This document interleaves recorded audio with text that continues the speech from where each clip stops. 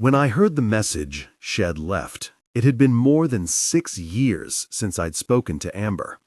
Hearing her voice on my mother's old answering machine shocked me.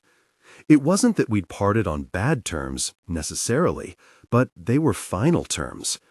We were on different sides for the first time in our friendship. The only way past it was to separate. The last words she'd spoken to me in person played in my mind so frequently, it was as though they'd been scratched into the audio portion of my brain with professional recording equipment. They reverberated clear and crisp. I'm sure someday's gotta happen for us all one day, but it doesn't mean mine's happening at the same time as yours. So I left her to live my someday, while she took off for Mexico on the yacht of the latest sugar daddy to buy her a designer bikini stuffed with hundreds that she'd later allow him to share intimate moments with. In our time apart, I'd grown up completely, reinvented myself, put the past behind me. Yet her voice on the machine sounded as bright and young as it had when we were 23. It instantly triggered a longing and regret that I hadn't let myself feel since we'd said goodbye. "Emily!" Her bubbly tone spilled into my ear. "It's been ages, I know, but I've been thinking about you. God, I'm not even sure if this is still your number." She paused for only half a second, the space of a sigh, or maybe taking a moment to reconsider. "Anyway, I wanted to ask, do you still have that blue raincoat? Miss you. Bye." She'd said nothing really. Her voice hadn't cracked or stumbled or betrayed emotion of any kind. But I knew one thing with clear-cut certainty. Amber was in trouble, and she needed my help. Even with my head below the surface of the water, I felt his arrival. My arms continued moving in fluid strokes, my legs kicking out behind me. But as drops of water trickled down my exposed skin, it itched with the awareness of no longer being alone. I kept swimming, kept heading toward the end of the pool. The words I used to push me on in high school swimming competitions automatically repeated in my head. This arm, then that arm, then this arm, then that arm. Now, though, in the spaces between each beat, I thought her name. This arm, Amber, then that arm, Amber, then this arm, Amber. When I reached the concrete wall, I flipped and did another lap. I wouldn't let on that I knew he was there. I needed to control this situation, and for some reason, denying his presence made me feel like I'd gained another measure or so. Focusing on Amber, remembering she was the reason for what I was doing, made concentrating easier. At first, anyway. Until I began to tire, and the awareness of his nearness began to win the tug-of-war with my attention. I forced myself to complete 3 more laps, the anticipation of finally being near him, talking to him, bubbling up inside me like a butterfly waiting to escape its cocoon. I had my reasons for not acknowledging him, but what were his reasons for ignoring me? What if it wasn't even him, but one of his security men? No, anyone else would have kicked me out already for sure. Then why had he let me continue my swim? Soon the wings of curiosity fluttered and scratched with such distraction that I could no longer resist the urge to poke my head out. At least I managed to complete my lap. Then, after wiping the water from my eyes, I started to look around. I'd expected him to be sitting to my side at the head of the pool, so I was truly surprised when I spotted him in the lounge chair directly in front of me. His face was chiseled and serious under near black hair. Metallic sunglasses paired with a layer of scruff made him appear both more laid back and more dangerous than the pictures I'd seen on the internet. Even dressed in a standard hotel variety plain white robe, he was intimidating. His feet were bare and crossed at the ankles. His elbow was propped on the chair arm, and his thumb and index finger framed the side of his face, as he, without a doubt, bore right into me with his gaze behind designer eyewear. My heart flipped. He was infamous, famous, and, if the rumors were to be believed, dangerous. A multi-billionaire luxury resort owner and legendary bad boy. But my reaction wasn't fear, it was excitement. Not because he was 10 times sexier in person, though he was, but because he was here. Reeve Sallis, sitting mere yards from me. After all the work I'd done to make it happen, here he was. Step 1. Success. Oh, I weaved the thrill I felt into my lines, hoping it passed as simple alarm. I didn't realize I wasn't alone. An innocent smile curled my lip with a few flirty blinks. It was a look that had bought me quite a few drinks, along with a fur coat and a nice piece of jewelry or two. But that was years ago. I was rusty, and I prayed under my breath that he didn't notice. His stare had a texture I could feel on my skin. And I did realize I wasn't alone, when I very much should be. I imagine it's a similar feeling of astonishment. I swallowed. Yes, probably so. I'll help you out. He stood swiftly. In 2 steps, he was at the side of the pool, leaning down to offer his hand. My gut told me that the smart thing to do would be to get out of the pool. I was trespassing on the property of a very powerful man. But my heart told me I couldn't give up so easily. So I ignored the tightening in my stomach and stood my ground, or rather treaded my water, and said, "No thank you, I still have a few more laps to do." His lip curled up into a half-smile. "You don't. You're done." Again he reached his hand toward me. Ignoring his offer, I broadened my smile and turned up the charm. "Ah, you're one of those kinds of men." He let his hand fall and tilted his head, questioningly. "Which kind is that?" Behind his lenses, I felt the command of his stare, and even in his crouched position, he held himself with utter confidence. My eyes chased the broad muscles in his neck that disappeared under his robe. They, along with his entire demeanor, demanded my respect, or more likely, my capitulation. Yeah, I knew his type, the kind who gets what he wants when he wants it. Well, yes. He chuckled as he, yet again, extended his hand out for me. I was tempted to swim another lap, but I didn't have enough sense about him yet to know if that would piss him off or intrigue him. So I said, "I got it," and refused his hand, pulling myself up over the side on my own. I did know it was too early for physical contact. My exit of the pool was on his terms, but our first touch would be on mine. "Oh, you're one of those kinds of women." He stood with me and handed me a towel with Sallis embroidered along the edge in gold. I took it. I was dripping all over his bare feet after all, and while I'd felt covered in the clear water, I now felt nearly naked in my salmon-colored bikini, which was the point, but still. "Okay," I said, as I wrapped the terry cloth around the ends of my hair. "I'll bite. What kind of woman is that?" "The kind who won't take help from a man." There had been a time when nothing could be further from the truth. I'd been very dependent on men, relying on one or another of them to put a roof over my head, keep me fed and entertained. But that was years ago. Now I only counted on myself. That was perhaps the hardest part of the role I had to play, giving up the control I'd gained, submitting. If that was what it took to get the answers I needed, I'd do that and more. I tilted my head to squeeze the moisture from my hair onto the ground next to me. "That's not so. I took your towel." His eyes were still hidden, but I knew he was checking me out. I could feel his gaze skidding across my skin, sending goosebumps up my arms. "That's nothing." His attention lingered on her form. "There are hundreds of towels stacked around here."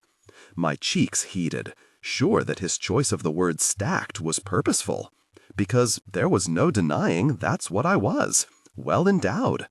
My chest had developed early and grew rapidly. They'd embarrassed me as a teen. No one else seemed to have the same physical attributes in gym class, so I hid them behind baggy shirts and sports bras. It wasn't until I'd met Amber that I realized the confidence I'd been given through genetics. She taught me how to embrace my body, how to use it to my advantage. With those lessons in mind, with Amber in mind, I pushed away my discomfort and bent over to run the towel up and down my limbs, revealing my upper chest. That's proof that you're wrong. I could have easily gotten my own. I accepted it from you. You have a point there. I had 2 points, actually.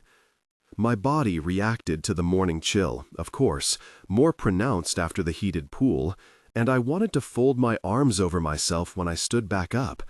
But I forced myself to follow their example and rose up as tall and proud as I could be. When I did, I was met with my shoes. Reeve must have gotten them while I was swimming. He held them out to me now. With a sigh, I took them from him. You really want me gone, don't you? What can I say? I like my routine. Swimming alone is part of my routine. Huh, I didn't take you for a man who was rigid. The media made Reeve Sallis out as impulsive and erratic. I was familiar enough with the difference between public perception and reality, but knowing Amber as I did, it made more sense that Reeve was that guy than the one he was playing at now. He clicked his tongue at me like he was chiding a naughty child. Now look who's making premature judgments. Touché. I sat on a deck chair to buckle my sandals. Leaning over to do it would have just been gratuitous at this point. But while I've got you here, I tensed as he undid the belt of his robe. I can do this, I can do this, I chanted to myself. This was what I'd come here for, to do what was necessary, no matter how much I didn't want to. Back then, I would have gone to greater lengths for less. And, I noted, as Reeve discarded the item of clothing on the chair behind him, with far less attractive men. Gosh, Reeve Sallis was hot, like sizzling hot. He wore nothing but trunks, thank the Lord it wasn't a Speedo, revealing a perfect swimmer's body. His arms and torso were long and sculpted, his shoulders broad, and his waist trim. The 6-pack he sported was nearly an 8-pack, and the muscles around his abdomen were so defined, so impressive, that I barely resisted the urge to admire them more closely. My mind couldn't process how well-defined they were, and wouldn't it be amazing to just observe? While I was ogling and probably drooling and definitely not breathing, he sat on the chair and faced me. I hope you don't mind. I was getting a little warm. It was getting a little warm. More than a little. And it wasn't the modern fire pit running nearly the entire length of the pool behind our deck chairs that made my skin scorch. Of course I don't mind. Though it sort of sounded like I did mind. Really, I was just disappointed that was the reason he'd undressed. Gosh, Em, what the heck? You're disappointed that he didn't want intimacy? Really, I was disgusted with myself. I mean, it was great that he wasn't unattractive, considering what I'd probably have to do to achieve my goals eventually. But what kind of difficult person would I be if I looked forward to it? Maybe old habits died harder than I had thought. I couldn't decide if I wanted that to be the case or not. Reeve was apparently unaware of the battle going on in my head. Good, he said. Then we should probably talk. Interrogation time? I suppose that's to be expected. With his newly exposed body, I wasn't sure I'd be able to concentrate. And he had yet to take off those glasses, which was unnerving. Perhaps that was exactly why he kept them on. I'm glad you see it my way. If you didn't, this would be a whole lot less fun. I finished fastening my shoe and sat up. Is it fun now? His forehead wrinkled as he tapped a long finger against his lips. I haven't entirely decided yet. His declaration came out low and raw, and it seemed more honest than he'd intended. Immediately he changed gears, moving his hands to grip the arms of the chair. But back to the interrogation. Why exactly are you here? It wasn't what I thought he'd ask first. I'd been expecting, who are you? But that had chosen the other question spoke volumes about my progress with him. He didn't care who I was.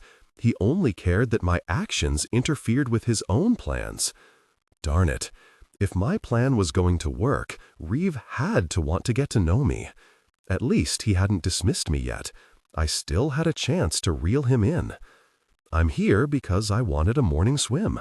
A hint of a brow peeked up over the frame of his glasses. I assume you're a guest at this resort. I bit my lip and nodded slowly. Even after our banter, there was a chance he could have me kicked out. A very good chance. Maybe the lip bite could make me seem virtuous. Who was I kidding? He'd seen my physical attributes. Once my upper body was revealed, I'd lost all shot at claiming innocent, even if I truly was. And I wasn't. The interrogation continued. There are 6 other pools open to the public. This is the only one reserved in the morning for my personal use. Why did you choose mine? I wanted the privacy. Wrong. He said the word as though he were buzzing a player out on a game show. This wasn't about privacy. It couldn't have been easy for you to get in here. You went to a lot of trouble. My shoulder hitched up in a nonchalant shrug. It really wasn't that much trouble. That was actually the truth. I'd discovered pretty easily that any manager had the power to program my resort keycard to let me into the pool during Reeve's reserved time. A few days of prowling, and I'd found a night manager who seemed he would be susceptible to my persuasive methods. He was twice my age, balding, with a ridiculous hairpiece. I'd been prepared to offer him a significant favor. Turned out he could be bought with 100. That had surprised me. I'd grown up with my resourcefulness as my primary asset, and I'd learned to utilize it. I was still getting used to having money as an alternative. He frowned. That doesn't speak well for my staff. Or it speaks well for me. Ah, you don't want to get anyone in trouble. It wasn't a question. Teasingly, I tapped my own lips and threw his words back at him. I haven't entirely decided yet. He laughed. It was a good sign. You see, I said, lacing my hands and stretching them above my head, I'm not loyal to the person who helped me. But on the other hand, I'm not loyal to you either. He leaned forward, a smile dancing on his lips. You'll tell me if I ask you. Maybe. Are you asking? I'd totally throw the manager under the bus, but not yet. It was information that he wanted, that I had. It kept him engaging with me. I'd likely keep the secret until the next time we met, no matter how much he asked. That was the idea anyway. Then Reeve surprised me. I'm not asking. I don't really care about my staff at the moment. I'm more interested in you. My pulse kicked up like I'd downed a shot of espresso. Because it was a victory, because it was a moment of triumph. There was no other reason I cared. No other reason his interest keyed me up. Reeve steepled his hands together, then pointed them toward me. Why this pool? I mirrored his leaning, lacing my fingers together and resting my chin on top. I wanted to meet you. Needed to meet him. I had a long list of questions, and as far as I was concerned, Reeve Sallis had the answers. The truth comes out. Why would you want to meet me? He seemed honestly perplexed. Are you joking? There were certainly thousands of women who wanted to be his companion of the month. Word was he treated his partners well. He had enough money to lavish on them without even noticing a dent in his wallet. Then there were those who likely wanted to meet him just to claim the brush with fame. Plus, he was, well, hotter than a man had a right to be. But if it was flattery he needed, you're a very interesting human being, Reeve Sallis. Not to mention, you're easy on the eyes. More than easy on the eyes, actually. Who wouldn't want to meet you? I can name quite a few people, and I'm sure there are many more that I can't name. You could have met me in other ways. Though he'd verbally ignored my comment about his appearance, his mouth twitched ever so slightly, letting me know it had pleased him. Why did that make my belly flutter? It didn't. It was nerves. It had to be. I transferred the emotion to my words, letting my voice get breathy and unsteady. I wanted to meet you alone, without your goons and your public. A lot of people would be scared to be with me alone. Who said I wasn't scared? I should have been scared. He had a reputation that, as far as I could gather, was either completely fabricated or totally underplayed. The former was more likely, but what if it was the latter? What if I was truly unsafe in his presence? It was also possible that I was scared. In all honesty, it was probably the core of his allure. But I couldn't let fear or captivation take over. I had no other choice but to see my plan through. For Amber. Reeve tilted his head. That's an interesting combination of traits. A stalker who's scared, only scared enough to make it fun. Strange that I once lived for that kind of scared. And not a stalker, Mr. Sallis. I merely have a curiosity that gets away from me. I like your curiosity, and your philosophy on fear. He shifted gears again. I think I may have started off with the wrong line of questioning. I don't even know who you are. He removed his sunglasses, and I couldn't help but gasp. His eyes, at the surface, they didn't seem special on their own. A common blue and gray that could be easy to overlook.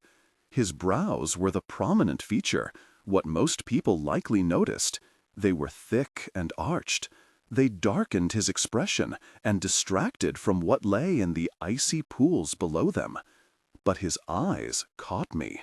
There was something I recognized in them, a sorrow or a longing that was both gripping and haunting. I saw myself in those eyes. Reeve noticed. As soon as he did, he looked away, scanning the horizon. I didn't blame him. Small as it was, it had been a revealing moment, far too intimate for strangers.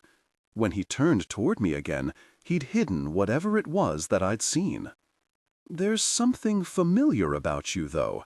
We haven't slept together, have we? No, we haven't. Good, he clarified before I could feign indignation. I mean, I'd hate myself if I'd forgotten you. You haven't, and you won't. Forget me, I mean. I meant to allude that we'd sleep together eventually. It was as close to offering myself as I'd get. Anything more would be slutty and set me up as one-night stand material. I needed to be more like flavor of the month. More important at the moment was the delivery of my name. I had to be honest, I was too recognizable not to be.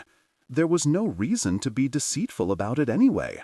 If Amber had mentioned me ever, she would have used my real last name, not the one I'd taken on when I'd reinvented myself. There was a chance, of course, that she'd figured out my new identity. A possibility she'd mentioned it in passing. Oh, that girl, you know, the voice on that sitcom, I used to know her. It was a risk I had to take. I extended my hand. It's Emily. Emily Wayborn. Reeve hesitated. Was he as determined to be in control of our first contact as I was? Whatever his reluctance, he quickly overcame it, taking my palm in his. His grip was strong and sure and aggressive, almost too tight, but just barely not. He held it without saying anything for several seconds, and I don't know how, somehow though, I knew he was making his own illusion, his own promise. He wanted me to know what he'd be like, in bed, with me. He'd be powerful and controlling, and forceful even, almost too forceful, but just barely not. Was that how he'd been with her? Did almost become too much? I couldn't let myself go there. So instead of entertaining the thought further, I entertained a new one. Reeve Sallis had good hands. Really good hands. After what seemed like ages, and yet not nearly long enough, he let my hand go. A qualified pleasure, Emily Wayborn. Qualified because you did interrupt my swim time. Qualified pleasure is the only kind I seem to give. That had come out dirtier than I'd intended, or maybe exactly as dirty as I'd intended. Gosh, my confidence in flirting was nil. Anyway, I get the familiar thing a lot. It wasn't a line. I know. Though for half a second I worried he found me familiar for other reasons, because I was like Amber. We'd been inseparable and so much alike at one time. Everyone thought we were sisters. But that was years ago. I'd changed so much, even if she'd stayed exactly the same. No, it was the other reason he found me familiar. It's because I'm famous. I sounded embarrassed because I was. My voice is famous. I'm the computer on NextGen. You're joking. Nope. I took a deep breath and then repeated my famous catchphrase in the lilting tone I saved for the show. User error. He laughed, heartily, like full belly laugh. Really, it was funny. All the years I'd worked to keep my figure, going to audition after audition, trying to land my big break. And when I finally did, it was in a role that only utilized my vocal cords. The hit show of the past 2 seasons, NextGen, was the story of a family living in the not-too-distant future. Pitched as the movie Her meets the old cartoon The Jetsons, I played the part of the household mainframe, the computer that controlled each and every aspect of their lives. Practically overnight, I was recognized by thousands, but only when I spoke. Funny thing was, I had a knockout body that no one ever saw. I got the humor in it. Really, I did. When he'd stopped laughing enough to speak, he apologized. I'm sorry to say I've never seen it. But I've heard about you. The show, I mean. It's quite a hit. There was nothing to say except, well, it pays the bills. He smiled again, and this time I noticed the hint of a dimple. At least I can be assured you aren't after me for my money. It was my turn to laugh. I don't make that kind of dough. And who said I'm after you? Aren't you? Well, if you're not, that's a shame. My belly flipped again. I had him intrigued. It was time to make my exit. Next time I'd bump into him more casually, more seemingly accidental, and then, if I was good, he'd ask me out. I'm sorry for intruding on your morning, Mr. Sallis. Reeve, he corrected. Reeve. His name slid off my tongue a little too easily. I'll let you get to your swim now. I stood, and he followed. After all the trouble you went to, you're not going to stay and watch. I'm disappointed. It was tempting. I scanned his amazing body once more. He probably looked like a god in the water. But I had to leave with the upper hand, leave him wanting more. Is it a lofty goal to want you to learn you can't have everything you want? It is lofty, and not true. His voice grew deep and certain. I want you to join me for dinner, and you will, won't you? It was a statement, plain and clear, and very. I hadn't predicted that. When you put it that way, I suppose I will. Tonight, 7:30, in the Cherry Lounge. I thought the Cherry Lounge was closed. I'd been at the resort for more than a week, and the room had been off limits the entire time. It's closed when I'm in town. It's where I dine. It's where we'll dine. Though he hadn't moved, it felt suddenly like he was closer to me than he'd been only a second before, as though his presence had extended out from his body, invading my own space. It flustered me, but I managed. Formal or casual, you can't come as you are. He grinned, a grin so wicked that I knew he meant the double entendre, and, though I shot him a disapproving glance, I also smiled. And I shivered, because while I had ulterior motives for getting close to him, Reeve Sallis got to me. I'd read about his natural charm and sex appeal, but nothing had prepared me for the fullness of it in person. It was indescribable. Any adjective I tried to pin on him felt contrived and unoriginal. He was magnetic and provocative and commanding. And he did scare me. There was a possibility he'd done terrible things to people, things that would frighten anyone with half a brain.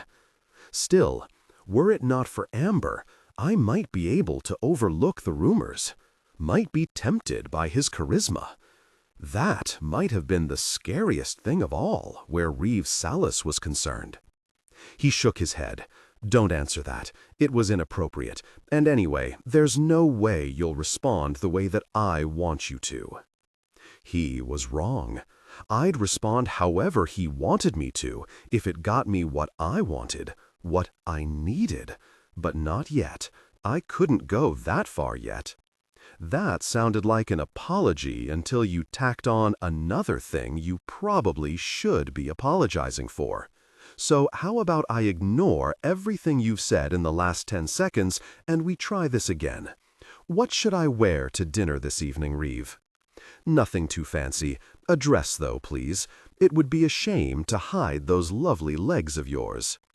But he said that with his eyes on my chest. It was where I wanted his eyes. Another moment of triumph, a minor one. Partly because it meant he was attracted to me, but mostly because if they were elsewhere, if they met mine instead, I wasn't certain I could keep the advantage. Thankfully, it was hard for anyone to look elsewhere. I had a nice figure. I pushed my chest up and out just enough to let him know the attention was welcomed. I know exactly what I'll wear. Until tonight. His gaze rose to meet mine and lingered just enough to threaten my control, just enough for me to glimpse the burden of his own restraint. Then, without a goodbye, he turned and dove into the pool, his form so tight and perfect that he barely splashed. Despite my intentions to leave, I stayed long enough to see him swim the length and back. He was mesmerizing. His body was strong and lithe all at once, his arms gorgeous as they flexed and stretched, cutting through the water with powerful strokes. His tight form could hold my attention for hours. Though he never looked up, I'm sure he felt my presence, just as I'd felt his. There was an attraction between us, an electric pull that made the air crackle and twist around me, even at that distance. It was something that I couldn't have faked, and I was grateful for it. It would make it easier to take the steps I needed to take next. At least I hoped that was the reason I was grateful for our connection. I didn't want to believe the alternative. I turned my face to look at first one eye and then the other in the bathroom mirror of the luxury suite I'd checked into a week before. I'd applied 2 different shadow techniques to my lids, one soft and natural, the other bold and sultry. Normally, putting on makeup wouldn't have been so stressful.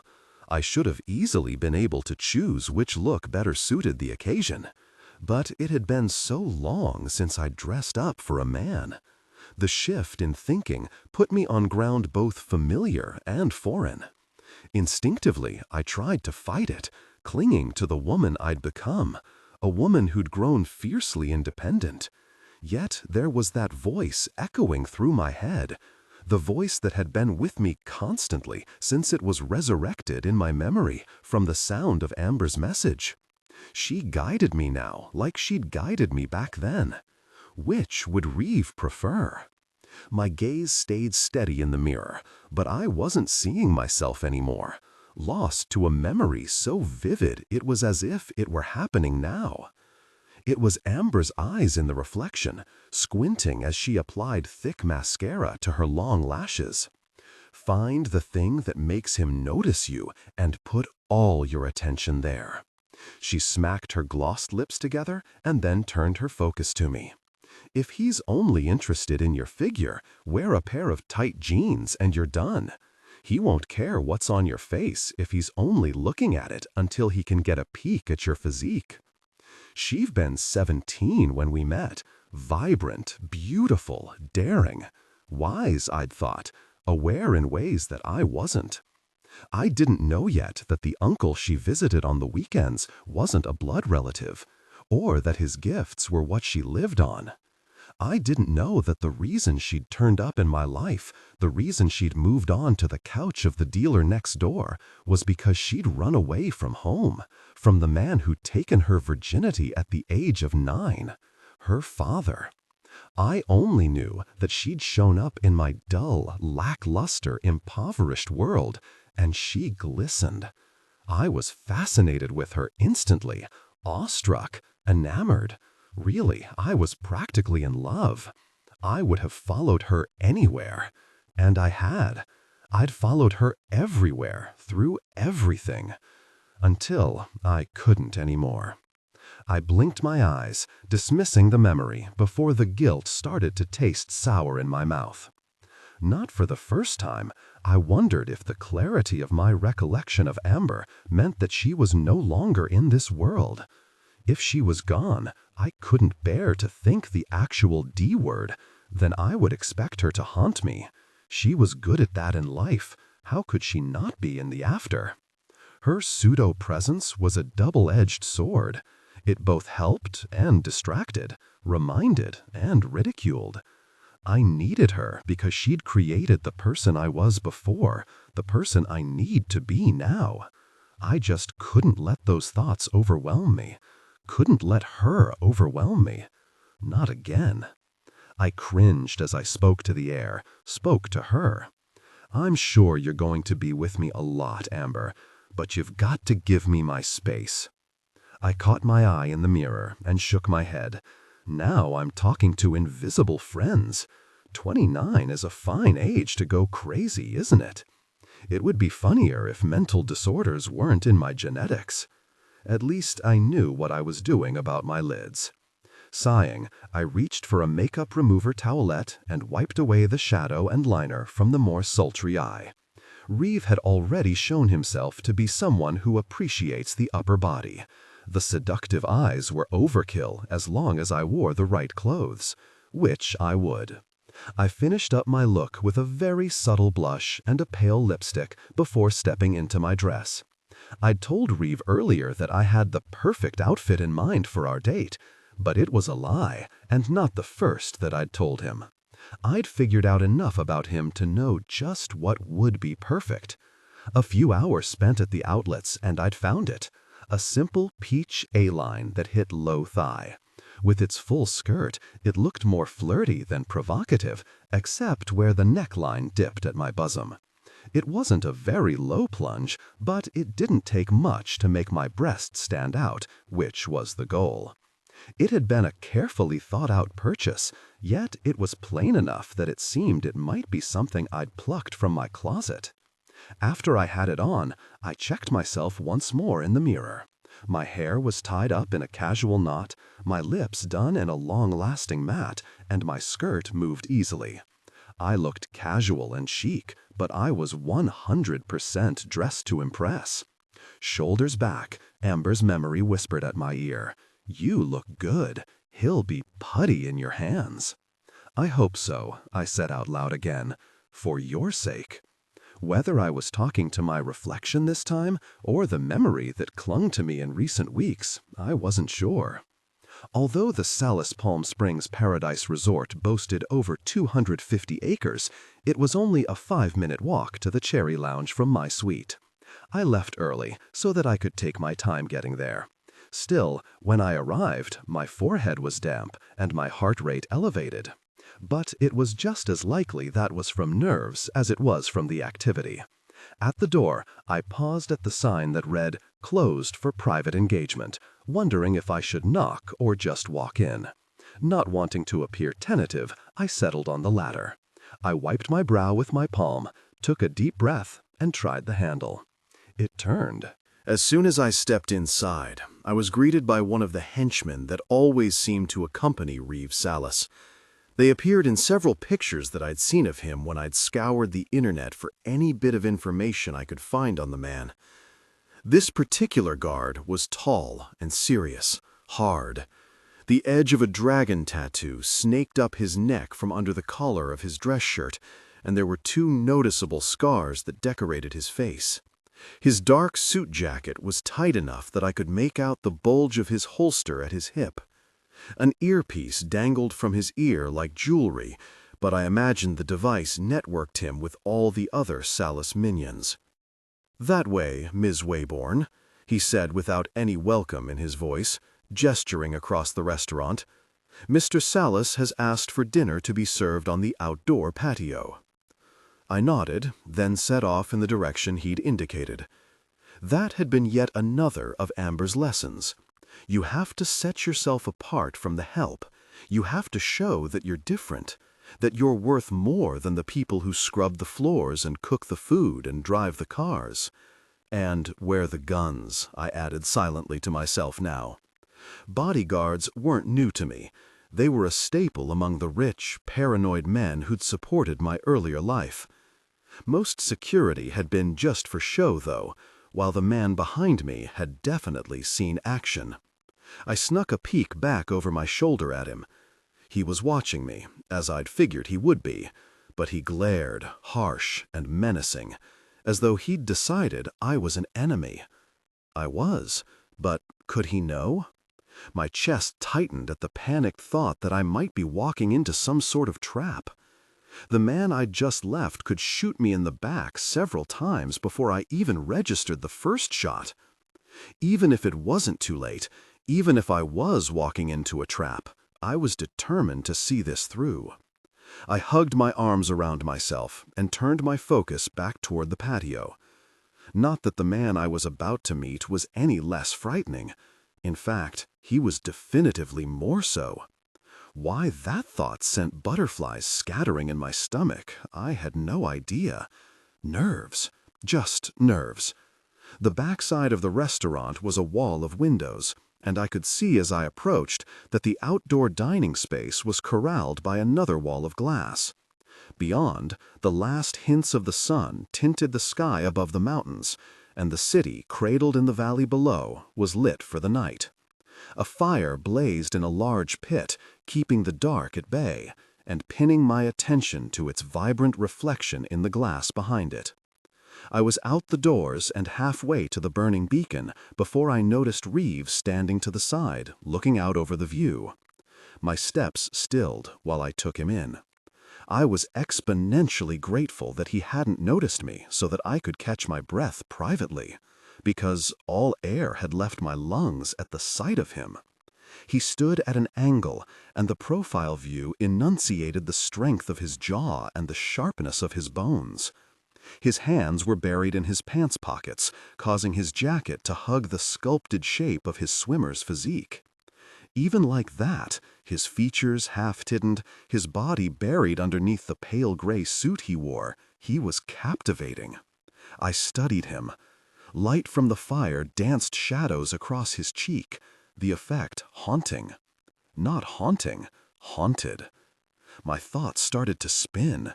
Did Amber cling to him like she clings to me? Without turning, he spoke, surprising me. "Are you going to join me, or do you prefer skulking in the background?" A smile pressed at the line of my mouth. Of course he'd know I was there.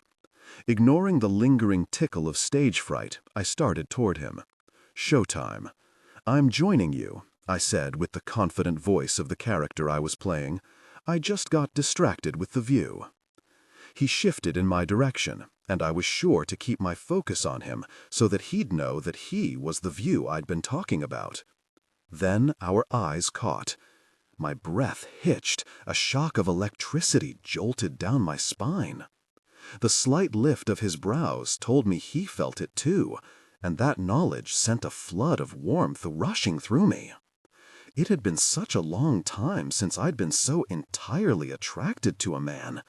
So long that I'd forgotten what it felt like, how consuming it could be, how confusing, how comforting.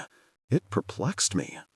I was an actress and surrounded by beautiful faces and perfectly toned bodies, yet not a one of them had the effect that Reeve Sallis had on me.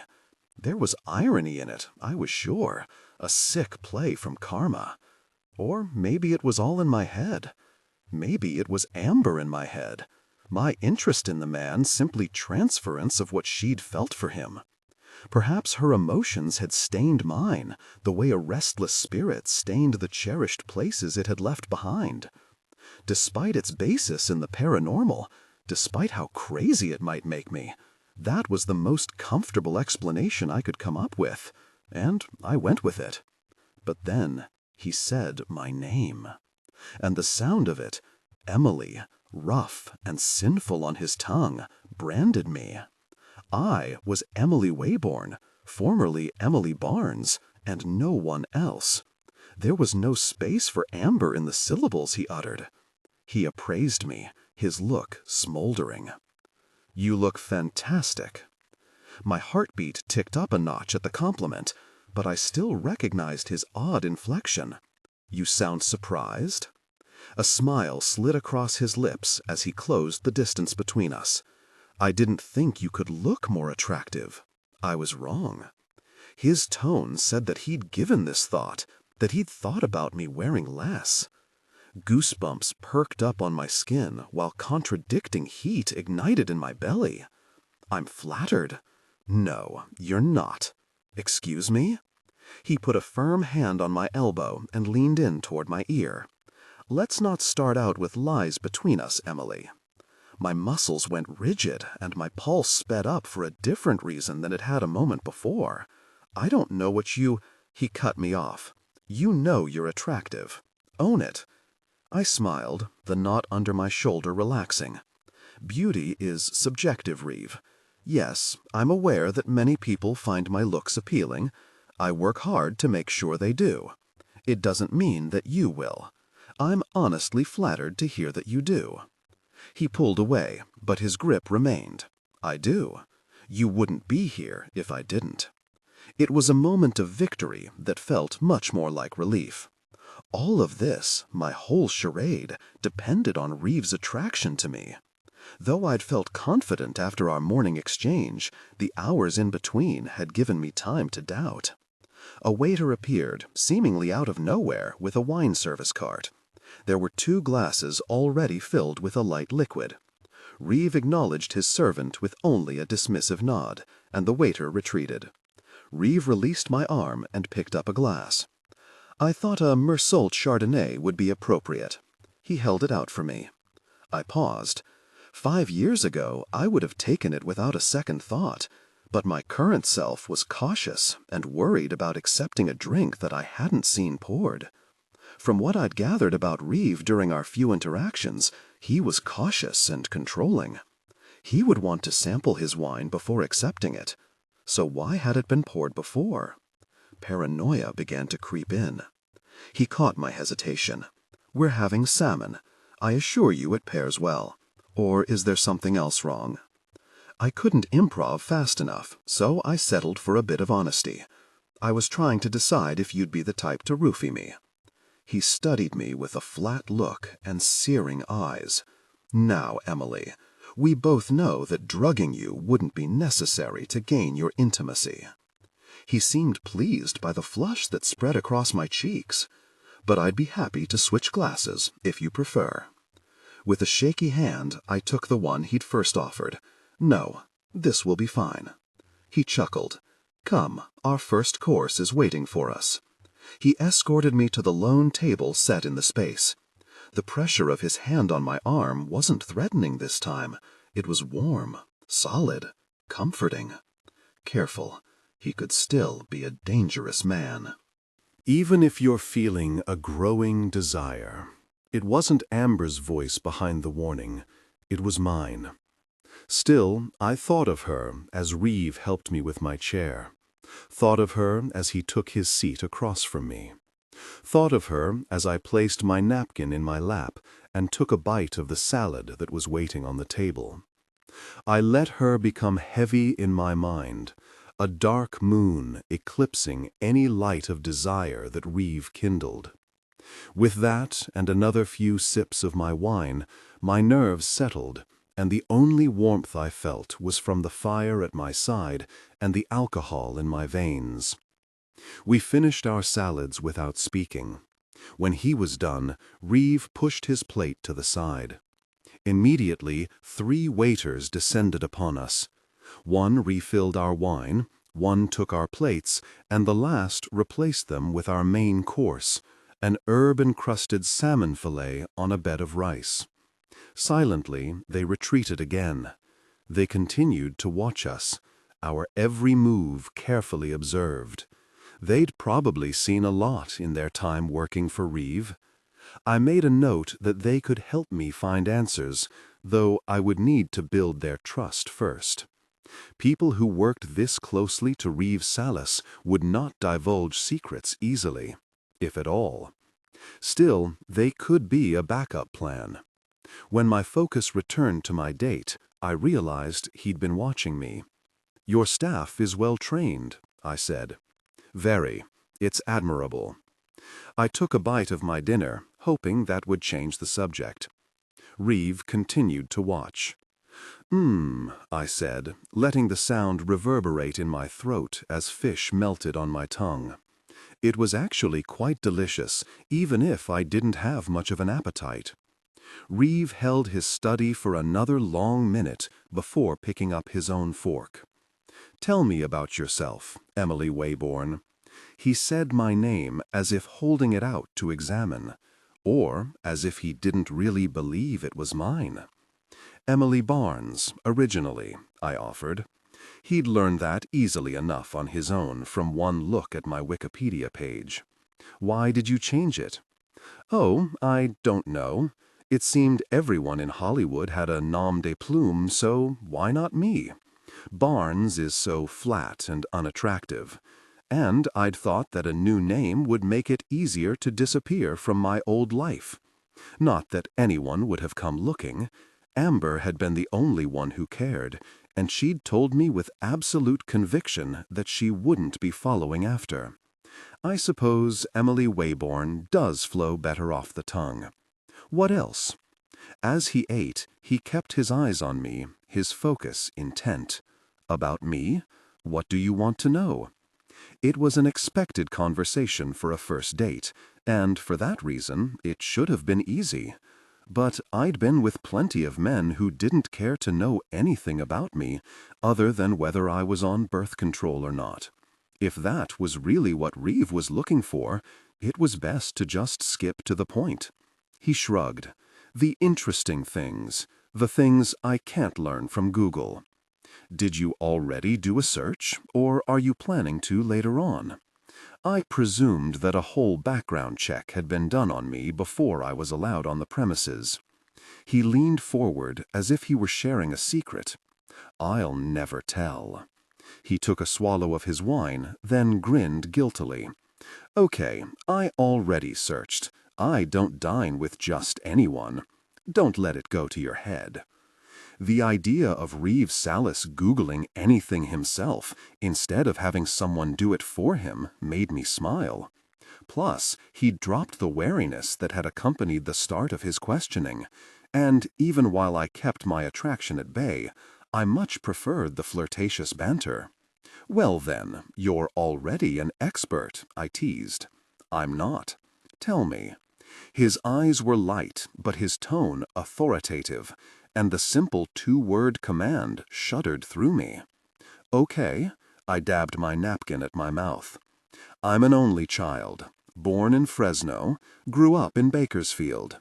My father ran off when I was in elementary school. My mother is, not well, mentally. She functioned well enough when I was growing up, but just barely. My childhood was average. I got average grades. College was out of my price range, and honestly, I wasn't interested. So I started modeling, which turned to commercial acting, and then Next Gen was my big break." It was all true. For the same reasons I'd decided to use my real name, I'd decided to use my real backstory. I expected Reeve to dig, and with as much power as he had, I knew he'd find out what he wanted to about me. The trick, then, was to tell him enough of the truth that he didn't feel like he needed to dig much further. He nodded a few times as I spoke, as if confirming each piece of information before he filed it away, much like I would with anything he shared with me. I had my reasons to be cataloging. I wondered what his were. "He's cautious," I told myself. "He's a man with enemies. He has to ask questions. You got this." What else? I bit my lip as I thought of how to cap my self-summary. "I'm here at the resort by myself for a much-needed rest before we start shooting again the second week of January. Oh, and I'm a natural blonde. His brow rose. There are ways to verify that, you know. A wave of sensation passed through me. Are there? Tell me more about that.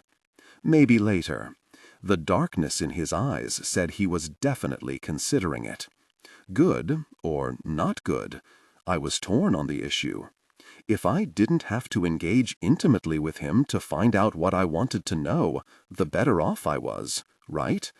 It just wasn't really likely that I could get as close as I needed without a deeper connection. In which case, good that he was considering it, and good that my body seemed to respond to that, because it would make it easier, of course. The talking was essential, though, too. Maybe even more than intimacy. Reeve would never let me into his life if he didn't trust me. I needed to seem transparent. Step one in the Find a Man game that Amber and I had played was how to appear vulnerable. Men liked vulnerable women. Rich men paid a lot to be intimate with vulnerable women. Paid a lot to the vulnerable women they connected with. A lot of the time, I hadn't actually been vulnerable with them, but I could play the part. It was the reason I'd become an actress, because I already knew I was good at pretending. Back then, of course, the roles were well defined, the lies straightforward. Yes, you're special. Yes, I enjoy this.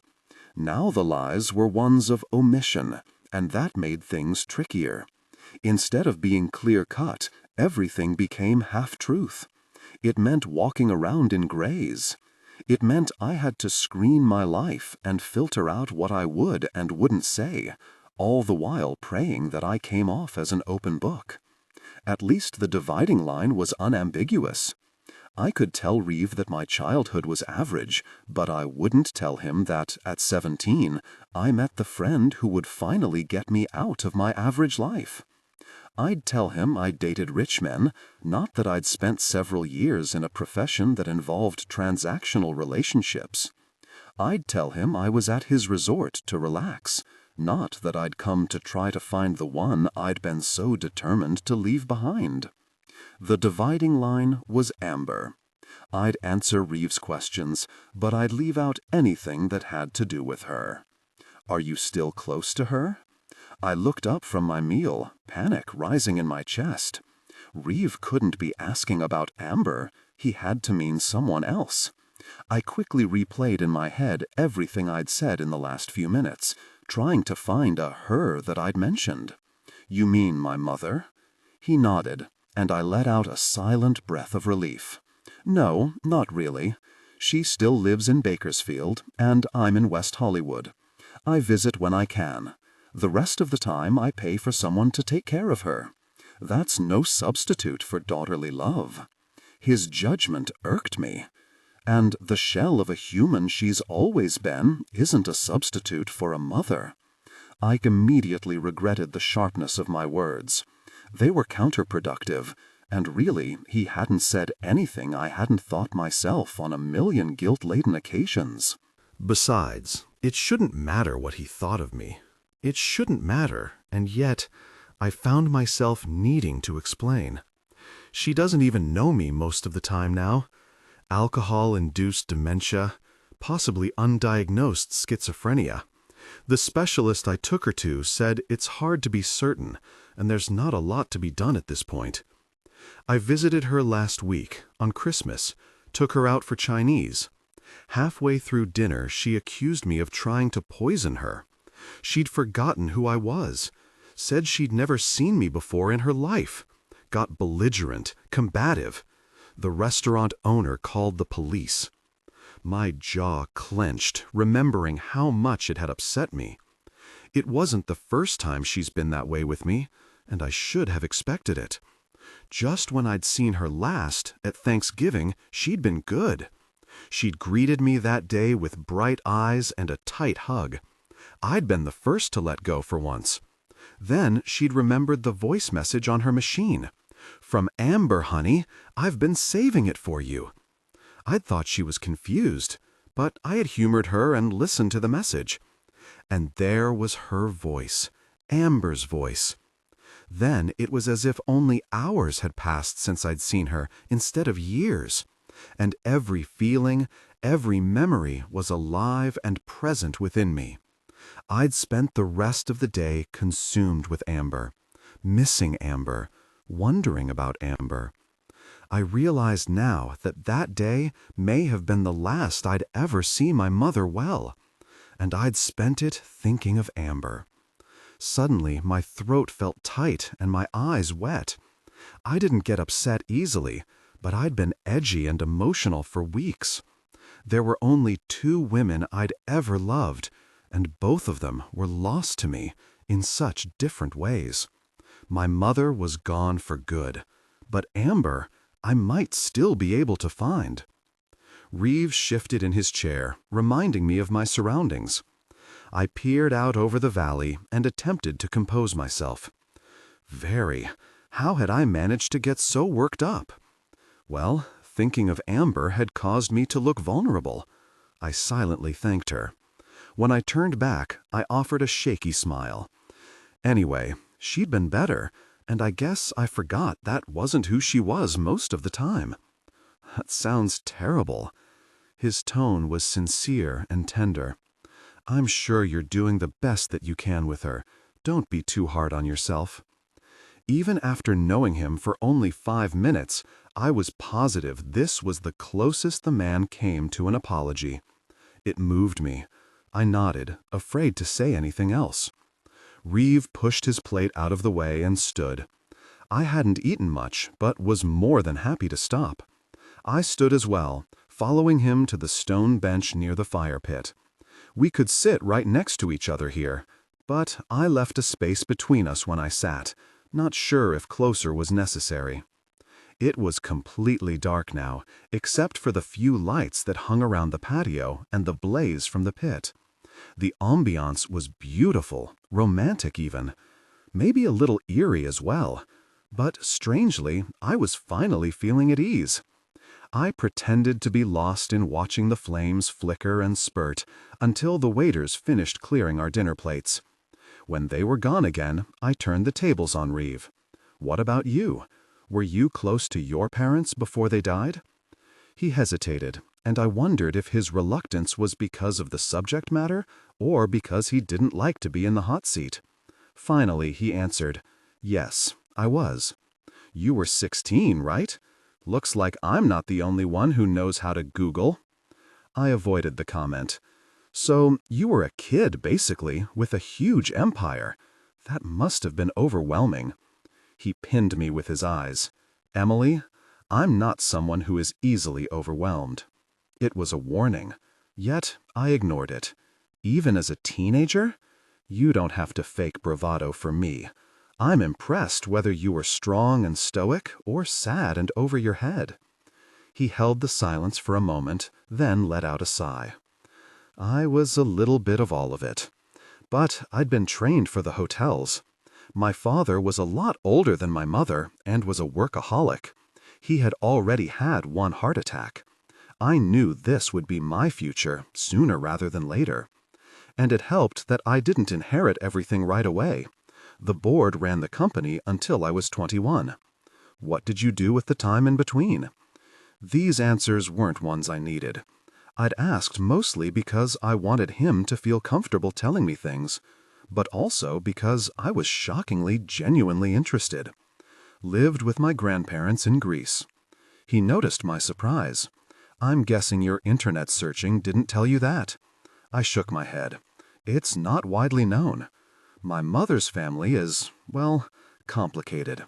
So I don't speak about them often, because the media will undoubtedly twist it and make of it what they will. And frankly, I don't think it's anyone's business but my own." He paused, and I thought he might not say any more on the subject, including me in the people whose business it wasn't. He surprised me. I lived there until I was 18, and then came back to the States for college. Stanford, right? I waited for him to nod. "And your grandparents? Are you close to them?" "Nope. My grandfather died a few years back, and I haven't seen my grandmother since I left, though I do send her a card every year on her birthday." A thin piece of mail is no substitute for a grandson's love, I teased, or challenged, rather. Reeve glared, but a smirk played on his lips. No, it's not. But since her parting words to me were, "If you leave, don't ever come back," I feel like a card is more than expected. I took that in. It sounds like there's more of a story there. There is. He stood and moved to lean on the concrete edging of the pit, facing me. But I'm not willing to tell it. I sat back on my hands and studied him. I wondered if under different circumstances he would be the kind of guy I could like, the kind that I could truly care for, the kind of guy that would destroy me. More importantly, was he the kind of guy Amber could like? Or had he really been just another one of her sugar daddies? And if so, what exactly had Reeve gotten out of the exchange? What are you thinking? I didn't even blink. That you certainly know how to be intriguing. I'm guessing you're also intriguing in fluent Greek. Intriguing in Greek, he said, amusement lining his words. I speak the language, yes. Say something for me. Another time. He swept a heated gaze over me. You know what's intriguing? Yes, this. I liked this. Liked how his stare felt coarse and predatory. I played coy. What? Me? Very. There was the expression again, his eyes meeting mine, intruding into me, into places deep and sacred and delicate, places I'd filled so compactly with secrets and memories and Amber that they felt crowded with him there too. And when he looked at me like that, I had an unexplainable urge to make room for him, for only him. My instinct was to look away, but I forced myself to bear it. And then I noticed he was struggling too. My breath grew fast and shallow. No way. I'm boring, mostly. But there was nothing boring about this, nothing dull about the shine between us. It was strong and hot, like a wire that only became live when we both held an end.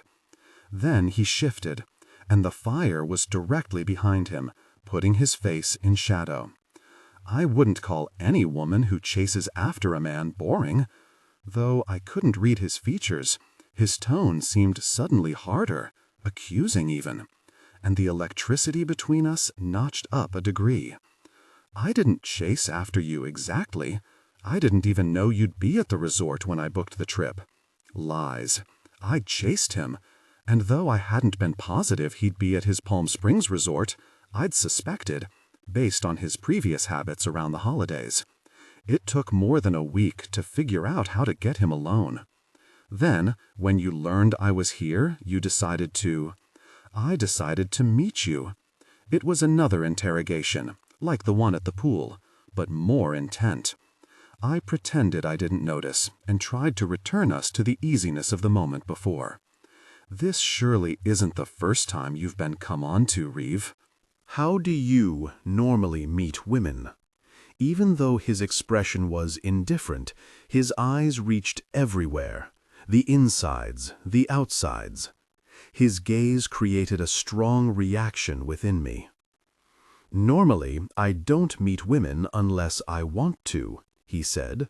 Normally, I initiate. Gosh, he was alpha male through and through. If I didn't know without a doubt that Amber would never have put up with a true dominant, then I might have pegged him for a very controlling type. My guess was that, at the very least, he was bossy when it came to his women, just like it seemed he was bossy with everyone in his life. You initiated dinner, I offered, hoping that would console his obvious irritation, hoping it would relieve me from the violation of those eyes. It didn't. You wanted me to ask you to dinner.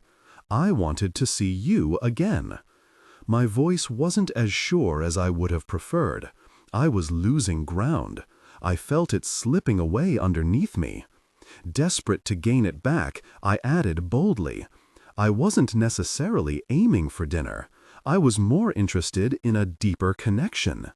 I held his gaze, accentuating my point. To be blunt, Emily, I'm usually uninterested in women who are so forward. But forwardness had gotten me the date in the first place, and despite his words, his shoulders pushed back and his chin lifted, obviously pleased with my interest.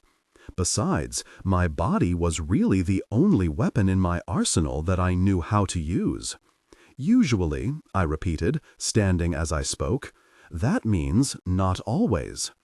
He cocked his head, watching me.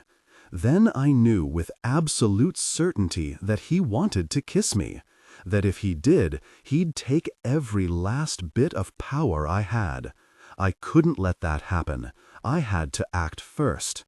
With a burst of resolve, I closed the space between us and reached out to him. My breath caught as I felt his immediate arousal. It seems it also means not right now. The intimacy between us deepened. My heart pounded as the tension grew.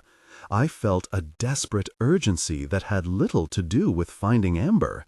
I'd barely undone the clasp when my upper arms were seized and I was pulled roughly to my feet. I struggled to get loose, but my hands were pinned securely behind me. I managed to twist enough to see the person holding me was the bodyguard who'd met me at the door. I turned toward Reeve, who still leaned calmly against the pit wall. The hint of a wicked smile on his face sent a bolt of trepidation through me. Had this been planned? Was this a trap after all? Or was Reeve a kinky guy who involved his staff in his intimate moments? After a moment, he spoke. I probably should have warned you this could happen. My men usually insist on doing a body search on anyone who spends time alone with me. I told them to skip it with you, but that, of course, made some of them even more wary. A misunderstanding, then. My pulse settled slightly. I wasn't going to hurt him, I said over my shoulder. Just the opposite, actually. That may be true, Reeve said, but as I'm not used to having women come on to me, neither are they. Like I said, I always do the initiating. Reeves exchanged some words with his bodyguard in a foreign language, Greek if I had to guess. Perhaps that was why he hadn't wanted to speak it to me, because it was the language he used to communicate with his security team. I waited for them to finish, for Reeve to explain, and for the guard to let me go. Instead, the grip around me tightened. Reeve stood, the corners of his lips turned down in an insincere frown. I know this is awkward, Emily, but Anatolios insists on having you patted down now.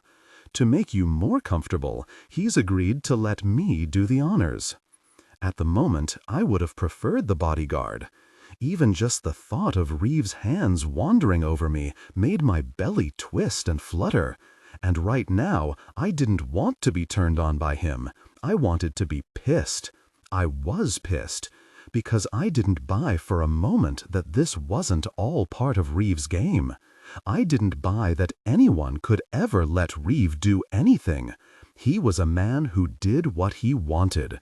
So, as he crossed the 2 steps between us, I tried to find comfort in the fact that he wanted to be touching me, like I wanted to be touching him. His guard, Anatolios, shifted his hold, pushing me forward as if he were a loyal servant presenting a gift to his master. Reeve looked me in the eyes. Oh yeah, he was enjoying this. This will only take a moment, Emily. No need to be worried. I didn't speak. Anything I had to say would likely only get me in trouble. Best to just let the man do as he pleased and hope that my cooperation would earn me more of his trust. He started with his hands at my neck, his touch fiery on my skin. He moved his hands over my body, his eyes heated and never leaving mine. He didn't pat down like the security at the airport looking for a hidden weapon. He caressed, he teased, he tortured. He bent to continue his trail to my ankles. There he paused, throwing a glance to Anatolios. Next thing I knew, my legs were forced apart from behind, forcing me to widen my stance. I swore under my breath, but didn't fight. Reeve resumed his torment, his touch moving higher, intensifying the intimate tension between us. I drew in a shuddering breath. I was on pins and needles, the intense desire overwhelming. Reeve straightened to his full height while keeping one hand positioned intimately. His eyes glistened as he registered my intense response. "I like this, Emily. It makes me happy to know that at least a portion of your interest in me is sincere." "Really, jerk?" "It's all sincere," I said through gritted teeth. He stepped even closer so that his breath whispered across my face. "I want to believe it. I really do." Tension broke. He gave in to desire, connecting deeply. Ah, the intensity is clear. I like this a lot. I struggled to suppress a moan, struggled to be as stoic as he'd been when I'd touched him. But it was impossible. The storm was already gathering, my belly tightening as the pleasure built, and I couldn't help the small, breathy cries that echoed from the back of my throat. Reeve sighed heavily, pressing his forehead against mine. "You're very tempting, Emily Wayborn.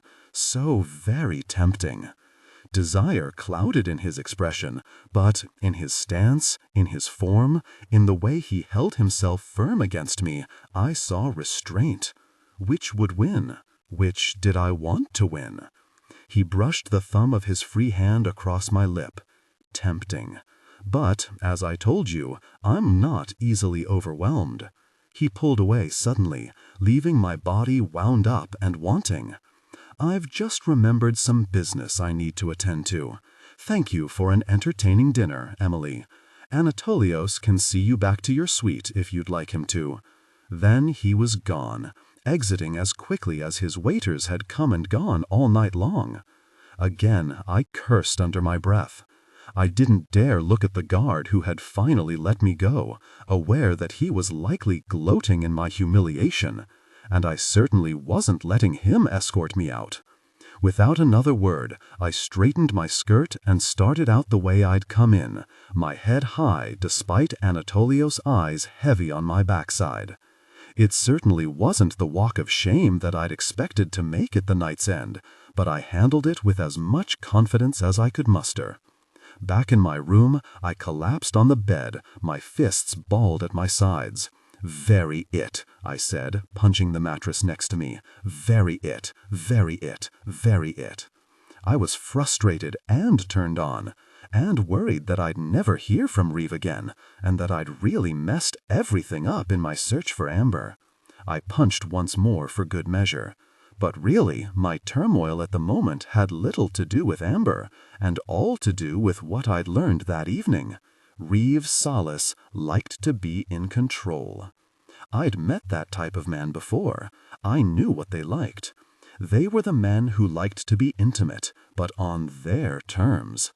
They were the men who liked giving gifts and praise almost as much as they liked taking them away.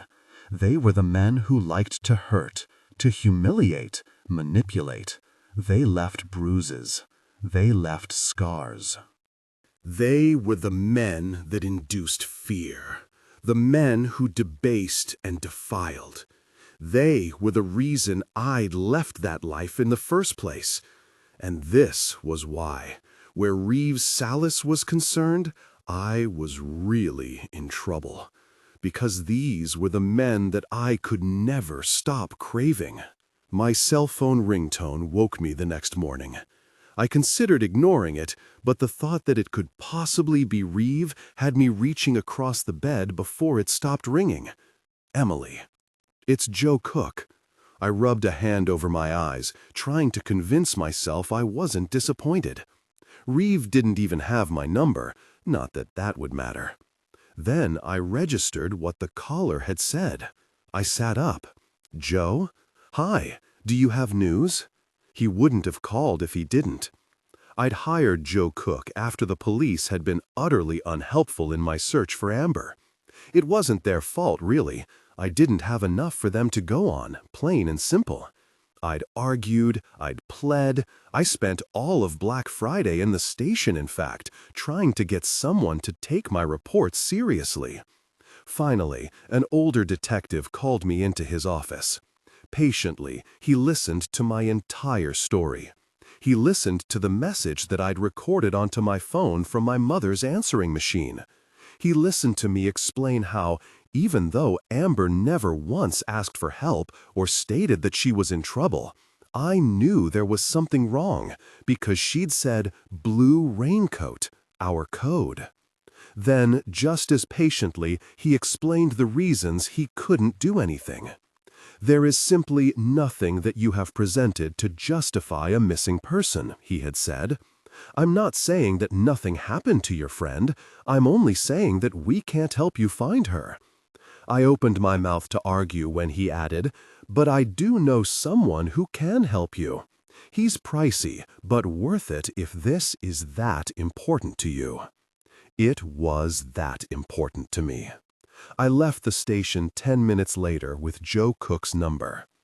Joe had arranged to meet at a hole-in-the-wall diner in Hollywood, his choice, not mine. And at first sight, I knew he wasn't like anyone I'd spent much time with. The men I'd known best were suave and charming, at least on the outside. Their hands manicured, their suits pressed, their cars expensive. Half bounty hunter, half private investigator, Joe had shown up on a Harley, decked from head to toe in black leather and sporting colorful tattoos over every bare inch of his arms and neck. His hair was buzzed, and he wore dark glasses that he never took off, even inside. As gruff and gritty as he was, I wouldn't have been surprised if he knew the detective who'd pointed me his way, because Joe had a record of his own. Despite my first impression and the fact that his resume was simply, "I find people who are hard to find," Joe was professional.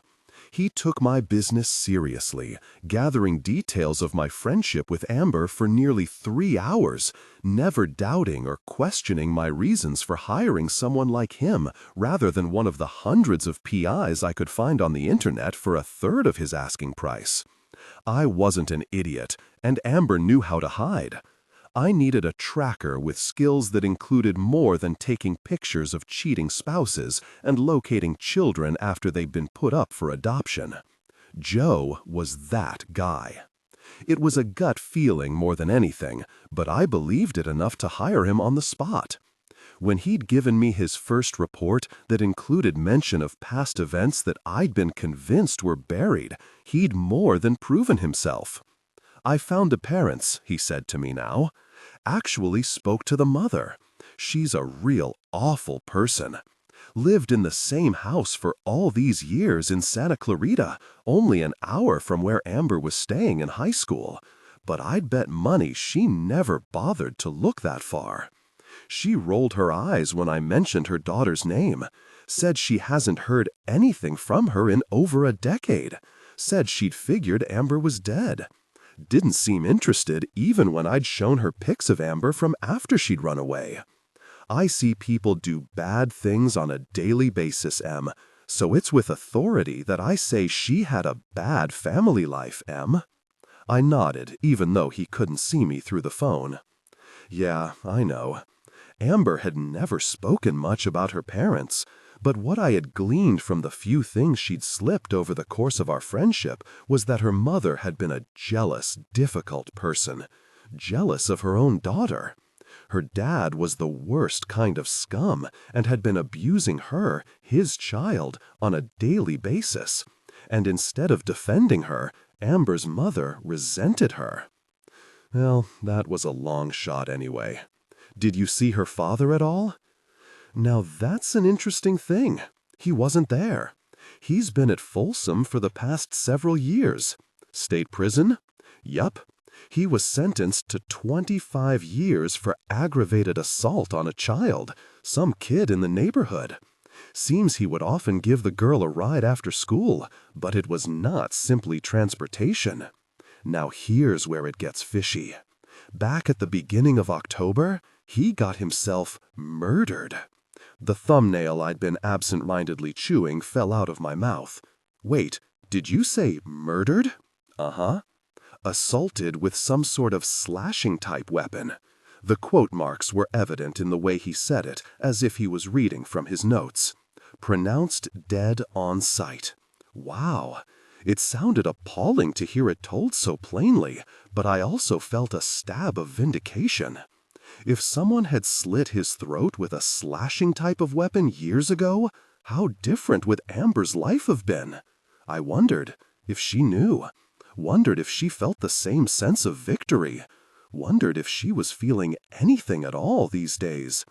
I shook that last thought off. I guess it's not uncommon, though, for pedophiles to get offed in jail, right? Offed. Joe seemed amused at my use of slang, as he often did when I tried to talk the lingo. Not uncommon, no, but keep listening. It gets weird. The cops never fingered anyone with the job, but I have a source there telling me that everyone knows who did it. Nick Delatano. He paused. That means he took the blame for something or other, or protected someone more important than him, and he'll get rewarded for it somehow. Basically, he works for Mafia, even in prison. And not just Mafia, Emily, a special branch called the Philadelphia Greek Mob. Heard of them? I haven't, though my skin was already prickling with the mention of the word Greek. They've been what some call dormant for the last decade or so, but what that really means is they're just operating under the radar. They're like the Italians, specialists in money laundering, tax evasion, extortion, drug trafficking, murder. Only they're from Greece. I swallowed. It had to be coincidental. Mob guys can hate child molesters too, not denying that. But supposedly, Nick didn't even know James Priest was a sex offender. So why was a Mafia guy taking a hit out on a child predator? Even though the thought had already taken up residence in my mind, I wasn't ready to believe it. There could be 100 reasons. Maybe they fought over toilet paper. Maybe James fought back when Nick was treating him as a subordinate. This probably has nothing at all to do with Amber. Maybe. Joe's tone said he didn't believe that for a second. It's just interesting considering the last man she was spending time with was Reeve Sallis, who also has mob ties. Rumored mob ties. Jesus, even to myself I sounded defensive.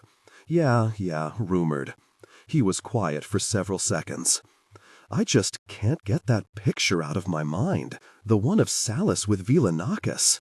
Not many people can get that close to Villanakis. I knew the picture. It had been one of the earlier things that Joe had uncovered about Reeve. I'd seen the picture myself on the web, but hadn't known the significance of the second man. His name wasn't even labeled on the post. It was a crappy phone pic taken at a family dinner and shared on a personal blog. It thought nothing of it until Joe had emailed it to me almost 2 weeks before Christmas with a simple message. Michaelis Villanakis, known crime boss. What's the connection? It was the moment that the plan I'd been knocking around in the back of my mind seemed to become necessary. Then why was I so eager to dismiss the connection between the Mafia and James Price now? If I was being honest with myself, it was because of Reeve. Because now I'd met him. Because now I didn't want to think of him as that dangerous. Because I didn't need any reason to be more attracted to him than I already was. But Joe was right. I know. Just, there hasn't been anything to prove that, and I don't want to make connections that aren't based on anything verifiable, in case it causes us to neglect other important facts that will help us find her. Find out what happened to her, Joe corrected. He made sure I never forgot that he believed we were looking for a dead person. It was one of the first things he'd said when we'd met. After 48 hours missing, the odds are that the victim is deceased. Amber's not a statistic, I'd said firmly. I know her. She knows how to lay low, how to disappear. In fact, I don't even know that she's missing, just that she needs my help. No one can find her.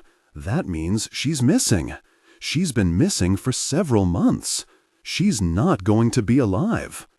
Well, I'd said, just agree to disagree. I'd realized I was lucky to have someone help me at all. If we had different bets on the outcome, that was fine. The search process was the same either way.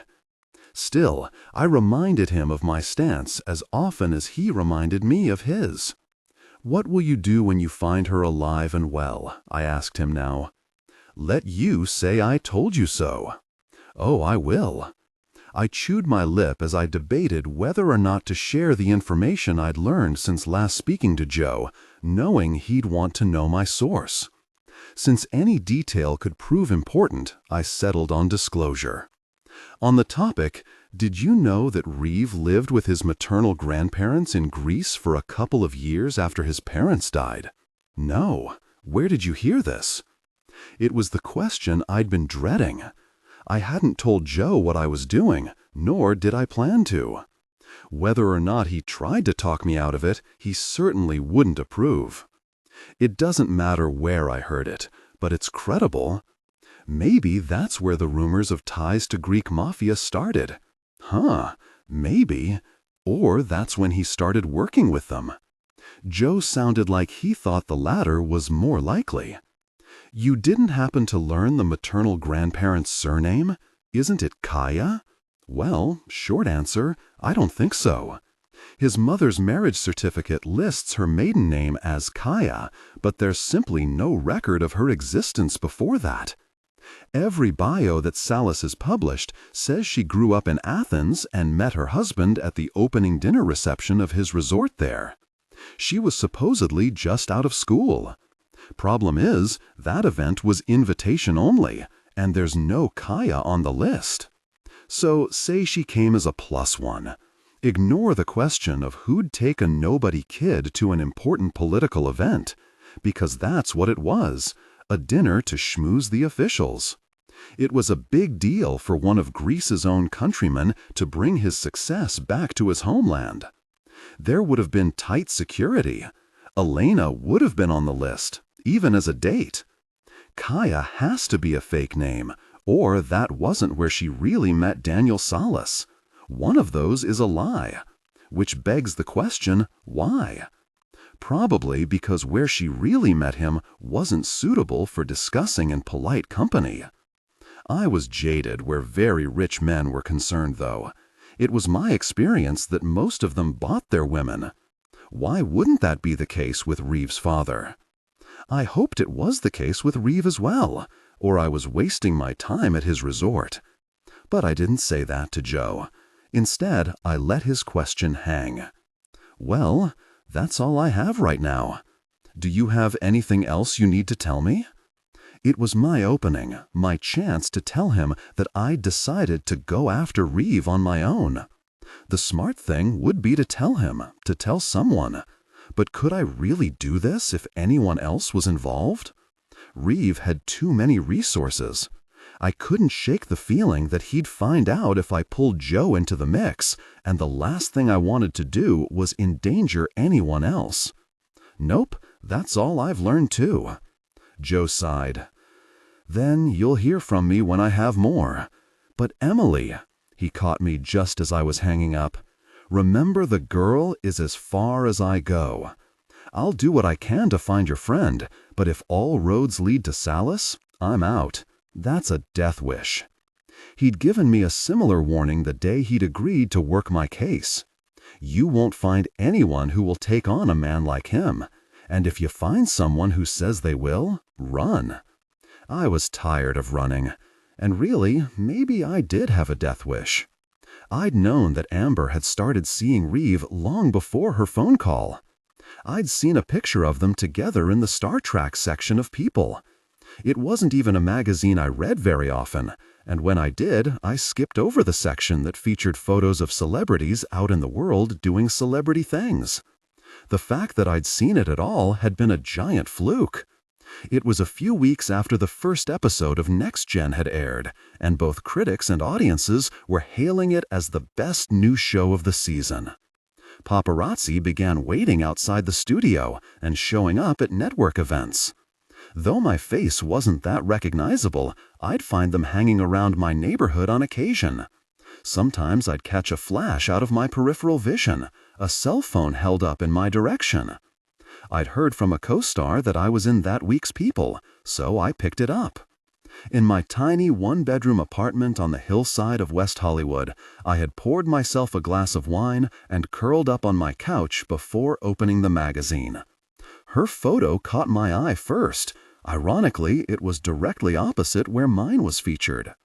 The shot had been taken at a star-studded gala event held at Reeve's Hotel in Santa Monica. His hands were stuffed in the pockets of his tuxedo, much like they had been when I'd arrived at the Cherry Lounge. And she clung onto his arm, flashing her perfect smile. She looks thin, I'd thought, and she's dyed her hair a lighter blonde. Funny, I had too. I was transfixed for a long time before finally reading the caption.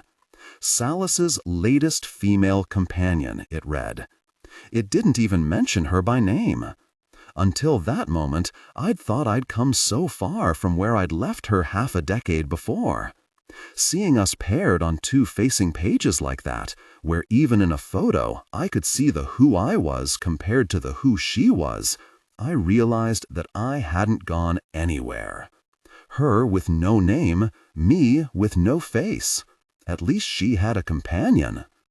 After I hung up with Joe, I opened the room safe and pulled out the accordion file organizer that held all the information I'd gathered regarding Amber, including the clipping from People. That was where all of this had really begun, when I'd seen her face and realized that she was still alive. Not that I'd thought she was dead before that, she'd just been dead to me, and in that photo, she'd been resurrected. I didn't pay any more attention to her after that than I had before, didn't look for her on the internet or try to track her down, but still, something was different. Memories surfaced more easily. Her name was closer to the tip of my tongue. Her face, seen in crowds she wasn't in. After making sure the deadbolt was locked and the Do Not Disturb sign was on my knob, I laid everything out on my bed as I searched for it now. When I found it, I studied it, wondering when exactly it had been taken. I always referred to it in my mind as January 27, since that was the edition of the magazine. But that wasn't the date of the photo. Reading through all the copy on the page, I discovered a reference to New Year's Eve that I hadn't noticed before. It was just a year ago then. 1 year. Next Gen had aired just after the holiday as a mid-season replacement show, changing my life entirely. Had Reeve Sallis done the same for Amber? On a whim, I decided to put everything in chronological order so that I could cement her timeline in my head. I placed the People photo in the top left corner of my bed. A few seconds later, I changed my mind and scooted it in so I could put something before it. Joe's research had found the piece of information that I wanted to put first. She'd been living in a hotel, a Sallis hotel. On October 19th, a little more than a year before I'd heard her message, she'd let her room go, and there was no record of any address after that. Because that's what she does, I'd told him. She pegs the man she wants. She gets near him. She moves in. October 19th is when she moved in with Reeve. She moves fast, Joe had said. I intended to move faster. Using a piece of the hotel stationery from the bedside table, I wrote down August 30 to October 19, hotel. This I placed in the first spot on the bed. Besides People magazine, Amber had only been photographed with Reeve a few times, and those I'd had to search the internet for hours to find. I'd printed them all from my file, and now I laid them out on the row in no particular order since none of them referenced a date, except one. I put that one last. It was captioned Memorial Day at the Palm Springs Resort, the very place I was staying. It was the last reference to a location that Joe and I had been able to find for her. Though he'd said he'd only investigate Amber, Joe had gone so far to learn that Reeve's Beverly Park home had been undergoing renovations and had been completely uninhabited for most of the previous year. Joe figured Reeve had been resort hopping during that time. Currently, he was in the process of tracking down Reeve's travels for the summer months, trying to determine where he'd gone and if Amber had been with him. It was a slow task since Reeve traveled a lot, always using his own jet. Private flight manifests weren't always easy to find, it turned out, nor were they always accurate. After the Palm Springs resort pic came the transcription of Amber's message. I'd typed it out so I could refer to it easily. The date on the answering machine had said August 17, 3 whole months after she had last been photographed, 3 whole months before I'd heard that cryptic message. I wanted to blame my mother for that, wanted to believe she'd been too lost in her head to remember to tell me she had a message waiting. But it was just as likely she didn't tell me because I hadn't visited her in months, and what was the urgency of calling me to ask about a blue raincoat? I tried not to think too much about the lost months. It would be too easy for the guilt to overwhelm me. The message was the last time anyone had seen or heard from Amber. She'd simply vanished after that. When Joe had called a PR representative of Reeve's to inquire about how he might get hold of her, he'd been given a scripted response. Mr. Sallis and Miss Pryes have ended their relationship. We are unaware of Miss Pryes' current whereabouts. The woman wouldn't even say when they'd broken up, but when Joe asked if Reeve was seeing anyone now, he'd been given a definitive no. Reeve was photographed mid-September at an event with another woman, and again at a Halloween party with yet another woman, both unnamed. These pictures started a new row on the bed. Next to them, I placed the paper that I'd written the statement from Reeve's PR on. On another piece of stationery, I wrote, James Pryes, murdered, October. This I held on to as I studied everything laid out in front of me, hoping it would connect with something, anything. But no matter how I tried to look at it, I couldn't get James Pryes' murder to fit. Amber called me in August. Reeve was seen dating others by September. Common sense put her disappearance between the call and the first event he attended without her. Her father's death was after that. But despite what I'd said to Joe, my gut told me it was relevant. When I returned everything to my file folder an hour later, the paper with James Pryes' murder was included. I ordered brunch from room service and spent the rest of the day in my suite reading anything I could find about the Greek mafia on the internet. I learned about the Philadelphia Greek mob and all the key players. I hunted for any connections to the Sallis name. When I'd exhausted the topic, I ordered room service for dinner. Then I looked again for Amber, hoping for something I might have missed in previous searches. And then Reeve. I scoured the web for pictures of him, for articles. I read everything I found, even though I'd read it all before. Then I read it again. When night fell and my eyes couldn't stare at a screen another minute, I shut my laptop and peered into the mirror above the desk I'd been working at. Well, I said to my red-eyed reflection, time to face what you've been ignoring for the last 24 hours. I really messed up with Reeve. I told myself that I'd cooped myself up because I had to research. The truth was, I'd wanted to be in my room in case he'd called. I'd convinced myself he'd reach out, that he'd give me a second chance.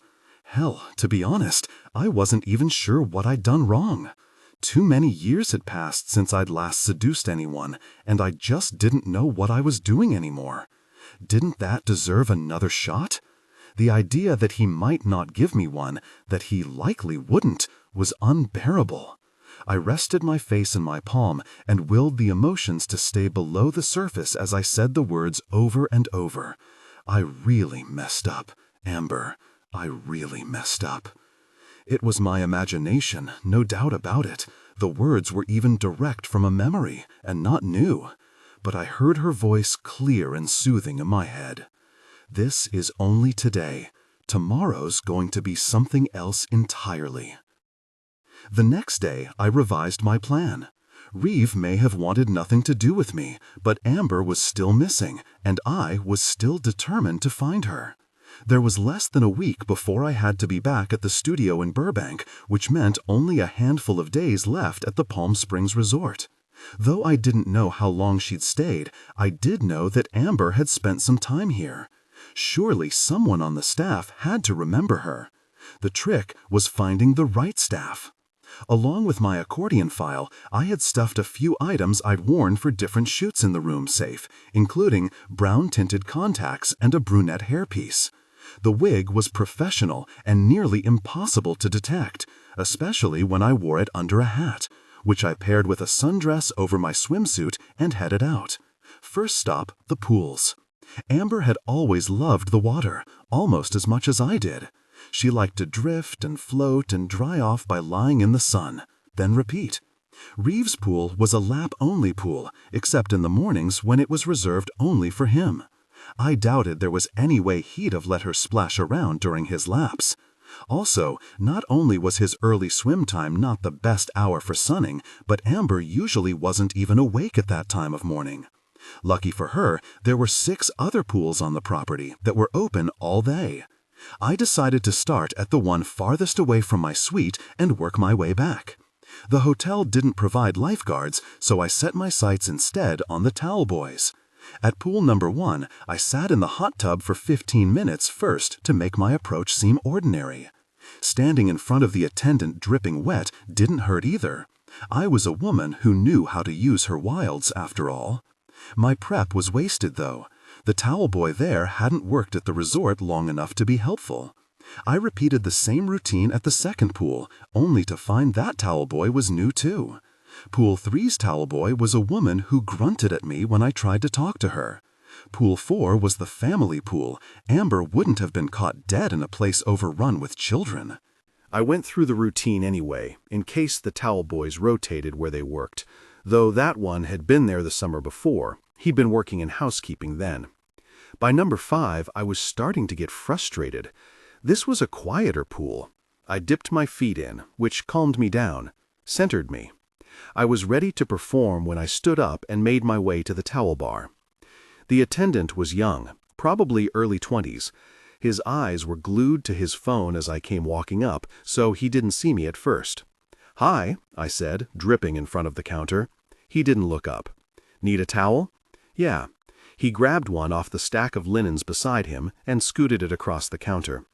"Can I have an extra one, please?" He glanced up at me. Sure." I had his attention now. He pocketed his phone and reached into a bin of unfolded towels behind him. "Here, take one of these. Just came from the dryer." He tried to brush my hand as I took it from him, but I didn't let him. He had to work to get rewards from me. "Oh, thank you." I held the towel like a cape behind me, making sure the attendant's eyes were where I wanted them before wrapping it around me. "Nice. Okay, maybe he didn't have to work that hard. Can I get you anything else?" He smiled, completely accommodating now. I pretended to consider. "Have you worked here long, Eric?" I asked, reading the name on his tag. "Going on 3 years. Then maybe you can help me with something." I leaned forward over the counter, hoping I appeared flirty instead of eager. "My friend spent some time here last summer. She was my age, blonde, my size. I was wondering if you might remember her. Her name's Amber." He seemed truly disappointed. "I'm sorry, there's way too many girls that come through here for me to remember. I have a picture." I fished into the oversized beach bag at my feet and pulled out the internet photo I'd grabbed from my file before leaving my room that morning. I'd chosen the one taken at the resort. Though I had some original pictures from a long time ago, I wasn't ready to admit that I'd known Amber in my youth, in case— God, I was paranoid. My questioning somehow got back to Reeve. Besides, the resort shot was more recent, and I thought seeing her in context might be helpful. The attendant peered at the photo. I watched as his face changed to recognition, then to concern. He was fidgety when he pushed it back toward me. No, definitely not. I don't know anything about her." He wasn't a good liar. And why was he lying anyway? I leaned in a little farther, hoping a view of the girls could persuade him to tell the truth. Are you sure? I know she was here. She was dating the resort owner, and—" The attendant began shaking his head before I'd even finished speaking. "Nope, don't know her. Excuse me, but I have to get back to folding these towels. Have a nice day." He turned completely so that his back was to me. I stood there for another minute before picking up my bag and heading for a nearby deck chair. I slumped down and shot a glance back at the towel bar. The attendant had acted weird, hadn't he? Or was I just imagining things again? "You're one crazy woman," a voice said behind me. I turned to find a man wearing a Sallis resort shirt picking up a used towel off the empty seat beside me. "Excuse me?" The man gathered another few towels from the ground, speaking to me without looking at me, his voice low. "You can't ask about Sallis women and expect anyone to tell you, gosh." My brow creased until I realized he must have overheard the exchange at the counter. And if my interest hadn't been piqued before, it was now. "Does he tell you not to say anything, Sallis?" "Not exactly. It's unspoken. His women are not to be touched, not to be talked about. End of story. Not an out-and-out rule. The staff just knows." He said it like the subject was over. It wasn't. But how do you know? There has to be something that began the idea in the first place. Like Reeve planted it. It would be so typical of him with his control everything, yet seem aloof desire.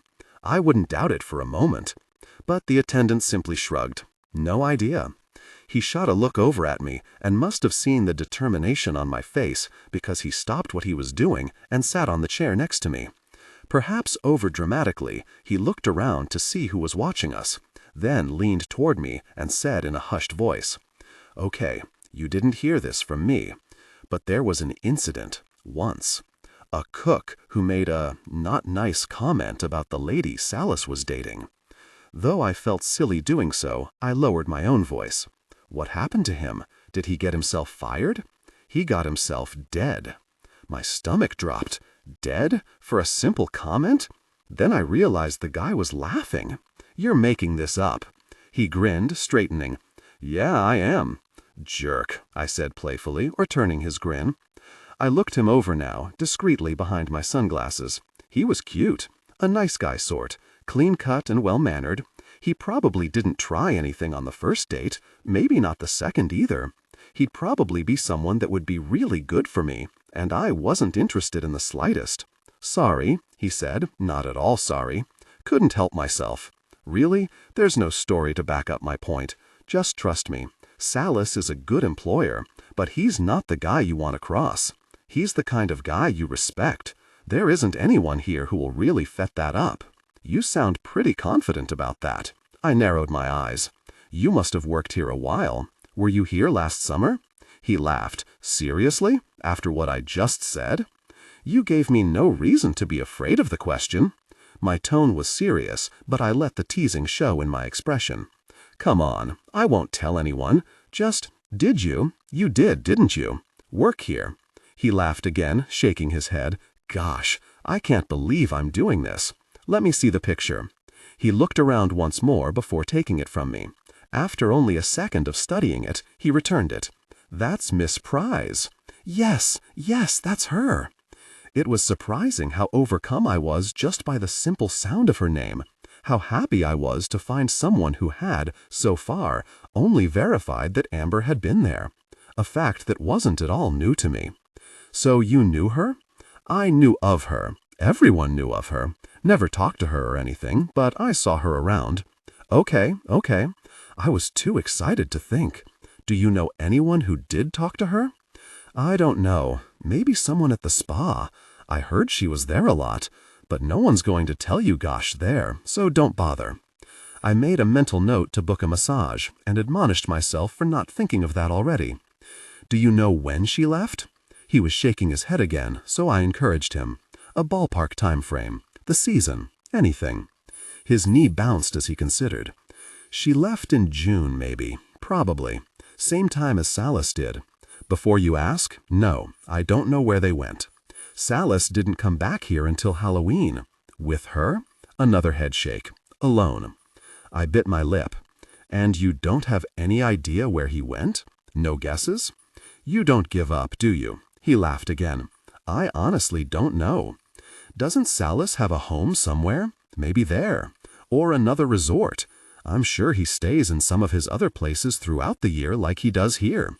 There were nearly 100 Sallis resorts around the world. Saying he could be at any one of them provided no help. Who would know what his schedule is? Beats the gosh out of me. And probably not a good idea to go asking around about that either. Well, thank you. I appreciate this. I fished in my bag for my wallet and pushed 100 toward him. He waved my bill away. No way. It was bad enough I was saying things I shouldn't say. I don't want to be accused of taking money for it. I'd rather have my excuse be that I was dazzled by a beautiful woman. You flatter me. Part of me wished I could be charmed so easily. Wished I could be charmed at all by someone like him. Nah, I still think you're crazy. He hesitated. But if you're into a crazy good time, come by here when I get off work at 7. I'm Greg, by the way. Trish. I didn't shake his hand, and I wouldn't meet him. I'd gotten everything I wanted from him already. But he'd been helpful, so I said, I'll consider it. Greg. I wondered if he would have asked me out, or been as forthcoming, if he'd known I'd been on a date with his boss just 2 nights before. Did that put me in the unspoken category of untouchable? I decided it was best not to ask.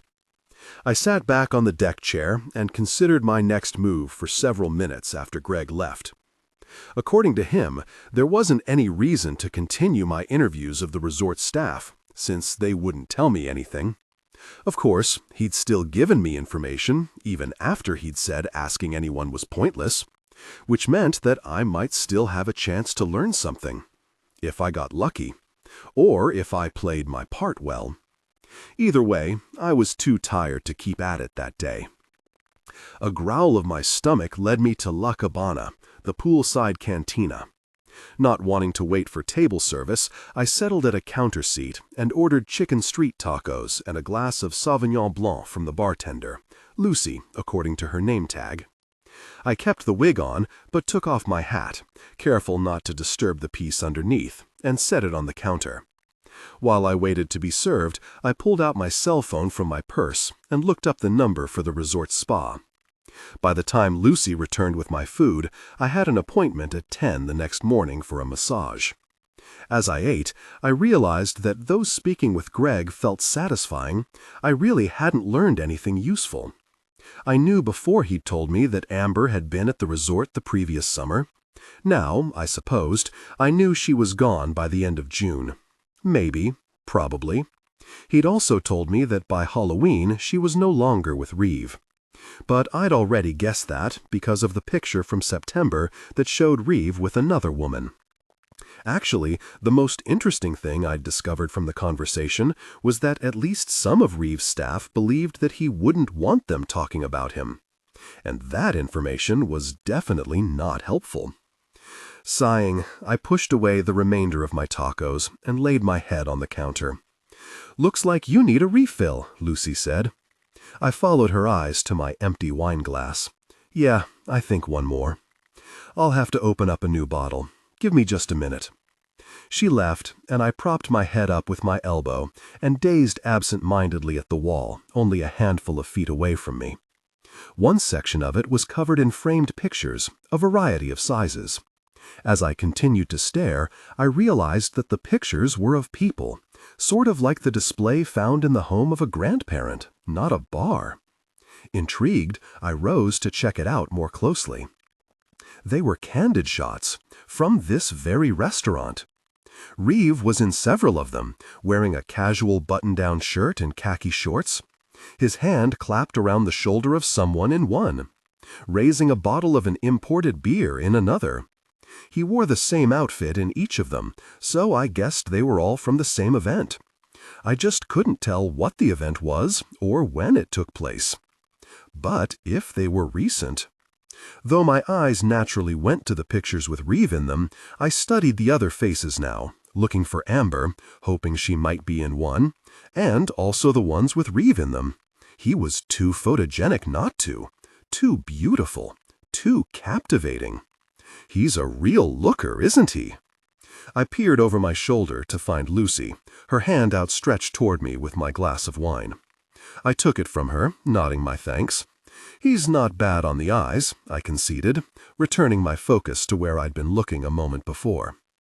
It was in a smaller frame, a white mat surrounding it, so that only a 3-inch picture showed. Reeve was in it, with 2 women in bikini tops and long skirts.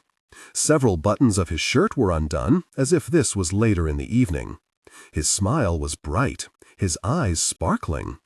He seemed to be enjoying himself. And while I was drawn to the serious expression that I'd seen from him most often, this look was awfully appealing too. I pointed to the display on the wall. When were these taken anyway? Lucy had returned to her place behind the bar, but she answered as she wiped down the counter. His 30th birthday.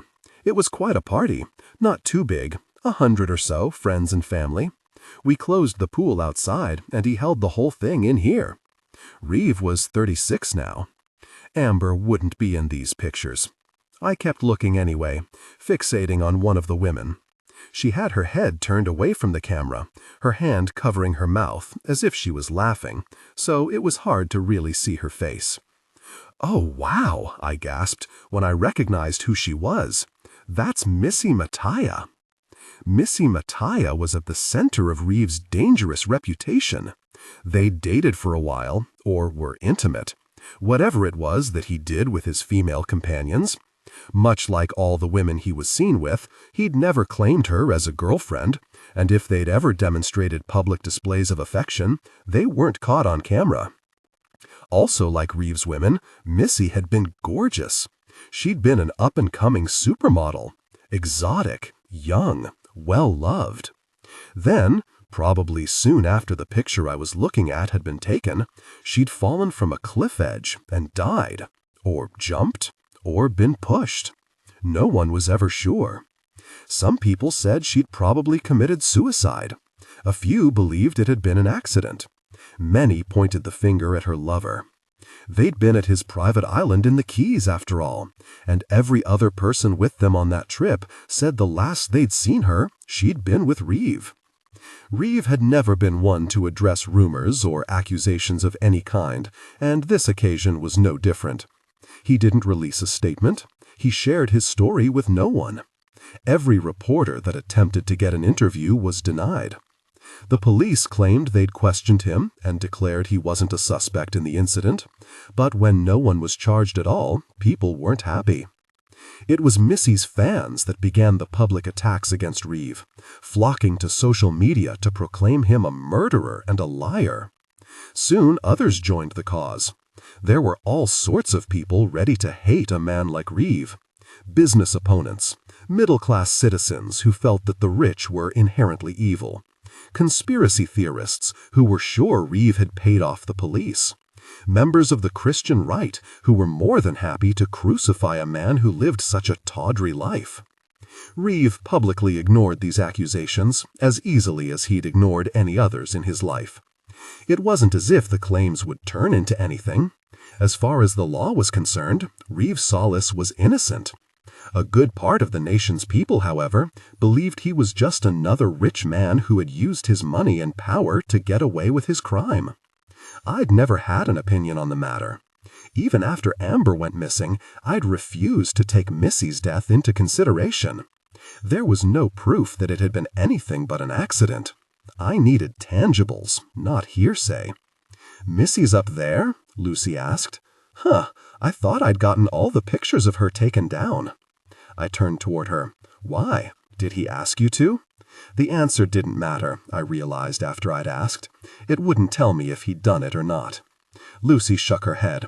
"Oh no, not him. But there's too many, you know. Her photos just beg for people to say things, and that girl's had enough of that already. Let the dead rest, I say. Of course, that's the right thing to do." I debated whether or not I should do the same and let the subject go, but I couldn't. I hadn't been interested in her before, but this was an opportunity to learn more, and I might not have it again. "Do people, guests I mean, ever say anything about him?" I nodded at the picture of Reeve. "And her?" "You mean, do they call him a murderer?" "Oh, yes. Not as much as they did, but sometimes. Unlike Greg, Lucy didn't seem at all cautious about what she said, which surprised me. Though the cantina wasn't very crowded, there were still ears that could overhear. If she wasn't worried, neither was I. Do you think it was really an accident? It was only slightly more polite than the question I wanted to ask, which was, do you think he did it? She looked as if she might be offended, even with my nicer version, but then she said, "Gosh, I don't know.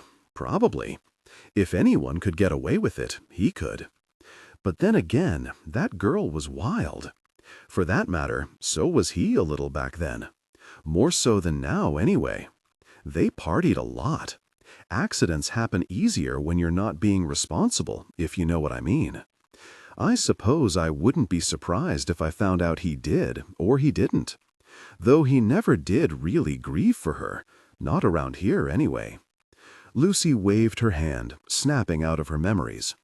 But whatever happened, the resort doesn't need all the talk that could be stirred up with the picture. Would you mind handing that frame to me? I'll put another picture in its place. I've got some other snapshots somewhere around here from that night. I took the frame off the wall and gave it to her as I sat back on my stool. You've been here a while then. As long as Lucy was feeling chatty, I had other questions I wanted to ask. Did you ever meet his other women? The one he dated last summer, for example. Amber Prize? Miss Prize? She came in here a few times. The bartender peeled the notches back from around the back mat of the frame as she spoke. It was confident and in charge, just like I'd expect from a Sallis spa. Despite feeling off balance the last few days, this simple action helped me regroup. And finally, I began to relax. Jeffrey pulled down the sheet to my waist, and though the cool air sent goosebumps parading on my skin, I was soon warm from the lotion and the rhythm of his hands. He continued to work my back and shoulders for long, silent minutes, loosening the tightest knots, smoothing out the rocks in between my ribs. Then he moved to my arms, then legs, magically relieving the tension in first one limb, then another. He's good, I thought, as my mind went empty of everything but where I was. This is exactly what I needed. Then I began to drift. Thoughts returned, hazy, dreamlike. The touch of my masseur morphed into touches from the past. Touches from Amber and Rob. Then Amber and Reeve. Then just Reeve. His caress became erotic, forceful. He kissed me hard, and it felt like a scene I'd been in before, except different, false, because I liked it and I wasn't supposed to. Because he was supposed to be awful and mean. He was supposed to hurt me. I pushed away, confused, and saw Amber at the door. Then came familiar words, words that had stained themselves into my memory. You really difficult person. You knew I loved him. You really difficult person. No, I tried to say, as I always did in response, I didn't. He did this. When I finally got it out, though, it was wrong. Because I didn't deny. I didn't refute. Yes, I said. Yes. Reeve chuckled through the fog. Good dream? Had I said something? Yes, I'd said yes. Then he said, time to turn over. I blinked, rousing from my sleep. Lifting my head, I found the sheet held in the air above me. It blocked Reeve's face. He wanted me to change sides, I realized. He was covering me so that I could make the shift without being exposed. And it's not Reeve, silly, it's Jeffrey, I said to myself. Except, when he let the sheet fall again, it actually was Reeve's face that stood above me. What in the world? When the heck had he come in? Hi. I sat up suddenly, clutching the sheet to me, disoriented from my dream. When had Jeffrey gone? Had I slept longer than I thought? Spoken in my sleep? How embarrassing. I wiped my mouth, hoping I wasn't drooling. Reeve smiled in that devilish way he often did, the way that made the insides of my thighs tingle. Hello. Did you enjoy your nap? I enjoyed the massage before the nap. Jeffrey is really... I cut myself off, noticing Reeve was wearing suit pants and a dress shirt, but no jacket. His sleeves were unbuttoned and rolled up to his elbows, and his tie was missing. Clarity bolted through me. That was you the whole time, wasn't it? He answered with a question that was all the affirmation I needed. Ready to go on? Sure. It was still the dream. It had to be. I lay back on the table and closed my eyes. The sheet was tucked around my upper thigh, exposing my leg. I heard the pump of the lotion dispenser. Reeve picked up my foot and began rubbing at my ankle, working his way down to the sole. At my heel, he used just his thumbs, alternating them up and down with medium pressure. I fought against the moan that threatened. It felt good. So good. Too good. Too good to be a dream. Gosh, this wasn't a dream. My eyes flew open. Peering down at him, I found him watching me with a satisfied grin, as if he'd been waiting for my gaze to meet his, or as if he'd been watching my expression. I propped myself up with my elbows. It really was Reeve. He really was there. I'm sorry, I'm sort of out of it. I hadn't noticed. His face was somber, and I couldn't decide if he was teasing or not. Mostly, I couldn't decide why he was there in the first place. Reeve wasn't a man to do things without motive. Was this a friendly surprise? Was this his way of making the first move that he insisted he always did? I hoped it was, because that would mean I hadn't messed up after all. That would mean that Plan A was back on. It would mean that there could be more between Reeve and I, and that was increasingly becoming very important to me. But after the way he'd left me the night of our date, I was almost sure that a friendly surprise was wishful thinking. And something about his tone felt icy, ominous. Or was that my imagination, fueled by cobwebs remaining from my dream? You're thinking too much, Reeve chided, as if he could read my mind. Lay down. Let your mind go. His eyes left mine to concentrate on his hands. He moved up to my calf now, digging into the sensitive knots with a walk of his knuckles. His touch was so specific, so concentrated, so in tune with what I needed. I resigned myself to it and lay back down. But there was no way I could let my mind go again. Not now. There was too much tension between Reeve and I, and as he kneaded and stroked me into a listless puddle, the tension between us wound tighter. It was a much different experience than it had been when I'd thought it was Jeffrey hovering over me. Now the massage didn't just feel good, it felt sensual. Now the firm pressure from Reeve's hands wasn't just good technique, it was intimate. Now the sheet didn't seem modest, it seemed skimpy. Now I wasn't relaxed, I was aroused, especially as his hands got higher and higher, when he bent my knee, when his kneading met the muscles of my hips. His touch became intensely intimate, building a powerful tension. Heat boiled in my veins, want, need. It took every ounce of my strength not to fidget and squirm, everything not to beg for him to what? More. That was all I could articulate. Just more. To keep myself centered, I watched him intently as he invaded the landscape of my body. He was focused, restrained, professional, when this wasn't even his job. Controlled, always controlled. But his quiet intensity gave him away. I saw the effort it took, saw the desire cloud his features, saw his eyes sweep along my skin. I stopped wondering what this was and started wondering what it could be. He tugged at the sheet, and I hoped. But he merely covered my leg and moved to repeat the process on the other side. Except this time, he spoke. I hope you're nice and relaxed, Emily, because we need to have a chat. Apprehension fluttered in my belly. Chatting was definitely not the direction I wanted to go in from here. Whatever he had to say, I couldn't possibly listen. I was too agitated. But without him spelling it out, I knew those were the terms of this arrangement. He'd touch me in his way, and I'd listen whether I wanted to or not. So I propped myself up again and gave him as much of my attention as I could. "It's interesting," he said, his thumbs doing that amazing thing on the bottom of my foot, "how people respond to you when they believe you've gotten away with murder." My stomach dropped. No speech that started with murder had a happy ending.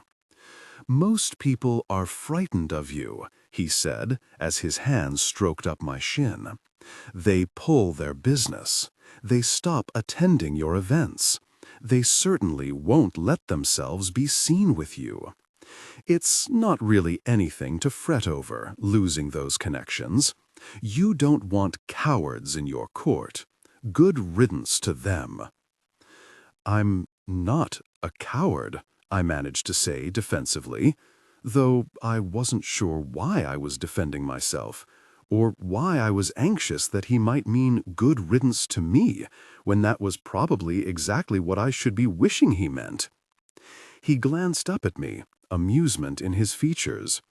"No, you're not. You're not scared. Or you're not scared enough." I barely fought the shiver that begged to stutter through my body. It was a menacing statement, and I wanted to deny it as well. Tell him that I was definitely scared enough. But what in the heck did that mean anyway? Considering how turned on I was despite everything I'd learned about him, still turned on despite the foreboding in his tone, well, maybe he had a point. I really wasn't scared enough. The amusement transformed to what looked more like awe. Then his attention fell back to my leg, and I couldn't see his face well enough to read him. But after he pushed my ankle back so that my knee bent, his touch changed. A single finger traced the line of my inner thigh, softly, sweetly. Just as he got to where I so wanted him to go, he abruptly stopped. 1 second passed, 2. Then he resumed the firm pressure from before, reclaiming his restraint. For now, I could wait. His speech continued, his voice firm, icy. "There are other people, too. Those that respect you. They aren't necessarily your friends, because they're also scared, probably even more so than those who keep their distance. They continue their financial support of your endeavors. They invite you to their parties, their children's weddings. They look out for you. Because, you see, they're afraid that if they don't—" My heart hammered in my ears. Suddenly I was feeling vulnerable in a way that had nothing to do with my nudity and everything to do with the frailty of my small frame compared to the strength of his much larger one. As if to prove that point, Reeve increased the pressure of his kneading, digging his fingers into the flesh of my thigh with a bite that sang and stung. It's a very intense form of power, actually, much like having money. I'm sure you've gotten a taste of that with the recent success of your show. Imagine that, but multiplied by 1 billion. I said, a response that served as an answer, though it was mostly an involuntary reaction to his hands. He'd reached the top of my limb again. Like before, his touch became intensely intimate, building a powerful tension. Gosh, I was trembling and overwrought with anticipation.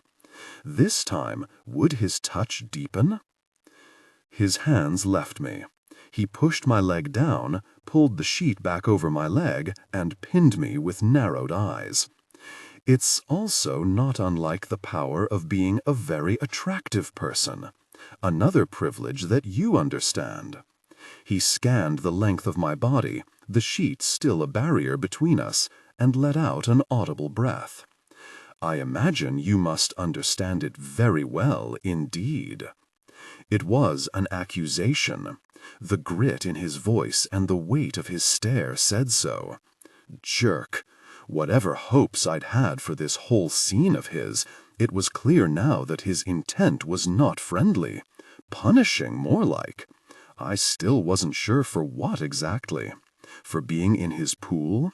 For using my beauty to draw his interest? For coming on to him without his permission? I'd thought his humiliating body search had been all the reprimand I was getting. Guess I'd been wrong. My eyes fell. However, a glance at his form gave me the slightest smidgen of satisfaction. He was unmistakably aroused. He might be punishing me, but he was punishing himself too. Reeve headed toward the door, and I feared suddenly he was leaving. Instead, he grabbed the stool in the corner and brought it back with him to set above my head. I kept my eyes down. Not closed, but lids lowered, because if I looked anywhere but toward my feet, I could see him. He was that close, and it was intimidating. Why had he sat anyway? Why give up the ability to tower over me? Though when he'd stood, he felt less menacing. It was this new position that made me feel the most vulnerable. Every one of my senses magnified as I tried not to panic. My mouth tasted like iron, as though I'd bitten my tongue. Maybe I had. The stool creaked. He'd moved. Why? The pump of the dispenser sounded. Then his hands were on me again, massaging my shoulders in small, firm circles of his fingertips. Like before, his pressure was perfect, his attention to my knots precise. I closed my eyes.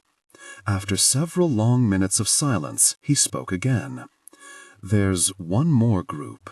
His voice was low, soothing. "They're small and, how do I put it? Attracted, that's it. They're attracted to the idea of danger, the mystery of it, the intrigue. It's glamorous to them. I encounter them often." His hands pushed lower, to the muscles above my breasts. "They want to friend you. They want to be intimate with you. They want to share intimacy with you." My eyes flew open, and I tilted my head back to see him. "You think that's me?" I wanted to say. "You think I'm attracted to you because I think you're dangerous?" But I said nothing, because possibly he was right. Though I was looking at him, his eyes remained on his hands. They trailed together up my sternum to the hollow of my throat, where his touch lingered, and I wondered if he could feel the rapid beat of my heart. When his fingers moved again, they separated outward to slowly glide up the sides of my neck. Every nerve ending in my body whirred with terror. I was still with fear. "I assure you, Emily, that it's not nearly as romantic as it all seems." His voice was so hushed, and the blood thrumming in my ears so loud that I had to strain to hear him now. "It's a facade. It's the power that attracts you, the idea of violence, not the actual act." His hands splayed to lightly cup the sides of my throat, his touch barely there, tickling at my skin. Yet I knew, God, he could break me. He could squeeze, and that would be all. In reality, Emily, murder is messy and final, and it hurts. My teeth clenched together. Every muscle in my body went rigid. I wasn't prepared for this. Finally, I was afraid. In a sudden movement, he swept his hands back down over my shoulders, and I let out a heavy sigh of relief. Then he began the rhythmic kneading again. His fingers pressed painfully into my tissues, causing tears to gather in my eyes. Though it hurt, I preferred it to the soft touch at my throat. "You asked around about me, Emily," he said, and again the air left my lungs. This was my crime, I realized. For the second time, I'd really messed up big. Had I really thought that my questions would go unnoticed? Had I really thought Reeve let anything go unnoticed? That didn't make me happy. I couldn't help it. I whimpered. "Oh, Emily, shh." He ran a hand over my hair, petting me. Maybe it was supposed to be soothing, but I guessed he meant it to be as chilling as it was. I understand, beautiful girl. I can't blame you for wanting to find out about the women I've been with. It's smart. You want to know if you could fit in where they did. Want to know if you compare. Want to know why they are no longer with me. If it's because I really am as dangerous as people say. That's it, right? I nodded, my throat too tight to speak. I need to hear it, Emily. That's why you were asking, wasn't it? My yes came out on another whimper, but he accepted it. Good. He ran the tips of his fingers around the edge of my face, from my chin to my forehead, stopping to massage my temples. The problem with men who are actually a threat, though, Emily, is that you don't ever find out how unsafe they are until it's too late. I shuddered. But even though my breathing was now laced with soft sobs and my lip was trembling, I was still undeniably aroused. I hated him, I decided. I hated him, and I hated me. Reeve's hands fell audibly into his lap. Tell you what, since you were so curious, I'll give you this. Each relationship I've had has ended for a reason. There's no need for you to know any more than that. If he were going to kill me, I thought, he wouldn't say that. He'd tell me everything, right? It wasn't a bet I'd put money on, but I was clinging to it. He leaned his face down toward mine and rested the bridge of his nose on my cheek. A tear slipped down my face as he whispered at my ear. As for whether or not you compare, yes, Emily, you are one of very few women who actually do. He nipped my lobe, sending a buzz of fear-excitement to scatter through my already trembling nerves. Abruptly, he stood and smiled. Really, the jerk had the nerve to flash me his devilish grin. Nice chat, Emily. I think this went well, don't you? Thankfully, he didn't press me for an answer, because I refused. I was too frightened, too angry. He'd never intended to hurt me, just intimidate me. And he found satisfaction in it, and that made him a very difficult person.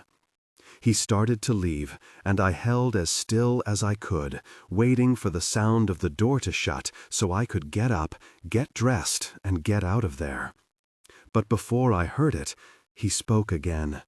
Oh, and I think you made a good choice not to meet up with my former pool boy last night. As his title implies, he's just a child. What you're looking for requires a man. That was it. I was furious. He'd really messed with me. He'd scared me. He'd belittled and chided. Now he'd implied he was the only person who could give me what I need. Yet he'd made sure I knew he was completely off limits. His weakness was me. He wanted me, and he hated that maybe as much as I hated him. I sat up and twisted toward him, purposefully letting the sheet fall around my waist. You sound jealous, Reeve. He turned back to me, his eyes sparkling at the sight of my bare torso. His expression was hot and primitive, drawing my nipples out to sharp points. He placed his hand over the front of his pants, his desire evident. Maybe I am jealous, he said, his voice strained. But I've learned from experience not to let jealousy inform my actions. With his hand still pressed against himself, he delivered one last statement. Leave my resort, Miss Waybourne. Then he was gone. I let out an exasperated groan. Then I left too. I dressed as fast as I could and hurried back to my room, where I packed in a flurry. Within an hour after leaving my massage, I was checked out of the hotel and on my way home. Done. I was done with him. The whole thing had been a bad idea. The man was a psycho, a really manipulative person. For the entire 2-hour drive back to Hollywood, though, as well as the days that followed, Reeve's words stayed with me, haunting me as effectively as Amber did. He'd been warning me, yes, proving he was a threat, making sure I knew who he was and what he could do. And it worked. I was thoroughly convinced. But I couldn't stop remembering that look in his eyes, the one that wanted to devour me, the one that said his control was on a thread, that blazed as his desire was evident through his pants. He'd threatened me, but that look made me wish I'd called his bluff. The backstage assistant smiled in recognition when she spotted me. She was dressed in a black long-sleeve shirt and black jeans and looked out of place next to all the stars decked in evening wear. Leaning forward, she covered the mic of her headset and whispered, "Miss Wayborn, you're up in 10. I couldn't hear her over the applause in the background, but her lips were easy to read. In case I had any doubt, she held all 10 fingers up. "Thanks," I nodded, then turned to check my lipstick in the backstage mirror and tried not to vomit. Live performances scared the crap out of me.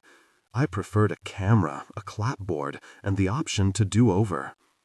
For the 15th time in as many minutes, I wished I'd declined the invitation to present an award. My agent had thought it would be good for exposure, as did our show's publicist.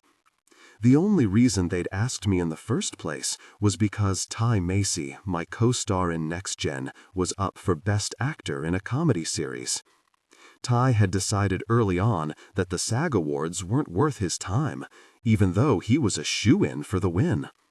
So they'd chosen me to present it, so that, if he won, I could also accept his award on his behalf and not waste time with climbing out of my chair and approaching the stage.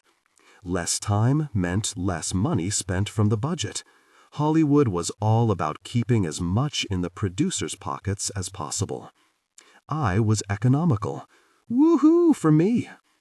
I was also crabby and restless. While I'd expected to easily get back in the rhythm of filming, I'd been on the set for 2 weeks and it hadn't happened. I blamed it on Amber, still missing, still occupying my mind. I refused to credit Reeve Sallis for my distraction. The fact that I'd been counting the days since I'd left his resort, 19 to be precise, didn't mean anything either. That was simply the number of days since I'd abandoned my original Find Amber plan. That's why I knew the count. Of course, I didn't have a new plan yet, which was another reason I was in such a perma-bad mood. Your forehead wrinkles when you're grumpy.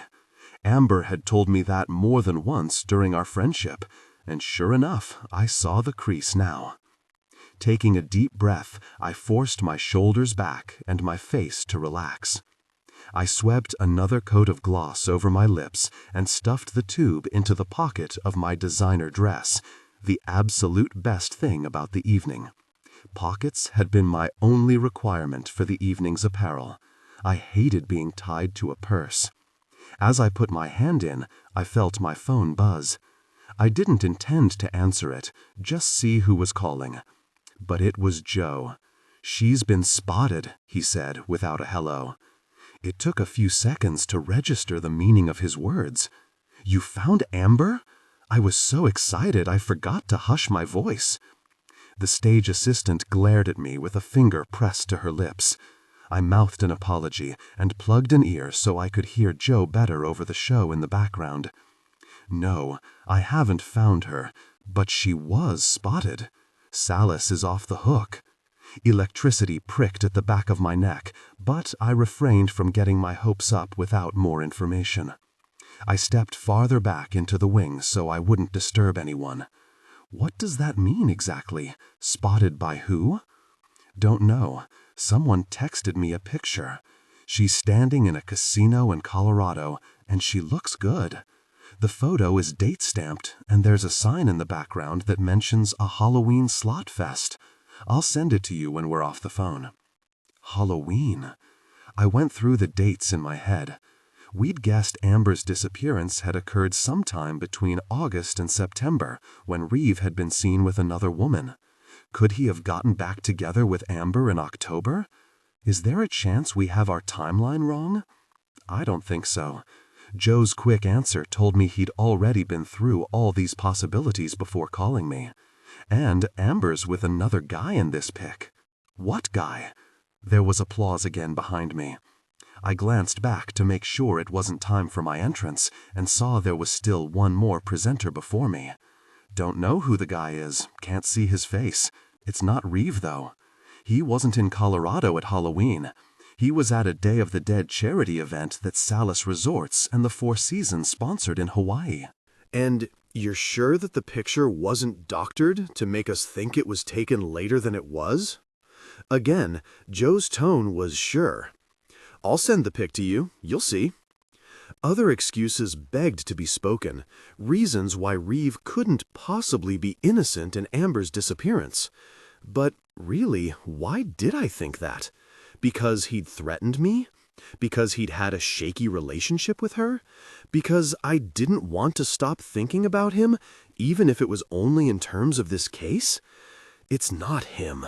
This is a good thing. Well, okay then. I guess we can drop the investigation regarding Reeve. I've already pulled the resources that were allocated to researching him further. I'll keep a loose eye on him in case something comes up, but this is a pretty good sign. And now you don't need to play amateur Nancy Drew and can drop whatever insane investigation you were doing on your own. What are you? Except, as soon as I thought about it, I knew exactly what he was referring to. A humiliated blush crept up my neck. How did you? Joe cut me off. It's my job, Em. I have a loose tail on the guy. How did you think I wouldn't find out? He didn't wait for my answer, which was fine, because I didn't have one. And this isn't my job, but I feel I need to tell you that what you did was beyond stupid. Not only did you put yourself in the circle of someone who is very probably a dangerous man, but you didn't tell anyone what you were doing. What would have happened if Sallis had discovered the reason you were at his resort in the first place? I wasn't exactly sure Reeve hadn't discovered the reason I'd been there, but Joe's question implied that he didn't know the extent of what had happened on my trip, at least. I carefully worded my response so as not to volunteer anything new. He would have kicked me out, I said, or worse. And who would know where you'd gone missing to? The thought had crossed my mind more than once. Well, you would have, Joe. But I hear what you're saying. I'm sorry I went to the resort. It was a lapse of judgment. I won't do it again. Good. Because you can't count on me to bail you out if you get into trouble. I might not get there in time, especially if you haven't told me what you're up to. And even if you had, I'm not a match for that man. His frustration with me was evident in the number of words he devoted to his scolding, even if it was absent in his tone. It made me feel guilty. Not guilty enough to stop me from doing something like that again, but he needn't worry about a repeat venture. Reeve had ended that himself. Another round of applause sounded, and I turned to see the stage assistant gesturing to me. There was a commercial break before my presentation, so I knew I had at least another minute. Joe, I have to go, but I get it, and thank you. Just as I started to say goodbye, I thought of something. Oh, wait, who did you say sent you the picture? I didn't. Anonymous. I've had a bunch of feelers out, though. It probably came from one of them. Ah, okay. If the anonymity didn't bother him, I wouldn't let it bother me. The assistant waved a frenzied hand toward me. Going now, Joe. Thanks again. I clicked end and took my mark at the curtain. The assistant was visibly relieved that I'd put away my phone. You have 1 minute, Miss Wayborn. I'll count down when we're at 10 seconds. It was only a moment later when another buzz came from my pocket. Knowing it was the photo from Joe, I pulled out my cell and opened the message immediately, angling myself so that the assistant wouldn't get uptight about another peek at my cell. As it always did when I encountered pictures of Amber, my heart skipped a beat. It was definitely her in the frame. And Joe was right. She looked good. She was only visible from her hips up, and the smirk she wore was distinct, confident. It was an expression I recognized very well. It was the same one she gave to Rob the time she saw him after he'd left us and we'd moved on to someone richer. She gave it to the wife of a New York businessman when she discovered us with her husband. She gave it to me when I lay in the hospital, chilled from shock, bleeding. It was her victory smile, as though she'd won the $10,000 jackpot mentioned in the banner above her in the picture. A feat that would please her but would hardly impress her. It was probably pennies to the man who stood next to her with his arm at her waist. Though the image was cut off, the edge of his suit was clear, and the hand he had pressed low at her hip suggested an intimate relationship. It was almost fitting that his face was hidden. Didn't matter who he was anyway. As long as his credit card had a high limit, his name, his features, his personality even, were irrelevant. Seeing her so smug left a bad taste in my mouth. I was good at ignoring the memories it brought back, but now I felt silly having worried about her for so long. She was obviously fine, as always. She didn't need me. She'd never needed me. My thumb hovered over the reply on the text. I could tell Joe to drop the investigation, save myself money and frustration. But Amber's phone message, the safe word, and something else, niggling at me. What was it? Miss Wayborn! Miss Wayborn! I startled at the assistant's prodding. Gosh, I was late for my cue. Dropping my phone in my pocket, I threw back my shoulders and put on a smile before accepting the envelope from the security rep and walking out to take my place on the stage. My knees were wobbling, but my face gave the impression of confidence. The energy surging from the audience applause told me they bought it. That was the funny thing about smiles. If you flashed the right one, no one knew there was more going on inside. I couldn't drop an investigation just because I'd seen one picture. There wasn't enough information to know if it told an honest story. Amber appeared just fine, but she always knew which smile was right. Ty is such a jerk. Chris's voice was low, looking out over the party as he talked to me. He knew he'd win that award. Not being here was his way of claiming superiority over everyone. He's such a jerk. I sounded in agreement, sipping from my champagne glass, wishing I could have skipped the after-party. Usually I did well with fancy occasions, but my mind was too knit in Amber and the picture and the question of why it had left me so unsettled. Chris Blakely didn't need me to be on, at least. He was as near to a friend as I had these days, and lately we really only saw each other at showbiz events. We'd met almost 3 years before on the shoot of a national commercial for dog food. The whole premise of the ad was ridiculous, but Chris had made the day fun, and when it was over, I'd let him take me home. Then we'd spend time together. Sometimes after that, too, when I'd been lonely and couldn't stand it, I'd call him up and we'd spend time together. Besides Chris, I hadn't been close to a man in 6 years. I had found it challenging to form close relationships, and keeping my distance had been my way of focusing on myself. Connecting with Chris had even been a risk. I hadn't learned until after he'd taken me that he wasn't my drug of choice. Lucky for me. Lucky for him, I still enjoyed occasional intimacy. Now he had a fiancée and I had a hit TV show. Casual, intimate encounters were off the plate. "You gave a good speech, though," he said, referring to the acceptance spiel I'd delivered when Ty had, in fact, won the award I'd presented. "Much better than that jerk would have. You're just upset that he landed that role and you didn't. Was it bad that I was glad for that? I had no relationship with the actors on Next Gen. I could do my thing and go home. If Chris had been cast, it would have been harder to stay detached." Very right. I'm upset. Doesn't change that he's a jerk. I'd have done a better job and shown up to receive my accolades. You know what? I'm glad he didn't show. His eyes stroked down my body.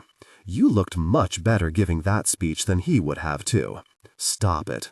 Megan's just in the bathroom. he shrugged, not seeming to care that his future wife could potentially catch him ogling another woman. "You're incredibly desirable, Em. I don't mind telling you when I'm not in the mood, and Meg is, you're my go-to thought." "Gosh, Chris, are you sure you're the one who's the jerk?" Amber's philosophy had been that men would try to be intimate with women no matter what. Might as well charge them for it. I'd hoped she was simply jaded, but in the years that had passed without her, her point was made more than once. I lived in Hollywood, though. That did qualify my experiences. The environment was only a step away from a place of ill repute on so many levels. As if to demonstrate my thoughts, Chris leaned in close, whispering in my ear, "Can't help it. You inspire strong feelings. You're that kind of beautiful." I groaned inwardly as I pushed him away. I'd gotten it my whole life. I'd exploited it, even. But I'd gained some self-esteem in recent years, and now the comments and the looks rubbed me in ways they hadn't before. It was bad to be valued for genetics. It was bad to be treated as though it were my fault men were men. You sure didn't seem to mind it when the remarks and heated glances came from Reeve. The chiding voice in my head sounded more like Amber's than my own, which made it a great deal easier to tell it to go away. Chris read the disgust on my face. Too much? Yes, sorry, I'll behave. He studied me, without any sign of desire this time. Seriously, though, how are you? I was disappointed when you didn't come to our New Year's get-together. It would have been weird. When he started to refute, I added, "Besides, I was out of town." "Nice. Where did you go?" And now I regretted the admission, because now I had to tell him. Just to the Sallis Resort in Palm Springs. And now I was thinking about Reeve, an ache settling low in my stomach. Gosh, I haven't been there in ages. You've been then? It was meant as small talk, easy words that didn't require much focus. I used to spend a lot of time there. With Missy. Required or not, he had my attention. Missy? Mattia? I didn't realize you knew her. You didn't? I guess that was before I met you. I did some modeling gigs with her when she was starting out. We hit it off and stayed close right up until she died. She started out at 15. Oh my gosh, you could have been her father. Not that I hadn't been intimate with my share of older men. I wasn't intimate with her. His eye twinkled with a wicked gleam. Well, not regularly anyway. I shook my head. Honestly, I couldn't have cared less if he'd been intimate with a teenager or not. What I did care about was what Chris might be able to tell me. If they were friends when she died, if Chris had visited her at the Palm Springs resort, did he have any insight into her death? I was still searching for the best way to ask when he said, "Look, it was back in my cokehead days. I was a mess back then. So was she for that matter. But shush about Missy, because there's Megan, and I don't like her knowing much about that part of my life." I made a mental note to call Chris sometime for coffee and gossip without his significant other, and turned my focus to my greeting. "Megan," I said, maybe too brightly, "I absolutely love your dress. It's Tirani, isn't it?" "Thank you, Emily." Her voice rang with possession. Her carriage was guarded. Although we were the same height, she peered down at me. "And you? Don't you look cute with those pockets?" The only thing worse than the way men treated a pretty woman was the way women did. More often than not, the catty remarks and jealous eyes made me want to show how easily I could steal their men if I wanted to. I swallowed against the desire to be malicious. "You're too kind." I went for comfort. I figured no one would notice me anyway. Okay, I was a little snarky after all. Because people noticed me. They always noticed me. But don't let me interrupt your evening. It was good seeing you, Chris. I leaned in and gave him the faux hug that was popular in my crowd. That was spiteful, too. While it played as genuine, the contact was only to irk Megan. I nodded to her. Next time. I glanced at the clock on my phone.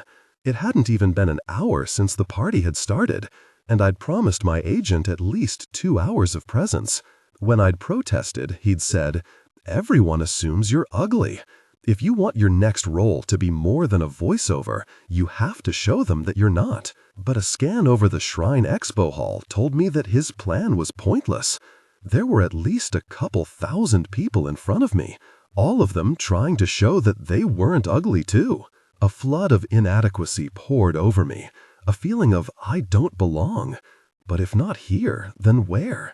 The room began to close in around me, blanketing me with acute heaviness.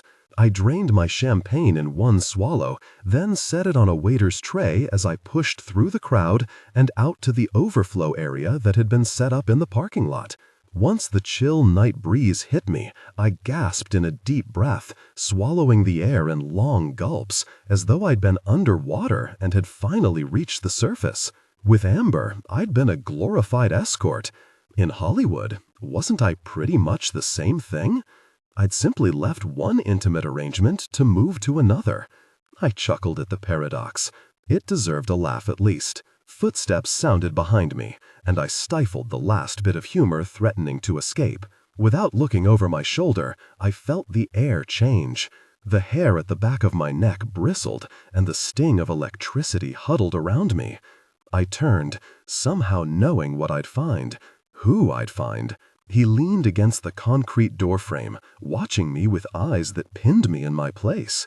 He was captivating and magnificent, his tux fitting him better than clothing had the right to fit a person, better than any one of the pretty men that filled the room beyond him. Those men, my peers, they were a sea of beautiful, calm, and serene. Reeve was the ocean, dark and commanding and turbulent. They moved in gentle waves.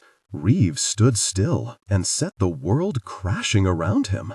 That easily, the breath I'd just managed to get under control was knocked from my lungs. He spoke before I could regain my composure. What a coincidence that you'd be at the same event that I'm at. The boldness of his accusation shocked me into response. I'm not following you, if that's what you're insinuating. My pulse fluttered in fear, in excitement, in irritation. I didn't like the way he agitated me. Maybe I deserved it at his resort, but this was my turf. With a surprising display of fierceness, I locked my eyes to his. He laughed, and the sound of it fueled my indignation. It also sent a flush of warmth through me, a warmth that turned my rage inward as well as out. Hands in his pockets, Reeve stepped toward me. "Calm down, Emily. I was only teasing. Of course you aren't here because of me. Perhaps I'm here because of you." He paused long enough for panic to jolt through me, with reminders of the ominous words he'd delivered to me the last time we'd seen each other. Perhaps this time I'm the one who's examining. My anger stepped up another notch, overwhelming my unease. Examining me? Like why? To scare me? To see if I'm as fun to mess with when you're outside the home field? How dare you? Come here, into my world, and prod at me just because you feel like it? Proceed to make it your playground. How dare you? His lip curved into a chiding smile. Now you know how I felt. I refused to acknowledge my humiliation, though the flush that swept down my neck more than likely gave it away. "Thank you for the lesson, Mr. Sallis," I said, my voice surprisingly steady. "I assure you that I have more than gotten the point. You won't be having to give me any further demonstrations." I started toward the venue doors, praying I could manage the walk. High heels and weak knees did not make for a good combination. I circled widely around him, wanting to keep as much distance between us as possible, but I could still feel the warmth pulsating off him like the driving beat of a dance club. It trembled through me, coming up from the ground, shaking me, gripping me. I fought through it, forced myself past him. "Emily." His address caught me mid-stride. 5 more feet and I'd be back in the expo. Just a few more steps. I couldn't help myself. I stayed. I didn't turn toward him, though. That was my single act of restraint. "What I did to you at the spa." His voice was silk and stubble all at once. The texture of the sound, as much as the mention of the spa, was bait on a hook. I practically leaned into his next words. It wasn't very nice. I spun toward him. You think? I like my privacy. I was mad. It wasn't an explanation so much as it was a reminder. You provoked me, he was saying. You deserved it. So you made me think you wanted to kill me? Admittedly, I had earned his admonishment. I hadn't earned a death threat. I never said I cut him off with a point of my finger. You did, in every way you could without the specific words. He opened his mouth as if to defend himself further. Then his expression changed, his features darkened, his eyes gleamed. Did it scare you? What do you think? A shiver ran down my spine. He knew he'd scared me. It had been his intent to rile me up, make me afraid. What I hadn't realized was how much he liked that he had. He moved closer. But did it scare you enough? His voice was sandpaper, abrasive, rough, yet it smoothed away a layer of my desire to run. It didn't, did it? I wanted to say yes. It was almost true after all. His last speech had made me leave his resort. He'd frightened me away. I'd abandoned my plan. But I had regrets. I'd convinced myself they were entirely because of Amber, but that was a lie. He'd intrigued me. I hadn't stopped thinking about him, and now, even as he towered over me, even as he pressed in closer, even as he set a tornado of trepidation spinning in my gut, I didn't leave. I didn't want to leave. He considered me for several seconds, his head cocked, his eyes narrowed. The heat pulsing off of him was even hotter when he faced me straight on like this, his stare searing through me. And just like sitting in front of a blazing fire, it was pleasant, yet intense. Too intense. Still, I didn't leave. Should I tell you what I think, Emily? Walk away. Actually, I don't really give a gosh. I tried to pretend I wasn't completely hypnotized, but even I could hear the failed pretense in my tone. See? But I think you do. You came looking for me first, remember? Then you told me to go, and I did. Now who's doing the looking? Reeve reached his hand out and toyed with a loose tendril of my hair. I'm going to tell you what I think, Emily. His fingers kept me mesmerized as he rolled the strand between them, his pull gentle, so gentle. I think you liked it. I think you liked being scared. Each word was like the tickle of a feather against sensitive skin, making me itch and squirm under the graze of their truth. I wanted to pull away, yet I also yearned for an increase in pressure, ached for his fingers to tug, hungered for his words to turn hard, or for his mouth to stop talking altogether and crash against mine instead. I think it made you feel desire. My gaze flew up to meet his. You mean like it made you feel desire to threaten me? He dropped his hand. Darkness crossed his eyes, and I suspected he was angry that I dared to challenge him, or angry that I knew something so personal about him, or maybe angry because it was honest, and maybe that bothered him as much as his truth afflicted me. Or maybe it wasn't anger at all, but something else, something more primal and raw and base. Slowly, he smiled. I can't deny that it stirred my desire. The tension between us stretched taut. We shared that. However not very nice his demonstration, however sick and twisted it had been, we'd both felt a strong attraction. And now that we'd both acknowledged it, the dynamic between us changed. Now the door was open. Now one of us just had to walk through it. Reeve was the one to cross the threshold. He reached out and took my hand in his and caressed his thumb across my knuckles. Goosebumps took perch along my skin as his touch sent electricity shooting up my arm and down to my core. Look, he fixated on our hands. I'm not going to tell you that I would never hurt you. Alarm skidded through my nerves with a delicious thrill, rousing my want, heightening my desire. Besides, I don't think that's something you'd want to hear from your lover. Lover? The term caught me off guard. It also brought me to my senses. What in the world was I doing? I pulled my hand from his and took a step back. Reeve's expression gave nothing away. What exactly did you think we were talking about? I hadn't been thinking at all. That was the problem. There was a pull between us, that much was obvious. I'd meant to take advantage of that when I was using him to find Amber. If I had a reason to still believe he was involved in her disappearance, this would be a victory. But now there was no reason to pursue him. There was no reason to involve myself with a man who was, at the very least, dangerous, if not also a killer. Yet I still wanted him.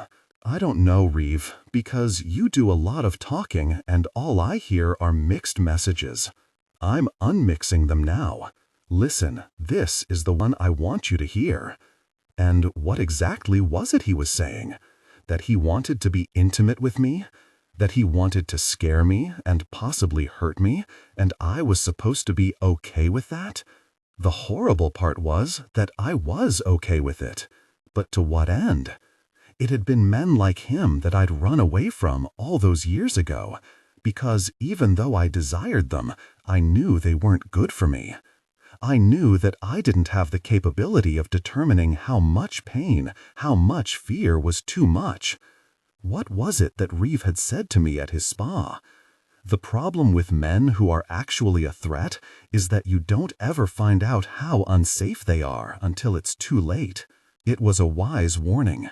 He was waiting for me to respond, his eyes questioning. "I hear you," I said. Then, with effort, I shook my head. Your last message was louder. It was satisfying to be the one to turn away this time, the one with the last word. It didn't make it any easier. Just as I was about to step into the expo, though, Reeve was at my side. He stretched his arm in front of me like a barricade, bracing his hand on the doorframe. He didn't touch me, but he stood close enough that I could feel his exhale skate across my skin, the rhythm of his breathing a song that brought another layer of goosebumps to the surface. "I don't know what it is about you." His voice was strained, the only sign that he wasn't completely in control. "But I can't get you out of my mind. You contaminate my thoughts. I keep remembering our intimate moments, the sounds you made, the look in your eyes. You haunt me, Emily." My knees were jelly, my insides a puddle of want and need and trepidation. But warning bells underscored Reeve's words. "You haunt me," he'd said. "Contaminate my thoughts." I recognized the sentiments. I'd been there. I was there, yes. With him. With Amber. She was the reminder I needed. I swallowed, and without looking him in the eye said, "Now you know how I felt." He let me leave this time, let me have the final word. Part of me wished he hadn't. It was later, in the dark of my apartment when I was drifting in the space between consciousness and sleep, that the niggling thought stirred by Amber's picture turned into something concrete and shaped. I bolted upright in my bed. Had I been dreaming? I was pretty sure I'd been lucid, but just to be sure, I reached for my phone from the nightstand. The picture of Amber was still on the screen. I pinched my fingers across the surface to make it bigger and zoomed in on the man's hand at her waist. There, on his middle finger, was a large ring. It was ornate. The red jewels across the face were laid out in a distinctive V-like pattern. I closed out of it and scrolled back through my messages from Joe until I found the first picture he'd sent me, one with Reeve at an anonymous dinner function. The one where he was with a man who also wore a ring. I magnified the image. My breath caught as I saw it clearly. It was the same ring. Michaelis Villanakis, the mob boss that I'd seen in 2 separate pictures with Reeve, was the man with Amber at the casino in Colorado. This finding solved nothing, raising more questions than answers. One thing for certain, it put Michaelis on the investigation list. And because of their connection, Reeve was back there as well. And only 3 hours prior, I'd walked away from him. Gosh darn it.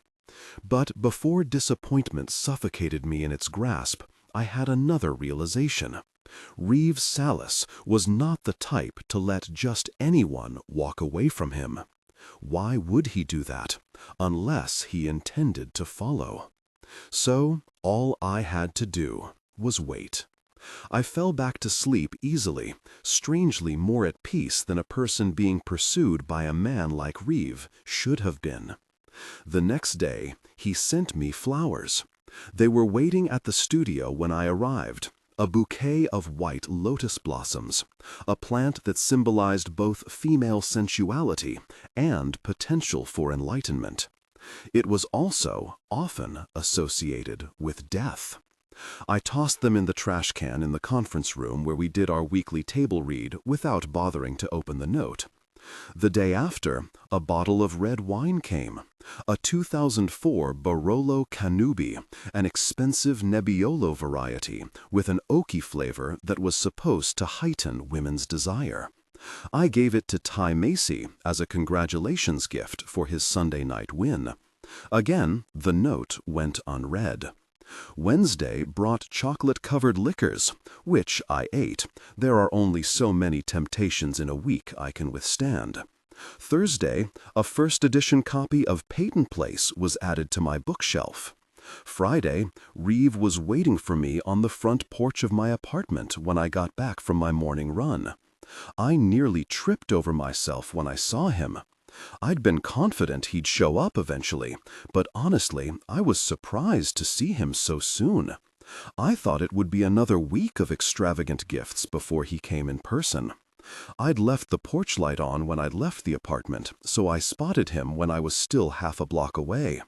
He sat in my wicker patio chair, half illuminated, half shadowed. Without seeing his face, I knew who it was. I could tell by his carriage, by the way he held himself, even as he lounged. Besides, who else would it be? No one ever visited me. He wore a suit and tie, and I wondered for the first time what he did with his days when he wasn't dropping in on his various resorts around the world. Did he go to an office? Sit behind a desk? Did he always wear a suit? At the end of the day, did he remove his tie and loosen the buttons of his starched dress shirt, revealing just a hint of the solid planes he hid underneath? Or did he often work at home in sexy sportswear with a phone glued to his ear as he barked orders to lackeys and made capital D decisions that influenced the lives of many? Wherever he worked, I doubted he was usually up and dressed for business this early. The sun wouldn't even rise for another hour. It was impressive. He was impressive. And as gratifying as it was for me to have captured his attention, I was fully aware that I was in over my head. I'd slowed to a cool-down pace before I saw him, but now I walked the last 50 feet so I had time to gather myself, to catch my breath, to still my beating heart. "You jog?" he asked when I was close enough, skipping the formality of a hello. I climbed the step and moved past him, pulling the door key from the chain on my wrist. I prefer swimming. I especially preferred not sweating. Hopefully, I didn't smell too bad. I'd keep my distance from him just in case. Except I didn't want to keep my distance. The charge shooting between us was crackling and sparking, and we'd barely exchanged 2 words. I opened the door and stepped inside. I have a potential killer in my house. I have a man who said he might hurt me. In my house. Suddenly, I wasn't so sure the intense feeling I felt was just sweat. I hung the wristband on the peg by the door and looked over my shoulder to see him blatantly surveying my apartment. There wasn't much to see. Less than 1,000 square feet. It was basically a kitchen that opened up to the living dining area and then a bedroom.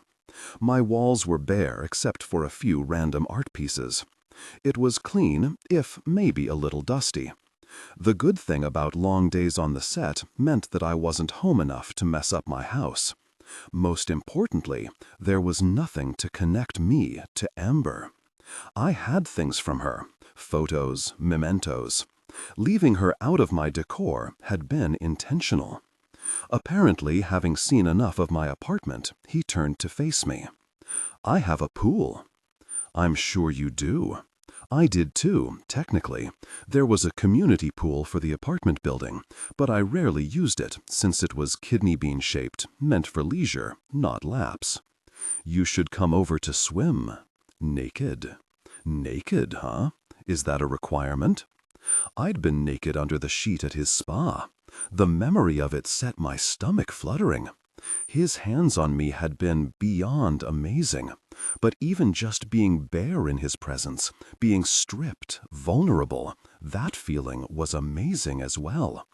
Amazing and terrifying, without his threats, but also because of them. Reeve leaned against the back of my couch and braced a hand on either side of him. "It's a preference. Of yours." I toed off my tennis shoes and set them in the hallway to my bedroom. "I believe of yours too. Except you're playing games with me." "No, I'm not." Since he was watching, I pulled my tank over my head and tossed it past him to the back of the couch. The sports bra I wore underneath was supportive but revealing. "Uh-huh." He grinned, but the look on his face suggested he despised my teasing as much as he welcomed it. Eyes locked with mine, he picked up the sweaty shirt, brought it to his nose, and sniffed. Some people would find that disgusting. Some people would not be affected by the way his presence seemed to intensify. Some people would not be fantasizing about the other vulgar, vile things that a man like Reeve found appealing.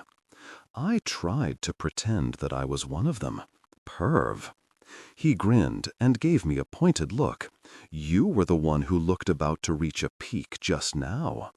"Oh, honey, don't even think that you can imagine what I look like when I reach my peak." I only thought to regret the words when I heard them hanging in the air after I'd said them. Reeve's expression twisted, dark and sinful, and I knew he felt provoked. Why wouldn't he? That was exactly what I'd been doing, testing him, baiting him, daring him. He stared at me intently, like a lion hunting its prey. Studied me so long and so hard that I could swear he saw past my facade, past my skin and bones and internal organs, saw past whatever it was that made up my physical structure, and into the parts of me that were cryptic and complicated and concealed, saw into the parts of us we had in common, the dark parts, the broken parts, the amber parts. Maybe it was too ugly to look at for long, because he turned away first, circling around the sofa toward my bookcase. "Tell me something," he said, overtly switching gears. "What's with you and Chris Blakely?" He'd been watching me at the expo then, before he'd come outside after me. His question about Chris was spoken casually, but it was purposeful. A more naive woman might have missed it, but I was too experienced with men like him. He wanted me to know that I was in his sightline, that this was what it meant to be part of his life, that he would monitor me if he felt like it. He'd rule me. I couldn't decide if that freaked me out or thrilled me. So I played coy. He's an actor. We've worked together on occasion. I guess we're friends. I walked into the kitchen and got a glass from the cupboard. Chewing my lip, I filled it with filtered water from the sink and debated full disclosure regarding Chris. On the one hand, Reeve might be asking about him because he already knew I'd had a past with him and he wanted me to admit it. But no one knew about that. And there was the other reason he might be asking. Maybe he didn't want me to find out what Chris knew about him. It was a long shot, but since I hoped to contact Chris for more information about Missy at some point, I decided the less I said, the better. I drank some of my water, then set the glass down and leaned across the counter to watch Reeve. His fingers trailed across the spines. I couldn't see the exact books, so I tried to think what was there. My Katharine Hepburn autobiography. My copy of Rebecca. He stopped and pulled one from the shelf, then flipped through it lazily. This one I recognized from the cover. Post-Secret, Extraordinary Confessions from Ordinary Lives, one of my coffee table books. I collected them and had so many that most lived on my bookshelf rather than on my coffee table. This particular book was a printing of blog posts that shared secrets anonymously. Parts of it read like my diary, and I'd marked several pages with post-it notes so I could easily come back to them. Reading it had always felt comforting. Seeing it in Reeve's hands, though, wasn't comforting. He flipped through the pages, stopping on the ones I'd tagged, chuckling at some, growing somber at others. At one, he lifted his head toward me and nodded slightly, as if confirming what he'd just thought, what he'd just read. I ran through several confessions I knew by heart, trying to imagine which it had been. Again and again. Used. I'm more scared of court than I was when he almost killed me. I would do absolutely anything in the whole world if I thought it would make her happy. Whichever ones he was reading, any of them, all of them, were private. Too private for him to know they spoke to me. Yet I didn't stop him. I let him sink one layer deeper under my skin. It was bad enough that he was in my apartment, in an apartment that I paid for myself. His presence reminded me of a time when everything I owned had been given to me by men. The things I have now, though small in number and worth, were all mine. Trying to distract myself from the anxiety Reeve's invasion caused, I asked, "Why do you want to know about Chris anyway? Do you want me to fix you up? He's got a fiancé, you know." Reeve shot me a glare. Cute. He put the book back on my shelf and moved toward me. When he reached the counter, he said, "Chris doesn't look at you like he has a fiancé." Ah, I'd forgotten Reeve was a jealous man, or I'd underestimated the depth of his envy. Strangely, it was a fairly common trait of the kind of men I'd involved myself with in the past, the kind of men who had everything. I knew how to pander to them, knew what to say to put their insecurities to rest. "No one could ever be man enough to compare with you," I'd say. It might have been what Reeve was looking for in regard to Chris, but I couldn't bring it to him.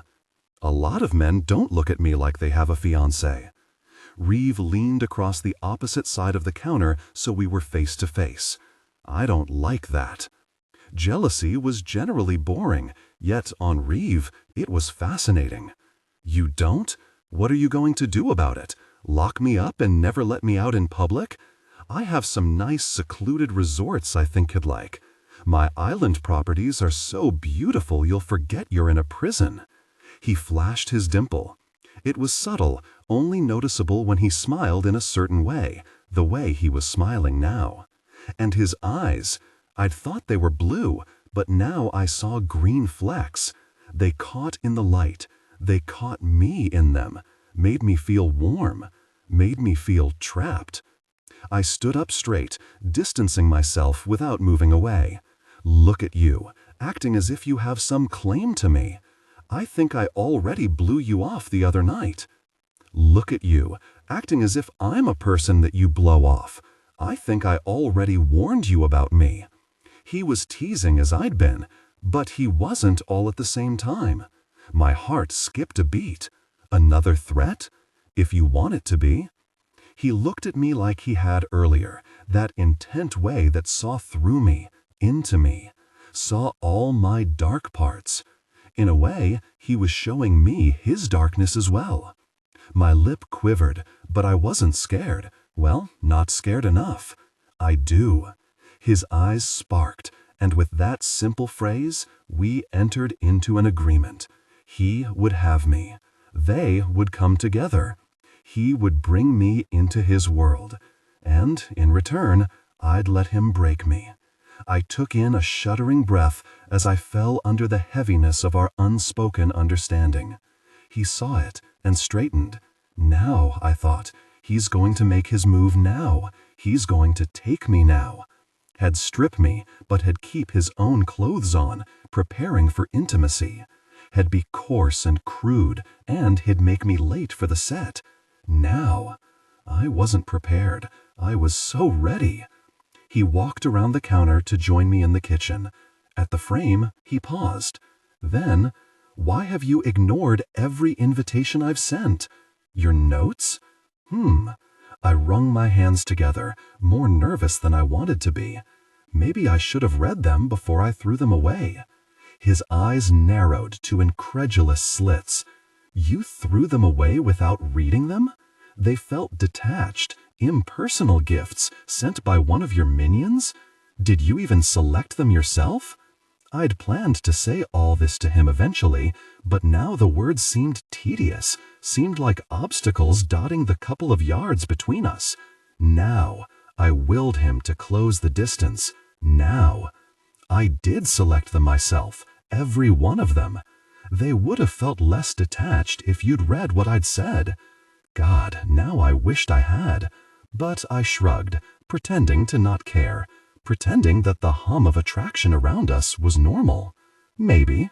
I still prefer personal invitations.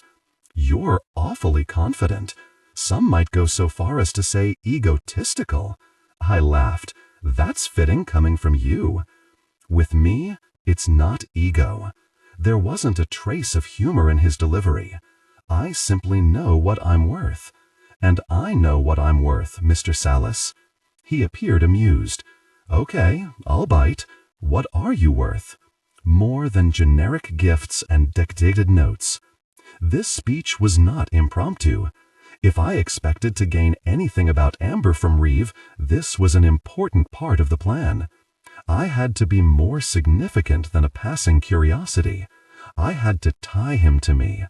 And to get that guarantee, I'd have to push him as much as I dared. It helped that I actually believed what I said. I'm worth more than the casual encounter in the night that I know you're counting on. I don't do fleeting intimacy. I also don't do romance. He crossed his arms and leaned his shoulder against the wall. What is it exactly then that you do, Emily? I steeled myself. I'd made similar arrangements so many times. It had been so much easier when I was younger, when I didn't care, when I was with Amber. Value for value, should say. Nothing short of total needs met. My life was different now. I met my own needs. But the first part was still reasonable. I do the exchange system, Reeve. I give you something you value in exchange for something I value. He pushed off from the wall and divided the space between us with one step. Emily, when we come together, it's of value to both parties, no exchange needed. A rush of arousal burst through me so fast that I felt dizzy. Now I was silently begging, ready to skip the negotiations. Now. He held his place.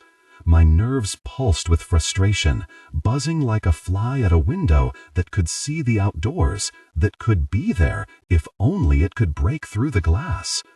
If he wouldn't reach for me, I wanted so badly to pounce, to feel my lips on his, to ease the growing tension.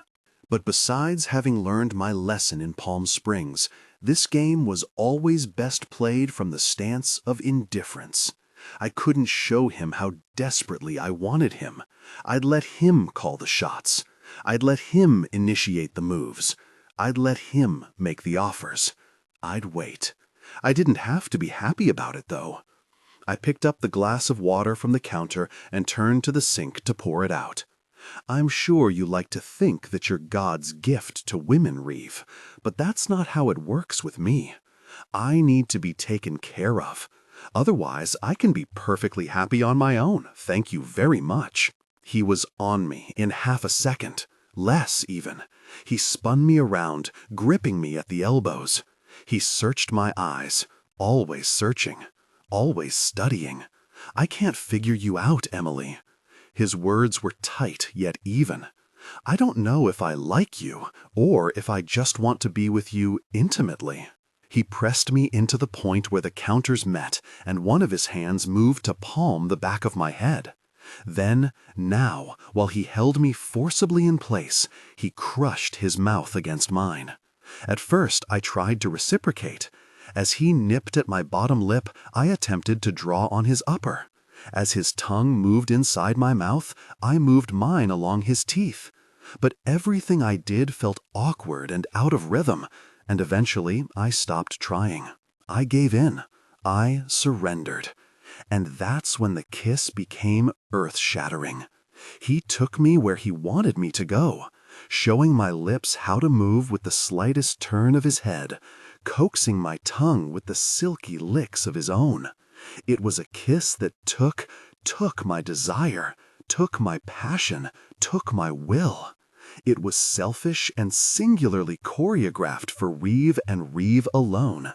But as he took, he also gave. The way he held me still, the way he set the tempo and chose the dance, the way he pressed and pushed and moved so that I wouldn't have to decide any of it, so that I could simply be present and cared for. Those were gifts that he gave without hesitation or restraint. He presented me with a freedom that I'd once had and taken for granted. And how I'd missed it. So even though this kiss was for him, about him, I took and took and took. My lips felt bruised and swollen by the time he pulled away.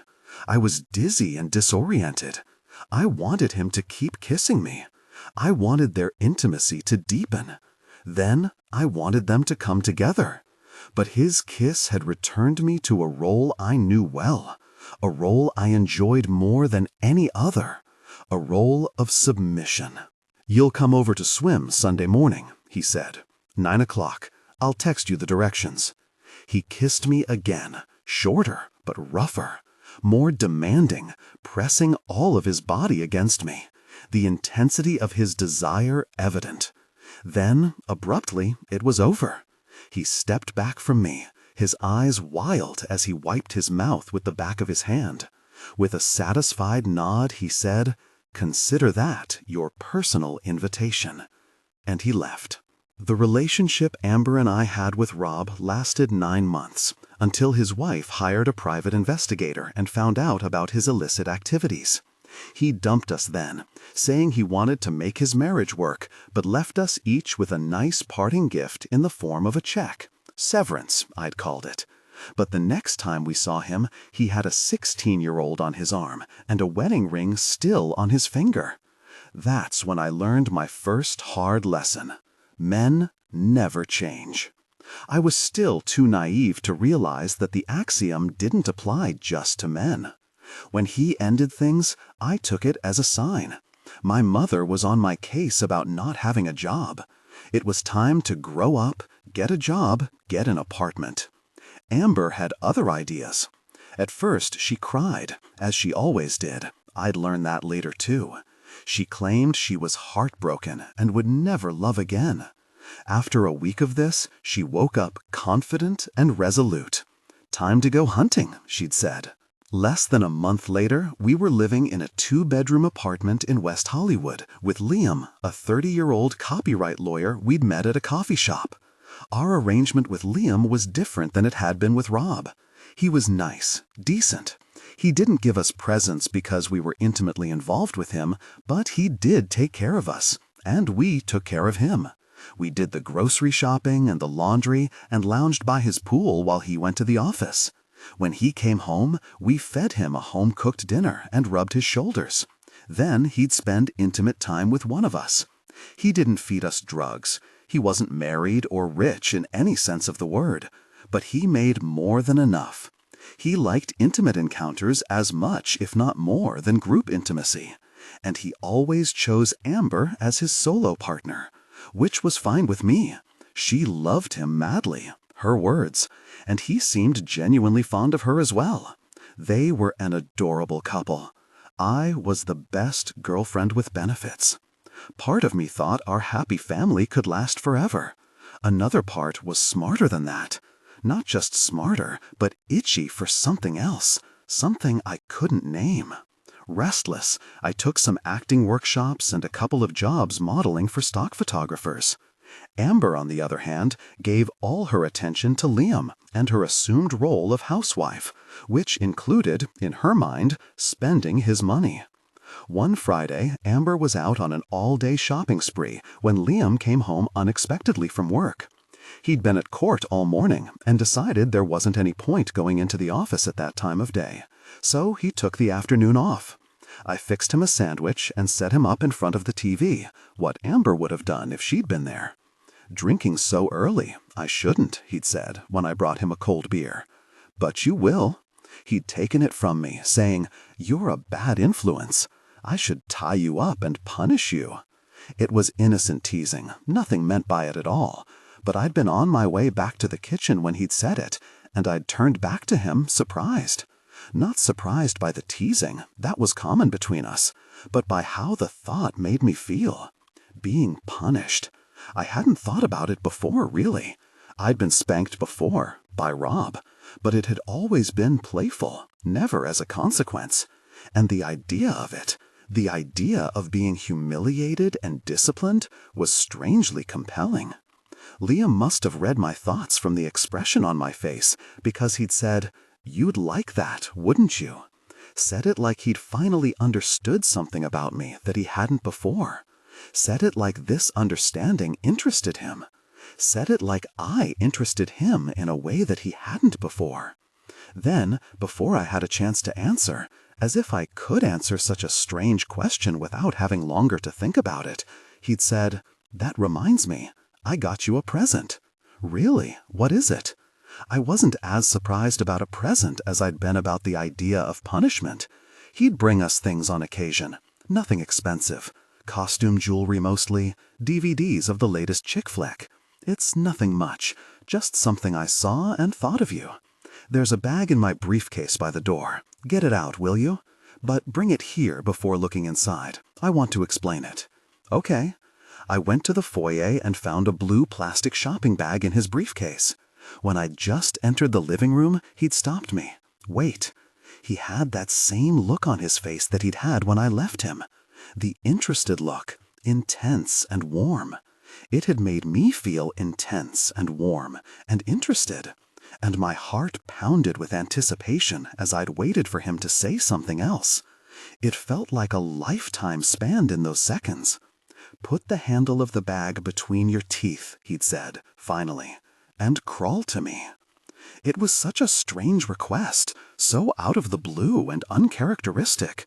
It should have sparked questions or an argument even. I should have said, "No way, I'm not crawling to you, you weirdo." I was barely 18.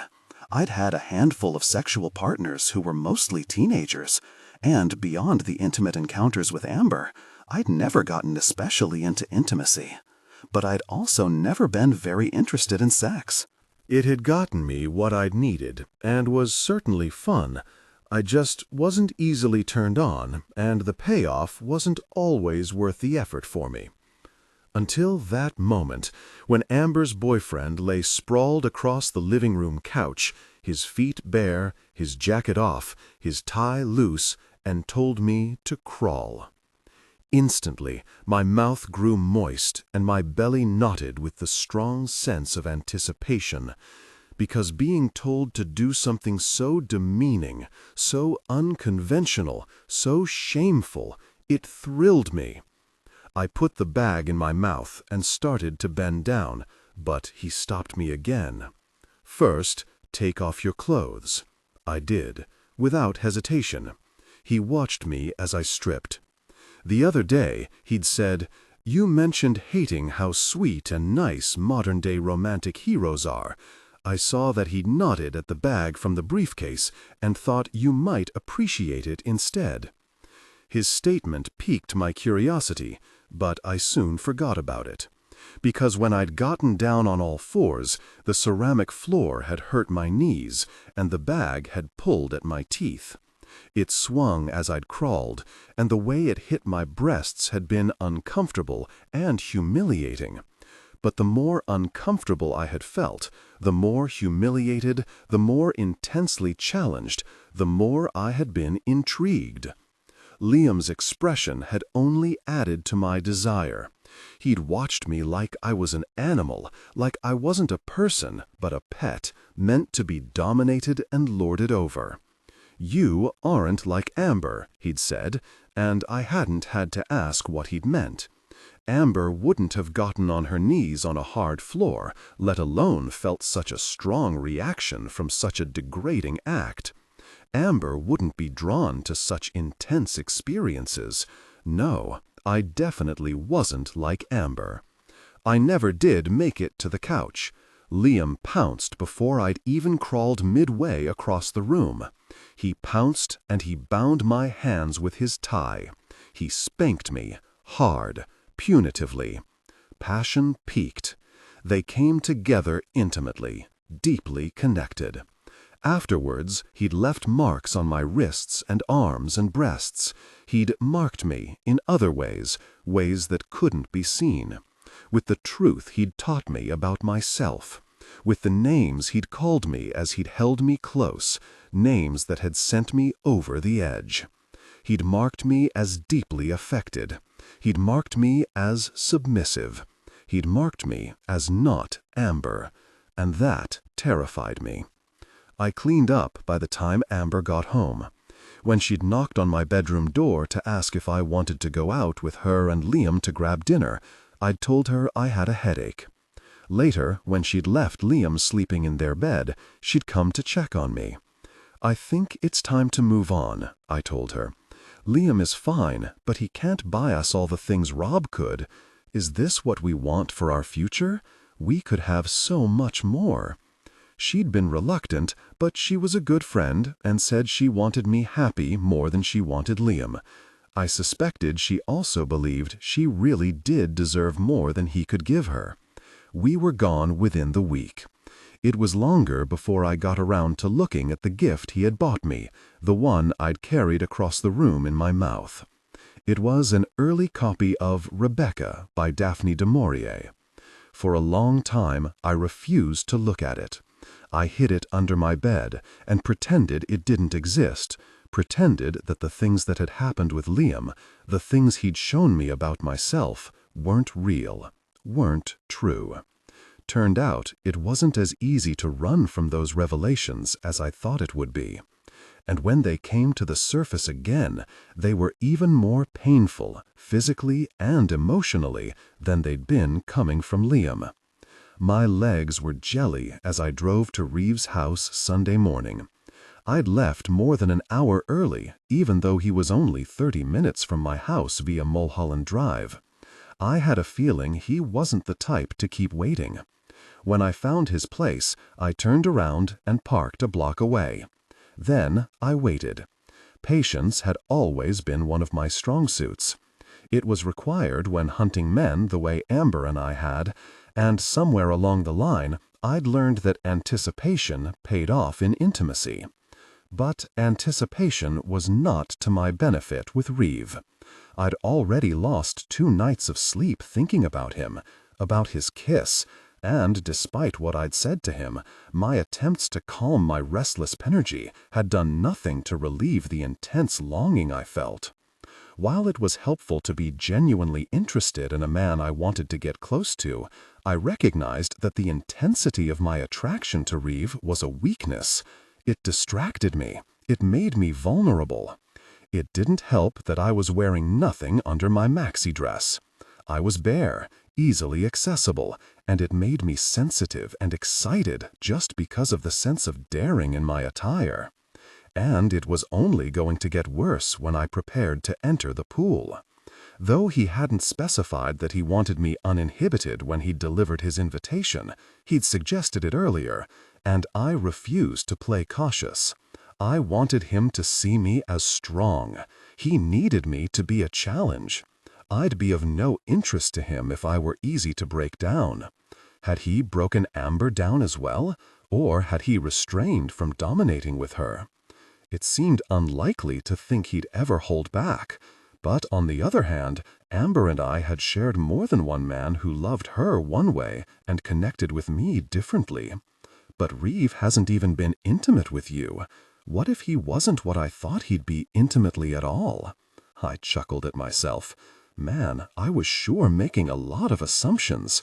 He could very well be all bark with no bite, and all my anxiety would be for nothing. Funny how disappointing that thought was. At exactly 10 to the hour, I turned my car on and headed back to Reeve's house. He was at the end of the cul-de-sac. The driveway curved, so I couldn't see the house from beyond the entrance gate. I pulled up to the intercom and rolled down my window to hit the buzzer. Before I touched it, though, the gate opened. He was waiting for me. A small shiver ran up the back of my neck, followed by an internal eye roll at myself. I was so really pathetic, being delighted because someone who knew I was coming was looking out for me, as if it meant he was excited from my visit instead of just that he knew how to be a good host. I continued to chide myself as I followed the drive around the bend.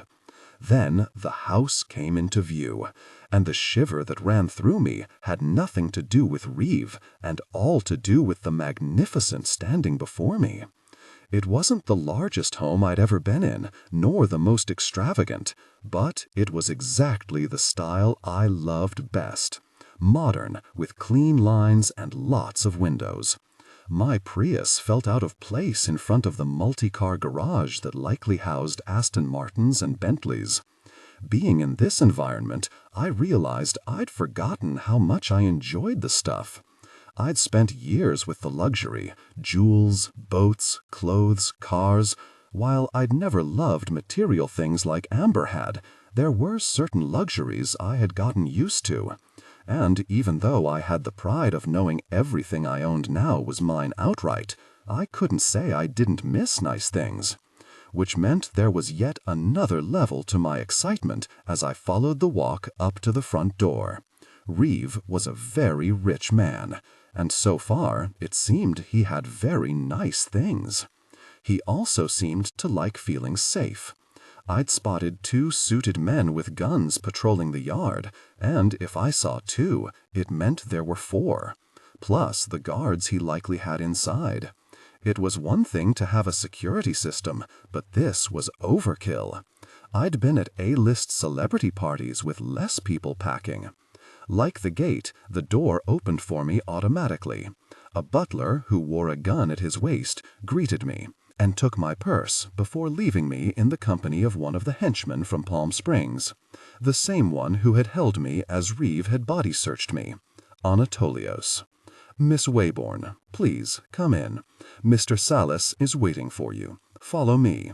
His tone, like last time, contradicted his welcoming words, but this time he looked at me with more interest, his expression unpleasant and unsettling. "Thank you," I said, stepping after him.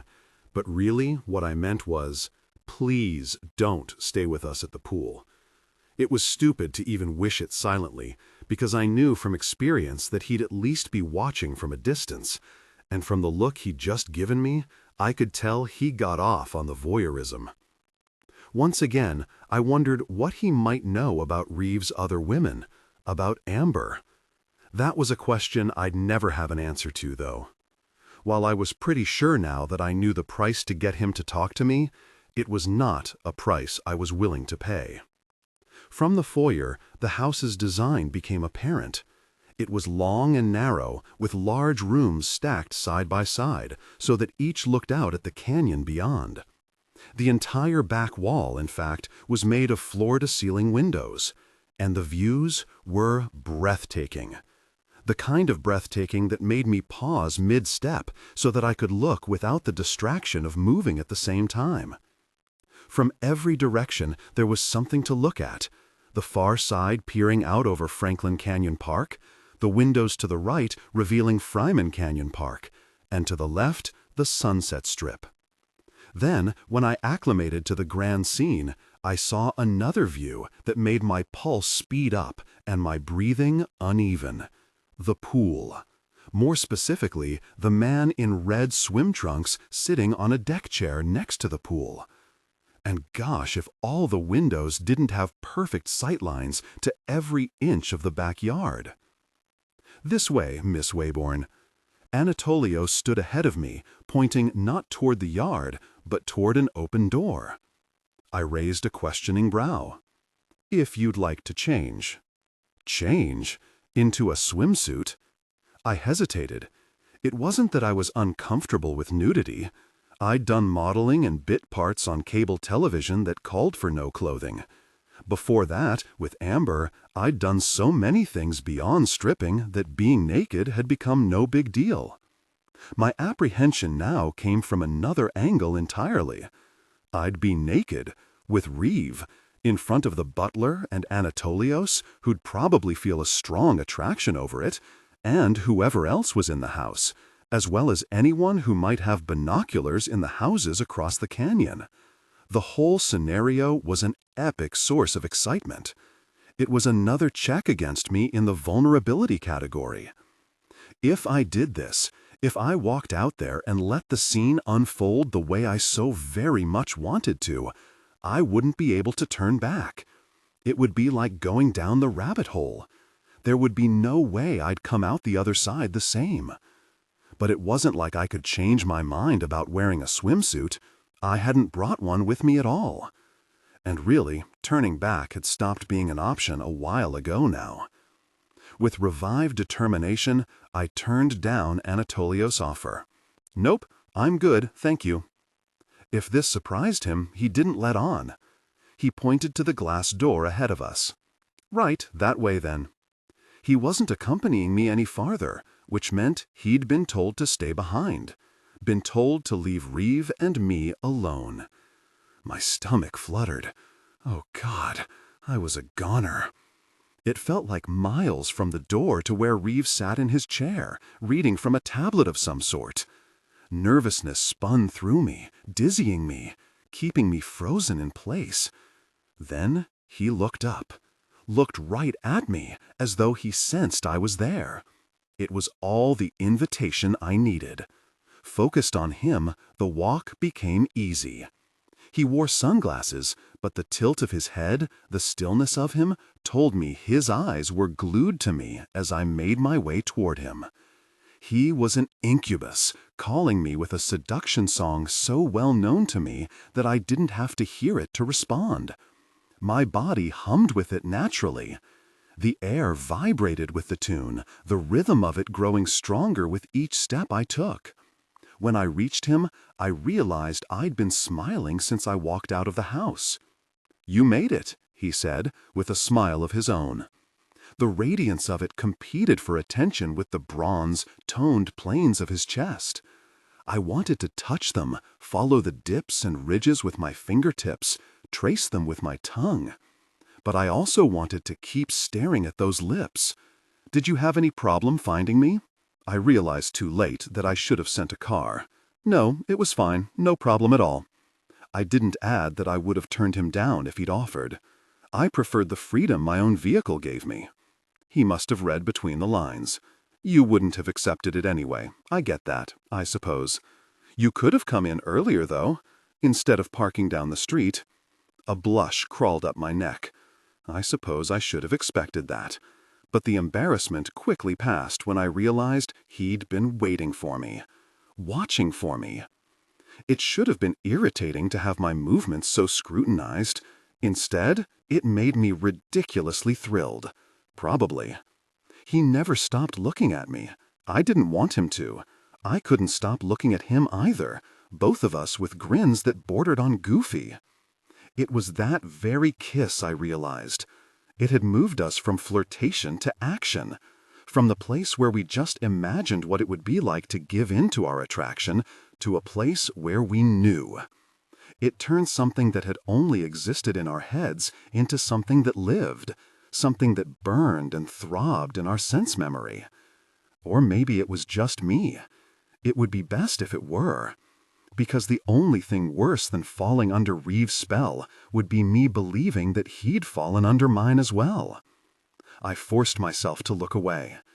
"It's beautiful here. Your house, the view. I bet you never get tired of looking at it." He didn't move his focus from me. I haven't, so far. It doesn't mean anything. It doesn't mean anything. Of course he'd like looking at me. He'd already admitted to wanting to be intimate with me, which he wouldn't want to do if he didn't find my appearance pleasing. And anyway, this was the type of line I'd heard before and never thought twice about.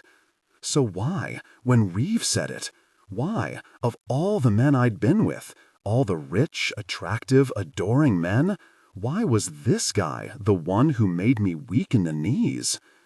Get out of your head, Emily, and join me. Even in my thoughts, he watched me. Sit. Or were you planning on taking up my offer for a swim? I could sit. There was a space heater between him and another deck chair, and the idea of curling up there was warm and inviting. Except, I didn't think that was what he really wanted. For that matter, it wasn't what I really wanted. I wanted to push things along.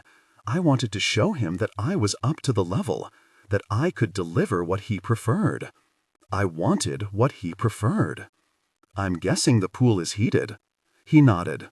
Did someone show you where you could change? Anatolios did. Well, it was now or never.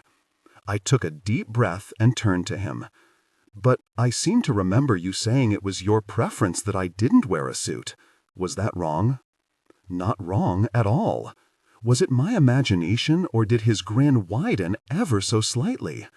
Those very sunglasses, if only I could see his eyes. It's not exactly secluded back here, I noticed. Funny how you hadn't mentioned that before. He leaned forward, his elbows on his knees. Daring me. Is that going to be a problem? Ah, this game. The one where he set the challenge high and expected me to back down. This game had once been my favorite, and though it had been ages since I last played, adrenaline surged through me without hesitation, as if it had been simply waiting for the cue. Any doubt I had disappeared. Confidence underscored my movements. You're the one who gets jealous. I reached back to the knot that held my dress at my neck and paused. So, you tell me, are you okay with other people seeing me? As long as seeing is all that other people get to do without my say-so, then I'm fine with it. He leaned back in his seat. In fact, I'm more than fine with it. Then we're good. I pulled the tie of my dress and let it fall to my feet, leaving me completely bare. It was tacky to watch Reeve's reaction, but I couldn't help myself. He kept most of it behind his glasses anyway, but there were some reactions he couldn't hide. The bob of his Adam's apple as he swallowed, for one. His hands curled around the end of his armrests, his knuckles whitening. The emerging outline of his arousal through his trunks. I bit back a satisfied smile. What about you? Are you swimming naked as well? I'm not swimming at all. His voice was controlled, but just barely. I'm watching. Watching? That changed things. Not a lot, because I liked being watched, but I had gotten myself set on the idea of being watched with Reeve, not by him. I turned my back toward him as I moved to the edge of the pool, letting the new scenario digest. Before I dove in, I cocked my head at him. Why do I feel like I'm on an audition? Maybe you are. The water wasn't quite as warm as I'd expected it to be, or perhaps it was Amber that brought the chilliness over me. She was an anchor, holding me down, making the ascent back up from my dive more difficult than it should have been. He liked watching me too, she said. The thought stirred me to be defensive and jealous, chasing me through my laps. Each breath I took, each stroke was an effort to shake her from worming into my head. It was unexplainable considering how often she and I had shared men in the past. Ridiculous because I was only there for her in the first place, to find her, to protect her. It rattled me. Why should I care what she and Reeve had been to each other? By the end of 20 laps, I had no answer. I only knew that Reeve didn't mind if there were other people watching me, and for that reason, neither did I. But I wanted to be the only person he saw. The realization made me come shooting out of the water, gasping for air. I clung to the ledge and willed myself to calm down. "You look good out there." My eyes rose to find Reeves pinned on me, his sunglasses now gone. The compliment warmed through me, making my limbs tingle. He couldn't have ever said that to Amber, since she didn't know how to swim. It was petty. I was petty. I smiled anyway. "I usually do another 20. "Don't." It was sharp, commanding. "Skip it. Come be with me." The tingling spiraled through my body, intensifying to a rhythmic pulse. I was naked and watched and turned on. And even though my long game remained Amber, I wanted Reeve. I wanted Reeve to want me. I lifted myself to sit on the side of the pool, then nodded at Reeve's neck. "I don't suppose I can use your towel?" That grin. His grin. It undid me every time. "You could, but I'd prefer to watch you drip dry." I frowned, squeezing the water out of my hair. "Of course you would." "Ah, stop with the face. You like it." A shiver ran through me, because it was chilly, but also because I did like it. I liked everything about it. Reeve knowing it, acknowledging it, only undid me further. I lost the frown, but I didn't stand. I wasn't sure my feet could move. Maybe he understood that too. He stood, took the towel from around his neck, and spread it on the lounge chair next to him like a blanket. Then he came to me and held out his hand. "The heater will warm you up fast enough. Come." His fingers around mine sent shockwaves through my system. Or maybe it was the way he raked my body with his eyes. He lingered on my breasts, lingered longer at the apex of my thighs. His gaze touching me so thoroughly as though it were his hands instead, igniting a deep desire. He led me to the chair, and it took everything not to pull him down with me. Then he let go of my hand, but he stayed, peering over me, while I silently wished for closer intimacy. Finally he asked, "Would you like anything? Coffee? Water? Mimosa? Would it be brought out by one of your henchmen?" I knew the answer from his grin. "I'm good, thank you." "You're not interested in company?" His tone said it wasn't a question about whether or not I cared about being seen naked. We'd already been over that.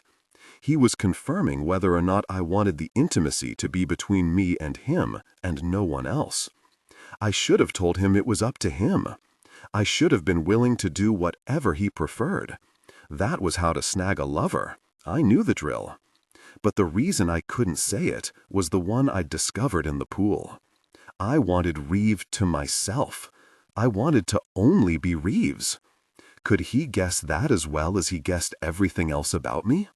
The idea made me cringe, made me have to look away. But I simply couldn't force myself to change my answer. Instead, I lifted my shoulder into a half shrug, hoping I appeared nonchalant about it. "I'm more interested in the company I already have." He chuckled, and I feared I'd answered wrong, especially when he returned to his own deck chair. I bit back a disappointed sigh and shifted, hoping for some relief from the building tension. Reeve scratched at his chest and stared into the distance. "You're stunning, Emily. I know you know that. Incredibly gorgeous." The admiration felt calloused and cold, delivered like statistical data. But beautiful is a dime a dozen, especially around here. It doesn't make you special. Then I've failed my audition? His obvious attraction kept me from worrying too much. He turned toward me. "Au contraire, you wouldn't be here if you weren't beautiful. That was the first round. You made it to callbacks." His hand swept down to his lower abs and stopped just above the band of his trunks. "I'm very attracted to you." I ticked my head toward his obvious arousal. "I see that." I didn't try to hide it. In fact, that's how you pass round 2. I passed that a while ago then. "Yes, you did." He placed his palm over his lower body, and my insides turned to molten lava. I wished it were my palm on him, eager for intimate connection. But Reeve was a master of patience, a master of willpower. He dropped his hand to his side. God, I can't stop looking at you. You're perfect. Your breasts are fantastic. Real, aren't they? They felt heavier under his stare. Yes, you can touch them, you know. It was desperate and pathetic, only a step away from begging. Yes, I know. But he didn't move. And the rest of your body, your long legs, your curves, your intimate self. He sighed with an that sent a shiver through me. I'm really quite happy looking at you. He listed my attributes like someone trying to decide whether or not to buy a show pet. It was blatant objectification and should have disgusted me, should have turned my stomach. It did just the opposite. I felt hot, every nerve in my body awake and wanting. So why the hell were we still sitting apart? I curled on my side to face him better. I like hearing that. Thank you. Should I tell you that I'm happy looking at you as well? It doesn't matter. But out of curiosity, are you? Most men expected to hear it, even when they knew it was a lie. I was particularly good at making them believe it. But it was with complete sincerity that I answered this time. Yes. Reeve considered. Maybe it matters after all. We were flirting. After everything we danced around, I was naked, and he was clearly aroused. And instead of touching, instead of kissing, instead of giving in to each other, we were flirting. I sat up and turned, placing my feet on the tiled ground. Is that the purpose of today? Just looking? Or do you have further intentions for me? Reeve rubbed his hands together. So many questions, so eager. He dropped his hands to his lap and tilted his head toward me. Honestly, I haven't decided yet. Any other man would have cast me by now. Can you tell me what else you need to decide? I'm dying here. I rubbed my thighs together to accentuate my statement, but also in an attempt to soothe the intense longing I felt. Reeve sat forward and pierced me with a look that made me still. You want to know what I need, Emily? I need you to acknowledge that you know who the director is. I didn't even blink. You, of course. What else? He shook his head. We're not done with that one. It's the sticking point right now. You say I'm the director, but we both know that you fight that. You like to direct. I opened my mouth to protest, but stopped myself. Why wouldn't he see it that way? It was what I'd shown him all along. I'd pushed and bullied and tried to do things my way because it was the only way I thought I could get close to him. How ironic that it wasn't at all what I wanted. That what he really wanted from me in return was exactly what I wanted to give. Something I hadn't let myself give to anyone in a long time. I wrapped my arms around myself and studied my pedicure. No, I said finally. Honestly, that's not true. I've just had my trust betrayed in the past, and now it's harder to give up the control. My voice was thick and on the verge of cracking, yet the next words came without force. And maybe it's not fair to ask you to be patient with me, but I promise I can be worth it. Because I want to be directed. I lifted my eyes to his. I want to be directed by you. Even though I'd taken off my clothes just minutes after I arrived, this was the first moment I truly felt naked. Reeve stared at me, unflinching. Nothing softened or changed in his features, but when he spoke, his tone was grittier, more threadbare, as if my plea had somehow made him more vulnerable too. In that case, all that's left is the screen test. I searched his eyes, looking for the invitation that I assumed his words gave. When I wasn't sure whether I found it or not, I took a guess and moved closer to him, reaching for his waist. He brushed my hand away. No. But before I could let frustration take hold of me, he clarified. I'm certain your mouth feels good. I've kissed it, and I have a good imagination. I'm more curious about your intimate self. Then I had read him right. Hallelujah. Because I didn't want to wait anymore. My body was ready and needy, and I wanted intimate connection more than I wanted my next breath. I leaned back on my elbows, shifted my position, and trailed one finger along my inner thigh. "Well, here it is," I said with a naughty smile. Reeve's eyes grew dark and narrow. Then, without warning, he was over me, pressing me gently onto the rough concrete, his arms beside mine as he hovered inches above me. His expression, though filled with lust, was hard and angry. "Don't tease me. Don't ever tease me. I take what I want, when I want, how I want. Don't ever believe that anything you do can influence my actions. Is that clear?" I swallowed, fear and excitement coursing through me with equal ferocity. "Yes." "Who's the director?" "You." I barely managed not to stutter, and I was more aroused than I'd been all morning. He nodded once, sharply. "We are going to be intimate now. I've seen your health records." I was too surprised to think before cutting him off. "You've seen my health records?" He placed his hand gently over my mouth. Then he loosened his grip, letting his fingers tug at my lower lip. "I'm not sure you understand who I am yet, Emily." My heart pounded in my ears. "I'm learning." Reeve trailed his fingers lower, down my neck, over the space where my pulse fluttered in my throat. "No, you aren't yet. But you will. But you will." The words were a promise I ached for him to fulfill. I wanted him to show me and teach me and correct me.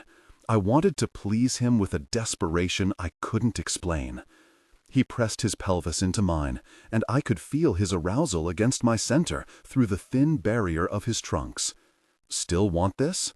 "More than ever." His lip turned up in an appreciative grin while his hand moved to adjust his trunks. "I'm not concerned whether it feels good for you or not." What happened to your really being of value to both partners? As soon as I said it, I realized I was pushing my limits, but Reeve only smirked. "This isn't my screen test, it's yours.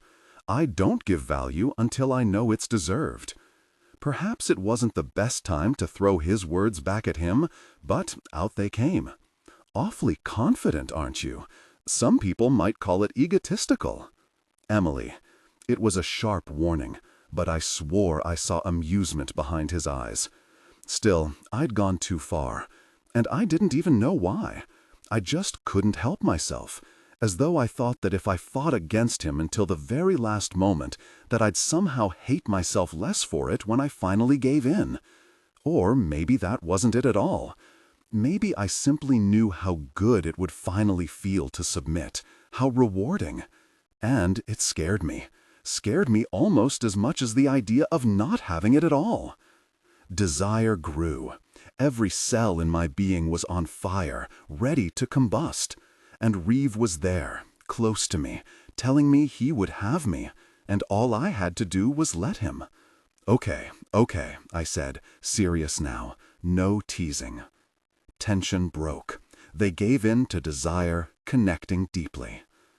After their night, I calmed and my eyes opened to find him still hovering above me, still staring at me with intense scrutiny. I still couldn't quite get a read on him, but there was a question in the furrow of his brow, or confusion, irritation even. I took in a shaky breath and wondered what he saw on my face. Disappointment, I imagined. I hadn't expected to rock his world, but I'd wanted to at least know I'd pleased him. Then again, he was still close. Maybe I had. We stayed like that for what felt an eternity. Finally, he sat back on his knees, pulling his trunks up as quickly as he left me.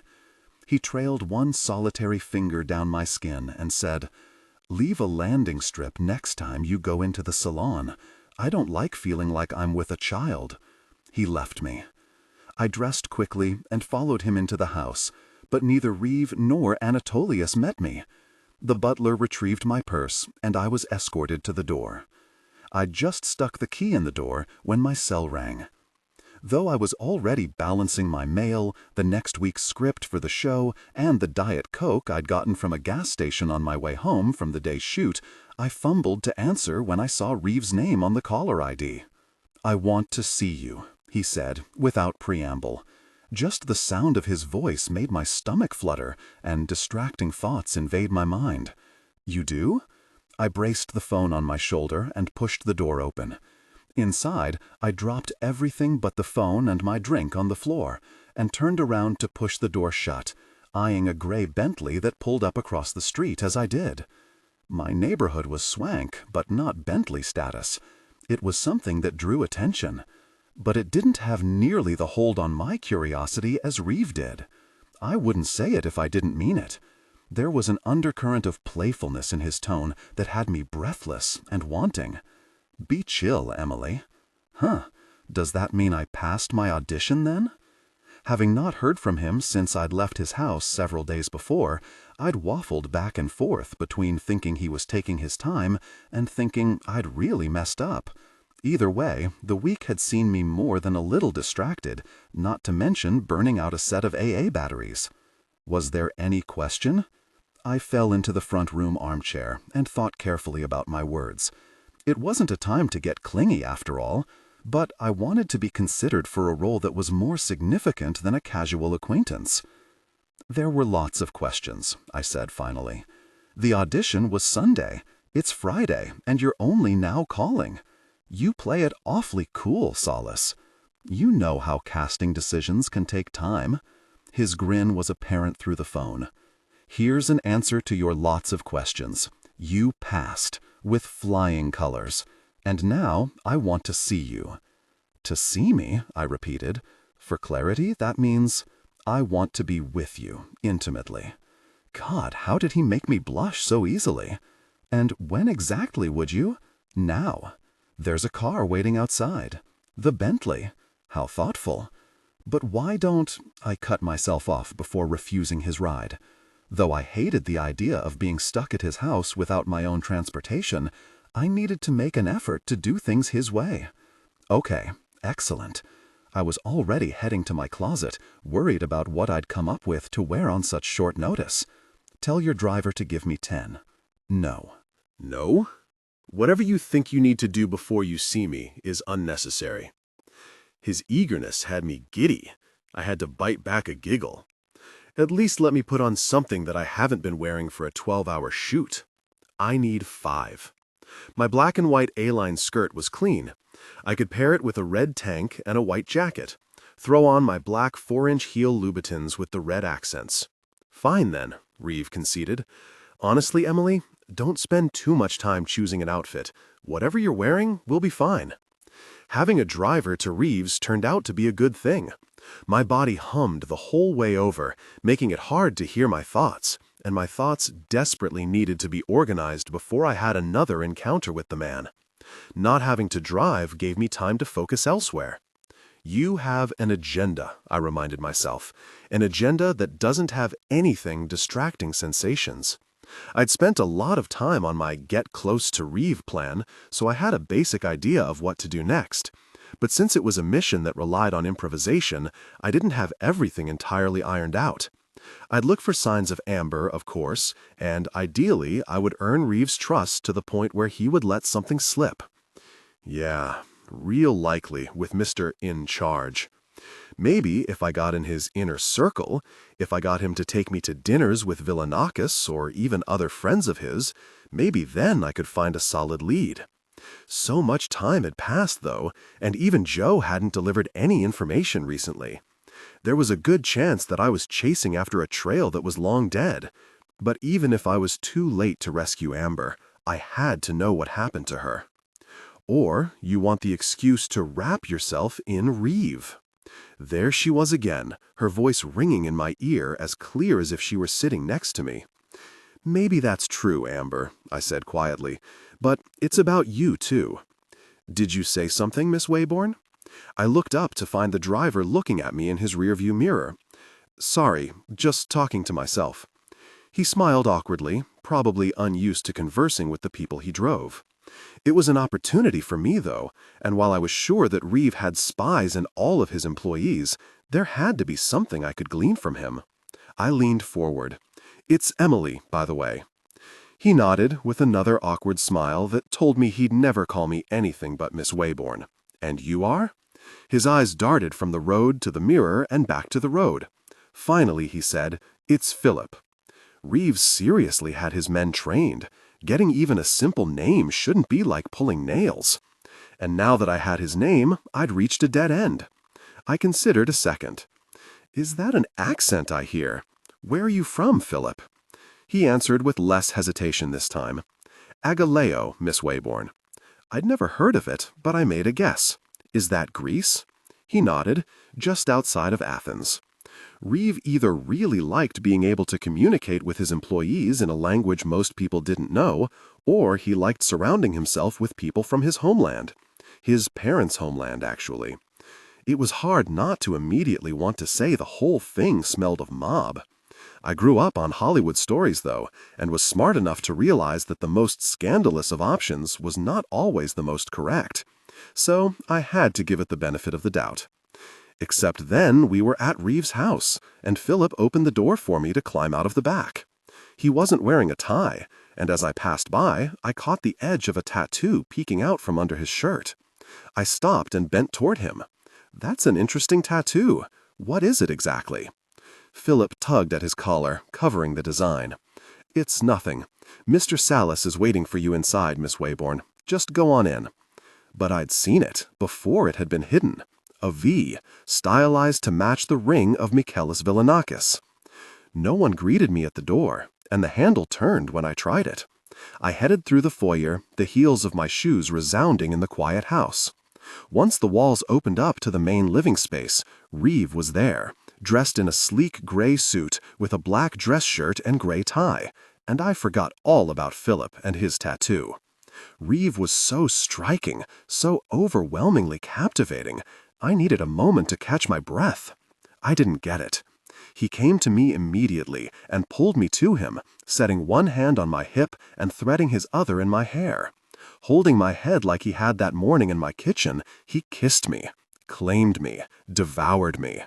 Their intimacy deepened, a powerful connection forming. Tension broke, and they gave in to desire, connecting deeply. Just when I was thoroughly dizzy and filled with desire, he pulled his mouth away. "Thank you for being here." His smile lit his face, matching the one I was sure was on my own lips.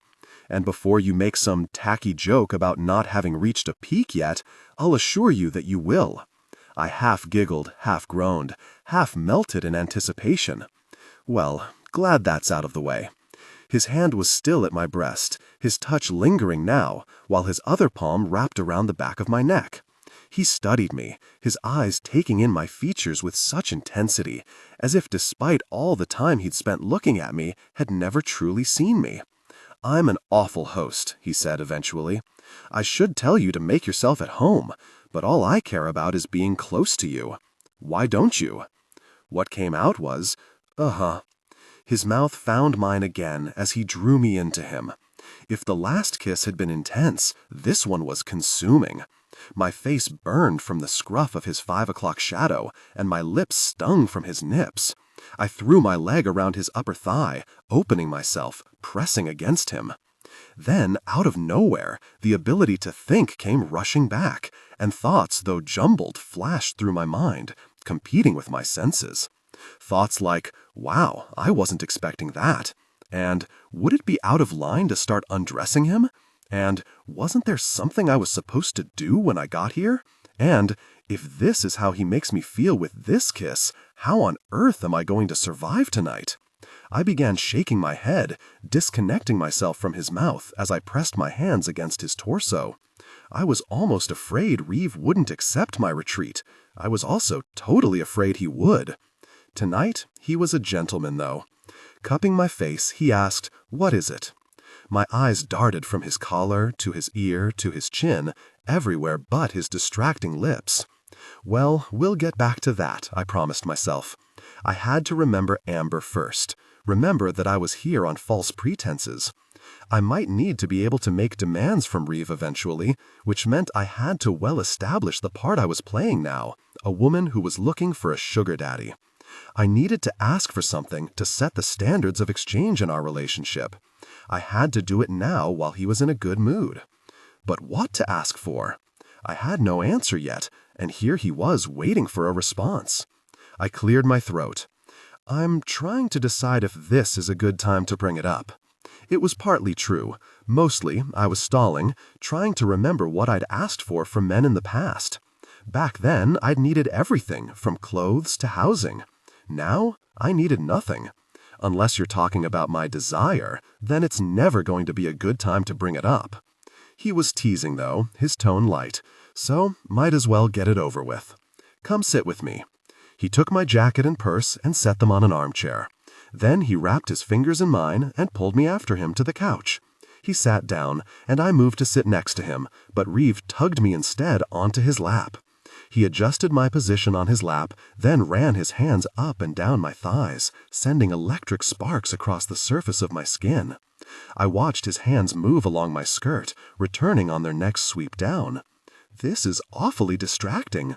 It's meant to be. Tell me what's on your mind. Okay, what had I wanted to say?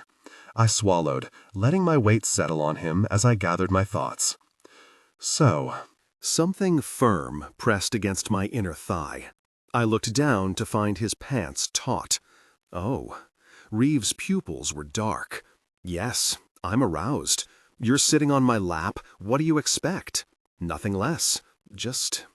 I tried to adjust myself so that I wasn't pressing quite so intimately against him, but his hands flew to my hips, stilling me.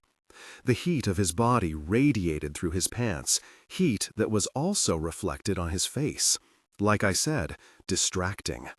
He wrapped his arms around my waist and brought me in tighter. Well, let me help make things clear. If you don't tell me what's up in about 3 seconds, then you're going to lose the opportunity entirely. God, his hands on my back. But focus, your audition, I managed. I've passed it. I'm not sure you've passed mine. Lies. He'd passed, and then some. Ah, of course. His tone was stiff, but he began massaging circles on my backside through my skirt. You want to be taken care of in a currency other than pleasure. Well, did it have to be one or the other? His lip turned up in a knowing smirk. Correction, in addition to pleasure. Why do I have a feeling you're going to be an expensive girlfriend? I took a deep breath in, flustered by his touch, empowered by the label he'd given me. Because I am, but I'm going to try to be worth it. Oh, you'll be worth it. That's not an option. He gave a firm pat on my backside. I jumped from surprise, my face reddening with a flush that ran hot straight to my core. His expression darkened, saying he liked that, liked my reaction, knew that I liked it too. Unlike me, he was able to stay on topic. So, what's this going to cost me, Emily? You have a good paycheck, so you're going to have to tell me what you have in mind. Yes, I have a good paycheck. I nodded as I spoke, conscious that his hands were moving again along my backside, trying so very hard to keep focused. And I still hadn't thought of anything to ask for, so I was forced to improvise.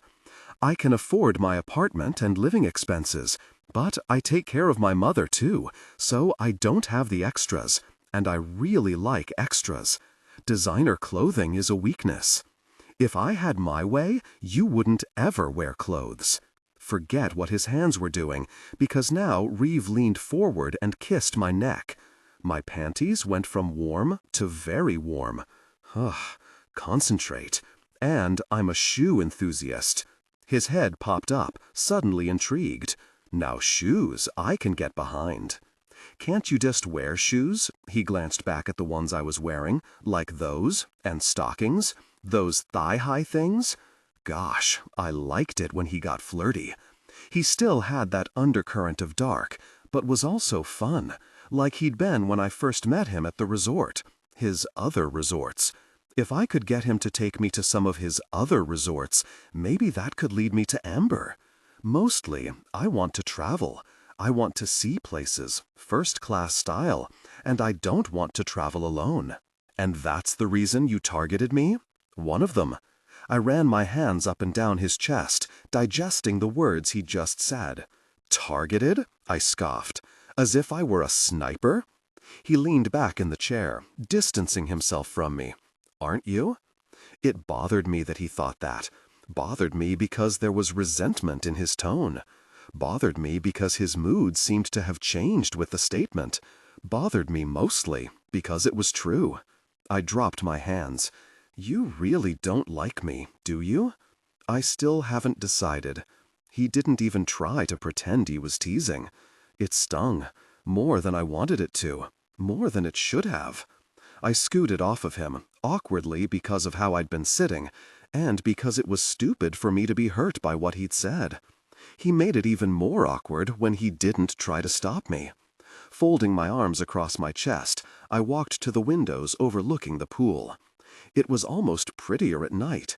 The lights shone on the water, making it glimmer, making it glamorous, much like this life. I'd forgotten how sparkly it appeared on the surface, how it was really only smoke and mirrors. Emily. Reeve sighed softly. I watched his reflection in the glass as he stood and came up behind me. He gathered my skirt up and squeezed my side. I have decided I want to be intimate with you, he said at my ear. Do all sorts of passionate things to you. He could push me against the window and connect with me passionately right there. That would be plenty passionate, and probably a fitting way to be intimate with a woman that he didn't even like. The thought made my chest feel hollow. How sick that it also turned me on. Reeve watched me in the glass. That's what you want too, isn't it, Emily? He pressed the length of his body against mine. For some reason, I want to give you things as well. Which works out for you, because I wouldn't ever give anything out of obligation alone. I turned my head slightly toward him, showing him he had my attention. Wishing I could tell him that I didn't really want anything from him. Wishing I could be liked for once, instead of paid for. Here's what I'm going to do, he said, pressing kisses to my neck in between his words. When you leave here later, you'll take one of my cars. I'll leave the keys on the coffee table for you. It's yours. I'll have the title transferred to your name tomorrow. Will that do? Only if it will help me find Amber. It's a start. I suppose beggars can't be choosers. I think you'll find in this case that beggars actually can. I pulled away and spun to face him. Are you saying that if I beg, I'll get to travel? I'd do it. I'd do whatever it took to find the truth and get away from this man. This man who was very much the flame to my moth. Already I feared that finding answers wouldn't be enough to sever his pull on me.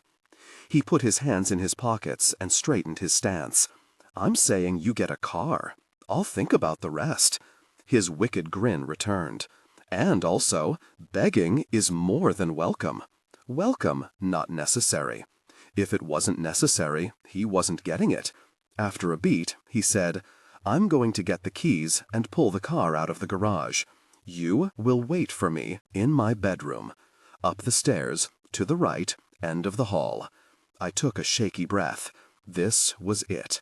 Yes, I'd already been intimate with him, but I was certain that I hadn't yet been introduced to what things would really be like between us. If I wanted out, if I had any doubts at all, this was my window, before he put the keys in my hand. Out was what I should have wanted. I didn't, and suddenly I was scared, not of what Reeve would do to me, but of what I'd let him do to me. I forced myself to make an effort towards self-preservation. Reeve, do I need to know anything? Like what you expect from me? His eyes darkened. You'll know. He paused, probably waiting for me to do as he'd told and go upstairs, but I didn't move. What? Do I need a safe word? His eye twitched, but he met me dead on. You either trust me or you don't, Emily. If you need a safe word, you probably shouldn't be here. He was right. I shouldn't be there. Especially when I was clearly walking into a questionable situation without being given any tools to get out if I needed to. If I'd learned anything from my past, I'd have run about now. Except my past also told me that I was incapable of running from danger. Well, isn't it lucky that I've never been really good at doing what I should? This time I did move. I walked toward the stairs, taking off my tank as I did. I peered over my shoulder at him as I tossed it to the floor, smiling when I saw him fixed on me, crazy with desire. That eased me ever so slightly. I may have been walking into the fire, but there was a chance I wouldn't be walking in alone. I dropped my skirt in the upstairs hallway and my bra at the door to Reeve's room. Like the rest of the house, his private space was magnificent and modern. It expanded the entire width of the house and was broken up into two spaces, with an entertainment area on one side and the sleeping area on the other. I went left to the bedroom. The room was furnished with a king-size bed, chair, ottoman, bench, nightstand, and dresser, yet it was so large that it looked sparse. The clean lines and open space let the spectacular view of the canyons through the floor-to-ceiling windows that carried from the main floor to this one. I pulled the ponytail holder from my hair and began twisting it into a bun as I walked to the glass. This area was on top of the living room and overlooked the same scene. Being higher up, though, the perspective was different, grander. The emphasis wasn't on the landscape of the yard, but on the opposite canyon wall and the night sky beyond. Instead of the sparkle and glimmer of fabricated light, there was the faint bleed of stars through the LA smog and shades of dark that extended on and on. This was a more accurate view of this world. This was what was under the outer layer of glamour, endless dark. I could sink back into it so easily, embrace it, live for it, hoping for that occasional burst of starshine. But I knew from experience that sometimes, often, the light didn't ever get through, and I was a girl who would let the dark swallow me up whole. I couldn't do that, not this time. I couldn't care if Reeve liked me or not. I'd been intimate with plenty of men that I hadn't liked. Gosh, things would have been easier if some of them hadn't liked me as much as they did. I needed to look at his indifference as a gift. Needed to find my own apathy. From now on, no attachment. Distance. Callousness. Minimum of pleasure. I'd fake my responses. My smiles would be superficial. I was an actress. This was just another role.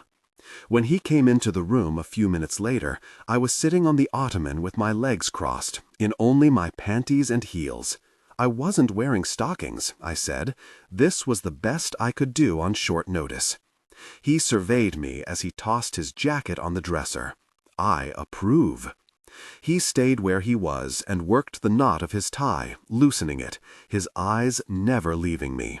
Take off nothing else, but get yourself ready. Gosh, this was going to be hard.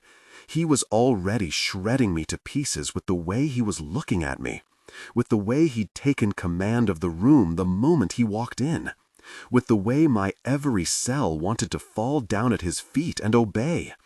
How the gosh was I supposed to only pretend to submit when that was exactly what I wanted to do? Disengage. That's how. Self-denial. It couldn't be any harder than dieting. I just had to gather my willpower and stay in control. I pasted on a sexy smile. I'm guessing teasing is allowed when you ask for it. He raised a curious eyebrow and began working the buttons on his shirt, slowly. I'll take that as a yes. I spread my legs apart, hooking my ankles around either side of the ottoman. Then, making sure I had his attention, which I did, I licked the tip of my index finger and let my hand rest on my thigh. His face remained stoic, but as his eyes slid down my body, they darkened and sparked. Was that even possible? His shirt open now, he moved to undo first one cuff, then the other. Tell me what you want, Emily. Besides everything I told you downstairs. The strip routine was killing me. Thank God for the masking of my panties. It hid my true state. There wasn't any way I could watch him while touching myself and not explode. He eyed me predatorily as he removed his shirt and set it on top of his jacket. No. Here. Now. From me. What do you want? You. More specific. Your presence. I knew these lines. They were the ones every man wanted to hear. I want your touch. He moved to his belt now, undoing the buckle with deliberate care. Too vague. What do you want me to do to you?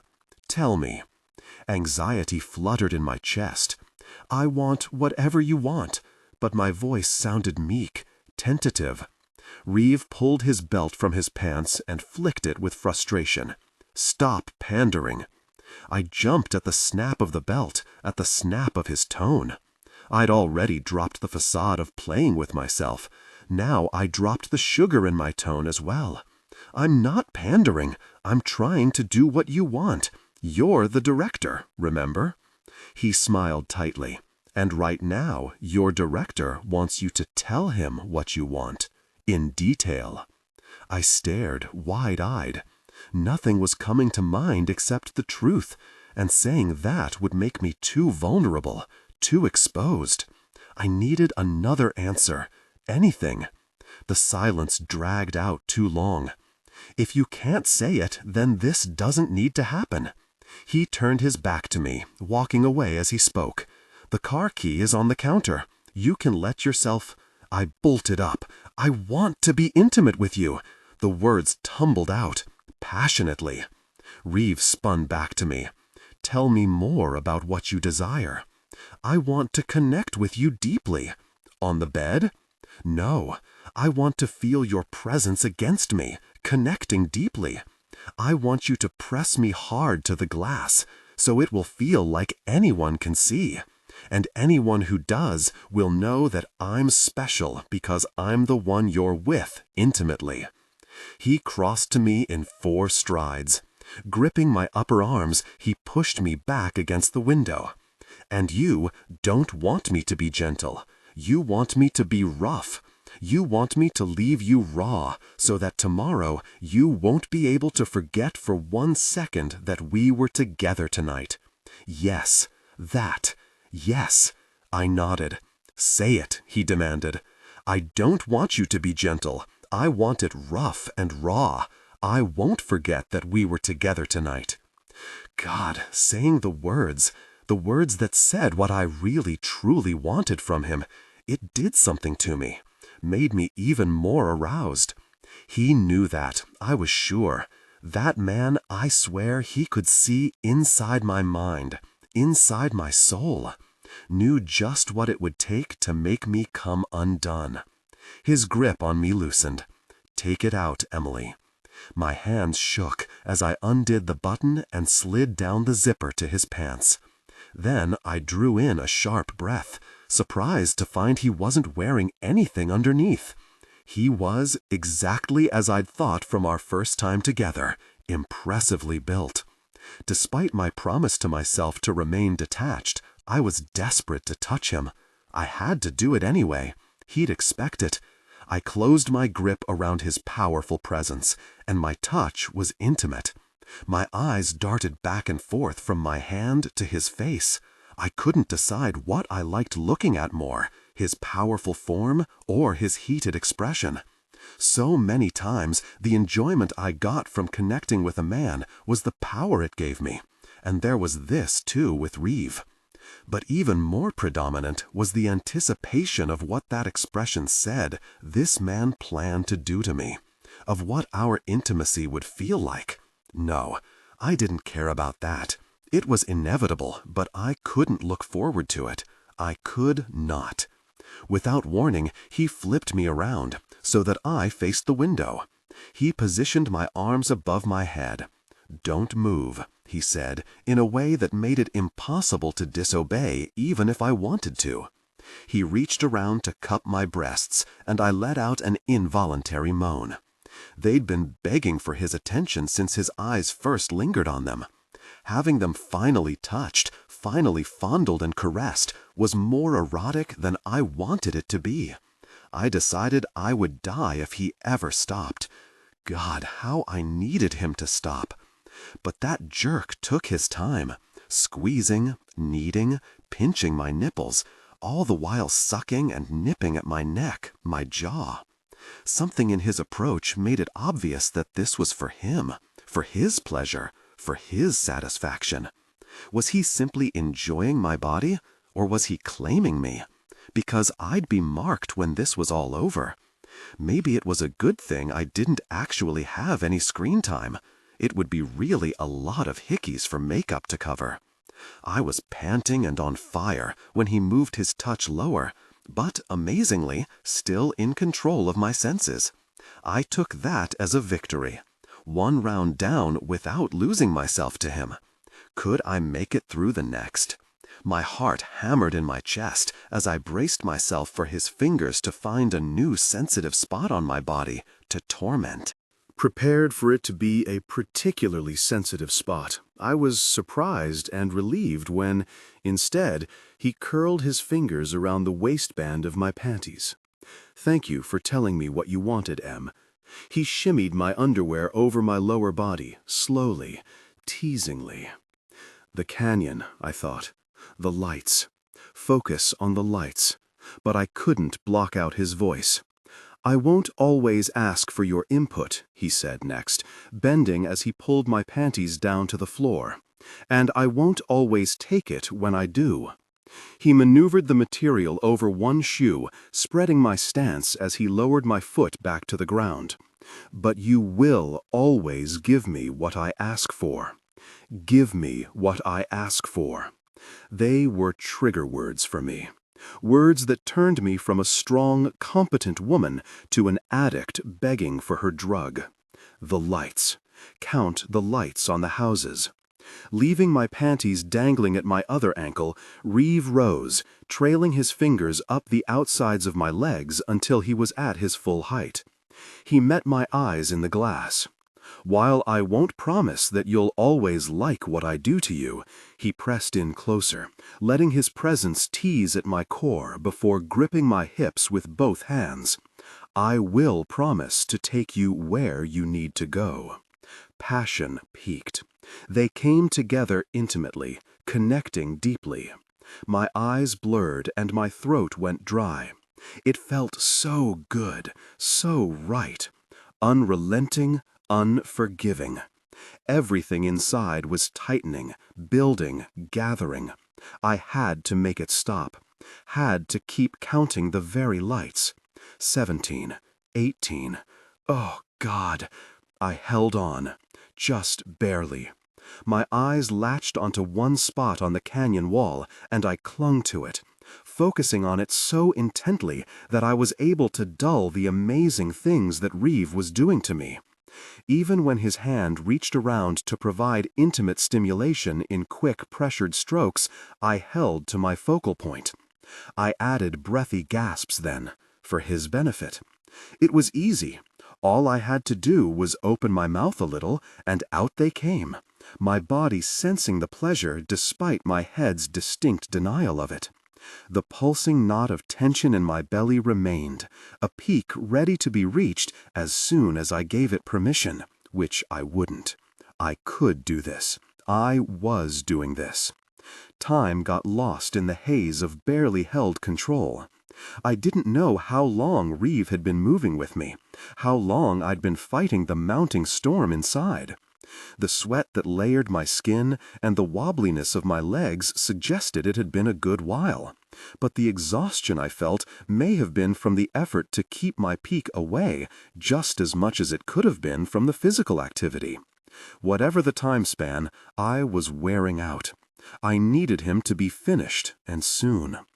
I laid on the vocals, increased the breathiness in my sighs, raised the pitch of my moan, hoping these efforts would move him along. In my experience, men were always triggered by the sounds. They loved believing they'd affected a woman so much that she was reduced to communicating through gasps and groans. Maybe it would work for Reeve as well. Except then, he slowed his tempo and tugged sharply at the knot in my hair, bringing my face back toward his so forcibly I cried out. "I'm not going to reach my peak tonight," Reeve said quietly at my ear, "until you're gripping me like you did last time. So either you decide to let yourself reach your peak, or I can keep at this for a really long time. It's up to you. Just be forewarned, I'm not going to make it easy for you to withhold." My grasp on the haze gave out. Sensation came reeling back into full awareness. Every part of me, every inch, every molecule was ignited and ready for takeoff. There would be no more fighting it, not just because I'd been called out, but also because of the way he'd done it, threatening and demanding, blatantly reminding me who was in command.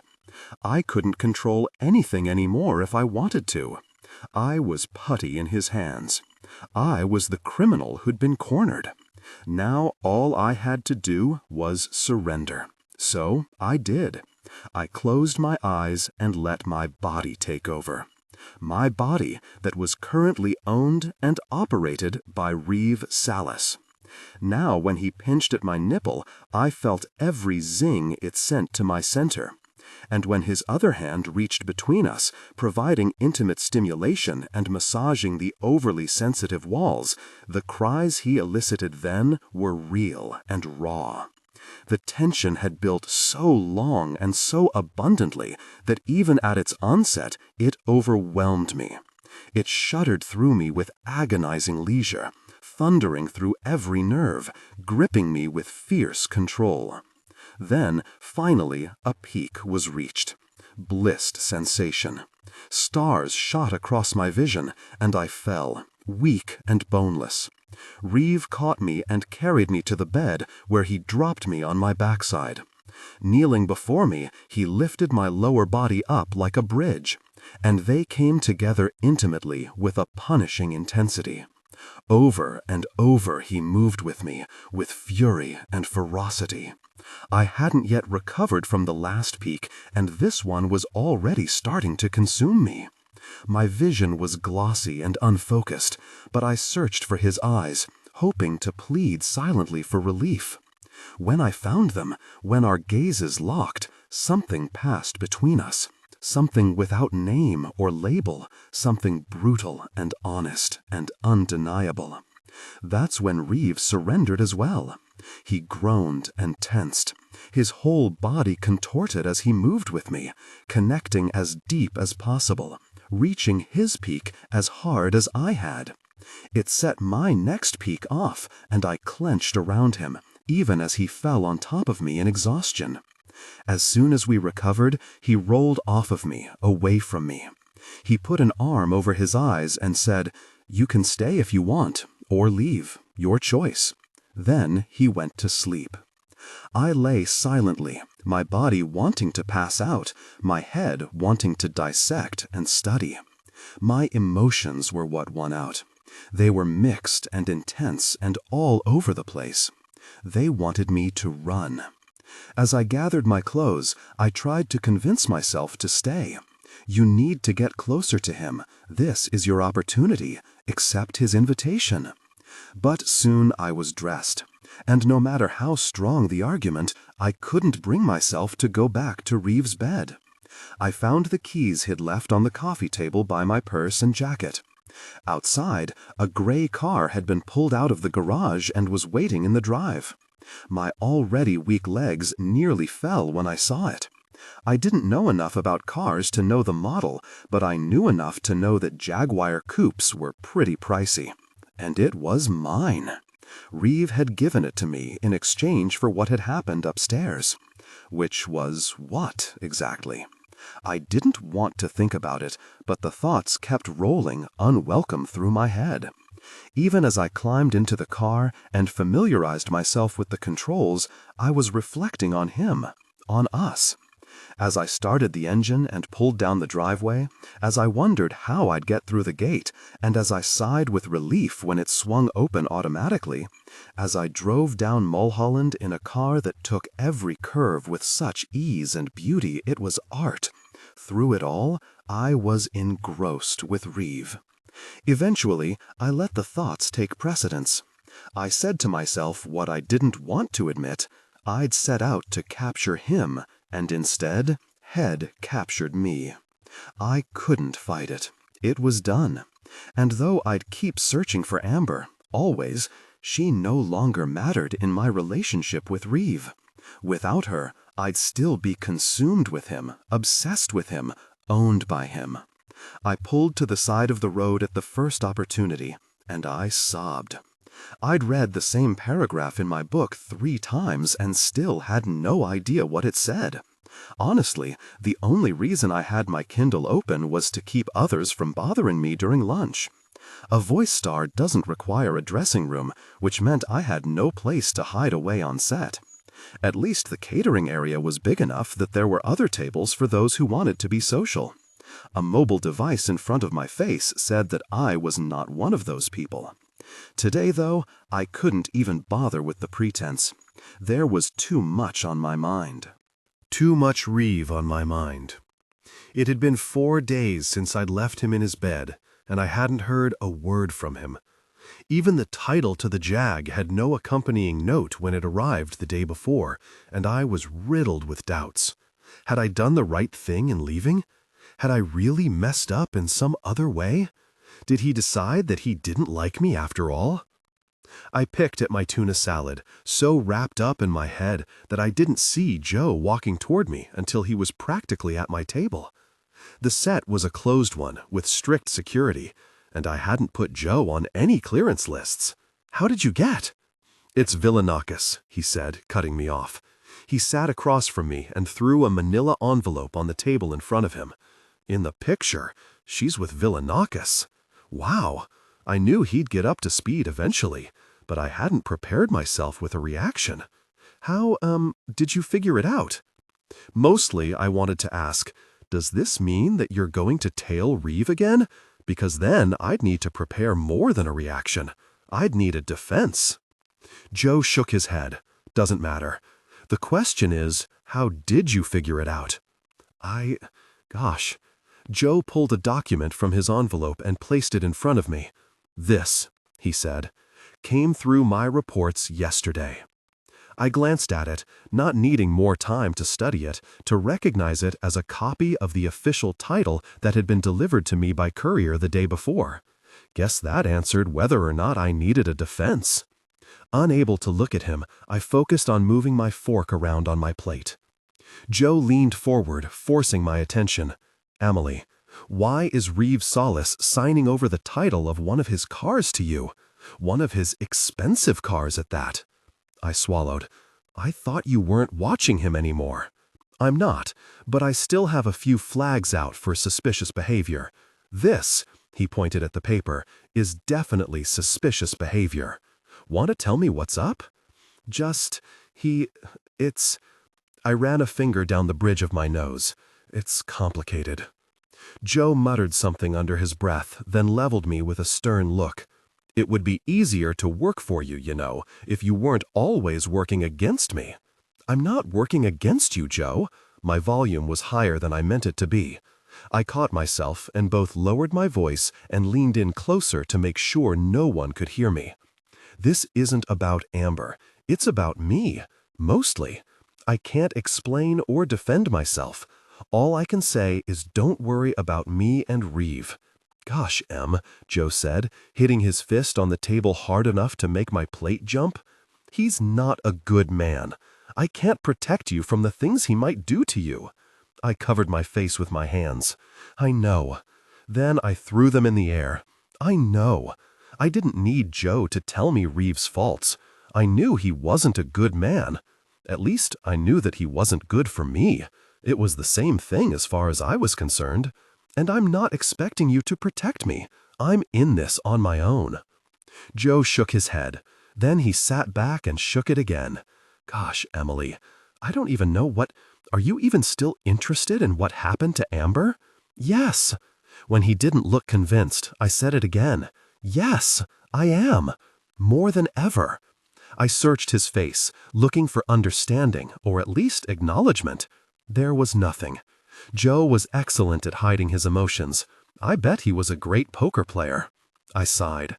I don't expect you to understand, but hopefully you can do your job without having to. I have to know where she is. And if I get lost on the way to finding her, then that's what has to happen. We have to find her." Joe scrutinized me for several seconds, his knee bouncing against the table leg. Finally, he cursed under his breath and pulled another paper from his envelope. He turned it so it faced me and set it in front of me. I picked it up. It was stapled in the corner, several sheets of what appeared to be a list of phone numbers. I flipped through, finding some were highlighted, some crossed out. One was circled several times. Not understanding, I raised a questioning brow. Her last call was made from Sallis's ranch in Wyoming. What? I looked down at the paper again, realizing it must be a copy of calls from the ranch. So that's where they were when she called me? Are you sure? Apparently, it's one of his favorite resorts. He spends a lot of time there. They were there all summer after leaving the Springs. I have to get there. It was the most prominent thought I had, even though I wasn't sure what I could do or find out once I got there. I set the paper down and looked at Joe. "What are you doing with this information? Are you following up on it?" I took a trip up there, did some poking around, but all I really got was confirmation she was there. Now I'm dropping this lead. He picked up the phone list and slipped it back into his folder. She's been seen since then. This isn't necessarily relevant. But you told me anyway, knowing I think it is. He also had to know that I would try to do something with the information myself. Did that mean he supported me, even if he didn't understand? Joe closed his eyes and circled his neck around, stretching the muscles. Then he cracked his knuckles and said, "Actually, I think it might be relevant too." "You do?" "There's some information that says Villanakis might be involved in trafficking." "Trafficking women?" I felt sick. Yes. He gave me a second to process that, but he could have given me an hour and it wouldn't have been enough time. How could it be? The things that Amber did, the way she was, calling her by certain derogatory terms would be offensive, and yet not far from the truth. She sold sex. There was no denying that. But it was at her discretion. It didn't mean she deserved to be pushed into anything against her will. It didn't mean she deserved to be a slave. "It takes a huge network to run an operation like that," Joe said tentatively. "I wonder if Sallis isn't involved." Gosh, no. This time I had to cover my mouth. I hadn't taken that leap yet. Hadn't put Reeve into the Villanakis trafficking equation, and the thought of it now repulsed me. I tested the idea carefully. Reeve was cold and dominating, and I suspected that he could be rather cruel in the bedroom if he wanted to be. But did I think he sold other women to men who would do much worse? No, I said again, firmly. That's not what this is. My own submission had been with consent. He demanded it from me, but he'd never forced it. "Are you sure?" Joe let the question settle. Maybe he isn't involved with the worst of it. Maybe he simply provides financing. Maybe Amber found out. Tried to let someone know, called you, and when Sallis discovered it, he turned her over to his partner? I shook my head, unwilling to believe it. Was that naive? Bile gathered in the back of my throat, and I pushed my salad away. It was a horrible thought, but wasn't it the first scenario that made sense? There was no way I could accuse Reeve without the proof, but defending him was equally out of my reach. I took a shaky breath. Reeve's personal staff, the ones closest to him, they seem to all be Greek. They have the accents, they speak the language. Does that mean anything? It could. One of them, a driver named Philip, has a tattoo on his neck that looks like the ring in the picture with Amber. Villanakis' ring. Emily, I didn't want to hear his warning. Maybe it's Reeve's people that work for McKellis. Did you consider that? Maybe it's his staff that turned Amber over to their boss. Maybe Reeve has nothing to do with it at all. He reached his hand out toward me, his palm flat on the table. Emily, you have to extricate yourself from this man. He was right. Of course he was right. But I can't, Joe. Why? Has he threatened you? Tell me, and I can help you. Joe stood and came around the table to sit next to me. He lowered his voice and said, "Whatever threat he's made, Emily, if he told you not to tell anyone, you can tell me. I'll get help without jeopardizing you. I know people. We can take care of this." "I thought you couldn't protect me," I sneered, uncomfortable with his closeness and his show of concern. Both were unexpected and unfamiliar. More like, I don't want to have to. You don't have to. Reeve didn't threaten me. Not in any way I didn't want him to. And I can't leave him. Can we just leave it at that, and please don't ask me to again? He seemed to wrestle with himself for a moment.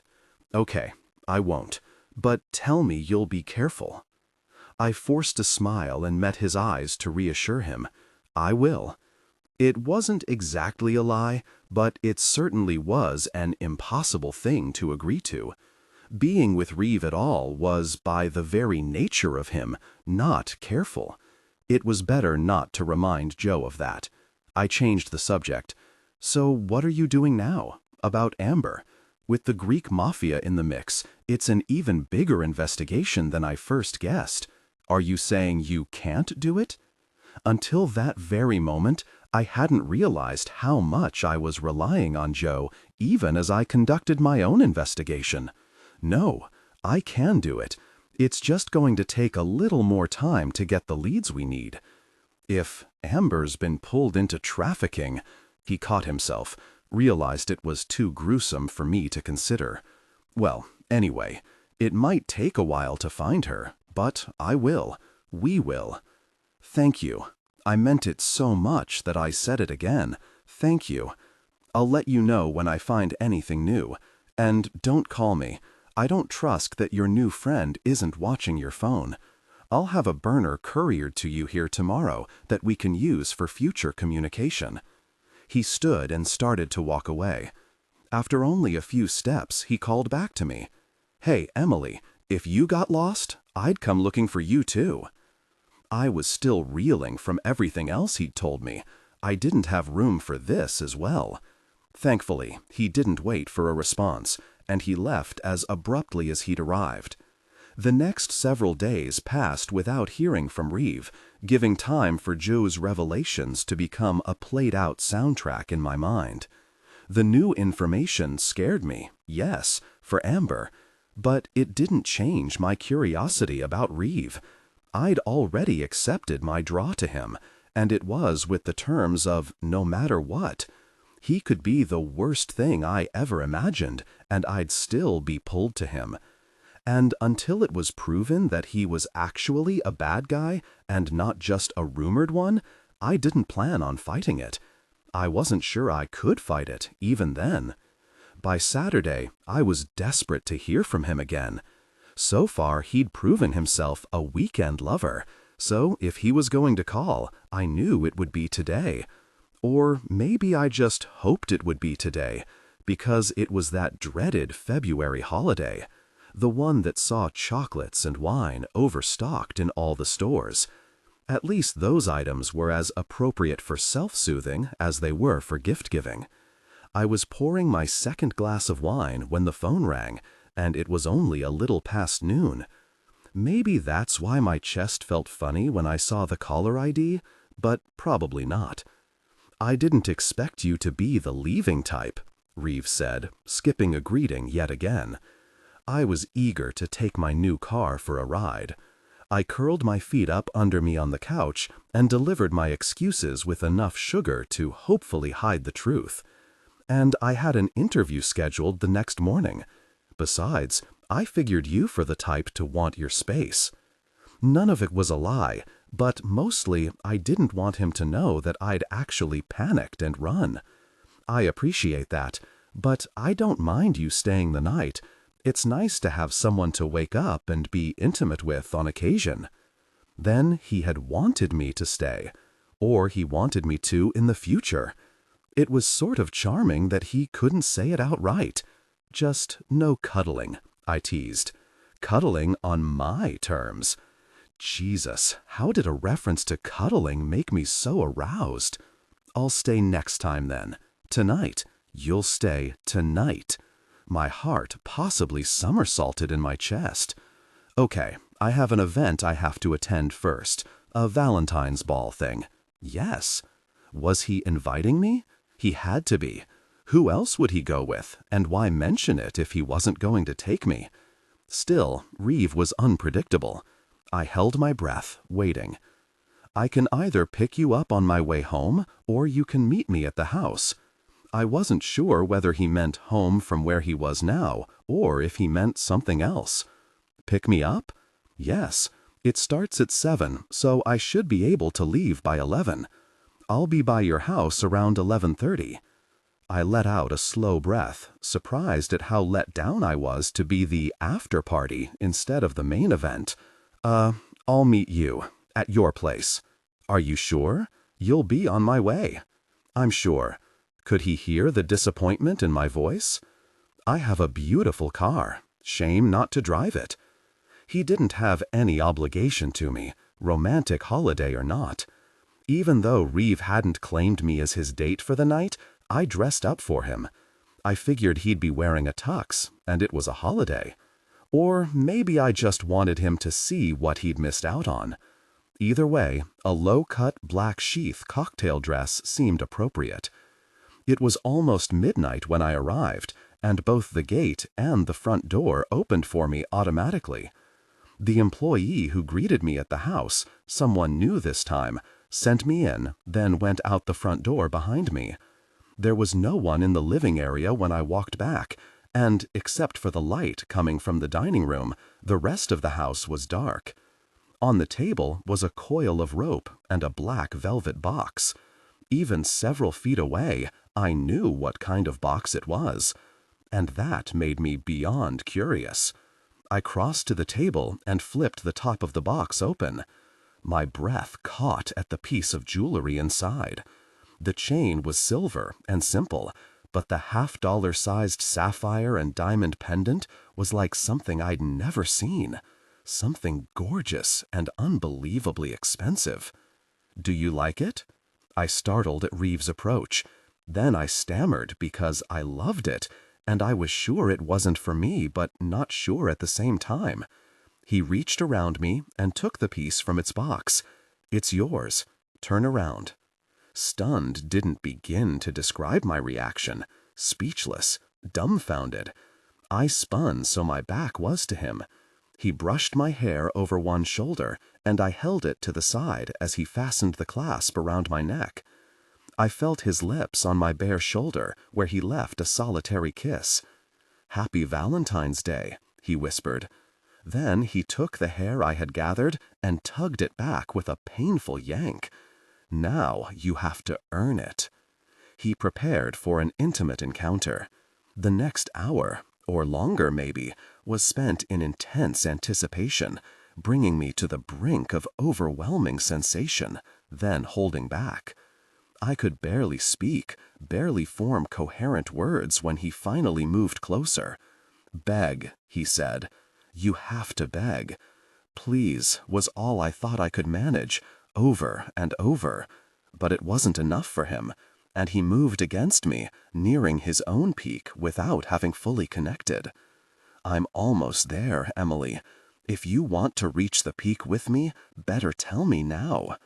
I fought through the haze of exhaustion and frustration, desperate, so desperate. Desperate to the point of rage. "Reeve, you really difficult person. I'm pleading with you for the love of all that is holy. Please, please connect with me and let me reach the peak." He let out a low chuckle that vibrated through my body. Then he bent down to my ear. Not what I had in mind, but very intense all the same. They came together passionately, and it was all I needed to send me soaring. I passed out, completely drained and sated. I didn't remember him untying me or gathering me into his arms, but I did wake up briefly as he tucked me into his bed. I felt the kiss he left on my forehead and heard the words he whispered. "I wasn't supposed to want to keep you, Emily." Despite my exhaustion, the words imprinted. They were both sweet and ominous at the same time. I wanted him to keep me too. I was more than happy to be kept by him. Was he implying that there would be a reason that he couldn't or wouldn't? But I was too tired to think about it any more than that. I fell into a deep sleep that lasted well into the next morning. I woke to sunlight streaming brightly through the wall of windows. Reeve wasn't there, but the other side of the bed had been slept in. Too bad I didn't remember it. I considered pulling a pillow over my head and going back to sleep, but my brain was already at work with a million thoughts that wouldn't let me shut down. One thought in particular I couldn't ignore any longer. Now that I was in with Reeve, how the hell was I going to help Amber? It had to be my priority. Reeve could be more to me than my connection to her, but he couldn't be instead of her. That wasn't a promise I was going to break. So it was time to search for answers, and I wasn't finding any under the covers. Besides, the smell of bacon wafting through the house was a siren I couldn't deny. Since my dress hadn't made it upstairs, and since I preferred to not give Reeve's staff a show if I could help it, I searched through some drawers until I found a plain white t-shirt. I threw it on and headed downstairs. I didn't expect to find Reeve in the kitchen, but the sounds and smells of coffee and cooking were the only signs of life in the house, so I went there first. To my surprise, it was exactly where I found Reeve. He was standing behind the island stovetop, turning bacon in a skillet with a pair of cooking tongs. A medium bowl on the counter had the remnants of an egg mixture, and just as I walked over, 4 slices of toast popped up from the toaster. "Morning," I said with a silly grin that came out of nowhere. He returned the smile, his expression heating as he ran his gaze down my body. "I like you wearing my things." "I like wearing your things." The giddy voice that spoke sounded like a really teenager. I cleared my throat and came to stand across from him, the island between us. "You're cooking. Where's your staff?" "I gave them the day off." "Really?" Everything about the situation was surprising. No staff? Reeve cooking? The last man that had cooked for me had been Liam, and that had only been burgers on the grill. That was a decade ago. So much had changed. So much hadn't. Thinking of Liam made me feel off balance, and I kicked my toe absent-mindedly against the wood base of the counter. "I like it. Like being really alone with you." Whoa. Where had that come from? Reeve set down the tongs. "As much as you like it when we're not really alone?" I swear my blush extended to my toes. How did he know those things about me? How did he just understand what things captivated me? "That shade of red looks good on you," he teased. "Come here." I couldn't look at him as I circled around the island. When I was within arm's reach, he pulled me into him, and I licked my lips, expecting a kiss, wanting a kiss. But it didn't come. Instead, he fingered the jewel at my neck. I knew this color would bring out your eyes. But it looked better when it was the sole adornment. Such mixed messages you give, Sallis. You like me wearing your things. You like me in a different way. You're awfully confusing. And you're awfully distracting. I changed my mind. Go back where you were. He swatted my behind and turned his focus on his meal. Or maybe he was as thrown by the tender undertones in the air as I was.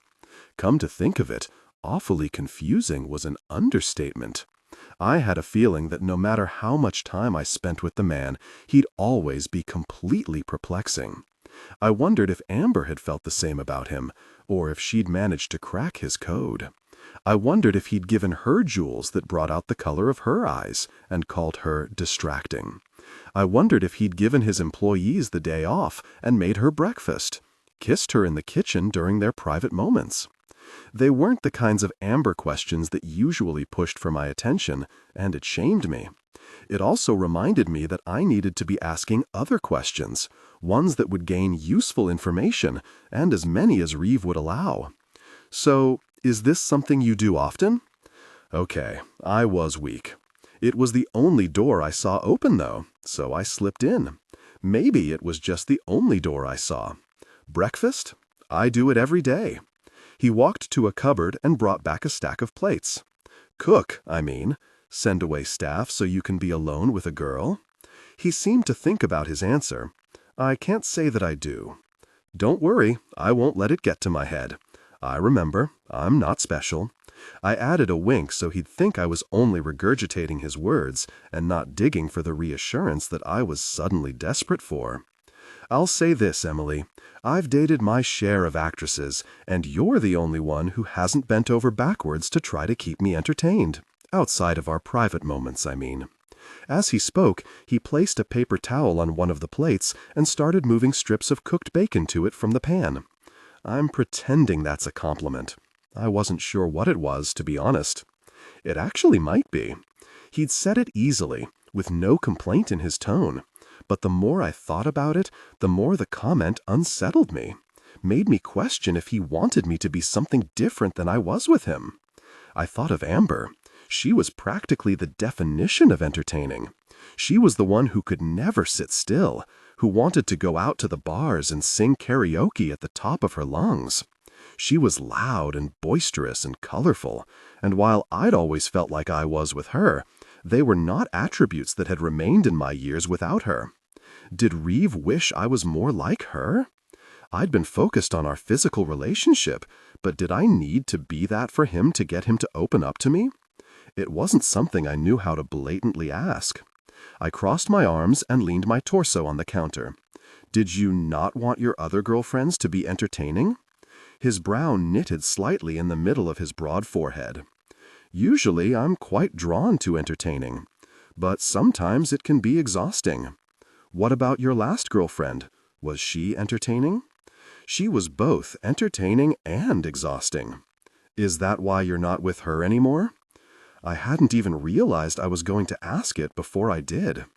And after I had, while I recognized that it had come purely from a place of insecurity, I hoped his answer would tell me things I needed to know. He glanced up at me before turning to plate the toast. It's complicated. When he turned back, he said, and yes. I could relate to the exhausting as well. Amber had been so much of both, and in the end, it was a lot of the reason it had become impossible for us to stay friends. Though she'd been the one to suggest it, I was the one who had actually walked away. I was the one who'd abandoned her. I was the one who was always looking back.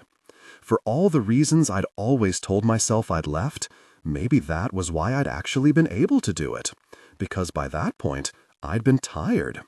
It was entirely possible that Reeve had a similar story. Then, did you break up with her, or was it the other way around? Again, his answer came after a pause for thought. Not sure anymore. I studied him, trying to interpret his answer. For the most part, what I'd seen of him had been stoicism and detachment. If he'd been the same with Amber, then maybe he could have cast her off without hesitation. He may have taken up with her for the fun, for the physical relationship. She was certainly good at both. Then, maybe Joe was right. When it got to be more, when it got to be too much, an easy thing to imagine if Amber was still strung out and wild like she'd been the last time I'd seen her. Did Reeve hand her over to his business partner? But sometimes with Reeve, I'd seen sparks of something else that hinted at true emotion underneath his aloof exterior. It may have been in my head, a desperate need of my own to find humanity in the intense experiences I allowed myself to have. But I sense it now in his tone as well. In the way he'd said, it's complicated. In the way he'd said, not sure anymore. The words were laced with sadness. Maybe that just meant he felt bad for what he'd done to her. But it echoed so much of my own remorse that I had the urge to say something consoling. Maybe it was a mutual decision then, best for both of you. Though I can't imagine anyone wanting to leave you. Once said, the words sounded honeyed and hollow rather than earnest, and I couldn't blame Reeve when he treated them as such, cocking his head with incredulity. What flattery, Miss Waybourne. Are you trying for another present already? I'm surprised you're not still worn out from the previous gift. No, I mean it. I can't imagine ever wanting to leave you. I also couldn't imagine ever saying that to him outright. Because what if I found out that he really did hurt Amber? Wouldn't I want to leave him then? I would. Of course I would. None of that thinking was relevant now, anyway. And until I found her, until I knew the truth, I couldn't know what I really meant at all. So I said, I'm very happy with both the gifts I've been given and the methods you've chosen for our time together. That said, I'm quite a greedy woman. You're feeding me, I'm sure that's all I need to refuel. Greedy woman, indeed. And yes, refuel. His grin, the subtle command, the promise in his subtext, they did things to me, made me want to move from investigation to flirtation, from flirtation to intimacy. Amber, though. I ran my thumb across an imperfection in the slate countertop and turned the conversation back to her. Are you still friendly with her? Really, this was the question I should have asked a long time ago. Even, do you still see your exes would have worked. I'd refrained from it because I hadn't felt like Reeve would talk to me about his past, not after the way he'd threatened me after digging around at his spa. I also hadn't asked because I'd known the answer wouldn't be conclusive of anything. If he said no, would that mean it was because he couldn't talk to her anymore? Or that it had ended badly enough that he didn't want to? On the other hand, if he said yes, I wouldn't very well be able to ask him to hook us up so I could know for sure. And how would I know it wasn't a lie? He didn't look up from the orange he was peeling. Who? Here I was fretting and he wasn't even following the conversation. Your last girlfriend. Do you ever see her now? Gosh, I'd almost said her name. I had to be more careful. Reeve separated the orange onto 2 plates and then turned to me, his brow furrowed. I tensed, thinking he must have caught my slip. But he said, "What's with the interrogation? Are you going somewhere with these questions?" I pushed off the counter to stand upright, as if the posture would make me sound more genuine. No interrogation, paranoid boy. I don't really know much about you. I'm trying to learn. You're trying to learn about my ex-girlfriends? He said, wiping his hands on a dish towel. Not me. I peered past him at the sun's reflection on the oven door. I guess I also want to know what I can expect for my own future. Let's get something straight here. He was forceful enough to draw my eyes back to him. Women before you have nothing to do with you, Emily. He may have meant it to be encouraging, but it wasn't, because he was wrong. The women he'd seen before had everything to do with me. After all, if it hadn't been for one woman before, I wouldn't be here now. He couldn't know that, but I replied spitefully nonetheless. In other words, don't ask questions. In other words, ask questions about you. I didn't skip a beat. Are you ever going to take me to any of your resorts? But what I really wanted to ask was, do you wish I were her? He didn't answer, his face giving nothing away. Uh-huh, that's what I thought. His expression softened slightly, but if he'd intended to say something useful, the buzzing of the oven timer cut it off. The frittatas are ready. If you sit over there, I'll bring you your food. I'd been dismissed, but only to the counter behind us. This second island had no cupboards or appliances built in and was lined with bar stools along one side. I took a seat at one in the middle and watched as Reeve spooned the eggs onto our plates, any desire to pout dissipating. For one thing, he was too delicious to look at, with his sculpted bare chest and sweatpants that rode low enough to highlight his physique. For another, he'd said that he didn't do this often. What did that mean about me? I'd lied to him when I said I knew I wasn't special. There were too many subtle signs from him that suggested not exactly that I was, but that maybe I could be. In the bedroom, though. Outside of there, I wasn't so sure. And what about Amber? Had she thought she was special? Had she been? Perhaps it was best that he'd ended my line of questioning, because there were some answers I wasn't sure I wanted to know. I let out a weary breath and was ready with a grateful smile when Reeve set a plate in front of me, and another at the spot next to me. He didn't sit yet, grabbing utensils and napkins next and making one more trip for mugs and the coffee pot. As he filled my cup, I nodded to the unopened LA Tribune that was also on the counter. A newspaper? What's wrong with the newspaper? Nothing, except the death of trees. Welcome to the modern age, Reeve, where you can get your news on an environmentally friendly device called an iPad. He shook his head emphatically. It's not the same. No, it's not. I took a sip from my mug. It's better. My father used to read the newspaper, he said, sliding onto the stool at my side. As time goes by, my memories of him fade. But him and his Sunday paper, that's a constant. As long as they continue to print, I'll subscribe. I take back everything I just said.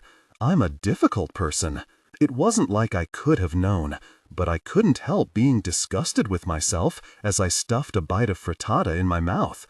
Holy gosh, this is really good, Reeve. You're welcome. I'm glad you like it. Thank you for making it, I said. Better late than never. Where did a guy like you learn to cook? My grandmother. She believed that every good Greek boy needed to know his way around a kitchen. He was tender when he talked about his family, reverent even, and I had a feeling he'd tell me more if I prodded. There were things I could learn from the conversation, but I couldn't bring myself to pursue it. I would only use the information for gain, and while that was my agenda with him, it felt wrong to defile that now. So I said simply, "You can feed me any time you like." We shared intimacy, eyes darkened. Afterwards, breathless. Reeve reached for the business section as we dug into the meal, which I took to mean he preferred to eat in silence. I decided to give him that, picking up the entertainment news. "Are you actively auditioning right now?" I turned my head toward him and found him peering at me sideways. "No, the show's going strong. I figure I can be happy with that for the time being. Or content. Or maybe just not miserable. Besides, my career wasn't really my focus at the moment." Reeve made an sound, returning his eyes to his paper. I might have assumed he was bored with my answer, but I heard something else underneath.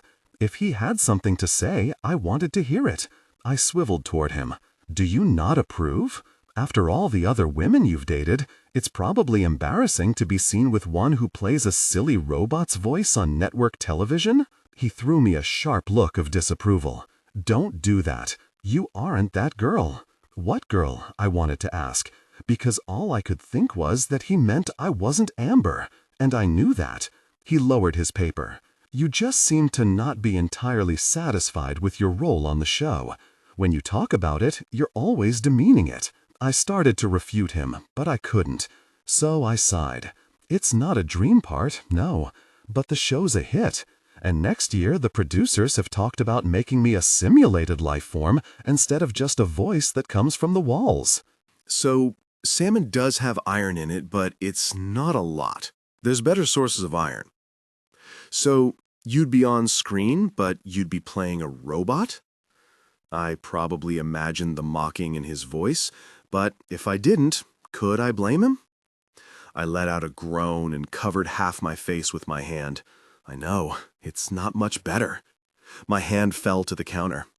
But neither are the roles my agent is suggesting for me. They're all fluff. Pretty face, valley girls with no substance. They're just as humiliating, only in a different way. "The curse of being beautiful," he said, and this time I knew he was mocking me. I wadded up my napkin and threw it at him. Not a curse. But being attractive doesn't always put me in a position of power, despite what it does for you. He'd suggested that at his spa, and while I'd understood what he meant, I enjoyed being able to throw his judgments back in his face. Except it didn't work quite the way I'd hoped. "I don't know about that. I bet you could get the roles you want. You simply aren't going about it the right way." "You're right," I said tersely. "I should invite myself over to my agent's house some Saturday and swim naked in his pool, and I'll probably get my pick of scripts." His eye twitched, the only indication what I'd said bothered him. "You could also demand that he give you better parts. Remind him that, yes, you could play those bimbo roles, but since you're also smart and talented, it would be a waste of your time. If he fails to acknowledge that truth, then you need a new agent. And with the success of your show, I'm sure finding someone else to represent you shouldn't be a problem." If that's what you really want, you should go for it. It had been an idea I'd tossed around more than once, always deciding against it for no other reason than habit. I was used to being told what role I was supposed to play, by men. But here, Reeve was telling me something different, telling me I had options, encouraging me to make my own decision. I didn't know how to respond, so I faltered and dismissed him. You don't even know if I'm talented. You've never seen me act. But he wouldn't let me get away with that. He tilted his head and said, "There are some things you just know." There were layers to his statement, and in the back of my mind, I wondered what other things he just knew. What things he just knew about me. But more dominant than those questions were the strange emotions surging inside me, noisy and bright and overwhelming like a carnival. Maybe I wasn't fun or sassy or entertaining, but I was here. He'd made me breakfast. He'd given me options. They connected deeply. And maybe he'd hurt my friend, but he made me breakfast. I picked up my coffee and sipped it, swallowing down the tight knot forming in the back of my throat. Reeve was still staring at me, and it made me feel both self-conscious and prized, threw me off balance. Needing something else to steal my attention, I glanced toward the rest of the newspaper, stacked in a pile next to us. The lifestyle pages were on top, and as soon as I saw the featured article, my grip tightened on my mug. It recapped the Valentine's ball that Reeve had been at the night before, and, fittingly, his picture was front and center. He looked fantastic in his black-on-black Dolce & Gabbana tuxedo, almost as stunning as he'd looked when I'd seen him in it the night before. "I would have gone with you," I said, nodding toward the paper. The offer wasn't coming from disappointment or a need to push forward in our relationship, but from a genuine want to be that for him. It surprised me, and immediately I tried to think of a way to take it back. Before I could, he spoke. "Thank you. I appreciate that." His smile slipped away. "I've actually been meaning to talk to you about that." His tone was serious, and I braced myself for whatever he was setting me up for. "I can't date you right now, and I'm not going to take you out in public." My chest tightened, and the knot in my throat returned, and I felt like crying or screaming. I couldn't do either, so I sat up straighter. "When you said I wasn't entertaining, I didn't realize that you meant I was miserable to be with." He laughed. "Miserable. Very funny." I scowled, hurt by his declaration, humiliated by his amusement, on the verge of deeper, more intense emotions that I refused to reveal. I stood, ready to gather my things and leave. "Sit down," Reeve ordered, suddenly sober. He waited until I, reluctantly, did. "I meant, I won't take you out yet.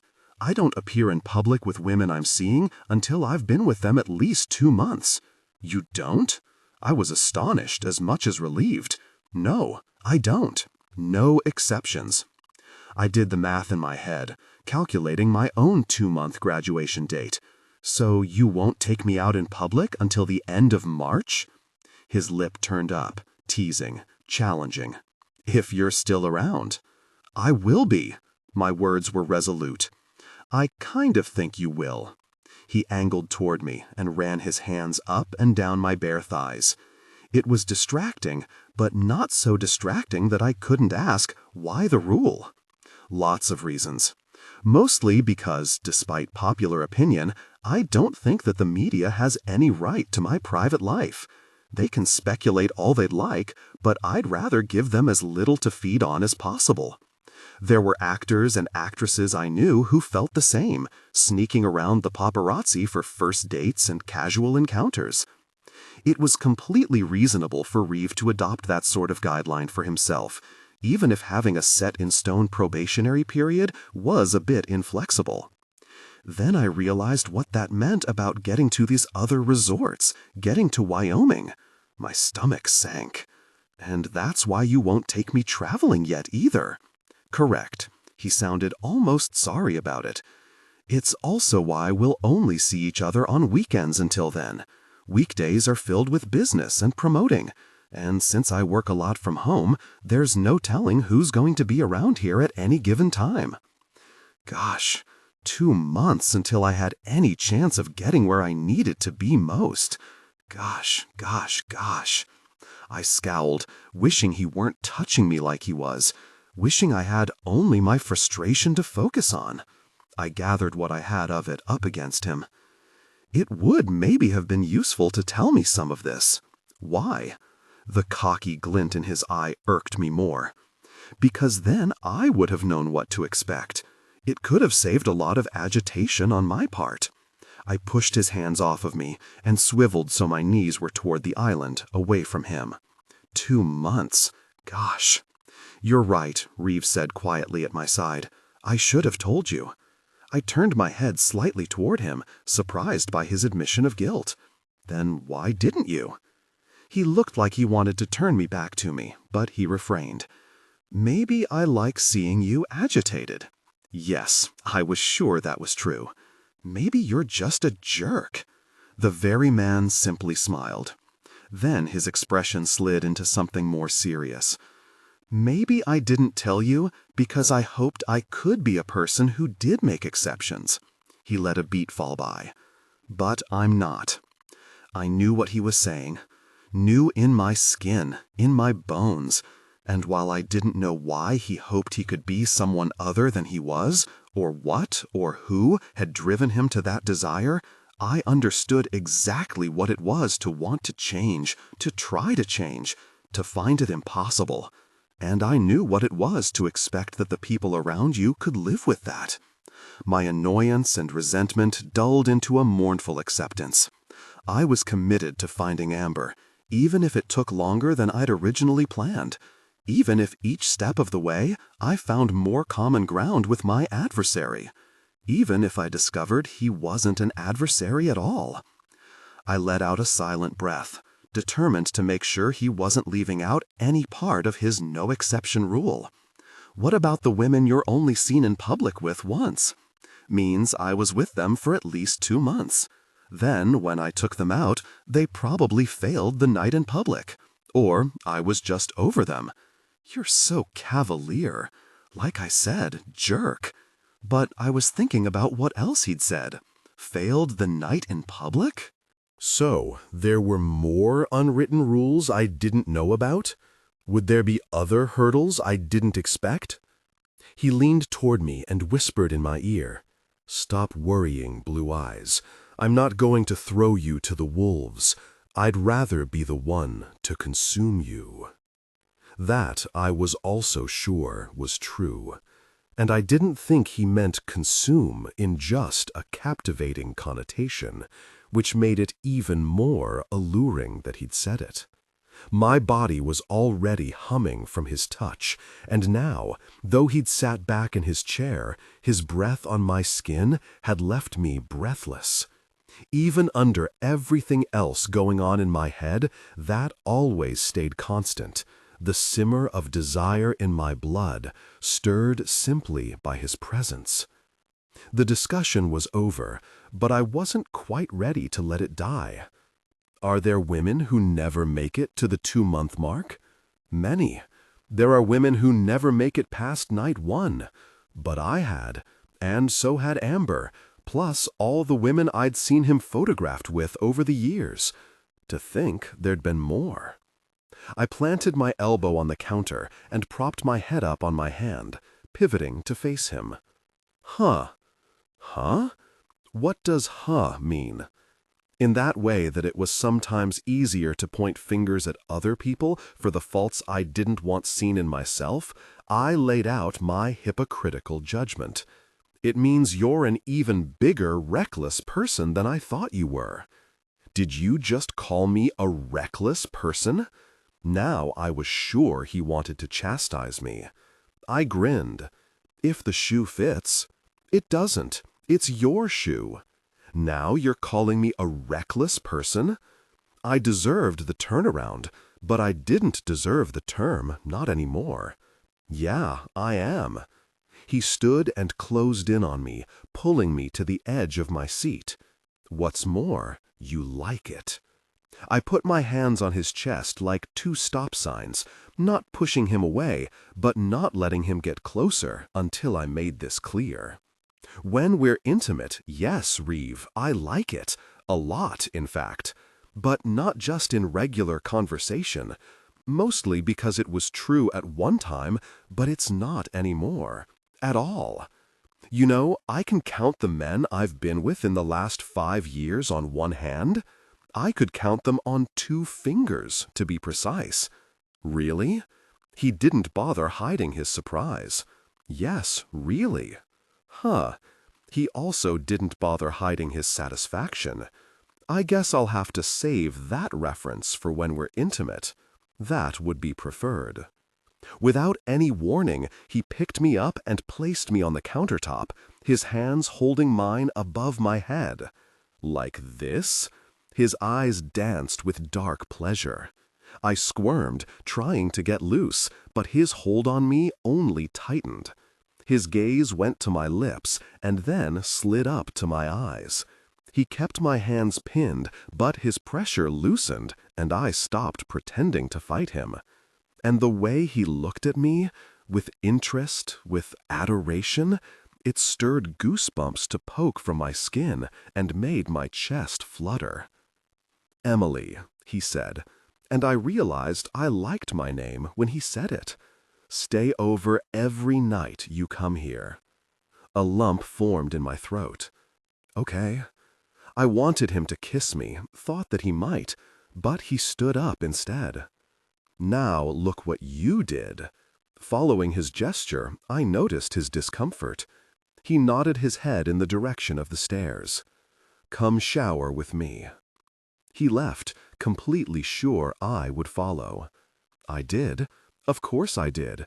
And as I took each step behind him, I remembered what I'd known since the day he'd shown up at my apartment and kissed me for the first time. What I'd somehow let myself forget. Whether or not Reeve was an actual killer didn't really matter. Whether or not had pushed Missy Mattia from a cliff, or ordered someone to do it, or, God please no, done anything that had gotten Amber killed, Joe was right to be concerned for my safety.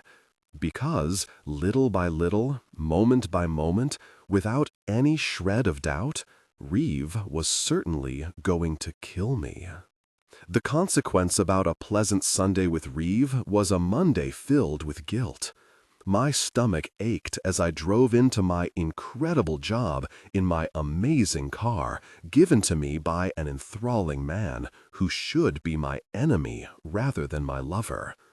If I was going to spend my weekends with him, then I needed to do my best to keep the rest of my free time focused on other ways to find Amber.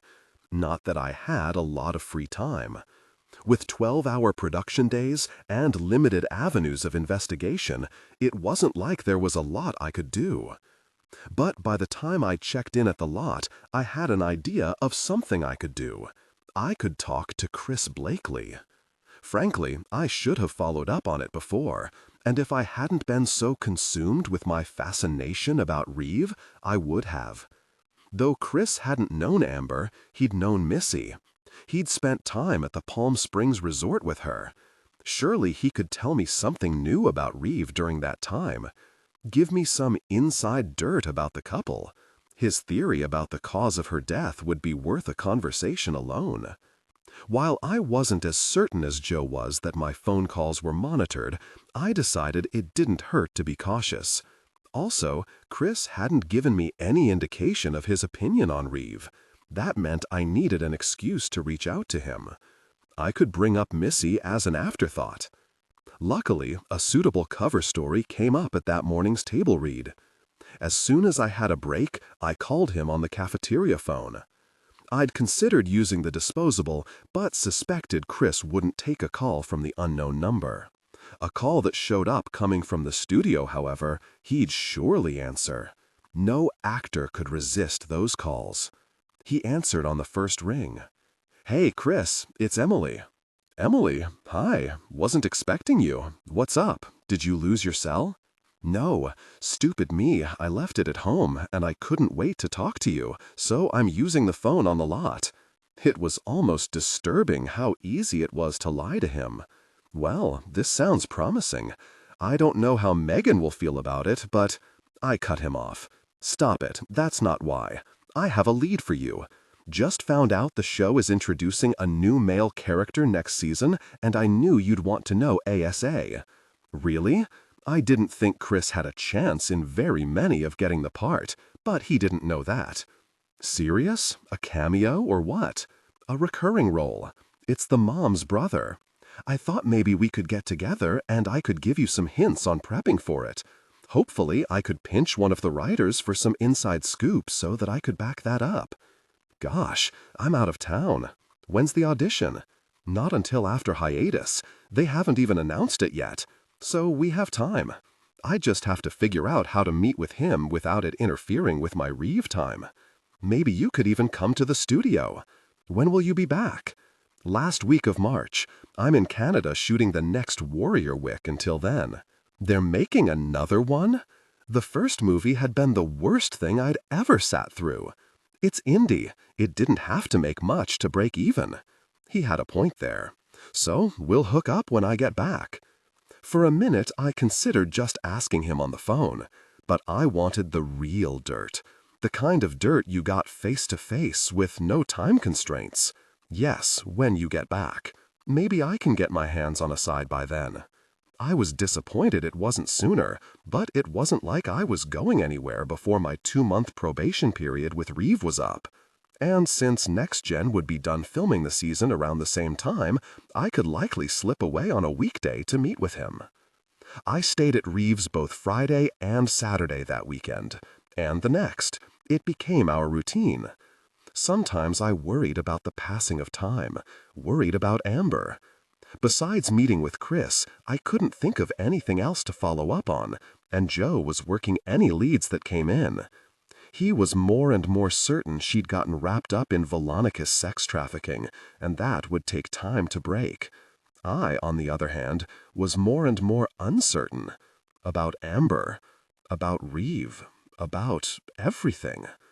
I saw no signs of mob engagement when I was with him. I also saw no signs of Amber. But I did see signs of me. The woman who I'd been.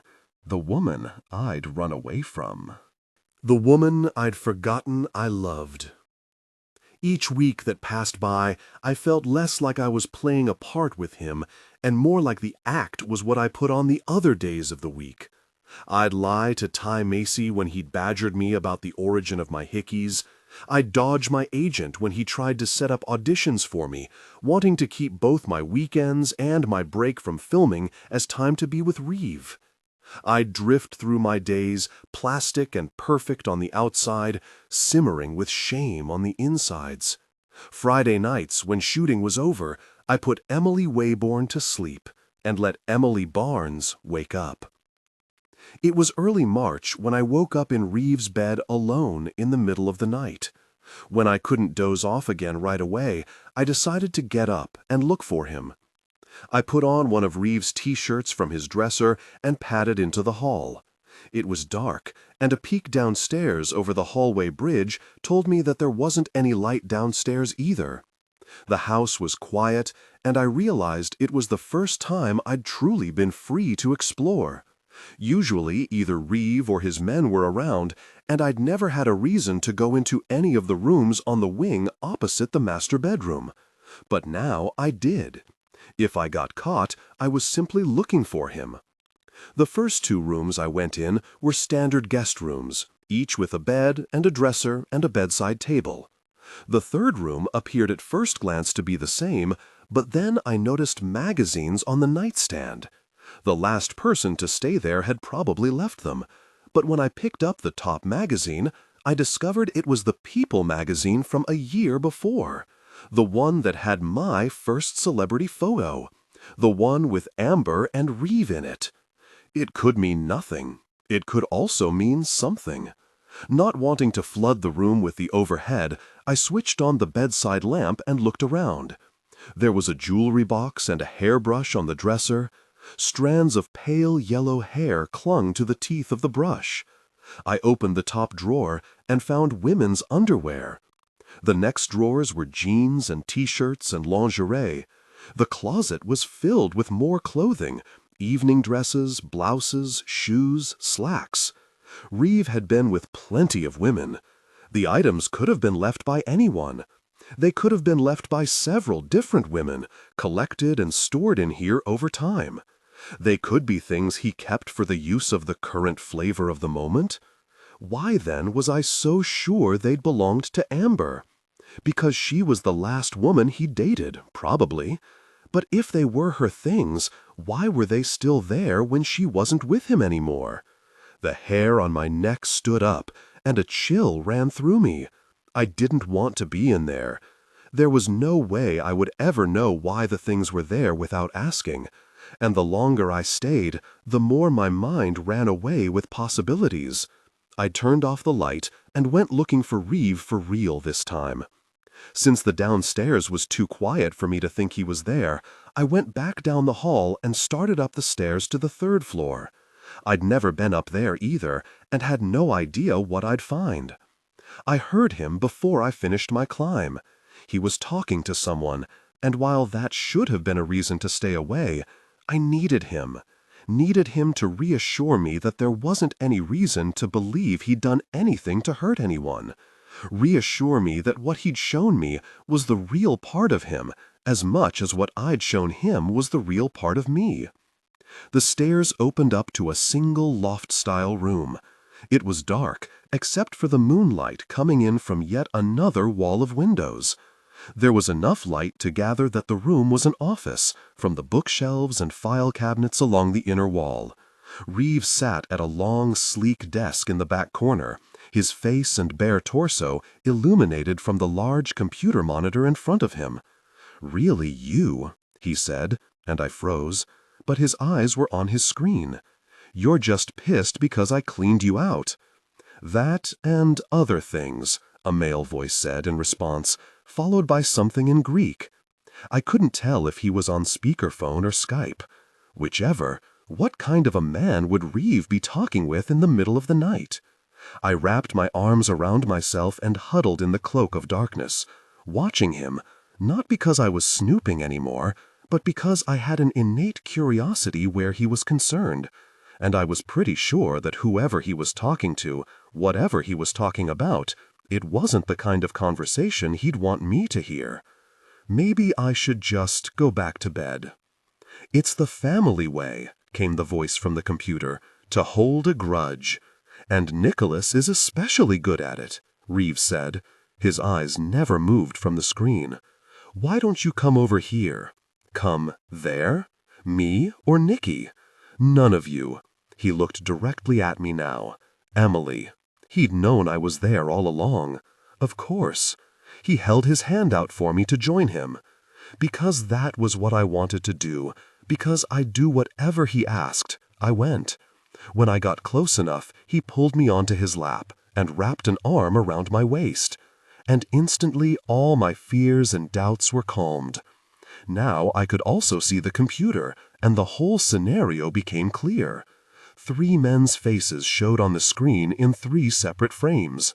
Another frame showed an animated computer table with playing cards laid out in the middle. And one more frame showed a hand of 2 cards. There was also a box with names, current bet amounts, and total winnings. Online poker? It was sort of charming to see Reeve involved in something so regular guy, with real money, of course. And "you're my good luck charm." Looking at his earnings, though, it didn't seem like he needed a good luck charm. The current bet amount changed for the name Nicky, and an indicator lit up to show it was now Pet's turn. It was this latter man who acknowledged me first. "Who's this pretty thing?" He was about my age, with dark features that suggested he was from the Mediterranean. The bright natural light that filled his screen suggested he was in a far different time zone. Reeve dismissed him. "As far as you're concerned, she's no one. Make your bet." "Watch her, though," one said. Nicky, according to the screen. He was older than Reeve, by 10 years, I'd guess. His features were very similar to Pet's, relatives maybe. The third one, Gino, studied me. Yeah, good point. I tugged at the shirt I was wearing, knowing I was covered but feeling exposed with all the eyes. Without moving his focus from the screen, Reeve said quietly, "You know they're looking at you to figure out what my cards are." Oh, I hadn't even thought about them trying to read my face. It was hard to think at all with Reeve's thumb brushing up and down on my bare thigh. He probably didn't even know he was doing it, and it was sending electric bolts of want straight up to my core. Pet's eyes narrowed. "Seriously, Reevis? You're already winning. Couldn't you have given us the girl for a tell?" "That would be a bad idea," I said. "I can see his cards, but I know gosh about poker. I'd lead you astray." It was totally not true. I'd played cards since I could count to 10. Reeve was currently rocking a flush, and if the river card was a 2 or 7 of hearts, had have a straight flush. "To him?" I asked. It was Pet that replied. "As in Beavis and Butthead? It's been his nickname since he was, 15? Since the scoreboard listed Reevis as well, I presumed that all of the names were nicknames." Gino nodded. "About that. And you're the Butthead, Petros. Make your really bet." Petros said something in Greek that sounded like cursing and entered something in the computer. Pet showed on the screen as having made his bet, and the indicator moved to light up Reevis. His hand on my thigh moved higher, under my shirt. The intimate touch created overwhelming tension. Maybe he knew what he was doing after all. He turned his head toward me, and his breath felt hot on my ear. "What do you say, Em? Should I bet high or low?" Gino interjected with something I didn't understand, and Petros responded with more Greek. Then he asked, "What are you helping Reevis for, anyway?" Reeve also said something I didn't understand. I looked at him questioningly. "They're trying to convince me not to take your advice, since you know nothing about poker." The look he gave me said he knew full well that I understood the game. I told them I trusted you anyway. It was probably just something to say, but it both thrilled me and gutted me at the same time. I wasn't someone he could trust, and as much as I wanted to, he wasn't someone I trusted either. But I wanted to.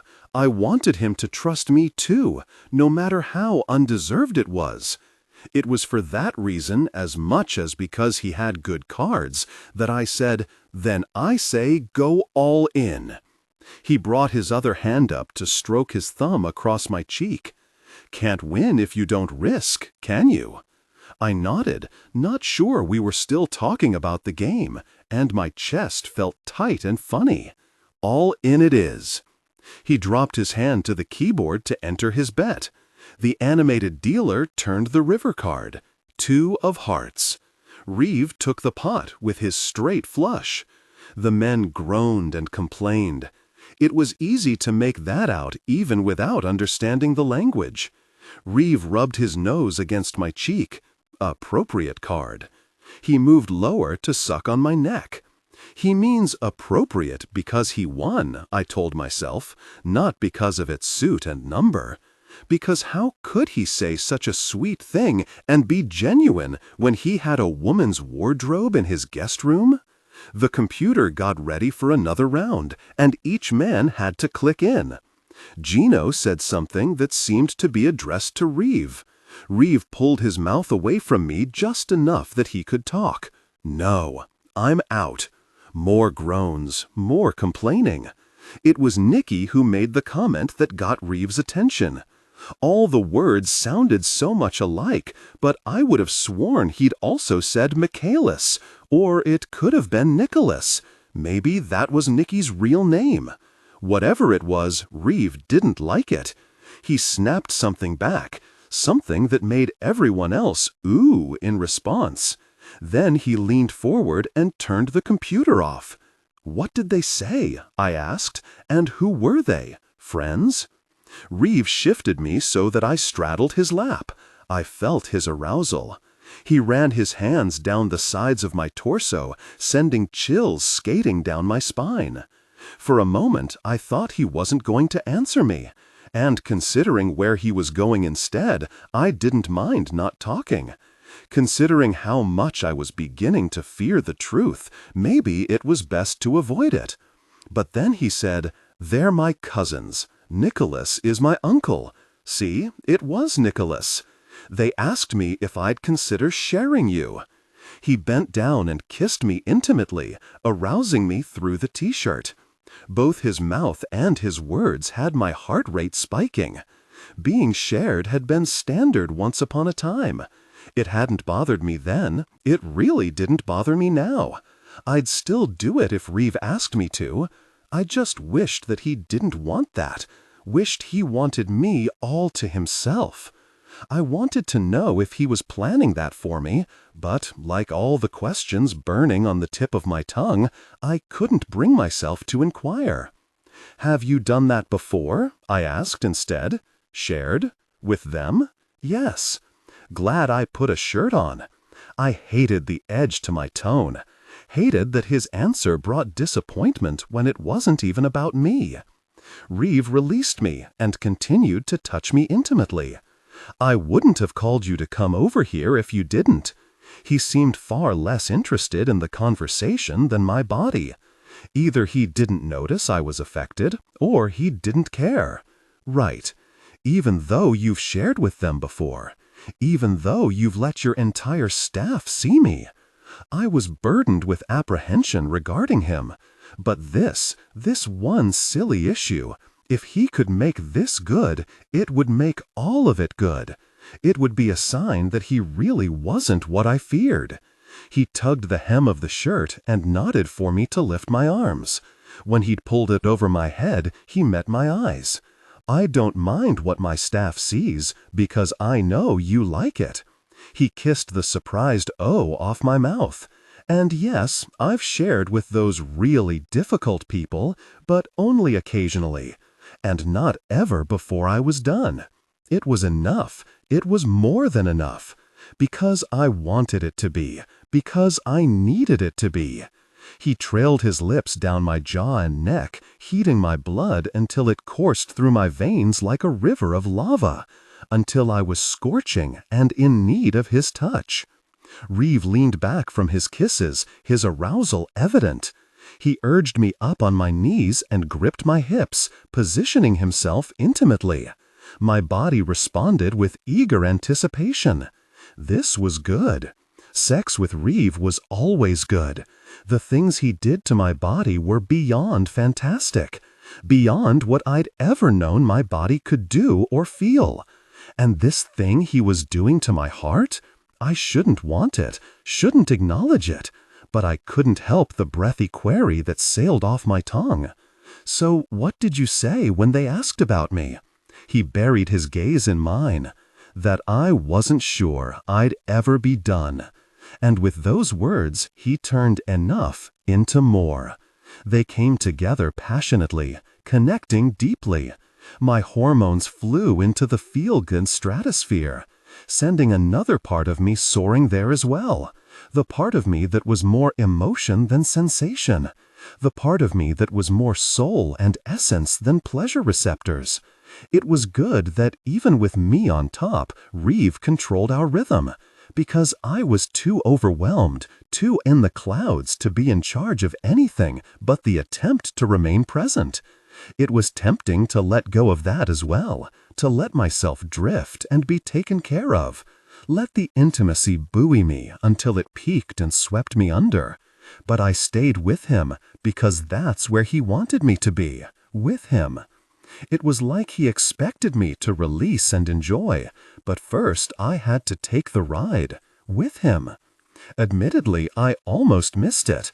He gripped my hips and lifted me up and down, moving intimately, almost as though I didn't even need to be there, as though I were merely a warm body. So why did it even matter if I used him the same way? Except that was only one element of our intimacy. And when he stood and pushed me back against the desk, bracing me between his body and the edge, when he lifted my thighs so that they could connect more intensely, that's when I was sure that the other element actually existed and wasn't in my head. The element that kept me anchored to him. How could someone be so intimate with me and still gaze at me with appreciation, with something akin to affection?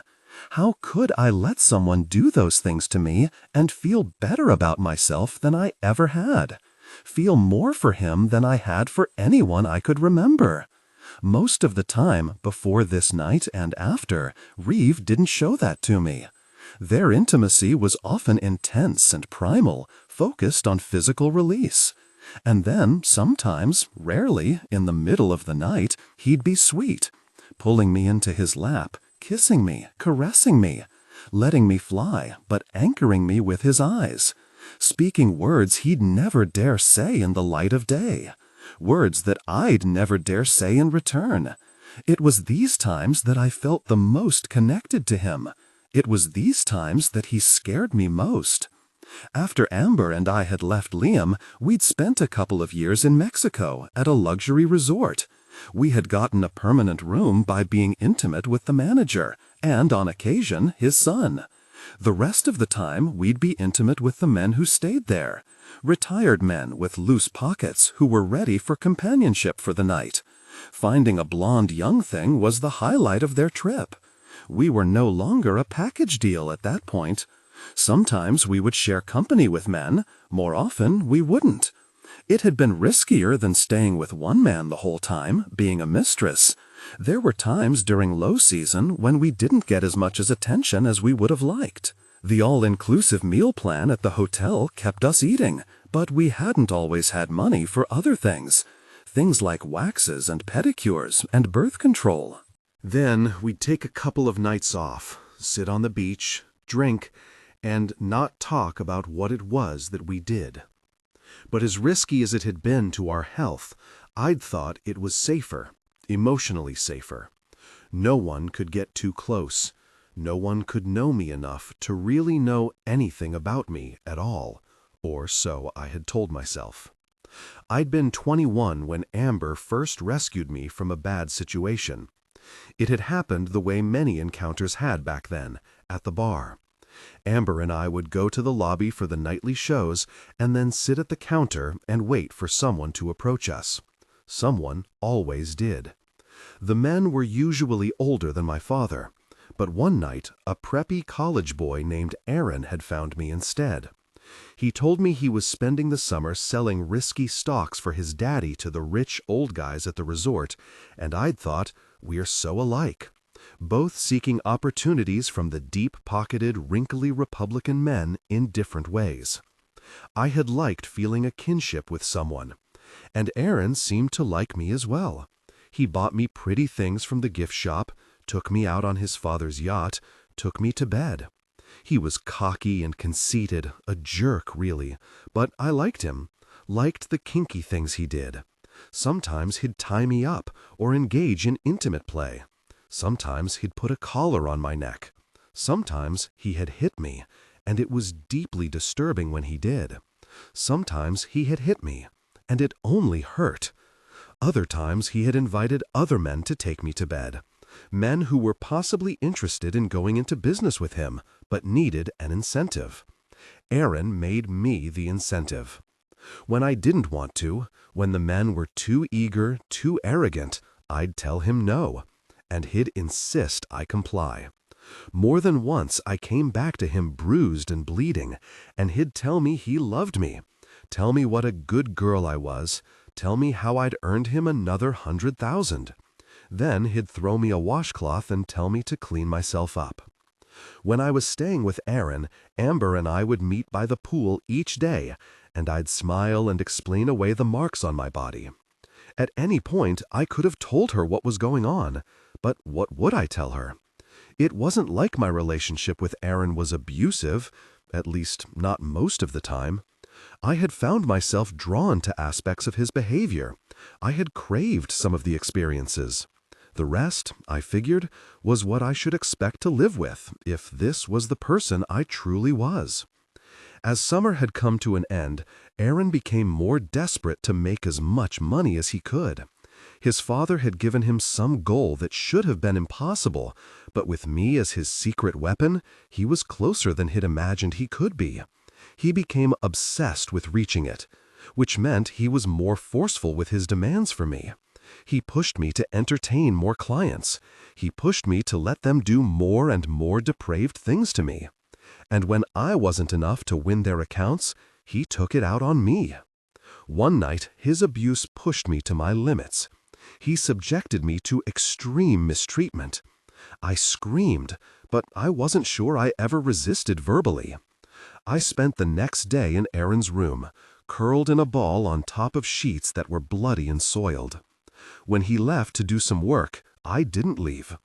If it had occurred to me to get help, I was in too much pain to do so. Then, when he returned that evening, he was apologetic, but cruelly so, in the way that I would have loved if I weren't so wounded. I was barely conscious when Amber appeared. I wasn't even sure how she'd gotten there, but I heard her yelling and crying. "Get off of her!" she'd shouted over and over. Her voice brought me to lucidity, and for the first time in hours I was aware of what was happening to me. Aware that I was being hit and beaten and tortured while being violated. Amber wasn't a threat to him. He had no reason to stop. "She likes it," he had said. "Didn't you know that about your friend? She loves to be hurt, and she's better than a paid companion because she takes it for free." She had pulled at him, clawed at his shoulder, and I'd remembered thinking I should help her, or I should explain that Aaron was right. This was what I had come to accept, and even when it wasn't, it was what I accepted. But then his weight became heavy on top of me, and his movements still. I looked up over his shoulder and saw her standing with a nearly full bottle of tequila, blood dripping from the glass, blood dripping onto me, blood that wasn't mine, but his. She'd rolled his heavy body off of mine, not bothering to check his pulse or if he was breathing, before she'd wrapped me in a blanket and took me to our room. I went in and out of sleep for the next 2 days, but each time I had woken up, she had been there, taking care of me. She fed me, brought me painkillers she'd swiped from someone or other. She cleaned me up, wiped away the blood and bodily fluids from my skin with a warm washcloth that she never let get cold. And she had talked to me. "When you're well, we'll go back to the States," she had said. "We'll be partners again, and nothing like this will ever happen again." When I could talk, I asked her, "Do you think he's dead?" She shook her head, but her words were honest. "I don't know." Later, I told her that it had been going on all summer. She spooned me in the bed and cried, stroking my hair. "Why didn't you tell me?" I couldn't, I told her, which had been true.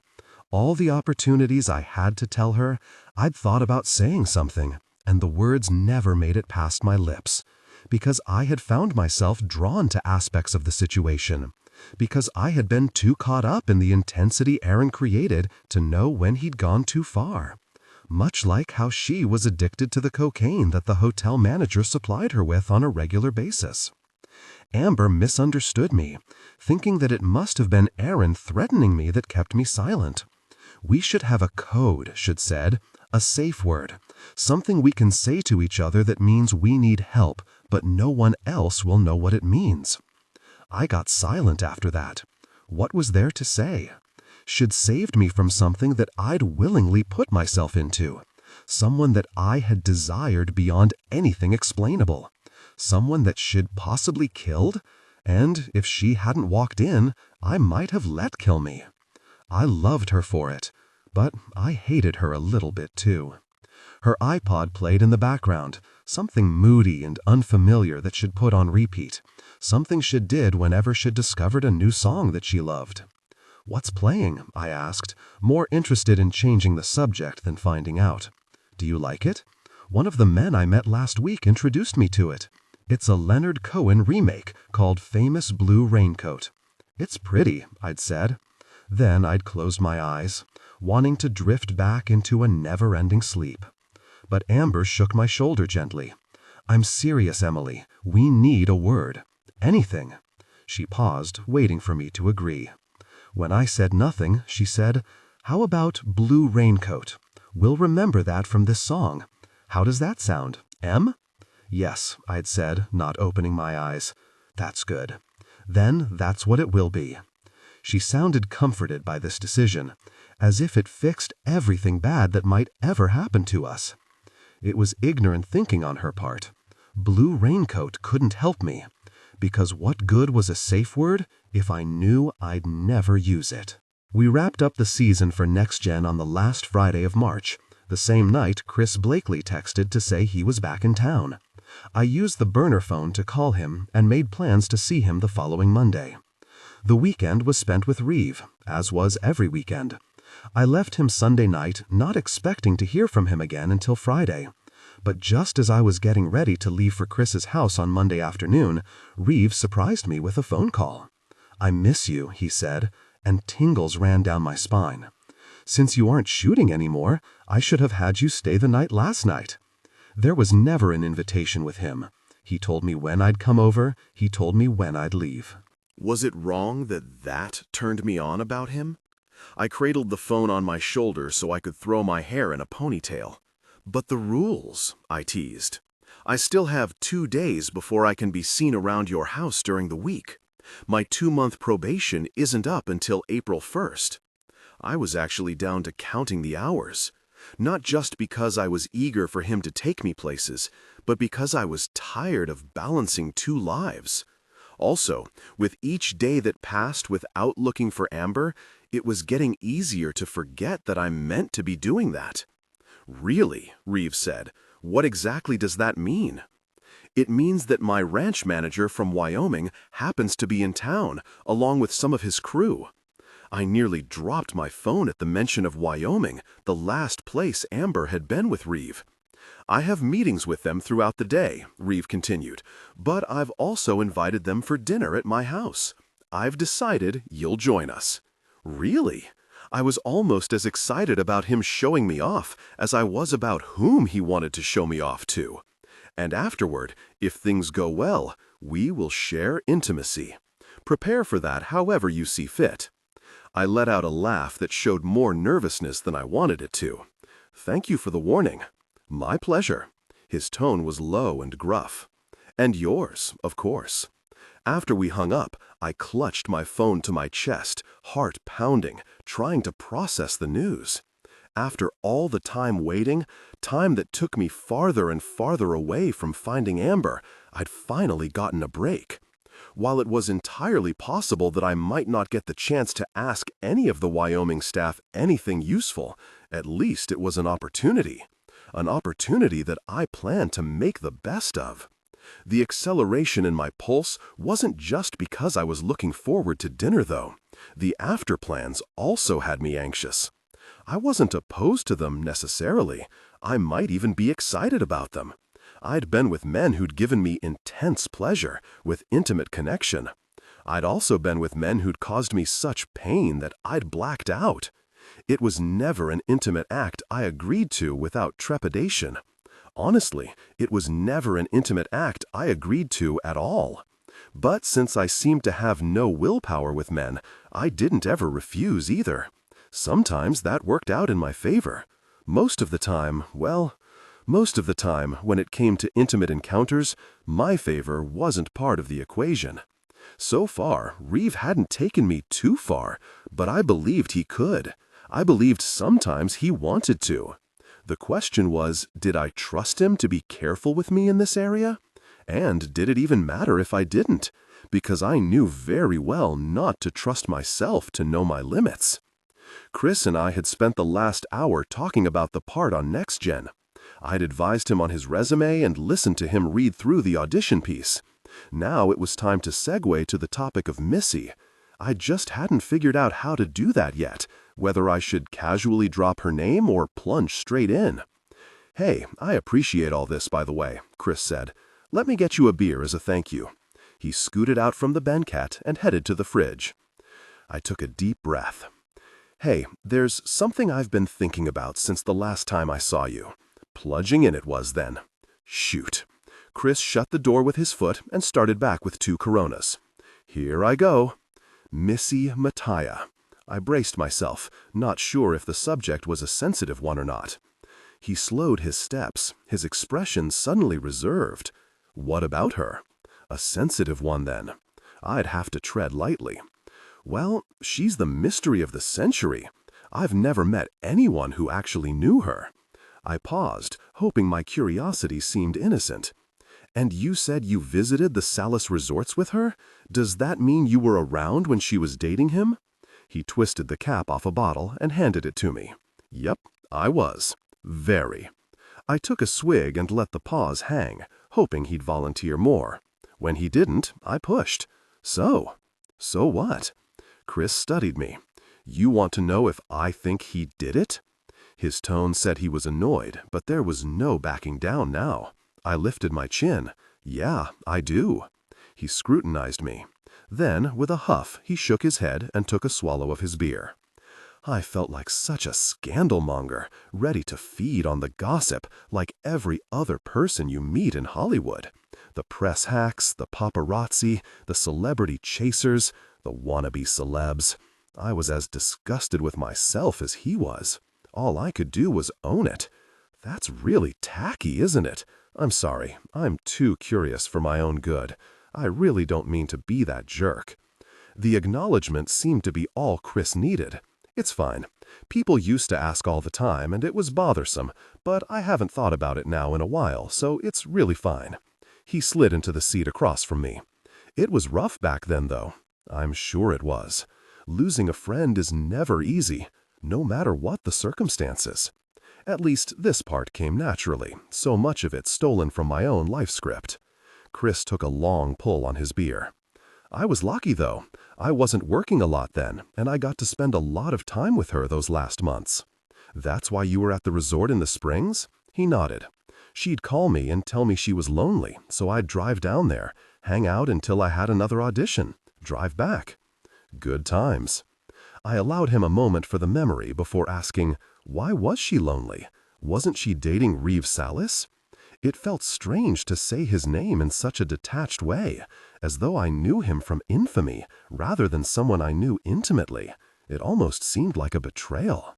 Yes, his tone was laced with barely restrained hostility. And that jerk was most of the reason she felt that way. He was hardly ever around, and when he was, he treated her like she was his property, like she was a toy that he brought out for social events and his intimate pleasure. The rest of the time, he forgot she even existed, left her with real strict instructions to not go anywhere, not talk to anyone. I was one of the few on the approved list of friends. Now it definitely felt like a betrayal. This was Chris' version of their relationship. I knew full well how things looked different on the outside. There were things I could say, ways I could defend, but I bit my tongue. Oh, and she'd tell me about stuff he liked to do, kinky stuff.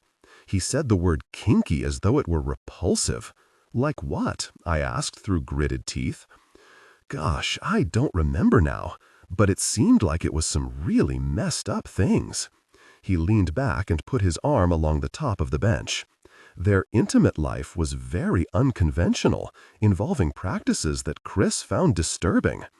It was funny how I hadn't noticed how straight-laced Chris was until that moment. He was alpha in the bedroom, a little rough, a dirty talker. But besides that, he was straight-up vanilla. I'd detached myself so much from my past that I'd allowed myself to think his style was enough for me. It was blaringly obvious now that it wasn't. Nothing he'd said sounded especially kinky, and all of it sounded pretty hot. I was irritated at his judgment. I was also unreasonably jealous of a dead girl. I forced myself to take a breath before I asked, how did Missy feel about that? That was the only thing that really mattered after all. How do you think she felt? He probably didn't really want to hear my answer. Thankfully, he didn't wait for it. It was horrible and degrading, but she wouldn't really leave him either. I could never get why. Because she liked it, I thought, but I wasn't about to go there unless he did. This conversation was about getting insight, not pointing out Chris's closed-mindedness. But she also could have just been paranoid from all the drugs she took. That was another reason she stayed. The drugs. His friends fed her. All the time they kept feeding her with coke, giving it to her before she even asked. Wasn't that familiar? They do that so she'll be more into the intimate encounters. Yeah, that's what I always said. He sounded glad to be validated, but she never saw it as a problem. Another thing I knew way too much about. Amber never thought it was a problem either, and by the time I forced the issue, it was too big of a problem to do anything about. As trite as it sounded, I shared the only wisdom I had for him. It's hard to see when you're in it. He nodded, but his expression was dismissive. She fought with him about it, though.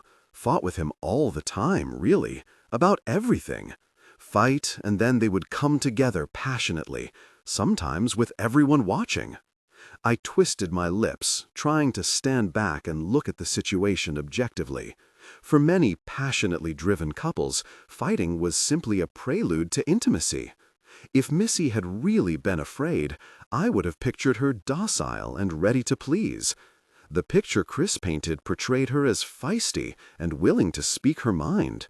In my experience, those weren't the signs of abuse. They fought that last night, too, he added, pulling me from my thoughts. My pulse ticked up a notch. You mean the night she died? You were there? Yeah, I was. Crazy, right? Yes. This was so beyond what I'd expected when I'd contacted Chris. I reached my hand across the table, grabbed his arm, and pleaded, "You have to tell me more. I'm dying here." If he'd had any thought of not telling me more, this would change his mind. Chris could never resist the spotlight. "There's not much to tell," he said, in a tone that suggested his words were falsely modest. "Reeve used to throw big parties.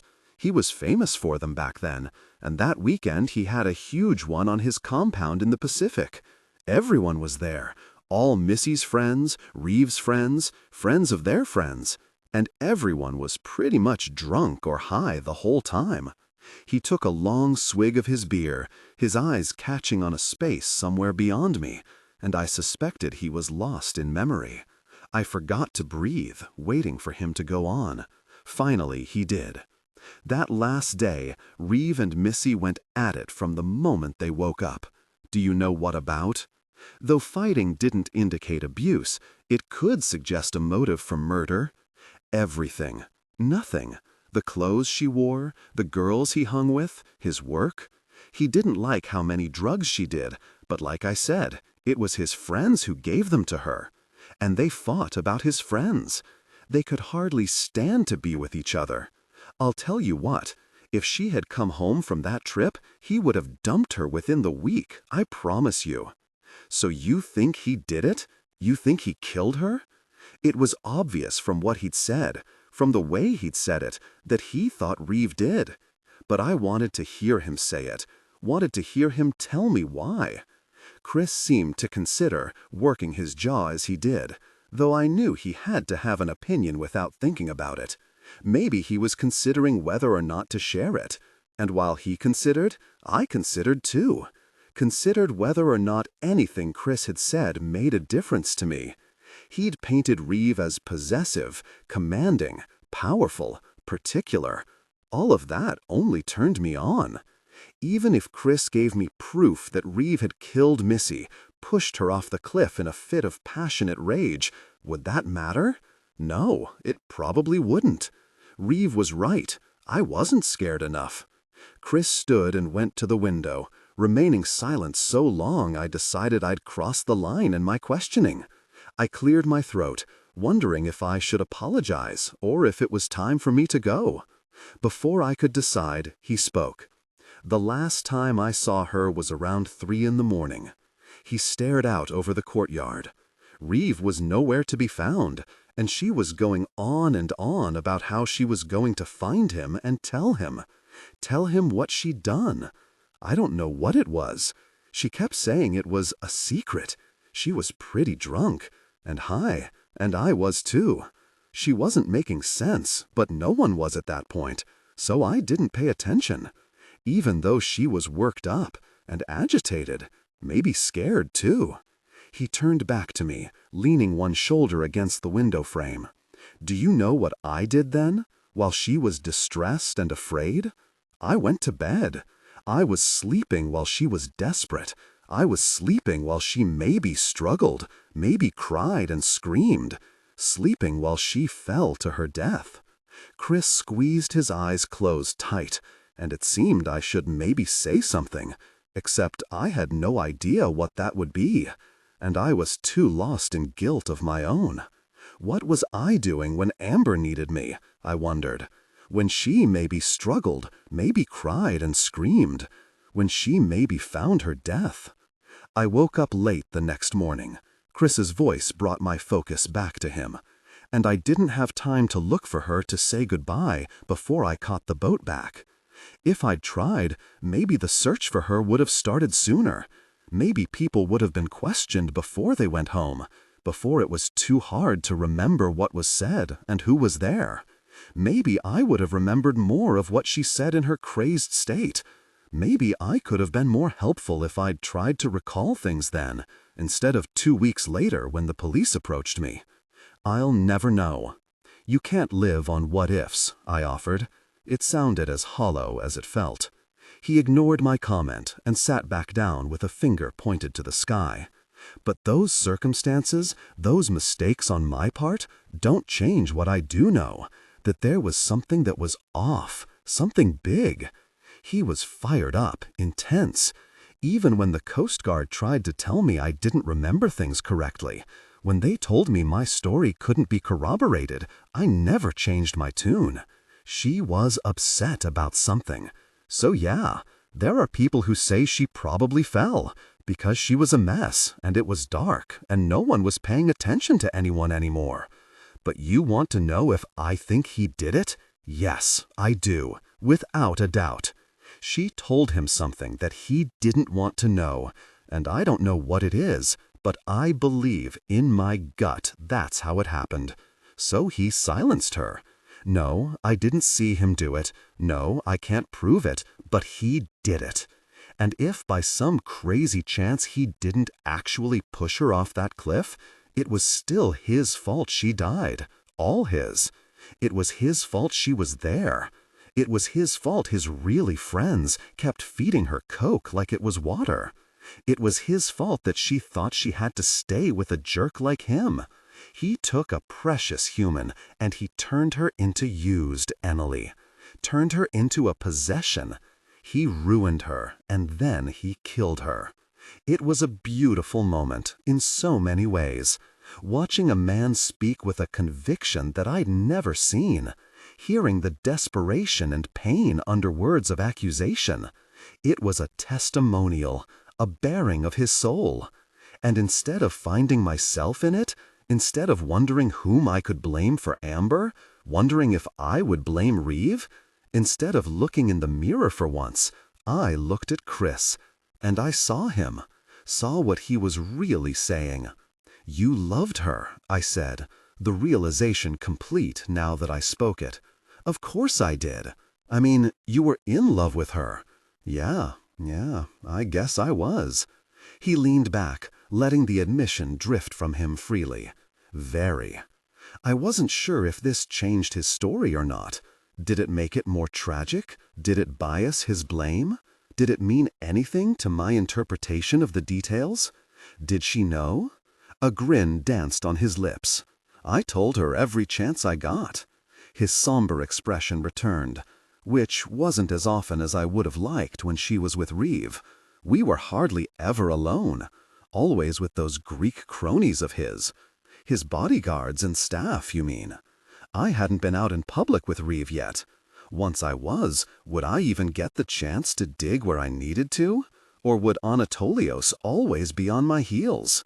I hear he's never without them. And he definitely never leaves his women without them. If not them, his friends. The ones who fed Missy the coke? Yeah. As of yet, I hadn't seen any of Reeve's friends. It was possible he'd removed himself from the drug world after her death, though Amber would also have been attracted to those kinds of friends. Maybe he just didn't think he needed that to keep me around. Or maybe I had seen them around and didn't realize it. Who are his friends? Celebrities? People he works with? People from Greece? I guess he grew up with them or something. He grew up in the States, but he lived in Greece for a couple of years. Did they live with him or just visit? My mind immediately went to the men from the poker game. They were the only people I'd seen him interact with. Cousins, not friends, just visited. A few of them were around a lot, at the resort too, and they had rooms of their own. 5 or 6 of them, all one family, all with the same last name at least. Which was? His face screwed up as he tried to remember. Give me a minute, it will come to me. He tapped his fingers rapidly on the table, as if the beat could trigger his memory. After a minute, he groaned. Nah, it's gone. Wait, Pet. One of them was called Pet. Petros. From the poker game? Reeve couldn't know more than one Pet. Was there a Nicky or a Nicholas, too? Yes, Nicky. Older guy. Gino? He nodded. Reeve's cousins. He'd never said from which side, though. Their last name wasn't Sallis? Nope. Joe had already stated that he thought Reeve's mother's maiden name was a fake, but I tried it anyway. Was it Kaya? Definitely not. And what's with all the questions? He eyed me curiously. Have you been hanging around with Reeve or something? I'd been prepared to say I was simply curious, but once I started naming names, it got trickier. I'd have to give something, or appear to give something.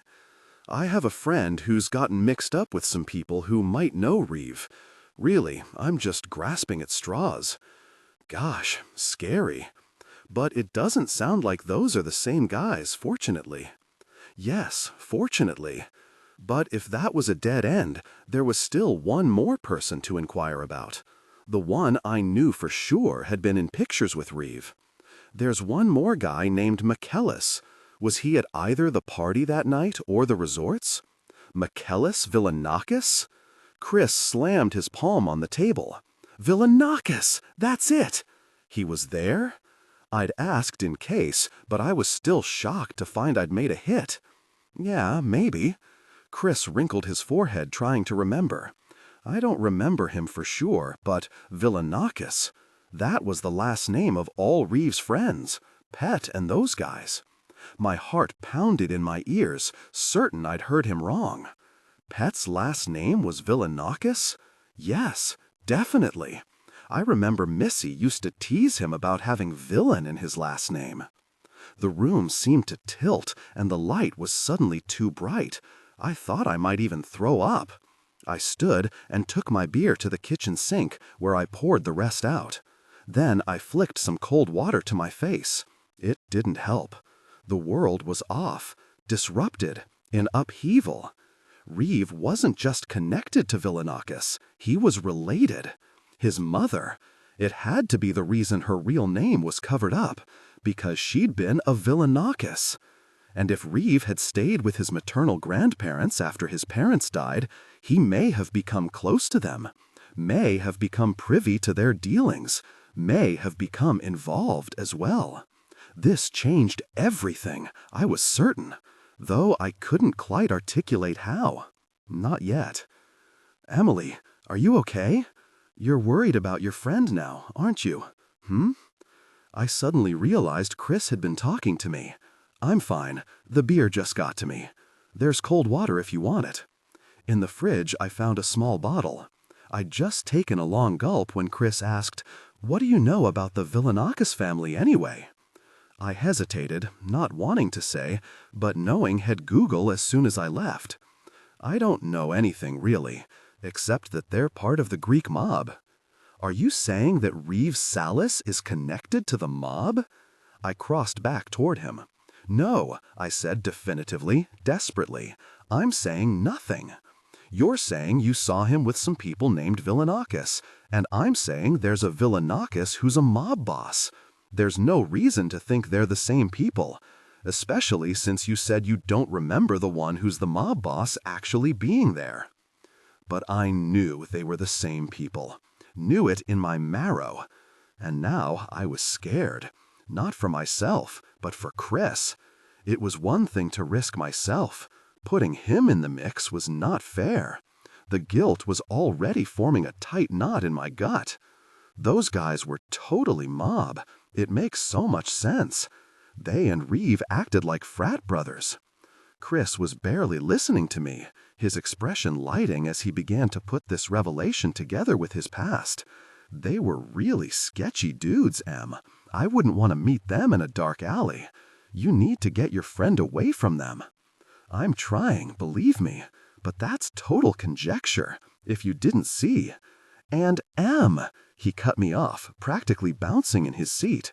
Missy mentioned Interpol. In her rambling, she'd said something about getting Interpol involved. She said she was going to get Interpol involved? Yeah, I even told that to the Coast Guard. They said no one else reported that, and it was just hearsay coming from me with no one to back it up. And even if they could back it up, her own words weren't reliable because of her chemical state. But if what Chris said was true, if Missy really had tried to get authorities involved, and if I was right about Reeve being a Villanakis, and I knew I was, then there was suddenly a very real motive for her to die.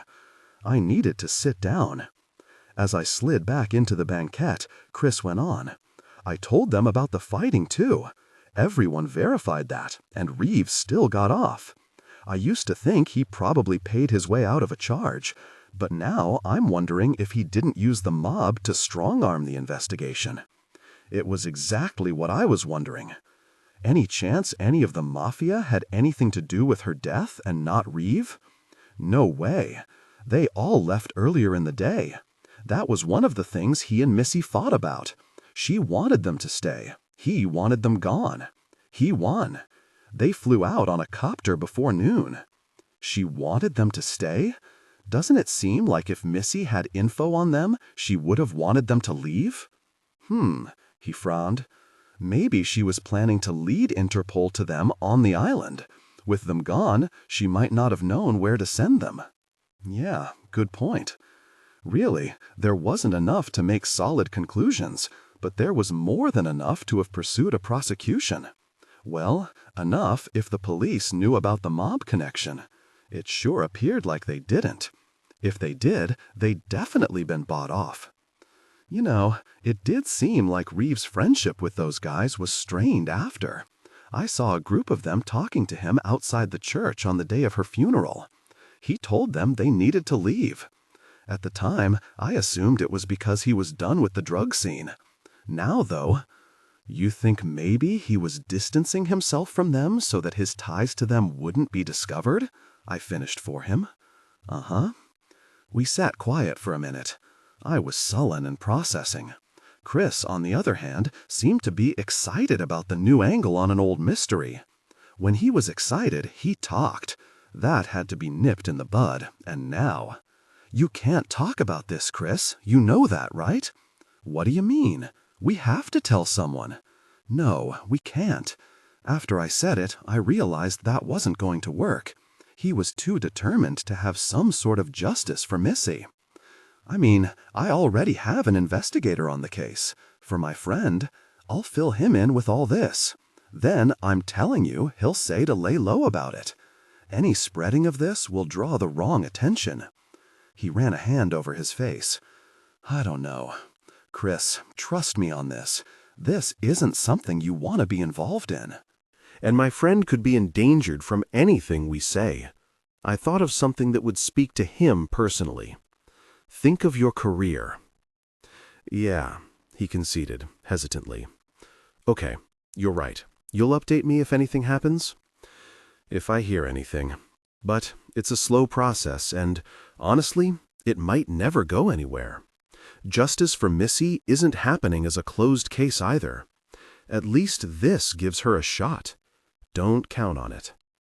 I swallowed the last of my water, swallowing with it my guilt for deceiving a friend. I set the empty bottle on the table and looked at my watch. I needed to get going so I would be ready for my dinner with Reeve. I just opened my mouth to announce my departure when Chris made an inappropriate comment. Chris! I wasn't just disgusted with his timing. You have a fiancé. He smirked. I had a girlfriend the last time we were intimate. You didn't tell me. It didn't come up. No, I don't want to be intimate. I won't do that to another woman. I stood up, grabbing my purse from the bench next to me. Besides, I really do have to go. And intimacy with Chris was not something that was ever happening again. Not just because of Reeve's appearance in my life. Really. Reeve. I wasn't sure what I was going to do about him now that I knew what I did. It wouldn't be figured out here with Chris, though. Chris followed me to my car to say goodbye, sweeping me into a tight hug and kissing my cheek before pulling away. Thanks again. And talking about Missy was good. Maybe I can get some closure. Overall, good afternoon, even though you refused my invitation. I'm ignoring that comment, I said. Then I narrowly glared, giving him one final warning. Remember, not a word, Chris. I got it. Good. I opened the door of the Jag. This is what you're driving? He whistled. I have to get on that show. I cursed myself for not parking around the corner. Though, if I wasn't paying for my mother, if I was less conservative with my spending, I suppose the car could have been purchased with my own salary. Deciding not to comment, I smiled and climbed into the car. I started the engine, and with a wave, I drove off. 3 blocks away from Chris's, I pulled into a drugstore parking lot and let out a long, shaky breath. I massaged my temples, sorting through what I knew and what was merely a guess. What was still unknown? What actually mattered? As horrible as it was to admit, I didn't care 2 figs about justice for Missy. She was dead. It was sad, but I didn't know her, and it was in the past. What I did care about was why she died, or how she might have died, because it was still possible that she'd really just fallen. However, there was also a very good chance she'd been pushed, silenced before she could lead authorities to the Villanakis family, to Reeve's family. No, I didn't know that for sure, but I would have bet money that if I called Joe and told him to look for Reeve's mother as Elena Villanakis instead of Elena Kaya, he'd find something. Then he'd tell me to get the hell away from Reeve. He'd tell me again that searching for Amber was a lost cause. He'd tell me he'd do what he could, but it wouldn't be much considering whom we were dealing with. I closed my eyes and tapped my head on the steering wheel. Very, Amber, I said out loud, talking directly to her for the first time in weeks. What in the world did you get yourself into? Seeing no other options, I gritted my teeth and pulled my burner phone from under the driver's seat where I kept it. I hit dial on the only contact that was programmed. What's up, Em? There was concern laced in Joe's voice. It made me paranoid for a second. Made me feel like he knew where I'd been and what I was doing. But then I realized he was probably only anxious because I never called him. Not much, I said, with as much cheer as I could muster. Just, God, Chris was going to kill me. Well, he'd never know. I want to pull the investigation. Can I do that? I'd still keep looking for Amber, but I couldn't lead Joe or Chris to the same possible fate as Missy. It wasn't fair to risk so many innocent people. As for myself, I hadn't really been innocent since I'd first shared intimate moments with her and Rob, and she'd walked into the fire for me. She deserved my reciprocation. Joe was silent a beat. Why? I knew he'd ask, and it still caught me off guard. Because I finally realize it's a waste of time and money. Please, let that sound honest. Did Sallis threaten you? No, that was the last thing I wanted Joe thinking, especially since it wasn't true. I had to be more convincing. Reeve isn't a threat at all, Joe. In fact, the more I've gotten to know him, the more I see he didn't do anything. The rumors about him are exactly that. Rumors. He's all bark and no bite. If Amber's still in trouble, it's with Villanakis and not Reeve. And I'm not getting mixed up with the mob. It was basically all of his previous points regurgitated. I couldn't be more convincing than that. But he still didn't buy it. This is fishy, Emily. I leaned back against the headrest and stared out the front window. I know it sounds fishy. It's not. Things are going really well, and my relationship with Reeve is now more important than this investigation. I don't want to mess it up. My voice cracked on the last line as I realized it was actually true. Yes, I was more fearful than I'd been before about my involvement with him, but mostly because I couldn't bear to give him a reason to leave me. Jesus, I was really messed up. I pinched at the corners of my eyes. Sorry, I'm really feeling guilty about going behind his back. I can see how you'd feel that way, Joe admitted. You're sure he's safe? He's very safe. A kitten in lion's clothing. More lies, but it didn't feel as far from the truth as it could have. As scary as he'd made himself out to be, he hadn't ever hurt me. Funny how I could still comfort myself so easily. My gut knew it was false security, and a little voice inside my head repeated the words I'd said to Chris earlier. It's hard to see when you're in it. All right. Joe still sounded hesitant. If you swear that... I do. I swear. You can send the final bill to my accountant, and I'll get you paid. I wanted to be done with the conversation. Even if he wasn't convinced, he wasn't going to keep up his digging if he wasn't getting any more checks. I'll do that. And, Joe, I appreciate all you've done. Thank you. I took another shuddering breath, afraid the real crying would start any moment. I was about to hang up, when I remembered. I'm tossing this burner phone now. Is that good? In a dumpster, someplace you never go. Erase all your texts and history first. Got it. The call ended, and I gave myself exactly 1 minute to let the tears fall. I didn't even know why I was crying exactly. Because I was afraid for Joe and Chris? For Amber? For myself? More likely, because I was alone in my search now. As it should be, I told myself. No matter what men had come and gone in our lives, it had always really only been Amber and me. It was almost wrong to have involved anyone else. I moved the car out of park, intending to drive behind the drugstore to throw the phone in the bins there. But a black car a few rows down started up at the same time, and even though it left the lot ahead of me, I was suddenly paranoid, because I was almost sure that car had followed me in the lot to begin with. I waited to toss it until I found a car wash dumpster a few miles away, when I was certain I hadn't been followed. Then I drove home. When I got there, I found Reeve waiting for me on my front porch, sitting in the same chair he had when he'd showed up the first time, dressed in a suit as he had been that day. I smiled as I came up the walk. It wasn't even forced. He did that to me, sick and sad as it was. He made me happy. He made me want to be transparent instead of hidden. But Reeve didn't return the expression. His body remained still, his face even. And I knew, before I put the key in the lock, before I even got close enough to feel the rage radiating off of him, that I was in real trouble. The urge to run passed through me with lightning speed. There 1 second, gone the next. It wasn't even a thought I could feasibly entertain. I couldn't run from someone like Reeve Sallis.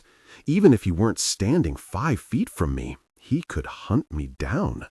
Besides, there was no logical reason to think that he knew anything about my afternoon, knew what I'd discovered about him. Sure, he was obviously angry, but maybe he'd simply had a bad day. God, I was good at lying to myself. Or you're just excellent at survival, my head said, in that voice that sounded an awful lot like Amber's. If that were true, I wouldn't be letting this probable killer into my house. And I was. I even held the door open, gesturing for him to go on inside. Reeve moved behind me and took the door from my grasp. No, After you. Only 3 words spoken, and yet they said so much. They said, I'm in control here. I'm the one who's calling the shots, and you're the one who agreed to follow them. What's more, you like it. Did I still like it, now that I knew what I knew? Messed up as I was, I still did. So though dread curled in my stomach like the remnants of a bad meal, I walked past him into the house, leaving him at my backside where I was vulnerable. I heard the door latch closed. The next thing I knew, he had me pinned to the wall with my hands held firmly behind my lower back. "Hey," I said, wriggling to get loose, "you're hurting me." He only tightened his grip. Without a word, he leaned in toward my mouth. Relief flooded over me, and I lifted my chin to meet his lips, more than a little turned on by his rough greeting. But he didn't kiss me. Instead, still holding my arms behind me, he slowly knelt, dragging his nose down the center of my body. When he was on his knees, his face near my lower body, he sniffed several times, smelling me intimately through my clothing, sniffing at me like a dog seeking out its mate. It was weird and vulgar and depraved, and very, if it didn't make me weak in the knees. Then, just as suddenly as he'd grabbed me, he let me go. He stood and backed away, distancing himself from me as though he were Superman and I was his kryptonite. I stared at him, dumbfounded. "What the hell, Reeve?" "No," he snapped. "You don't get to ask any of the questions here. If you don't want questions, you better start talking." Maybe it wasn't a good idea to pick a fight with a member of the Villanakis family, but I had a feeling we'd fight eventually, whether I did or not. His anger was palpable, and if he was going to be mad at me, I at least deserved to know which of my transgressions had set him off. His expression was ice cold, his eyes sharp pointed swords. Chris Blakely. My stomach dropped with the weight of a boulder, but somehow I managed to keep my composure. What about him? Except he wouldn't have asked about Chris if he didn't already know about him, so I might as well give Reeve what he wanted. I spent the afternoon with him. Is that what you're after? He rushed back toward me and pounded his fist against the wall by my head. Yes, that's what I'm really after. What the hell did you think you were doing? He'd been calm before, in control despite his mood. Now he was raving and rabid. His hands shook, his voice rumbled. He's jealous, I thought. At least I hoped that's what this was. I could defend myself easily enough for that, since I hadn't actually committed any crime that warranted jealousy. I forced sugar into my voice.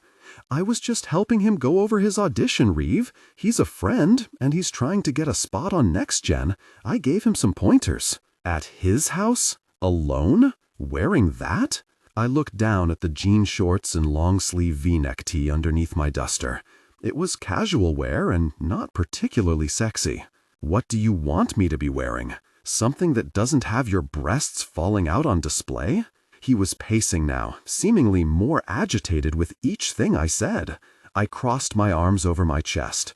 I have a full chest, Reeve. There's very little I can wear that doesn't put them on display.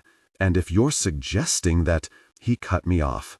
I'm suggesting that it wasn't appropriate for you to be at his house, alone in the middle of the day, regardless of what happened. I'd definitely been with men who were controlling, but my circumstances had changed so much since then that I was out of my realm now. Reeve gave me presents, yes, but he didn't keep me, and with several years of independence under my belt, I wasn't prepared to have someone telling me what I could and couldn't do. It angered me. Gosh, don't you trust me? I threw my purse and duster on the couch so I could do some pacing and pointing fingers of my own. You go lots of places with gorgeous women surrounding you, and I can't spend a day helping a friend? I didn't become intimate with him. That isn't the point. Then what is the point? That you just want a say in what I do?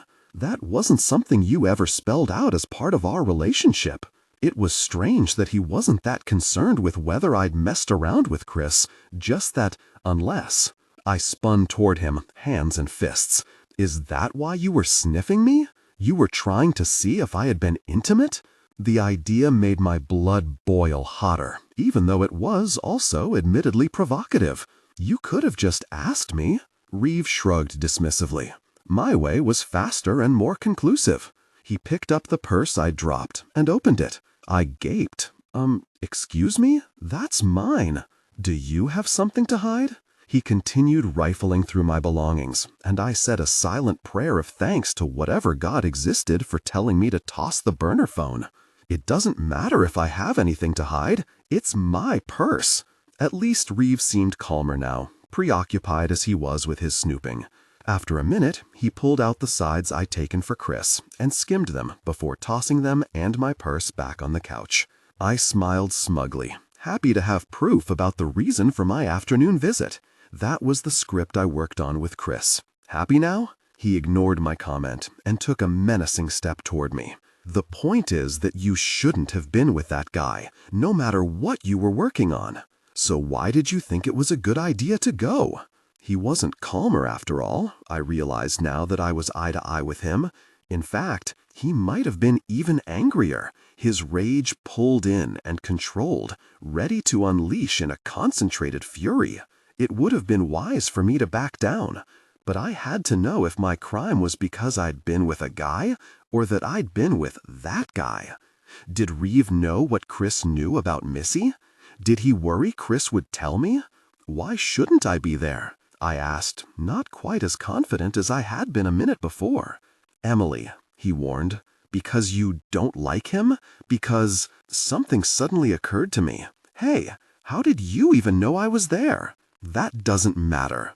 Answer. Like hell it doesn't matter. Are you having me followed? God, oh God, what if he was? The black car from earlier? That had been him, or one of his men. What if he had my phone tapped too? My house bugged? Who had I called? What had I said? What could he know? Only when your jag shows you somewhere you shouldn't be. He took another step toward me. Answer my question. Sometimes I didn't know when to stop. Is that the real reason you gave me the jag? So you could track my whereabouts? How the hell had I not thought about that before? As quickly as he had the first time, Reeve pushed me back against the wall. He wrapped one hand in my ponytail and yanked it roughly to the side. Then he clamped his other across my mouth, silencing me. He leaned in so he was only inches from my face, and in a quiet, eerily controlled voice said, "Stop with the questions, Emily, or so help me, I am going to lose it with you." My heart clamored in my chest, and my eyes widened. His hand over my mouth was disarming. Meant to keep me from talking, it felt close to smothering. For a moment, I considered biting his hand, but then decided it was probably not in my best interest, and instead forced a deep, calming breath through my nose. Now. Reeve wound my hair tighter around my ponytail, getting a better grip. Like I said, I'm the one who will be doing the asking, so I'm going to remove my hand, and you're going to tell me why the hell you thought it was a good idea to be at a man's house, a man who will be intimate with anyone he can, and Hollywood knows it, a man who most certainly wants to be intimate with you, alone, hugging him in the street, where any jerk with a camera could get a picture of you together.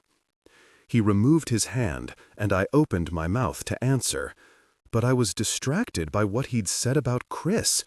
Was he concerned about the paparazzi then, and not about Chris himself? The question slipped out. Does this have anything? Reeve pulled my hair tighter, snapping my head to the side and cutting off my words. Take your time if you need it, but I want an answer to be the next thing that leaves your mouth. Nothing else. Really, I was in trouble. I was arguing with a devil, a man with money and power, a man who wasn't happy with me. It was exactly the time to be scared and cautious and indulging, and I was. But I wasn't being cautious or indulgent, because the dominating bad boy type was my weakness. I liked seeing him come out to play. I wanted to keep him around, but I also wanted to submit to him, wanted to please and gratify and charm him. I wanted to say the right thing, more than I'd ever wanted to say the right thing in my life, but I wasn't sure what the right thing was. I'd have to make a guess. And from what he'd given me, I'd say it was being seen alone with a man like Chris was the error. The situation could easily put me in the most unreliable of gossip rags as his lover. I hadn't thought Reeve cared about public opinion. Maybe I was wrong. I wasn't thinking about what it looked like, I said finally, and his grip loosened. He hugged me, and I didn't think to stop him. You shouldn't have been with him alone in the first place. He moved his face in closer, his lips a mere whisper from mine now. His eyes, hard and cold, level with mine. I shouldn't have been alone with him in the first place, I repeated, as he cupped my breast. Even though it was completely innocent.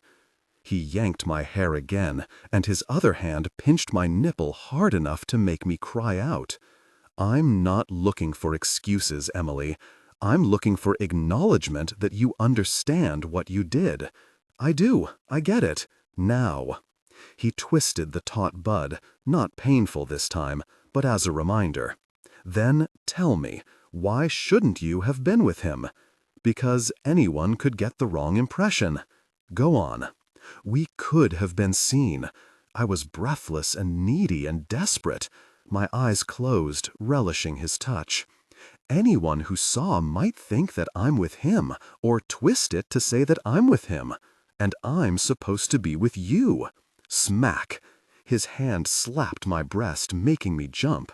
Supposed to be? I am with you. I'm with you. And I wasn't acting like it. I reached out to stroke his chest with both my hands, determined to reassure him. I'm with you. Only you. Precisely. He let go of me abruptly and backed away. I followed after him, pleading. I'm sorry, Reeve. I messed up. I won't do it again. I promise. I sounded pathetic, like an abused woman begging for her lover to strike her once again.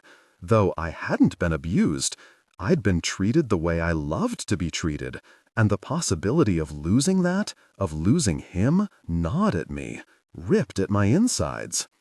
The things I'd said to Joe had been excuses, but I realized in that moment how much I'd meant them. My relationship, or whatever this was with Reeve, was more important than anything that could come between us. He ignored me, standing with his back to me as he seemingly tried to make a decision of some sort. A decision about me, likely. Whether he was done with me or not. Whether he'd give me a chance or call it quits. Whether he'd end things by breakup or more permanently. Whatever his choices were, even as he might be considering the darkest of options, I still wanted him impossibly. I threw everything I had into my next entreaty. Please, Reeve, you never said, and I didn't know that was what you expected of me. He spun back to me, resolved. Then, since I never said, I better make sure you hear it clearly when I say it now, so that you can never say you didn't know what's expected of you in the future. He undid his belt buckle, and I imagined he planned to use it. To hide me with, I hoped, not to strangle. But he didn't pull it from his pants loops, undoing his zipper and revealing himself instead.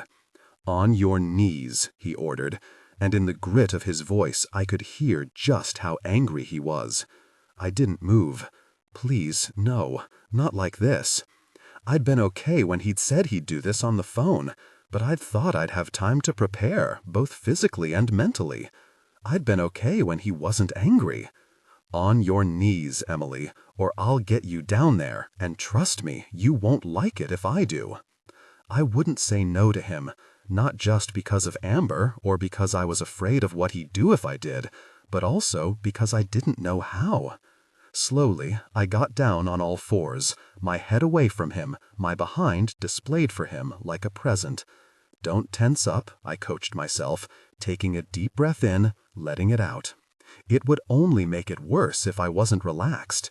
No, not like that, Reeve said. Face me. Again, I didn't move. Sure, I misunderstood somehow. You said this morning. His forehead wrinkled, then comprehension flushed his face. That was this morning. I'm not doing that now. When we are intimate in that way, it'll be for pleasure, not punishment. I bit my tongue hard so that I wouldn't sigh in relief. But now, with the unwanted element removed and the reassurance that I wasn't losing him, I remembered I was also mad. I circled toward him, then sat back on my knees, a pout firmly planted on my lips. Except then I saw him, nearly aroused, and my mouth watered. My mouth watered, and I hated myself for wanting him like this. After he might have been responsible for Missy's death, after he'd had me followed, after he'd been a jerk with his jealousy and the hair-pulling, and the sniffing. God, the sniffing. Very. He was a jerk, and I was aroused. He leered down at me as he moved his hand slowly. Once, twice. Take off your shirt. I did as he commanded, tossing it to the floor before sitting back and peering up at him under my lashes. His arousal grew, turning to steel, and the anger in his eyes was diluted with desire. He took a step toward me, and my lips parted automatically before he even said, "Show me your devotion." Tension broke. I gave in to desire, connecting deeply. After their intimate moments, he held me there, held me still, held me firm. Then he let me go. I felt used, a toy to be defiled however he desired. After several moments, he held me still again. He pressed me close, making it difficult to breathe. I pushed at his legs, trying to move him just enough to get a tiny bit of air. He didn't like that. He continued holding me with one hand, using his other to shove mine off of him. I squirmed, my knees burning as I rubbed against the carpet. I couldn't breathe. I couldn't swallow. Saliva gathered in my mouth, choking me, and my head started spinning. My eyes and chest burned with the effort. I was panicking now, desperate for him to release me. But the more I fought, the tighter he gripped. It was a message, I realized. Take it. You take what I give. I decide, he was saying. I decide who you see. I decide where you go. I decide if you move. I decide if you breathe. I got it. I stopped fighting. He released me. He even let me take a break, catch my breath. For barely a few seconds, though.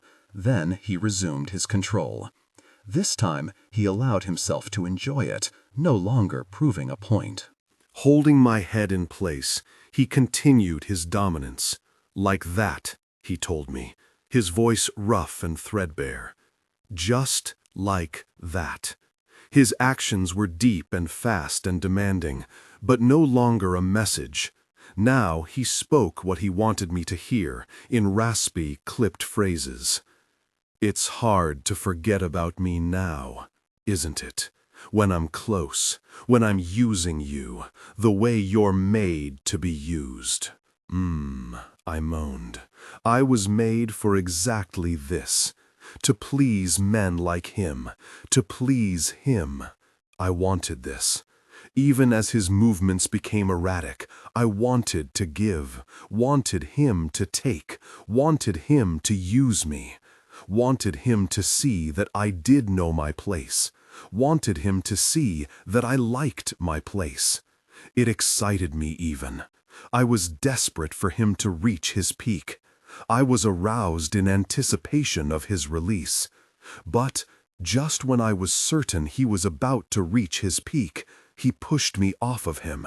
I tried to reclaim him, but he put one hand on top of my head to keep me still, and used the other to bring himself to completion.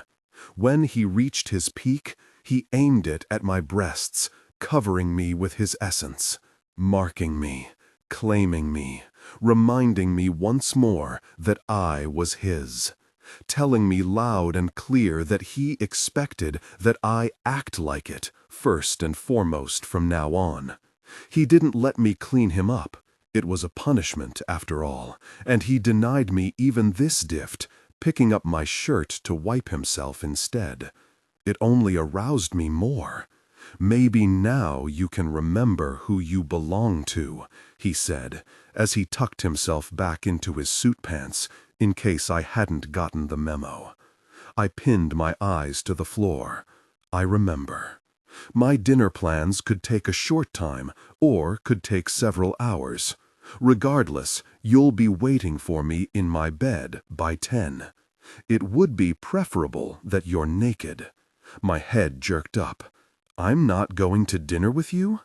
He was standing at the mirror by the front door, straightening his hair and tie. "No, you're not." I scrambled to my feet, ready to beg for him to change his mind. I needed to meet his ranch staff, but it was more than that. I needed him to claim me to others as completely as he'd claimed me in private. I needed to prove I could be his in the way he wanted me to be. But before I could voice my plea, he turned back to me. "How would it look that you were at one man's house in the afternoon and then at dinner with me? It will look like I can't keep my woman in control. Until you can act accordingly, I can't claim you publicly as mine." Everything inside me deflated. His declaration proved he knew me well. He knew what I wanted, and he refused to give it. This was the true punishment of the afternoon. This was the thing meant to hurt me most, and it did. He put his hand on the doorknob, but paused to say, "And, Emily, clean up, but don't seek personal release. I know you want to, but it's for me to decide if you deserve it. Right now, you don't." He left, and I knew he was right. I didn't deserve it. I took a long shower to clean up and cry. Mixed with the hot burst of water that fell over me from the nozzle, my tears were easier to ignore. I kept my eyes closed and put my face in the stream so the salt-laced drops would wash away. If I tasted them, I'd have to acknowledge them. If I acknowledged them, I'd have to acknowledge their source. The water was cold by the time I'd finished, but I still had a few hours before I went to Reeve's. I poured a glass of wine. I nibbled at a salad.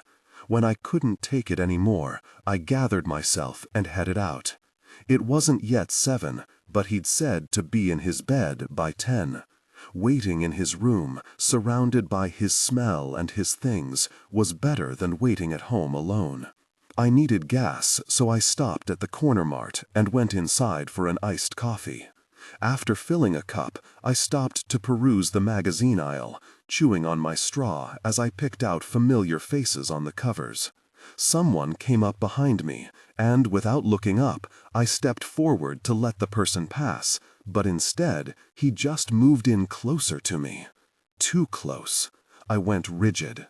Heavy breath came at my neck, followed by a low whisper at my ear. "If you're being watched, don't turn around. Just nod." I spun to face him.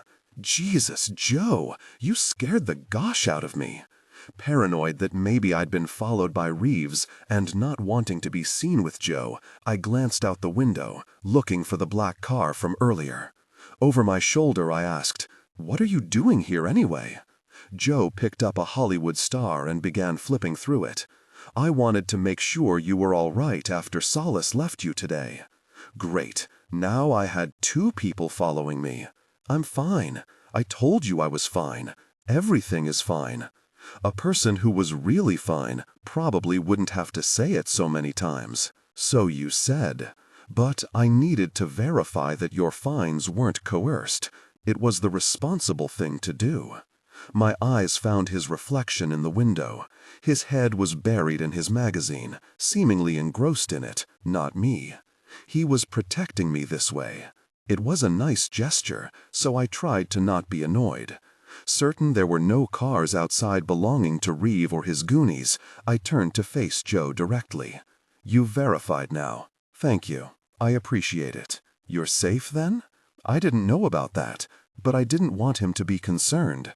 Joe, I'm good, I promise. Thank you for looking out for me, and especially for being discreet. I obviously don't want Reeve to know about this investigation. Or you, for that matter. He has somewhat of a jealous streak. Annoying as that was, at least it established that I had some modicum of meaning in his life. Before Joe could say what it looked like he wanted to say, I added, and not jealous like he's going to hurt me, so stop worrying. Well, Reeve had hurt me. I was just okay with it. The physical part, anyway. All right, Joe said, his tone reluctant. I'll let you be. But I also needed to show you something that came in today, after your phone call. He had his cell out now and he was tapping at the screen. He probably had a picture of some newly discovered horrible person Reeve was connected to, or a report of something he'd done. Whatever it was, I didn't want to see it. I called the investigation off, Joe. I'm not interested in. He cut me short. It's another Amber sighting. When? Sighting meant alive, right? My heart was pounding in my throat, too scared to ask that question. Just before Thanksgiving, a woman went to an emergency room in Chicago with 2 broken ribs. She matched Amber's description, and she used that date of birth. The doctor who treated her noted possible signs of abuse, which meant he also took a picture for the file. He stuck his phone in front of my face. It's her, right? I stared at the screen. Familiar blue eyes looked back at me, darker than mine, darker than I remembered hers being. She was shirtless, wearing only a black bra and a necklace with a jeweled dove that she'd owned for as long as I'd known her. The picture was from an angle, and I could make out the top of a red tattoo on her shoulder, 2 columns slanting away from each other. Faded bruises ran down her neck and chest above her breasts. More bruises, newer, stretched up one side of her torso. I could guess the causes of each set. Choking bruises at the top, then hickeys.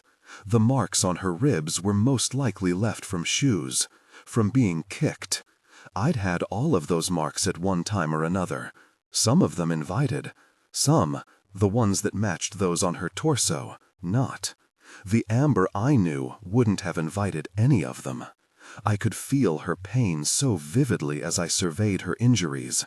I hated that it was her feeling them instead of me.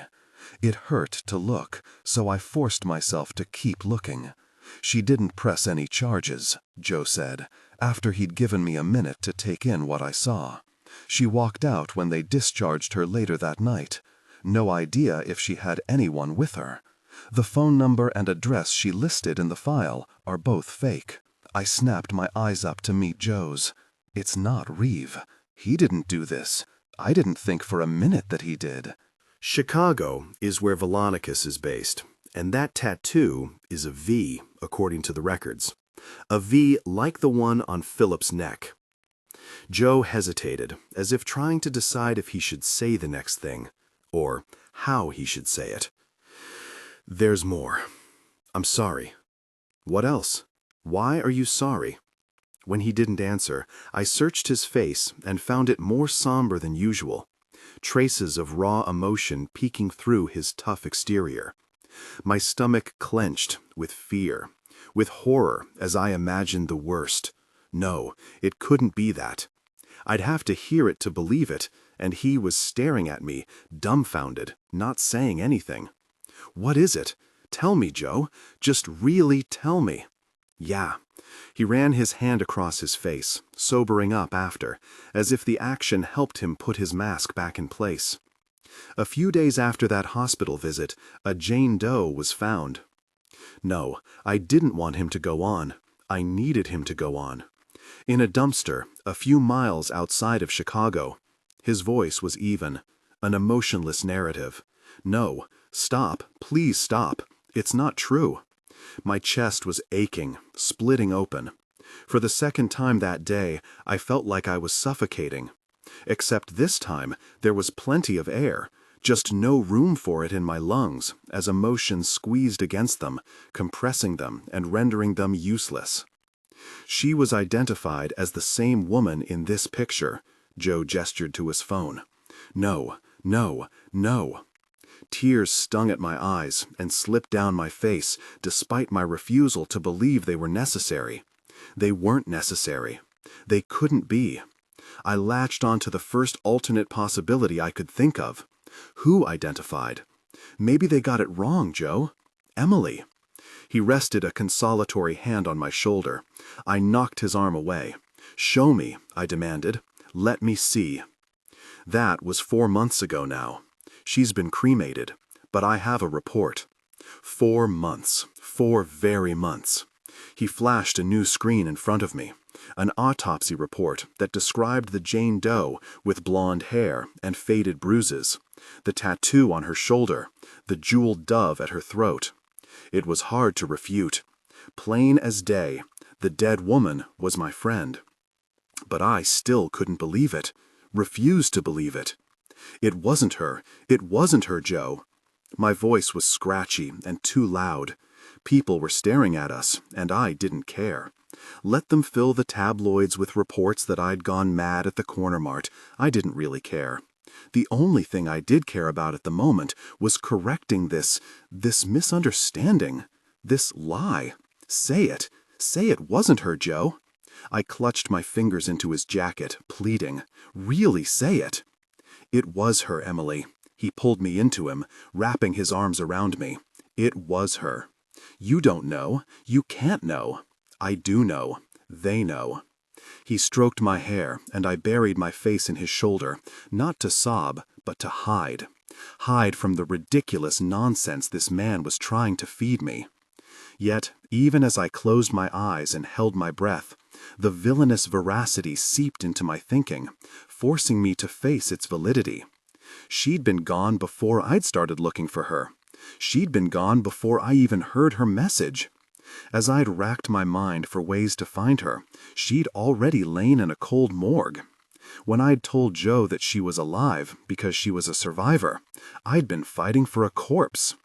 The times I'd imagined her voice in my head and felt her presence and heard her memory speak vividly to me, it may not have been imagined at all, but traces of her life imprinted on this world, real remnants of her spirit in the form of a ghost. I was dead, she said now. I've been dead the whole time. Tears leaked silently onto his jacket, but I couldn't call it crying. This was shock. This was reality soaking past the truth I'd built up, drops of it spilling from my eyes. This wasn't the dam. This wasn't grief. Not yet. But it was also anger. Anger at myself. Then, when I thought about it, anger at Joe. I pushed back from his embrace. How come you're only finding out about this now? You should have dug this up before. Shouldn't her name have come up in whatever search things you do? She wasn't a Jane Doe if they connected it to her hospital visit. Why didn't you find her before? It was misplaced rage, but it felt good to blame. Joe could have saved me the time and energy, could have spared me the hope. He seemed to expect my accusations, comfortable enough with the natural path of mourning to not have to defend himself, but simply present the facts. She didn't use her real last name at the hospital, he said. I wiped at my eyes with the back of my hand. What do you mean? What name did she use? Yours. He cleared his throat. Barnes. My real last name. She was in trouble, on the verge of death, and thinking of me. While I, what? Rode the high of a breakout show? Complained about the inconvenience of an unwell mother, and dealt with it by writing a check in an amount I didn't notice? Even as I searched for Amber, believing she was alive, how often had I forgotten about her? While I'd played a version of my younger self, seduced her ex-lover, lost myself in fascination with him. This detail of the circumstances surrounding her death was only a small one, a tiny laceration amidst extensive injuries. But it stung and burrowed deep inside me, promising to resurface any time I looked closely at myself. In the meantime, the wound that needed attention was the largest one, the one that gushed and bled from my spirit like a slice across the carotid artery. Amber was gone. She was gone.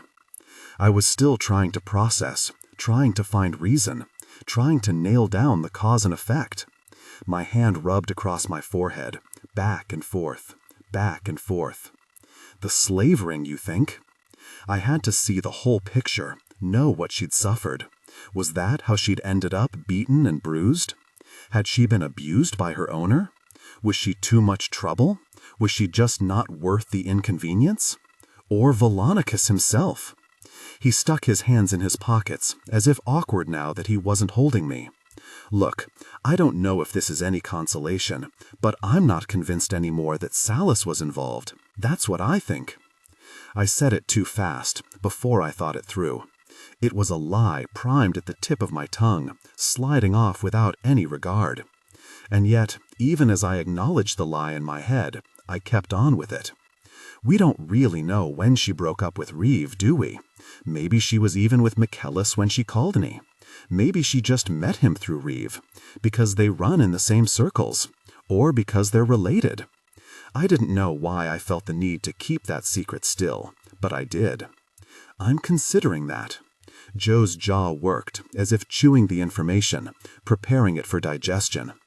I could look into it further if you like, try to get some closure. I shook my head emphatically. You can't risk it. It's too dangerous. I swallowed, giving myself time to be sure of what I wanted to say. I think Missy's death may have been related to Vilonicus' family too. Joe arched a brow. Do you know something you haven't told me? A friend of mine who knew her said that several members of the family hung around her. They were even at the island the day she died. And your friend thinks it was the mob, not Sallis, not an accident? Maybe an accident, not Reeve at all. I couldn't stop the lies regarding him. In truth, I suspected he was at least partially guilty in Missy's death, and I didn't for 1 second believe the call Amber had made had anything to do with Vilonicus, and all to do with Reeve. And I was convinced that even if he hadn't been the executioner, Reeve still had culpability, still had some of the blame. And yet I kept defending him for a multitude of complicated reasons. Because I was afraid that Joe might try to keep me from Reeve. Because I didn't want his investigation to get Reeve in trouble. Because he'd reminded me I was his that afternoon, and I was determined to act like it. Because now, more than ever, I needed to use Reeve to find some answers. Because I had to know what happened to Amber, and he was the only sure lead I had. And he hadn't actually killed her, so my loyalty to him didn't conflict with my loyalty to her. At least, that's what my current story was, and I wasn't about to challenge it. "Why did you call off the investigation, Emily?" Joe asked, pulling me from my internal dialogue. I blinked at him, trying to determine what he was looking for in my answer, suspecting it was another attempt to make sure I hadn't been pressured. But his expression gave nothing away, so I told him the truth. "I don't want to put you in that kind of danger. I don't want it to be my fault if anything happens to you. There could be others still in danger." He was quieter now. "Others that might be saved if we can figure out what happened with Amber. He wants to keep investigating. It was a surprise flip of tables from when we'd first met, and I was pleading, and Joe was skeptical. You said you didn't want to get in this deep," I reminded him. He shrugged. "So I lied. I'm invested now. Let me find out what happened to her." My voice was tight, so I simply nodded. Once I swallowed down the ball in my throat, I said, "But no more looking into Reeve. I meant it when I said I didn't want this in the way of my relationship with him." He let out a reluctant sigh. Okay, he finally conceded. "I'll make up something when I bill you. I'll charge you for shooting lessons or something." I forced a smile that I couldn't hold. "I'll see what I can find out through Reeve. I haven't dug nearly as deep as I can." Joe's expression grew concerned yet again. You can't save her anymore, Emily. You don't need to do anything risky. I know. Okay. Because if you have any reason to think it's not safe, I can help you get away from him. Was it really messed up that I didn't even consider it? I told you. I know. You're fine. He ran a hand through his short hair. I'll get you another burner phone. In the meantime, don't use your cell to call me. Be careful, we both said in unison. At least, I was pretty sure that one of us would take the advice. Numbly, I paid for my drink, which I tossed on the way out the door. I sat in the car in a daze, letting the engine idle as blame came in the form of if only. If only I'd heard the message sooner. If only I'd visited my mother more often. If only I'd tried to contact her when I saw her picture in that magazine. If only I'd never left her. She'd saved me, and when I had the chance to return the favor, I'd let her down. I beat my fist on the steering wheel, again, wanting it to hurt, wanting to feel better. Behind me, a car honked. All the pumps were in use, and I was hogging the one I was parked in front of, but I leaned out my window and cursed at the other driver anyway. Then I took off, giving the bird as I pulled out into traffic. I drove mindlessly, not paying attention to where I was or what time it was. Drove in complete silence. Even the 1,000 thoughts that wanted a spotlight in my head were respectfully reticent, as though granting a moratorium while I dealt with how to just be in a world without Amber, how to keep my heart beating and my lungs operational, how to keep my car on the road, in the correct lane, obeying the traffic signs. After a while, minutes, hours, I didn't know, the reprieve tapered off, and half ideas slipped in with the conviction of plans, promises, Reeve's cousins, his guest room, get to his ranch, his staff, the common thread, always him. He was my only chance for finding out what happened to Amber. He might not have all the answers, but he had some. By the time I turned the Jag toward his house, he was pulling me in other ways. Distraction, comfort, reason, preoccupation. He was the source of everything I needed now.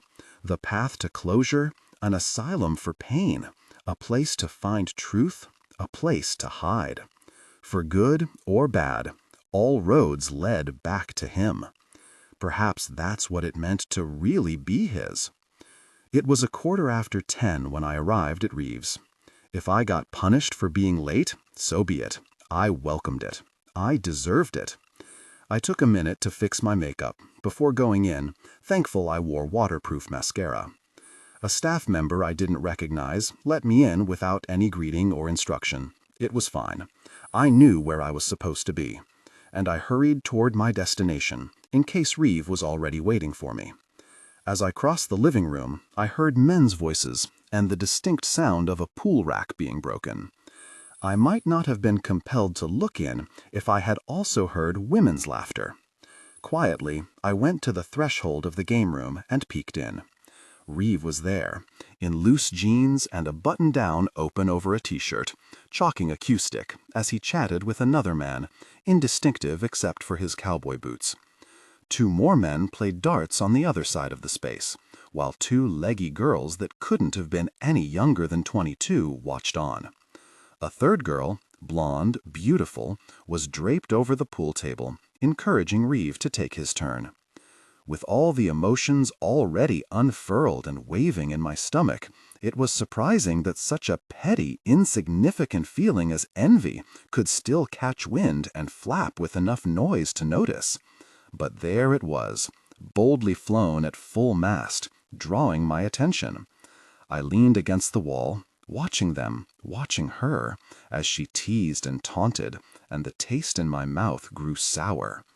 I was supposed to be in there with them. 3 women, 4 men. I'd have made the teams equal.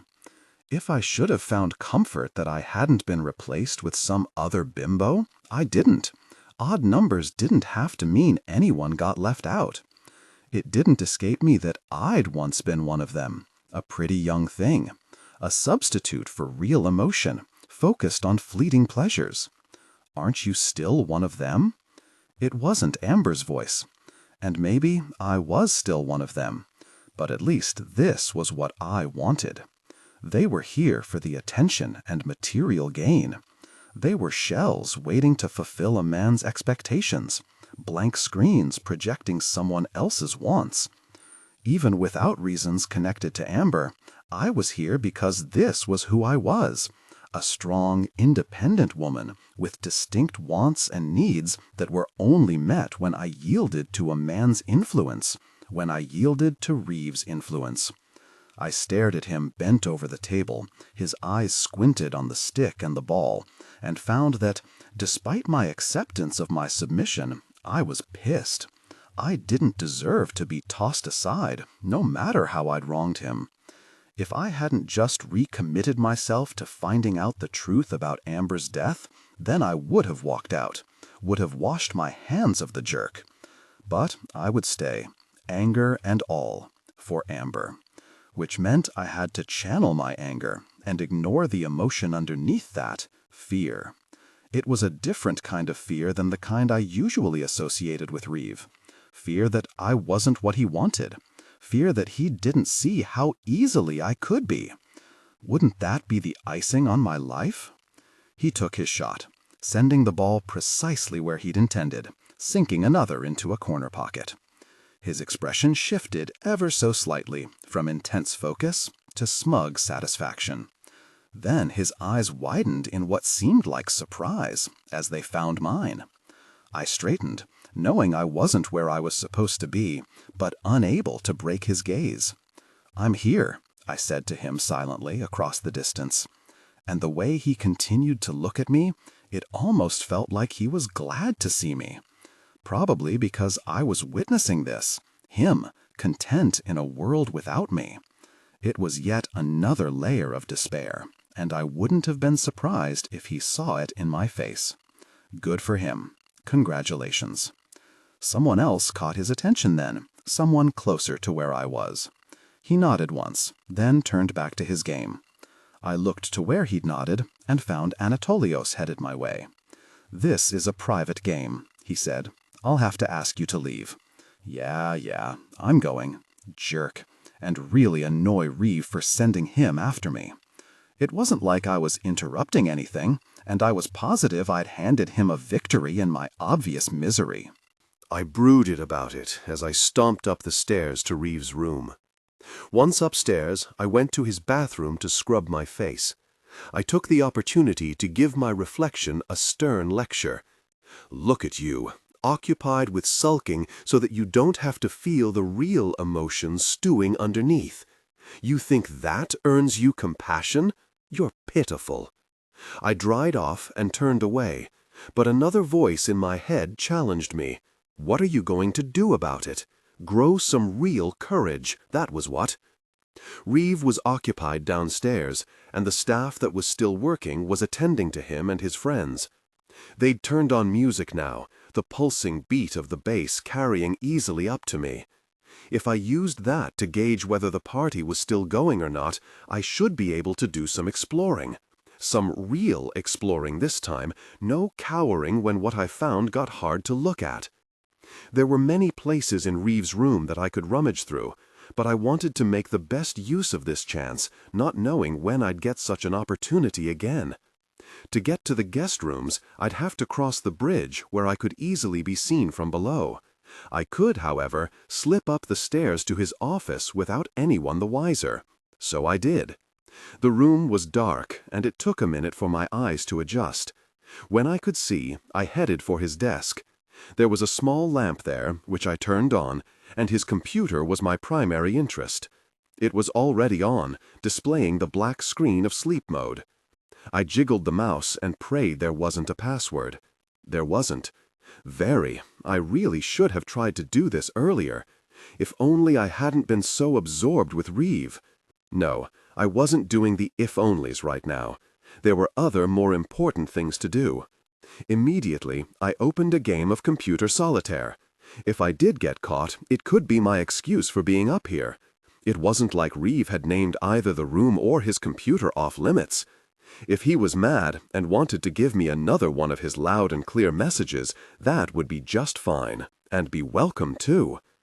After dealing cards and playing a few for appearance's sake, I moved to snooping elsewhere. His document folders were numerous, but in a quick scroll through the list, there were only a few that didn't seem to be related to Sallis Resorts. The first one, labeled Our Options, had pictures of modern kitchens and dining rooms.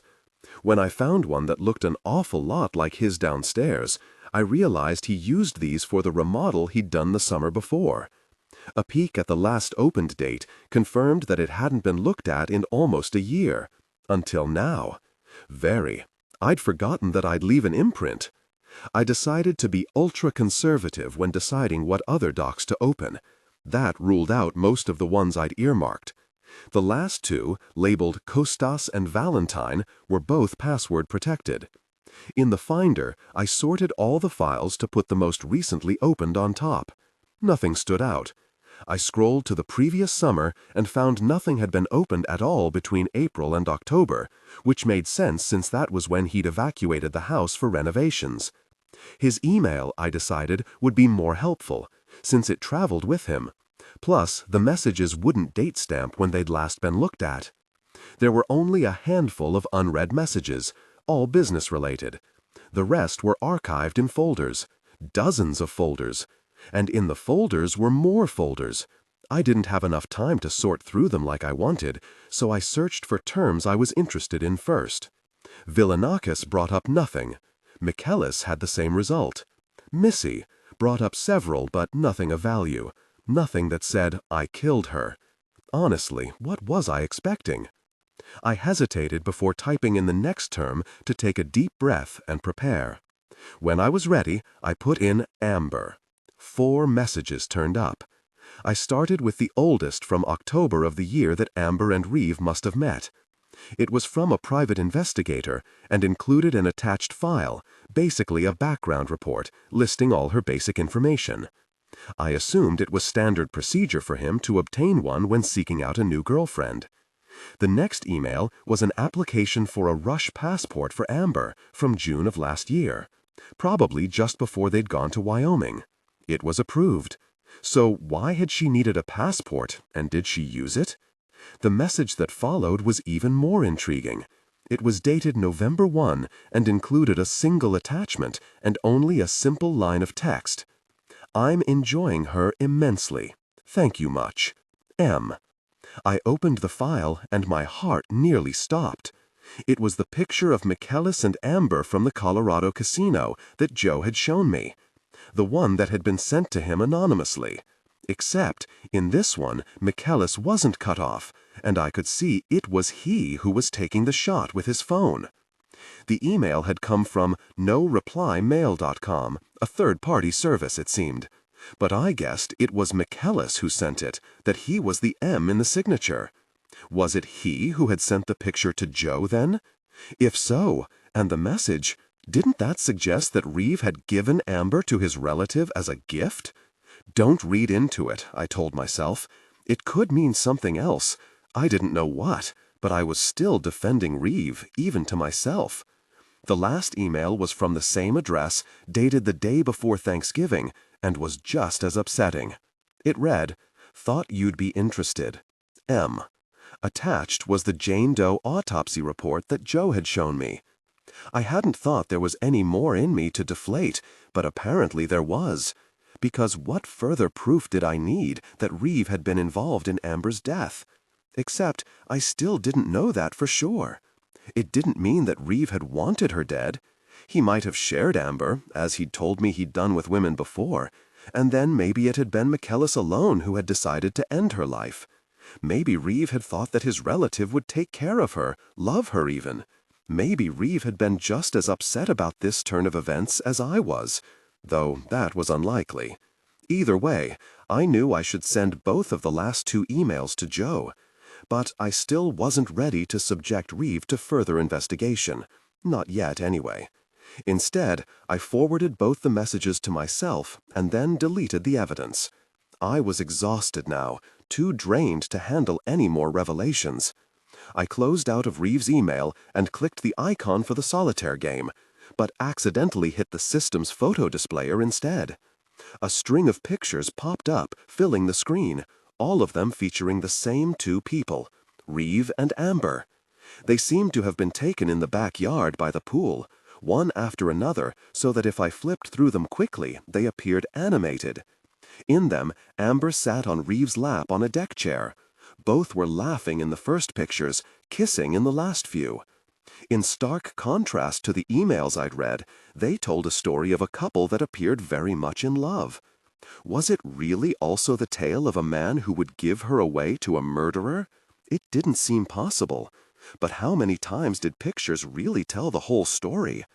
I'd seen only that afternoon how angry Reeve could get when provoked. If he could be like that with me, there was no telling what he could have been like with her. Whether they were honest or not, I studied the images for long minutes, trying to find a clue that something was wrong, that something was off. They were hard to look at for many reasons. Because I missed her, because she was happy in them, because she'd never be happy like that again. Because the man that was the cause of her happiness in these pictures was the same man who'd sent her to her death. Because that man had never looked at me the way he was looking at her. It was all I could take. I shut down the photos, turned off the light, and crept back to Reeve's bedroom.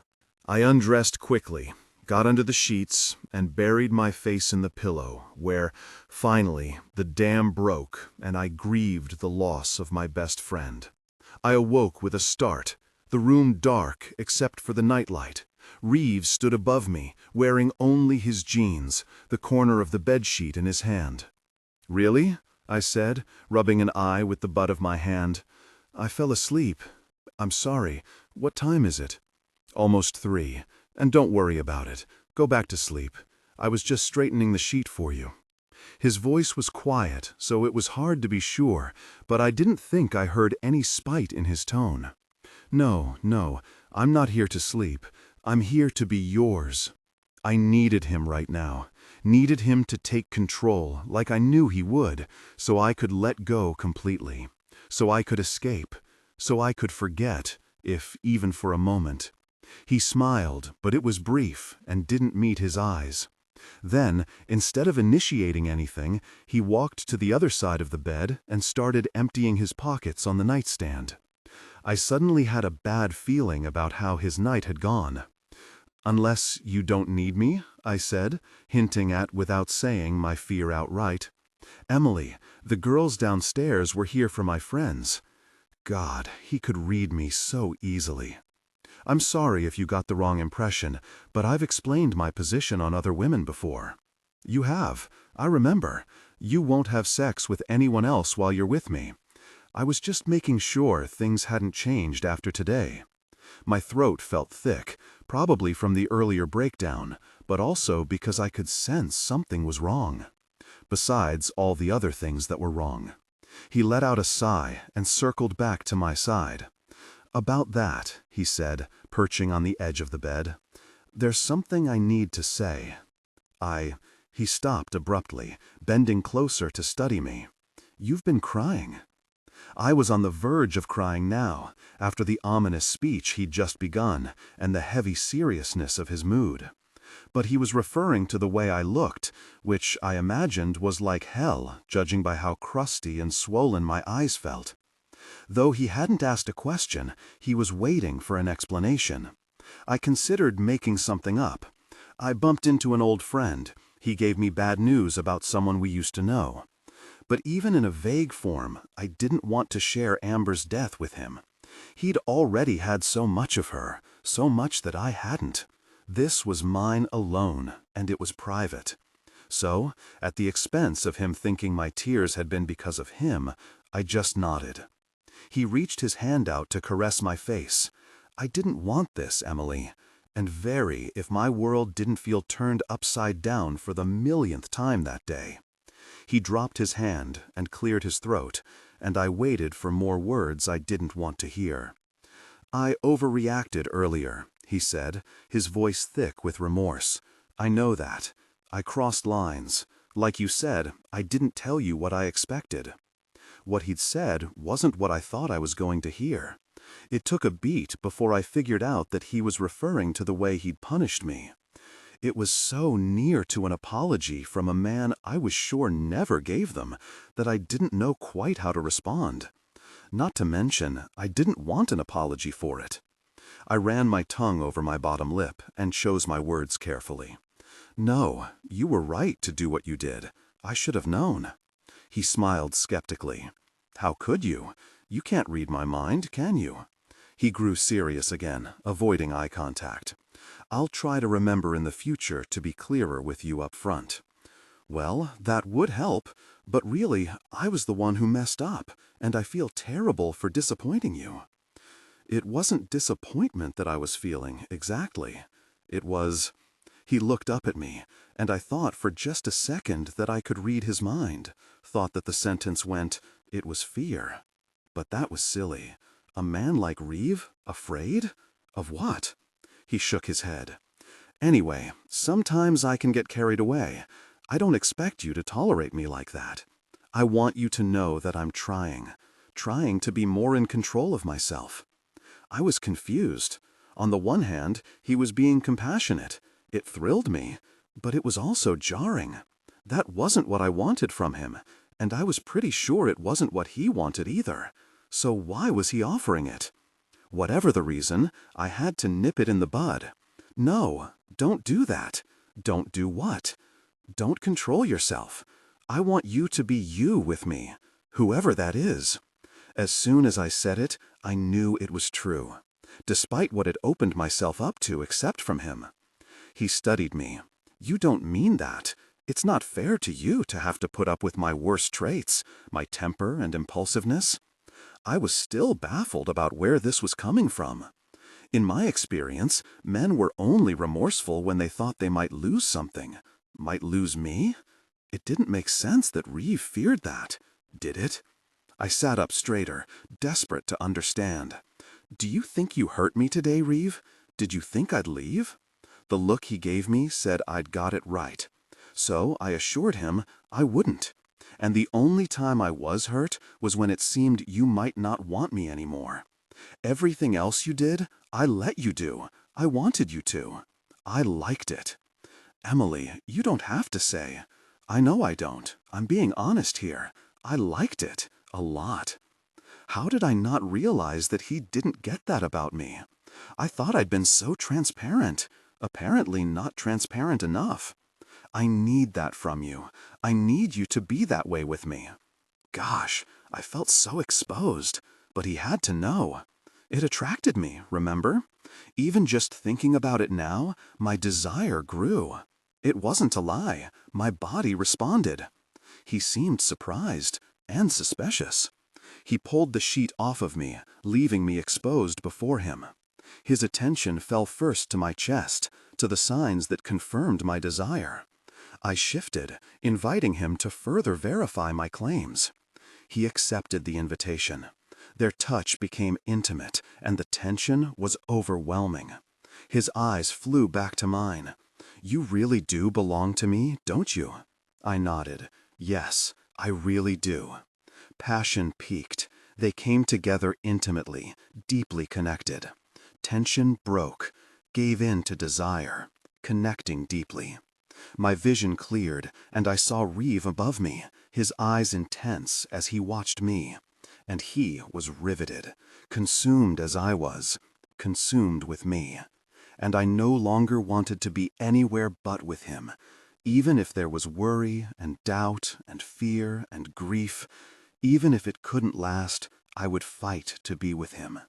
The epiphany settled over me, and I realized I had air now. Realized I was breathing fine. Realized I was the sickest kind of person. Because I wanted to live, if for no other reason than to be with the person who possibly wanted me dead, who probably sent my friend to her death. The realization brought another wave of intense emotion. It racked through me, wrenching a guttural keening sound from my being.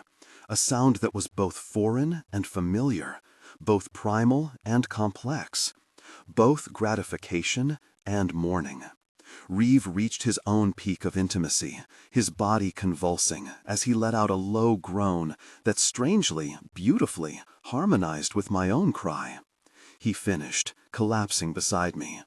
It took everything in me not to turn and slap the gosh out of him, or punch him, pound him with my fists until he told me why he'd really done what he'd just done. Pummel him until he understood just how angry and jealous and confused and frightened he made me. Thrash and pelt until he promised never to do it again. But I managed to hold myself, because I didn't really want him to promise that. I'd asked for him to give me who he was, and I'd liked it, despite being scared, or maybe even because of it. For that, I was ashamed. Emotion hit me then like a bowling ball scoring a strike, and I felt the threat of another crying jag. Not the sobs that had torn through me earlier when I was alone. Not even sadness, really. It was unidentifiable, something new, something that was pieces of a whole bunch of things all trying to get out of me at once. It was overwhelming. And a little bit. It was just that I hadn't ever been at peace with myself. And here, with this awful man, after I thought he was trying to kill me, on the day I'd lost my best friend, I felt the seeds of it burrowing inside of me.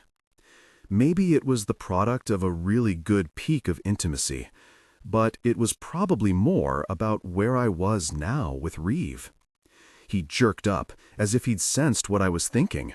He startled me with his sudden movement, then startled me again when, after he turned toward me, he reached out to stroke my face, as he sometimes did, with the back of his hand. My pulse, which had just begun to beat at a normal tempo, spiked again. He wasn't usually affectionate after sex, and rarely touched me intimately like this. It made me wary and paranoid, and I had to force myself not to cower. But his eyes were warm when I met them, and I realized he was checking on me, making sure I was okay. He kissed my forehead, and it was an apology, soft and genuine. When he pulled back again, his expression was tinged with regret, and I felt a strange desire to comfort him, to tell him that things were fine, and then scold him for showing any remorse about giving me exactly what I needed, fear of harm, without actually hurting me. But I was confused and really messed up, and all I could do was show him in my eyes that I was okay with what he'd done, even if I wasn't okay overall. He seemed to understand something. His features relaxed, and a smile teased on his lips. Do you know what part I liked best? It took a minute to register what he was talking about.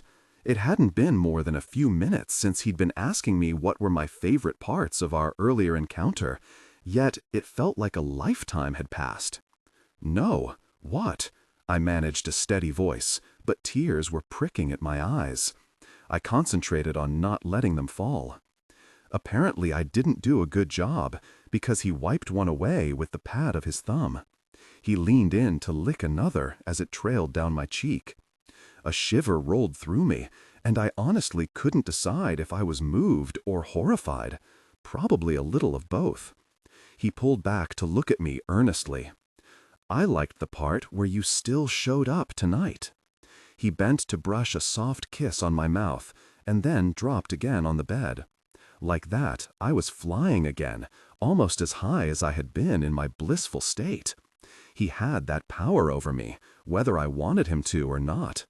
I squeezed my eyes shut, more emotional now than ever, and on the verge of falling for a man I shouldn't fall for.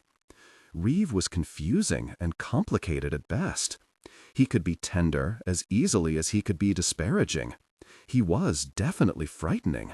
Had done things that were very frightening. He may have even done things that, to know for sure, would destroy me. But none of it had sent me running. That it didn't said an awful lot about me that I hadn't wanted to acknowledge. It said things I'd known for years and refused to accept. Since I'd torn myself away from Amber, I'd gone so far to downplay my proclivity for depravity, said it didn't define me or own me. I couldn't get away with that anymore.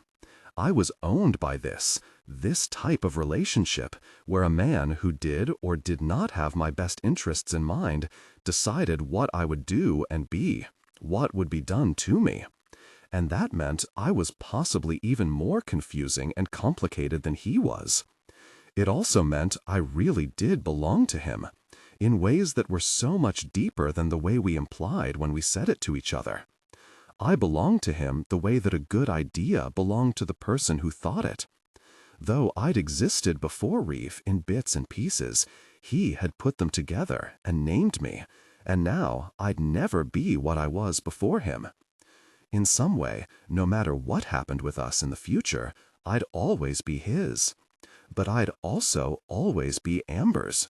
She'd been the only person to recognize the woman in the scraps of nothing that I'd been, and because of that, I'd keep looking for her truth. Searching threatened what I had with Reeve, but until I put her to rest, I could never wholly belong to him anyway. He shifted next to me again, pulling the sheet up from where it was gathered at our feet. As he tucked the sheet around me, he said, "I have to go on a trip. For a couple of weeks, at least, maybe longer." "Okay." His news pinched at my cloak of peace, causing my chest to tighten. He turned on his side and dragged me into him so he could spoon. This was new too, and I loved it. I was sure it stemmed from our understanding. He felt as compelled to shelter me as I was to retreat into him. He nuzzled at my neck, his breath warm and welcome on my skin. Lazily, he said, "You'll come with me." "Okay." "Anywhere," he said, "I'd go." "Good." He kissed the back of his ear. "We'll leave for the ranch tomorrow." The ranch? He was taking me to the ranch, where Amber was last with him. I'd never been very spiritual, but it was impossible not to see this as a sign. Even the gods wanted me to discover what happened to her. Even they were laying out the path to take me where I needed to go to do just that. Or they desired that I find the same fate she did. I hadn't completely discounted that possibility either. Reeve woke me up early the next morning, sending me to my house to pack a bag. "Don't worry about bringing too much. We can get you anything you need in Jackson." "Okay," I said, pulling on yesterday's jeans. Just as I was about to head out, he called after me. "I meant to ask you, were you in my office last night?" I swallowed, the panic rising in my chest. How the hell had he known? "I was. I got bored waiting for you and played some solitaire. Was that okay?" "Of course. You left your game open. I finished it for you before coming to bed last night." My heart was still racing, but Reeve seemed genuinely unbothered by it, so I forced a bright smile. Silly me. Did we win at least? His face was hard to read when he said, "Oh, Blue Eyes, I always win." Philip rang my doorbell at 2 that afternoon. I grabbed my sunglasses and carry-on and locked up while he put my suitcase in the trunk. He opened the back door for me, and I slid in next to Reeve. He was dressed casually in loose jeans and a long-sleeved flannel button-down. A pair of Tom Ford aviators hid the eyes that I was sure were brought out by the blue in his shirt. "Where's the cowboy hat?" I teased. The Western look was surprisingly good on him. Not really surprisingly, every look was good on him. "I'll wear it later, just for you." He laced his fingers through mine, which was a nice surprise, despite the smirk on his face, as he took in my tunic zip-front dress. "Wyoming is cold this time of year, Blue Eyes. Your legs are going to freeze." "I have leggings in my carry-on. I'll put them on when we land." Reluctantly, I let go of his hand to buckle in. Good. He palmed my bare thigh, an acceptable substitute for hand-holding. "Though I'm glad right now that you aren't wearing them. Let's hope I have an opportunity to take advantage of that." I might have purred. What's wrong with now? Now we have things to discuss. He left his hand where it was, but his tone said that we weren't playing anymore. This was business. Instantly I tensed. Like? Expectations. I thought it might be a good idea to discuss them before we have any other misunderstandings. Great idea. I had to stop assuming every serious conversation we were going to have would be a bad one. Anxiety was a natural side effect of lying, understandably. But I didn't have to be so paranoid. Shoot, I'm ready. Kaya is not a resort like the other Sallis properties. Kaya? I interrupted, ignoring the irritated glare he shot me. That was supposedly the maiden name of his mother, the name that Joe hadn't been able to verify. What's Kaya?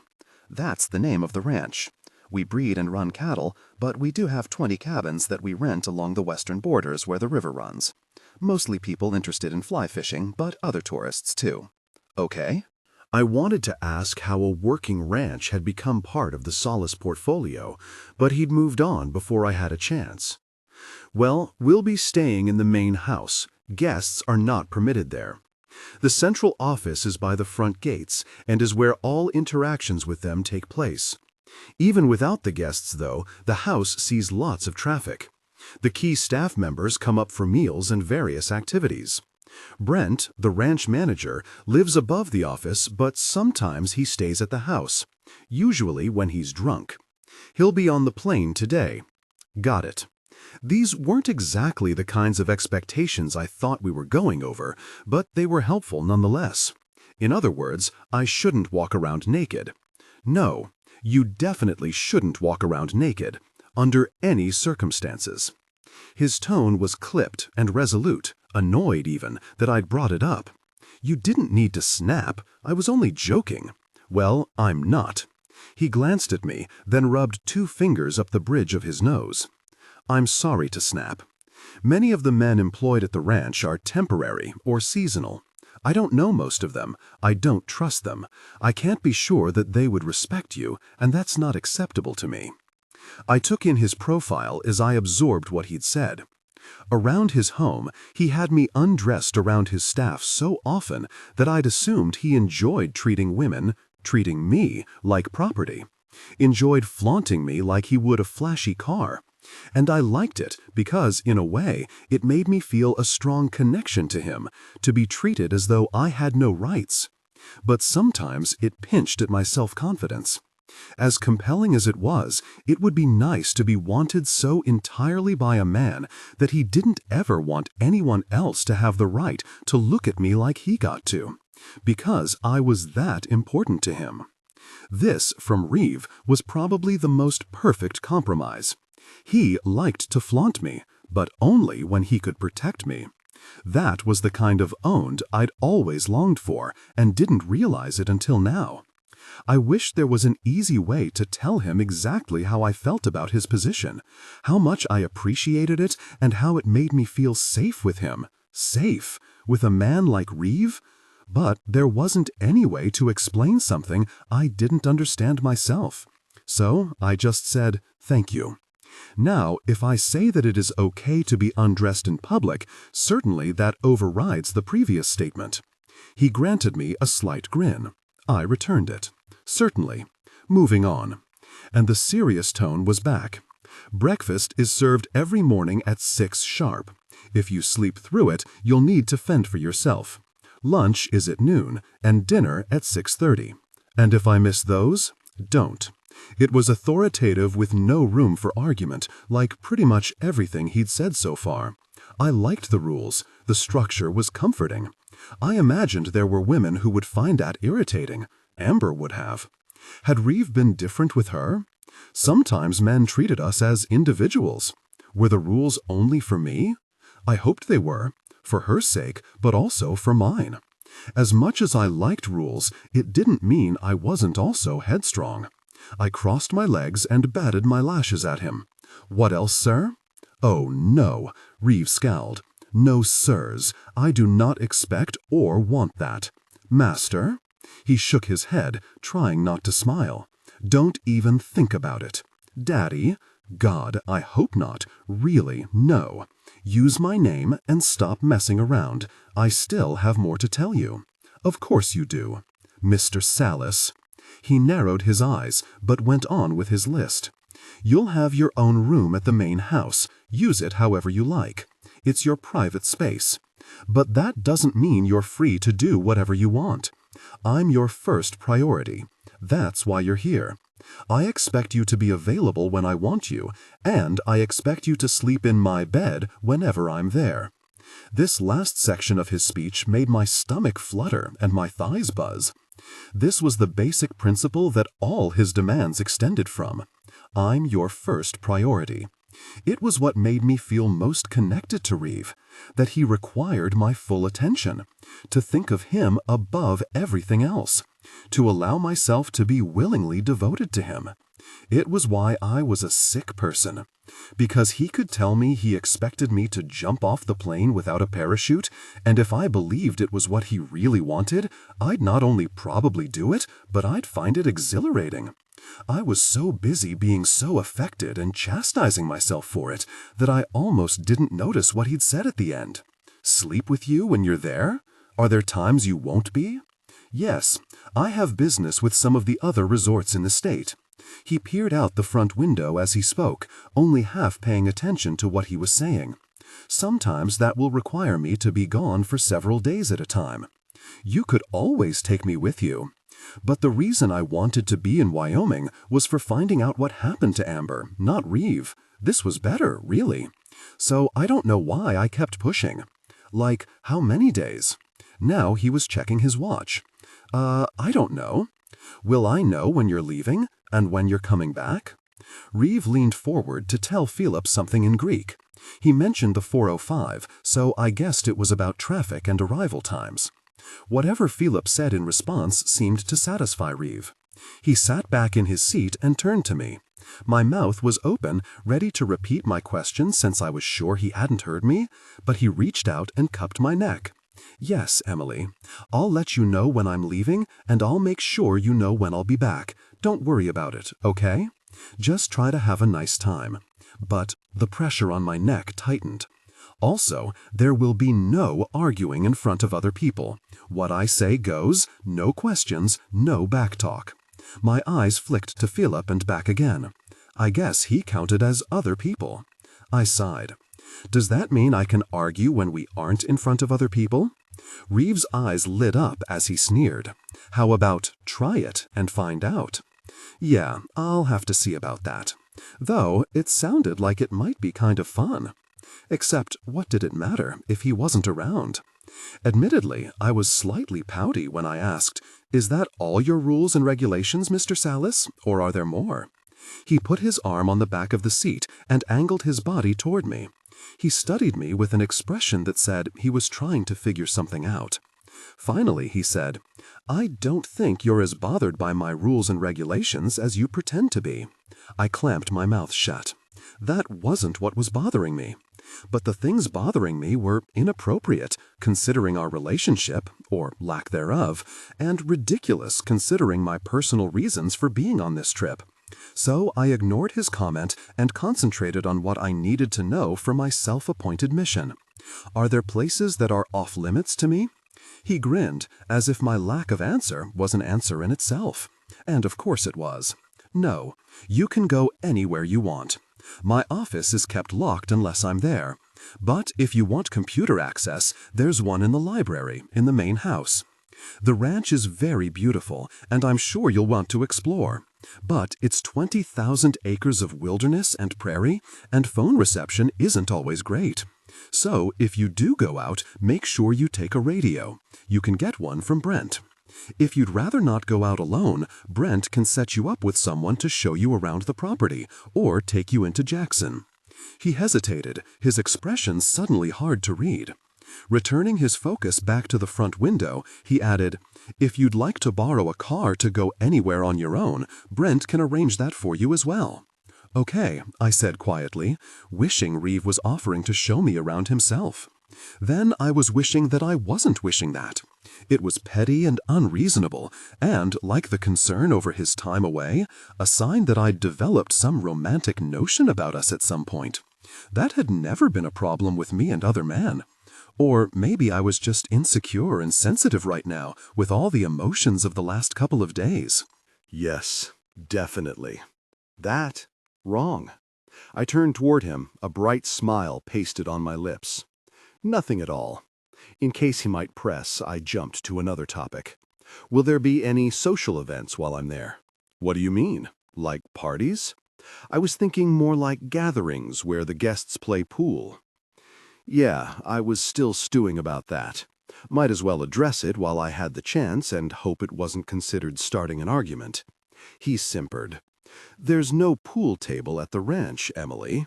He leaned in and continued in a low, rumbling voice.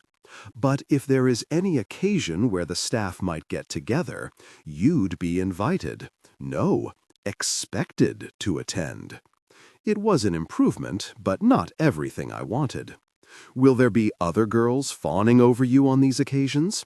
He swept the back of his fingers across my cheek in a tender gesture. "Only girl fawning over me will be you." It was the right thing to say, and made me feel all mushy and swoony inside. Naturally, I had to play it cool.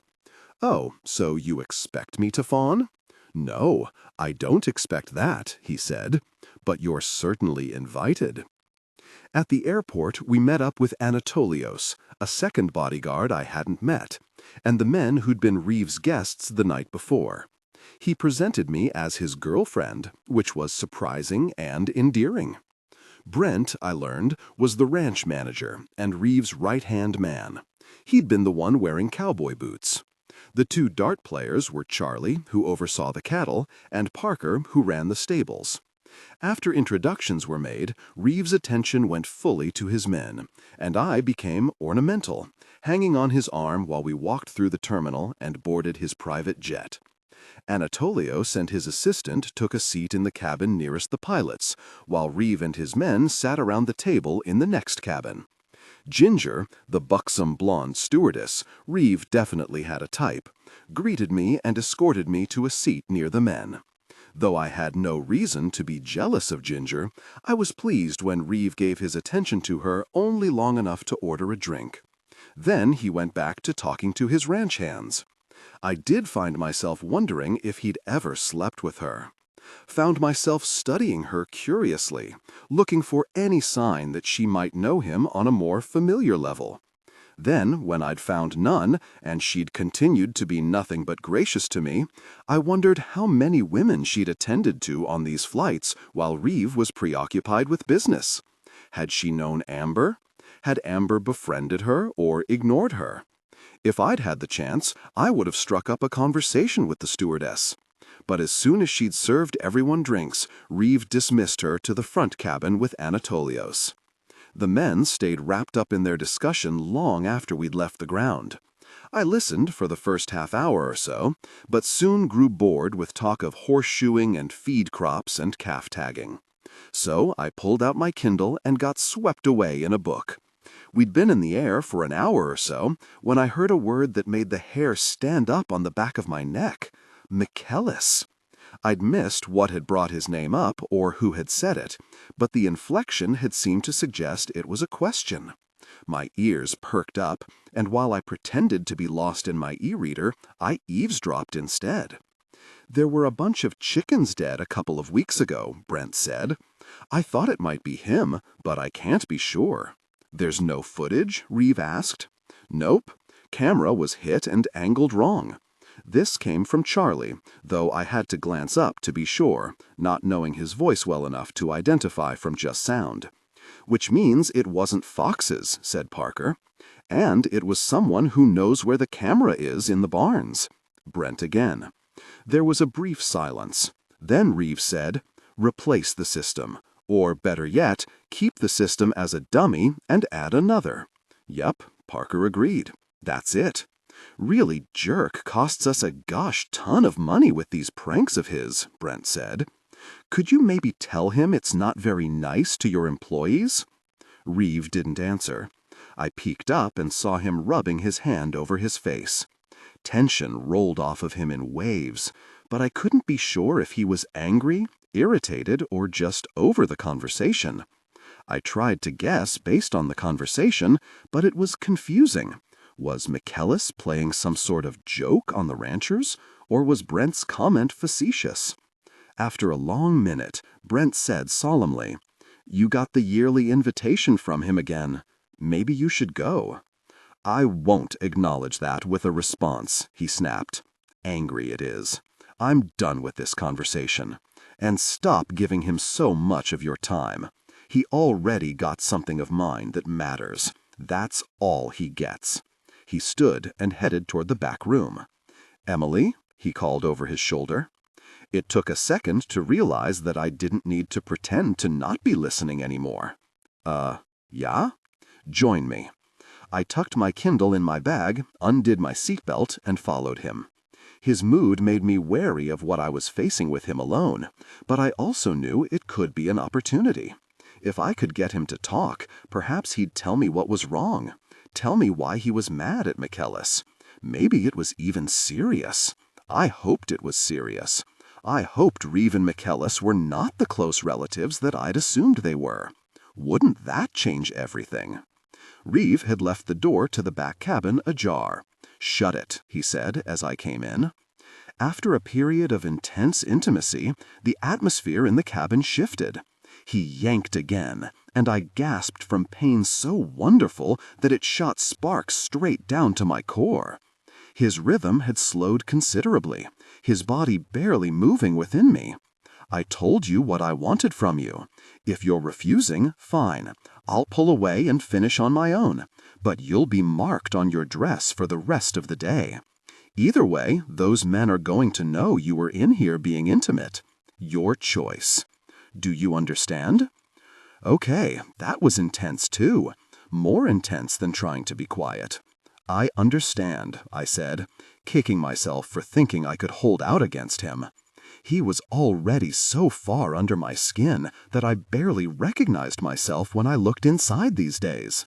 Letting out a slow breath, I locked my eyes on his and cleared my mind of nothing but him. Nothing but the steady way he moved with me. Nothing but the intense sensation between my legs, connecting with me. Lifting under my thighs, Reeve angled me so that our connection deepened, and the first uninhibited cry fell from my lips. "That's it," he said, increasing the intensity. "Keep going. I'll help you." Slanting his mouth over my breast, he stimulated my nipple. I cried out again, louder than before. "Yes, like that. Show them how naughty you are." He continued his intimate touch. It was all I needed. I was lost. Whimpers turned to wails, gasps turned to screams. Every nerve in my body blazed as I reached my peak. And as I was decimated, Reeve came alive, his desire intensifying. They came together, passionately, connecting deeply. Then he was there. I could tell by the moan that laced his ragged breaths. But instead of finishing inside of me, he pulled out. I tried to protest, but was still experiencing the aftershocks of my own peak, when, with one tug of his hand, he reached his peak, completing the act. He stood over me, one hand braced on the arm of the couch, as we both struggled to find our breath. As soon as I could talk again, I half-heartedly complained, "You said you'd finish inside me if I wasn't quiet." "No, I said I wouldn't mark your dress, and I didn't." He shook one last drop onto the mark he'd made, then composed himself. "Don't move. I wasn't planning on it." He crossed to the sink at the other side of the room, grabbed a towel from the overhead cupboard, and got it wet. Then he came back, stopping when he was only a couple of feet away to scan the length of my body. "What? The way you look, spread out like that, marked by me?" He finished with a groan. "You branded me, cowboy." I was pretty sure I got that about him now. He marked me like this when he was feeling insecure about something, about me, when he thought he was going to lose me. So why did he feel that way now? It's almost a shame to remove it, but I suppose you'd rather I did. He didn't wait for me to respond, bending down to wipe the warm cloth over me, cleaning me with such thoroughness, such intimacy. It made me feel close to him, close enough to ask, "Reeve, out there, what were you so upset about?" "You don't need to worry about it." I reached my hand out and cupped his cheek. "But I do worry. I worry about you." The truth of it shuddered through me, and I trembled as I took my next breath.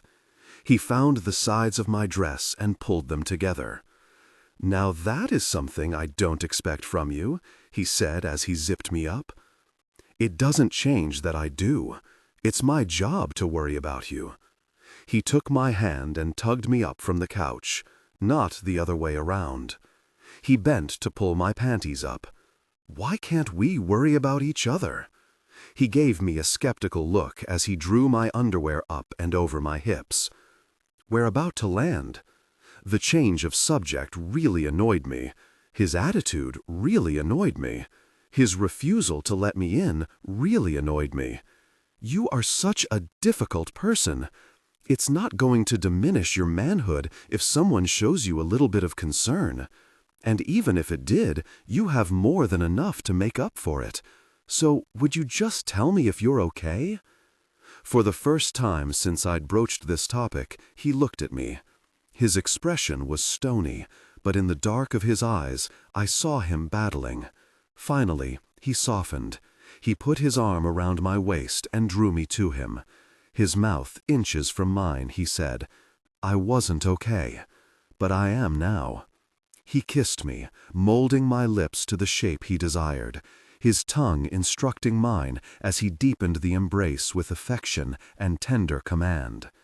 It was a kiss that backed up his words, a demonstration of just how I'd made him okay. Something told me he wasn't just talking about the conversation he'd walked away from, which made it that much easier to lose myself in his kiss, lose myself in him. If he asked me the same question, I could almost give him the same answer. I wasn't okay, but I am now, since him. Almost. Just, there was Amber. Reeve's private driver from the ranch met us at the Jackson airport. It was too late for dinner at the main house, so we and his staff went out to a restaurant in town. I'd never been in public with Reeve, and I was somewhat surprised to see both guards sit at the bar instead of with us. Not that I minded. Actually, I wasn't sure how his security functioned at all. When I asked, Reeve told me Anatolios accompanied him everywhere, and that was usually the extent of his detail. So why did the other one come too? I wasn't the paranoid type, but if there was a reason for extra guards, I wanted to know. "Tabor's here for you," Reeve answered. "When I leave, Anatolios will come with me, and Tabor will stay to look after you." To protect me? Or protect Reeve from me? I didn't have the courage to ask, but it would have been nice to know if I should be offended or flattered. We lingered after our meal, drinking and enjoying some friendly banter. Reeve, I learned, was happy with a beer, but preferred bourbon if the bar had a good brand, which it did. I also discovered he had a real camaraderie with his men, jesting and poking fun at them with ease. He'd been like this occasionally with me, but I hadn't expected it with the staff members of one of his many properties. I made a note to ask about that later. Parker was the youngest, just a little older than me, and was a regular comedian. Charlie, though quieter, had a laugh that made it impossible not to join in with. Brent had 15 years on Reeve and was the storyteller of the group. He provided most of the entertainment, flirting with the waitresses, recalling how things were in the good old days. He'd worked the ranch since he was a teenager, I learned, when Reeve's father was still alive. A few times I'd tried to lead him to talk about the Sallis family, or about more recent times, the months that Amber had stayed there, for example, but he never took the bait. He dodged so artfully, I almost didn't realize he'd been coached. Until the end of the night, when I asked if foxes often get in the henhouse, and I caught a look that passed from Reeve to Brent, a look that could only be taken as a warning. If I hadn't seen it, I wouldn't have been able to tell from Brent. He scooted his chair closer to me and wrapped an arm around my shoulder, then leaned in close to say, "There's always foxes, darling. Whether they're in the henhouse, scalping your chickens, or the river, eating all your fish, you can never be off your guard." I laughed, hiding my disappointment, as easily he'd hid his cover. I'd hoped to learn things from him, but though he might be more likely to give me information when Reeve wasn't around, I had a feeling he'd be just as tight-lipped. He seemed pretty loyal. It didn't mean I wouldn't try. Reeve took my hand as he added, "Sometimes they're even in your bed." His smile was amicable, but his tone felt off. He was moody after that, and I regretted trying to dig. It was dark when we made it to Kaya. We stopped first at a security gate, much like the one at Reeve's house, but this one was manned with 2 guards packing firearms. After we drove through, the driver parked so that Reeve could run into the large building next to the gate. "Security office," Brent said in explanation. "Cameras from the ranch feed in there. The guns are all housed there as well. Reeve also keeps his personal set of keys for the house in the safe there. He's getting those." The keys made sense. I wouldn't expect Reeve to keep all his resort keys with him in L.A. The security, on the other hand, seemed a little excessive. Lots of security for a ranch. Is that typical, or were there additional measures because of the Sallis connections to mafia? It was Anatolios who gave Brent a pointed glance this time, and my question wasn't answered. At the house, there was another man in slacks and a button-down at the doors, whom I presumed was another guard because of the gun on his hip. Though maybe that was a Wyoming thing. Our driver brought our luggage in, and though there was much to look at, it was too late and we were too tired to do anything but settle in and go to bed. Reeve showed me my private bedroom, which was down the hall from his master suite. I dropped my belongings there and unpacked a robe and some toiletries to bring with me to his room. Once the door was shut in his quarters, I learned the true source of Reeve's moodiness. Turned out it wasn't about chickens or Villanakis at all. "You and Brent got along well," he said, loosening his belt. "He's known around here for being a player. Is that going to be a problem? For me? No. He's fun, but he's married, and I don't enable cheating. Any more." I realized too late my mistake. Blushing, I spun toward Reeve. "But none of that matters anyway. He won't be a problem for me because I'm with you." Yeah, that should have been your first answer. His jaw was tight, but there was a conflicting gleam in his eye, as though he was debating whether he should be mad or not. I decided to make the choice easier for him. With an exaggerated pout, I said, "That was very naughty of me. Maybe I need to be punished." His jaw loosened, the gleam turned wicked. They came together in passion, before falling into a restless sleep. Bad dreams and anxiousness woke me several times that night. I'd only just found deep sleep when I was woken again. They came together intimately, afterwards breathless. "That's got to last you a few days," Reeve said when we were done. "I'm leaving this morning for some business upstate." "Yeah, that was for me," I said, referring to our intimate moment. "Right." My grin faded. "How long will you be gone?" 3 days. I'll be back the day after tomorrow." He leaned over and brushed the hair out of my face. He didn't smile or kiss me or touch my cheek, just looked into my eyes for a few precious seconds. It was sweet in a way I couldn't put into words, a much more tender goodbye than I'd expected from him. When he stood back up, he beamed down at me. "And that was totally for you. Your Kaya Ranch wake-up call. It's 5:45, and I didn't want you to miss breakfast." "Very kind of you. I'll get right on that." But I rolled over onto the pillow he'd used, burying my face in the traces of his scent. Then I fell back to sleep, partly because I was exhausted, but also because, without Reeve there, I didn't feel much like being awake. When I woke up again, it was nearly 10. The sun streamed through the crack in the curtains, drawing me with its beams the way a spotlight in the city drew people to premiere events.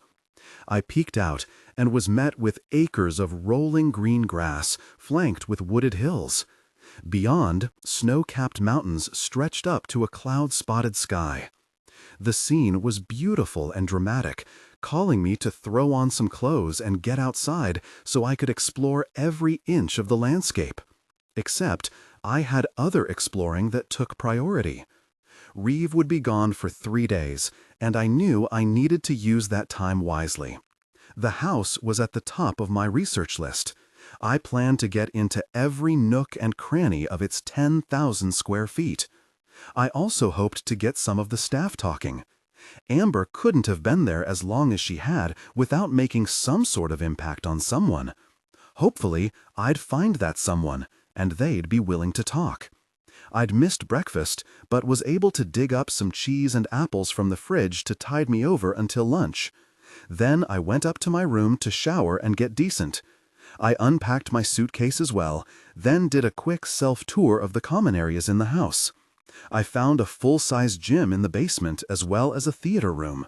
The library was on the main floor, along with the large dining hall that looked like it accommodated 100 people. There was also a solarium, den, and sitting room. The rest of the space was divided among bedrooms, none of which seemed to be currently in use, except for the one Tabor was staying in. Reeve's office was the only room that was locked, as he'd said. I was glad to realize through my exploration that though Tabor was here for me, he wasn't here to watch my every move.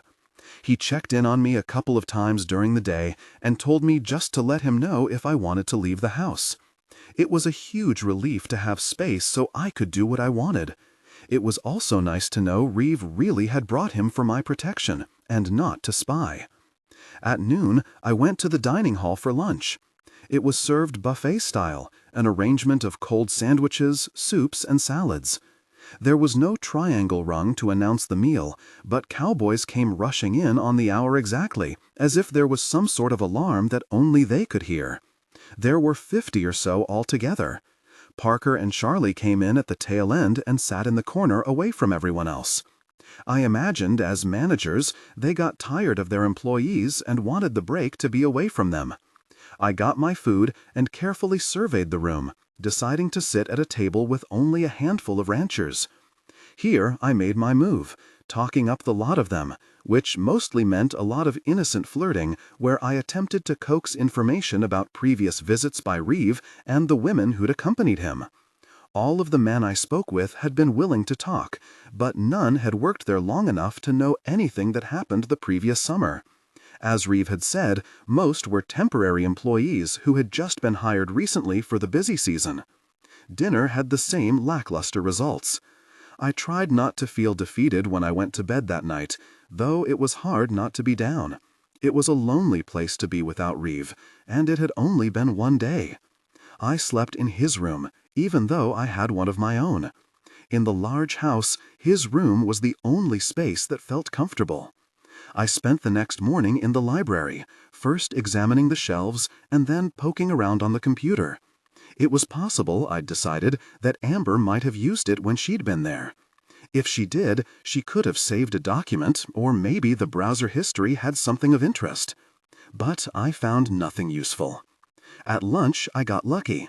This time, instead of sitting with the masses, I picked out the man sitting by himself wearing a security uniform.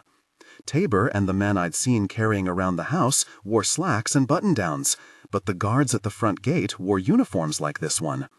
I was interested in the unanswered question about the high level of security and certain I wouldn't get anything from the slacks. Mind if I sit... I bent to make out the name on his front pocket. Cade? He appeared surprised to have anyone talk to him, looking around the room as if he didn't think I'd ask unless there was nowhere else to sit. Sure. Maybe there was a guideline about not talking to the uniforms, but since Reeve hadn't included it in his expectations, I wasn't too worried about it. Great, thanks. I sat and nibbled at my half sandwich and salad while we made small talk about the weather and whether or not I'd ever been to Wyoming before. Slowly, I shifted the conversation to his job. How long have you worked here anyway, Cade? Just hit 10 years last month. I almost flipped my tray from leaning forward too excitedly. That's great. You must really like working here to have stayed this long. I bet you have great stories, like about the people who visit, the women that Reeve brings here. He laughed. I see what you're after.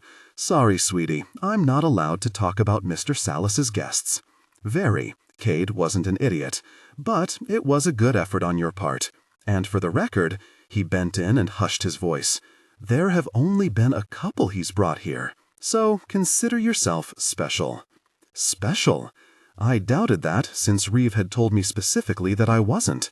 Yet, hadn't he shown me many times that maybe I actually was?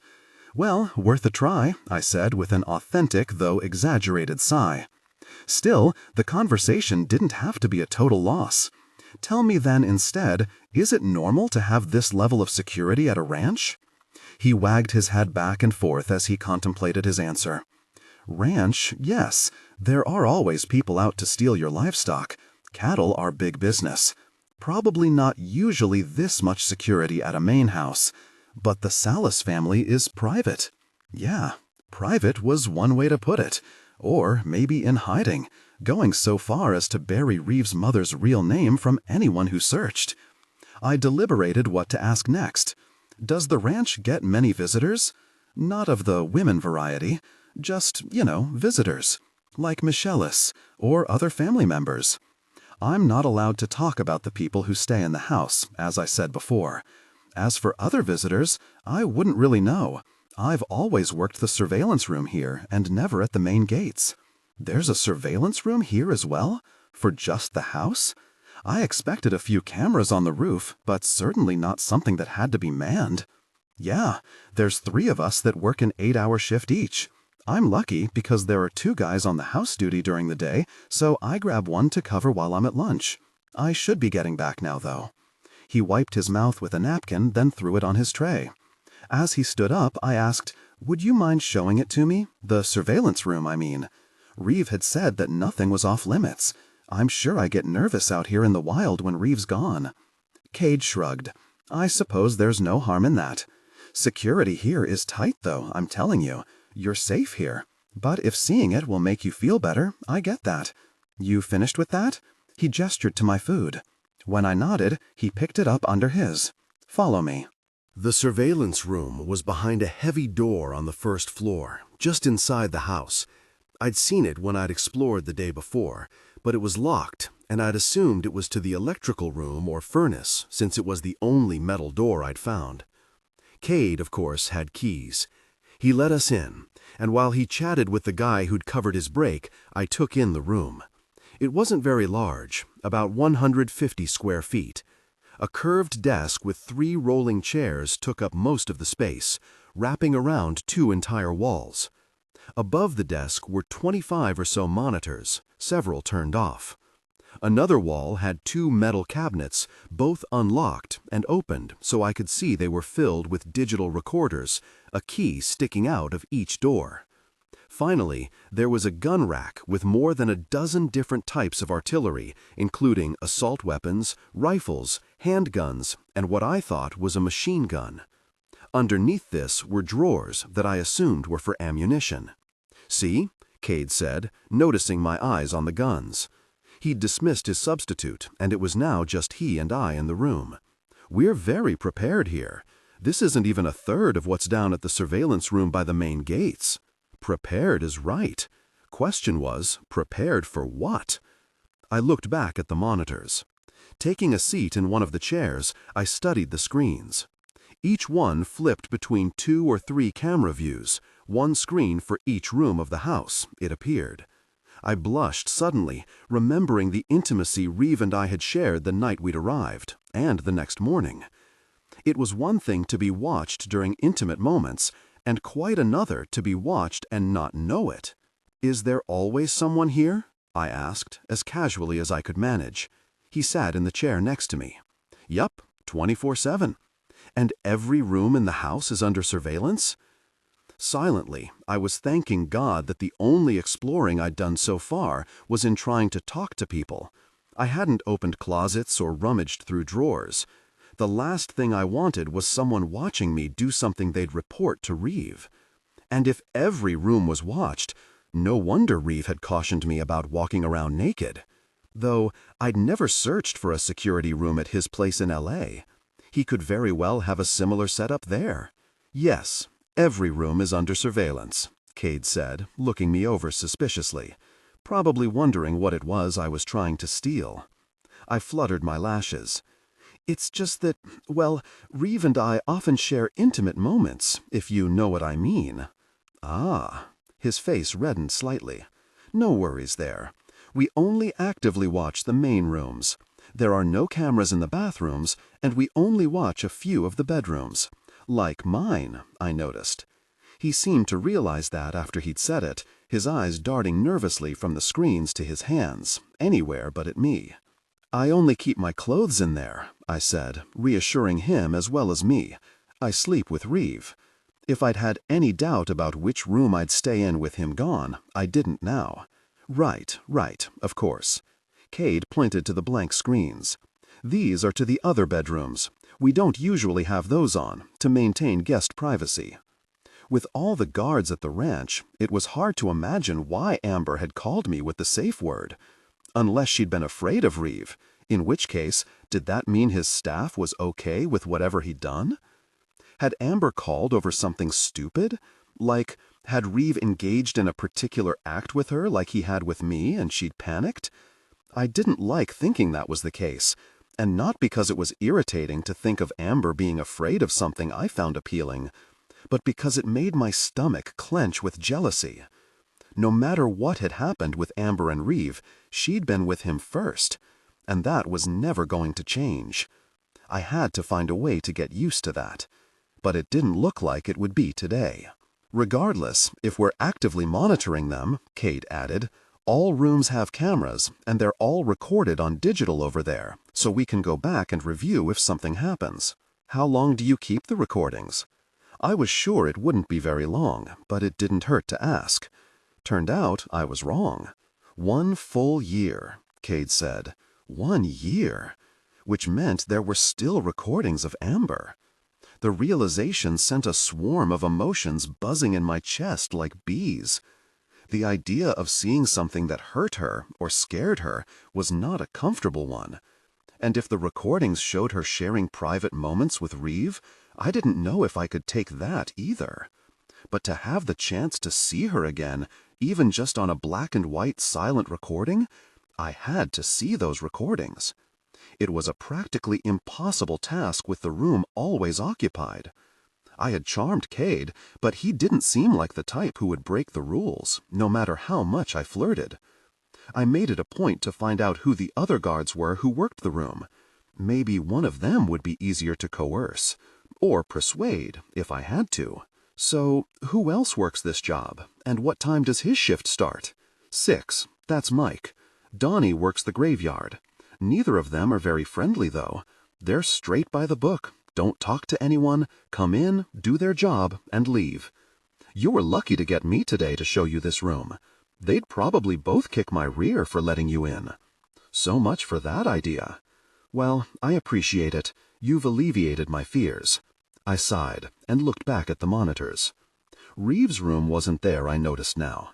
Ah, Mr. Sallis's room is recorded, but the screen for his room is locked in his office, in a cabinet like those.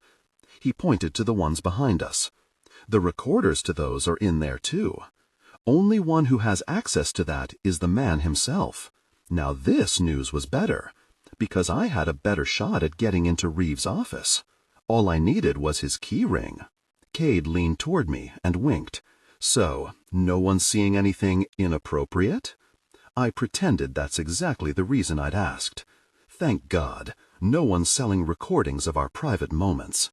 He covered his ears with his hands and said, "Too much information, too much information." I took that as my cue to leave. The rest of the afternoon was spent inconspicuously searching through Reeve's suite.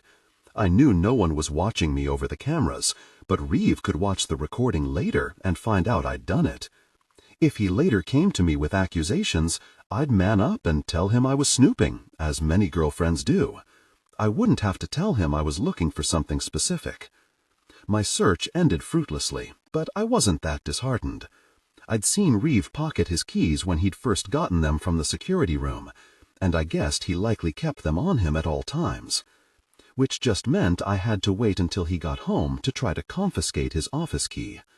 All I had to do was get him to relax and wait for him to sleep, right? Lucky for me, being close to Reeve had never been a problem. When I arrived at dinner that night, Charlie and Parker beckoned me to join them at their corner table. Brent was with them as well, and though I felt a pinch of guilt about eating with him, I figured it would be strange if I ignored their invitation, seeing how they were really the only 3 people I knew at the ranch. Besides, this was my chance to see if they'd say anything useful now that Reeve wasn't here to give warning looks any time the conversation got interesting. Unfortunately, they were just as tight-lipped, just as evading. Every leading question I asked got ignored. Every prompt turned into a story about something else. And then Parker slipped. All 3 of them had consumed a number of beers during the meal, and by the end, Parker, at least, was closer to drunk than not. Without any elicitation from me, he put his elbow on the table, leaned on his hand, and, looking up at me with glazed eyes, said, "You know, Emily's the first woman our man's brought here who doesn't have a drug problem." "That's kind of nice, isn't it, Parker?" Brent warned. "I'm just saying it's nice to have a decent woman for a change." Parker gave me a sloppy smile. "You're a nice change, Emily." Charlie had been quiet for most of the meal, but now he said, "You never liked the last one, but that doesn't mean she wasn't decent." Parker sat up and thumped his fist on the table. "No, she wasn't, and you're right, I didn't like her, because she was a high-maintenance pain in the rear. I'm glad she's off our hands, even ending the way it—" "Parker!" Brent thwacked the younger man across the head. "You've got a loose tongue. Shut it." I hadn't realized how much I'd begun to believe that Reeve really didn't have anything to do with Amber's death until that moment. What does he mean, ending the way it did? "Forget it. He shouldn't have said anything," Brent said. "But he did say it, and now I want to know. I needed to know. What did you mean?" Parker looked from Brent to Charlie and then at me. "I don't really know. I'm drunk." Charlie stepped in. "He just meant it was a bad breakup, for lots of reasons that are too personal for an employee to get into about his boss. If you want to know more, you're going to have to ask Reeve." At that moment, I thought I just might. I was frustrated from all the dead ends, sick of feeling like a yo-yo, up and down with theories that changed with every new bit of information I gathered. It had been a while since the last time I'd asked Reeve about his past anyway. Maybe it was time to try again. And since he wasn't coming home until the next night, I had a day to think of what I'd say. Or chicken out. Either was possible at this point. The men left sometime around 9, and the house suddenly grew quiet and still. It put me on edge, especially after Parker's remark. I was already wary of Reeve, knowing he might have participated in getting Amber killed. But if his staff was aware of it as well, then I was in much more danger than I'd thought. Anyone could be after me at any time. What the hell had I been thinking, going on a trip with him? Oh gosh, that reminded me I hadn't gotten a new burner phone from Joe before I'd left. I'd long ago deleted his real number from my cell. So not only did I have no way to contact him if I needed him, but also no one knew where I was. I tried to go to sleep, but all I could do was toss and turn and waffle between feeling panicked and feeling lonely. Either Reeve hadn't done anything horrible, I was reading things wrong and I missed him, or he had and I was reading things right and I still missed him. After an hour of it, I pulled my robe on over my night-slip and headed down to the den to watch some TV and get my mind on something, anything else. I flipped through the channels for 20 minutes, finding nothing. Just as I was ready to give up and pick up my Kindle, a familiar face filled the screen. Chris Blakely's. "It's not a theory, it's not a guess," Chris was saying. It was one of those late-night interview shows where the host sat behind a desk and the guest lounged in a modern deco chair. Not a popular show. He wouldn't be asked to one of those with his current career status, but one on some cable channel. I didn't even recognize the interviewer, a red-headed woman with big lips. It was something to watch, at least. I tossed the remote aside and settled back into the couch. "But you still haven't said why," Big Lips said next. "I'm not going to get into all the reasons I have that I know he did it. Let me say, though, that by reasons, I mean proof. Missy was completely robbed of her life. She knew things she shouldn't, and Reeve Sallis took care of that. My stomach dropped. No, no, no! He did not just...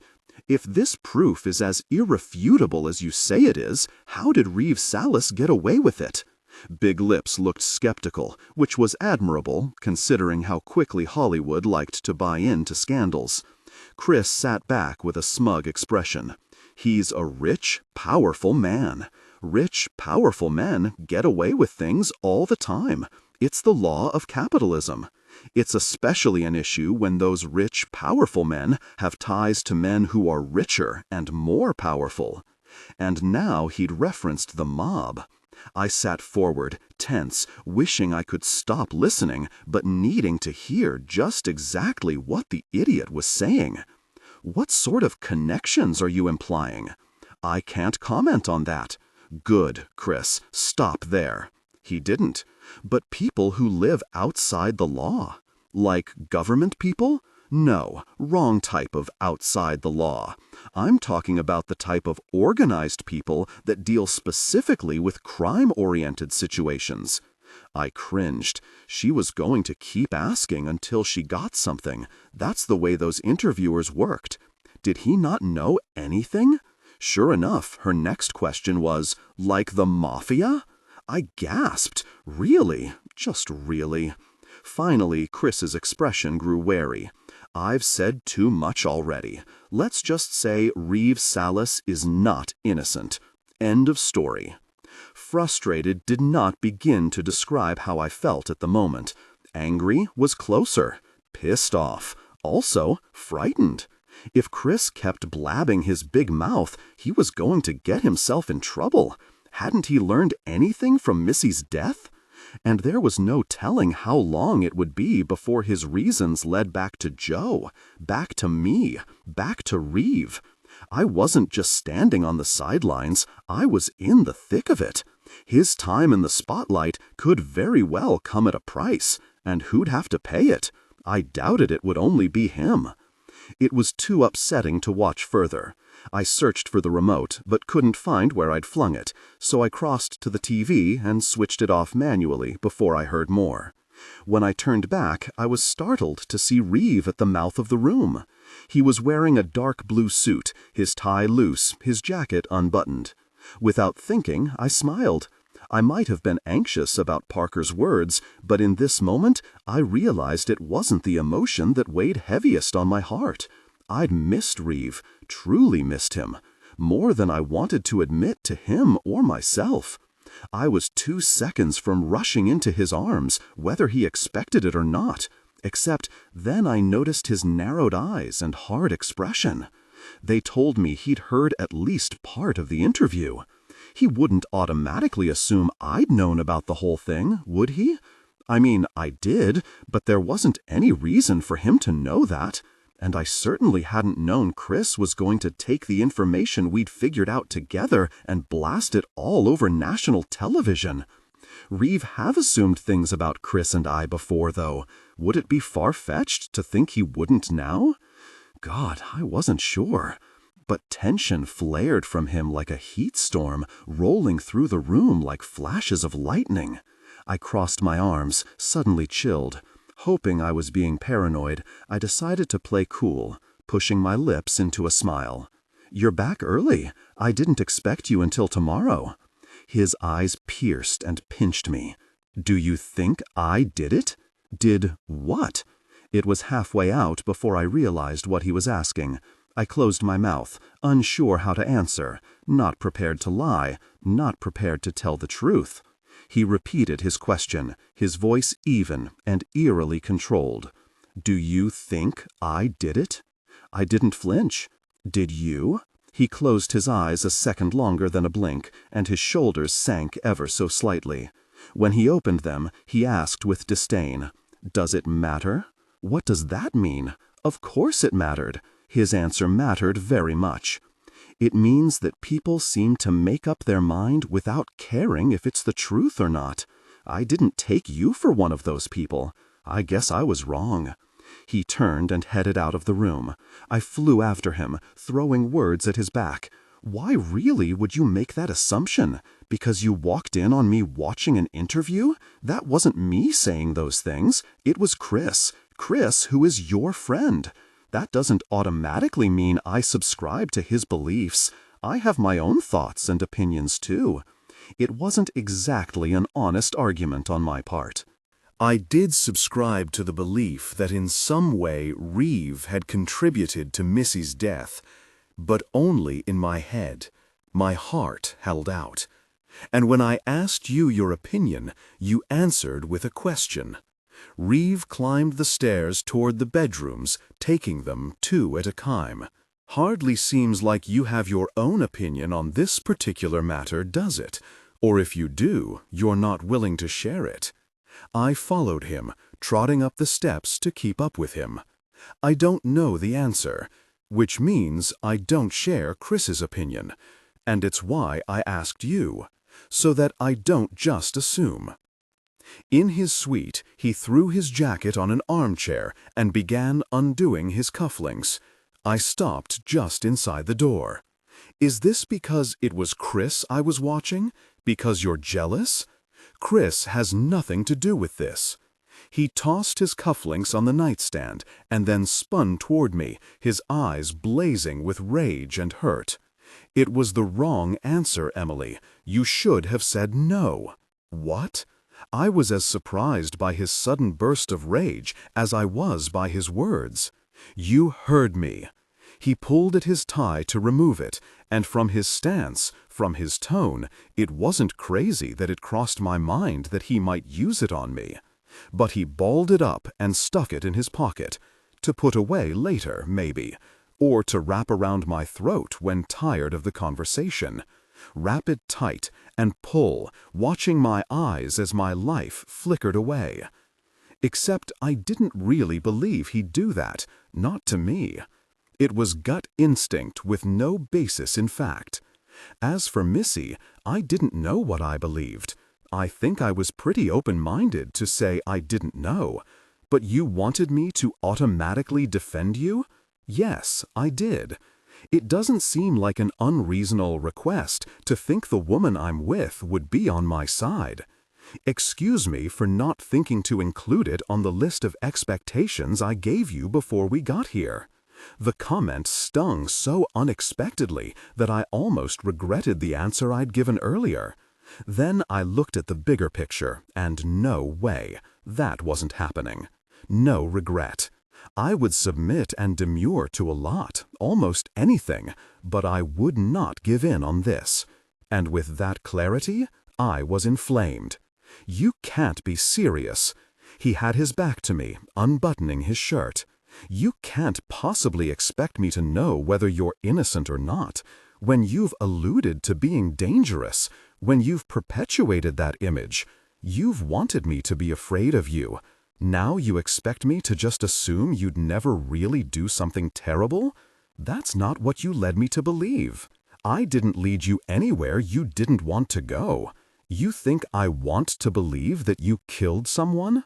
I was as mad that he kept his back to me as I was with the things he was saying. At the very least, you want to think that I could have. He was right. That was my flaw, and I was seconds from readily admitting it. Then I thought better of it, because though I was willing to share that with him, this moment was about something else, so I addressed that instead. I do think you could have. I was calmer now, but my hands still shook with emotion. Whether you actually did it or not, I don't know. He turned to face me, his shirt draped open, and his hands worked his belt. Yes, I could have. He stepped toward me slowly. I don't just mean that I have the money and the resources to kill a person, but I could do it. I could end a life without a second thought, if it was the right life. Another step. A life that deserved it. Another step. A life that had crossed me. He had a tie in his pocket and his belt now in his hands. It wasn't the time to provoke him, and yet I did. Did Missy cross you? Was she the right life? Was Amber the right life? Was I? It was a split second that passed without an answer, But it was a heavy second, one where I understood that these were the answers I'd been searching for since I met him, and once he gave them, I'd have to make decisions that I didn't want to make. I'd have to decide if I believed him when he said no, or decide if I cared when he said yes. I'd have to decide if I'd stay. And if I had to decide, I'd rather decide when it was only possible that he was a killer than stay when I knew he was one. Because I was afraid that would be how it would happen, and I wasn't sure I was ready to live with myself when I did. So I decided to run. "Never mind," I said, already out the door. "Don't tell me. I don't want to know." I whisked toward my bedroom, my mind set. Reeve was on my heels. Why? Because if you find out that I didn't, you might no longer find me interesting? He was so close to understanding me, and yet so far. It felt like being thirsty and being offered a glass of sand. He was trying to understand in his alpha tyrannical way, and that touched me. But he missed. I flicked the light on in my room and went straight for the bed. There's no reason for me to answer, is there? I pulled my suitcase from underneath and laid it open on top of the covers, since that's what you've decided. Talk about people who make up their mind without caring. My back was to the door, so I glanced back to see had stopped at the threshold. "Don't do that, Emily. Don't try to egg me on." The edge in his words said he was past warning, said he was ready to act. I'm not egging you on, and that's exactly my point. I crossed to the dresser and gathered my t-shirts, not bothering with keeping them folded.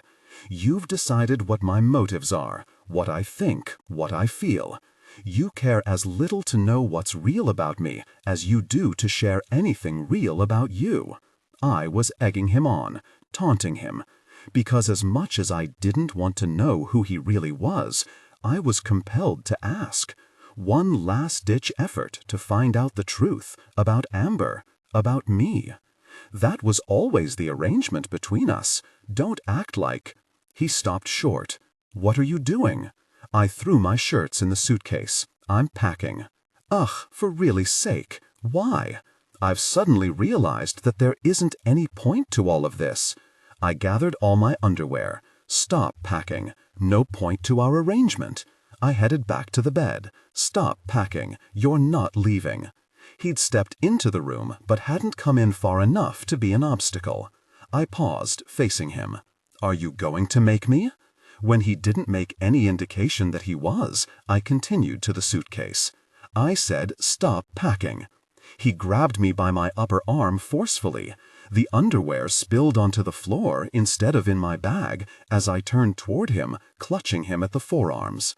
"Make me stay, Reeve. You can do it. You have the resources. You have the capability of doing whatever you want." He could make me stay very easily.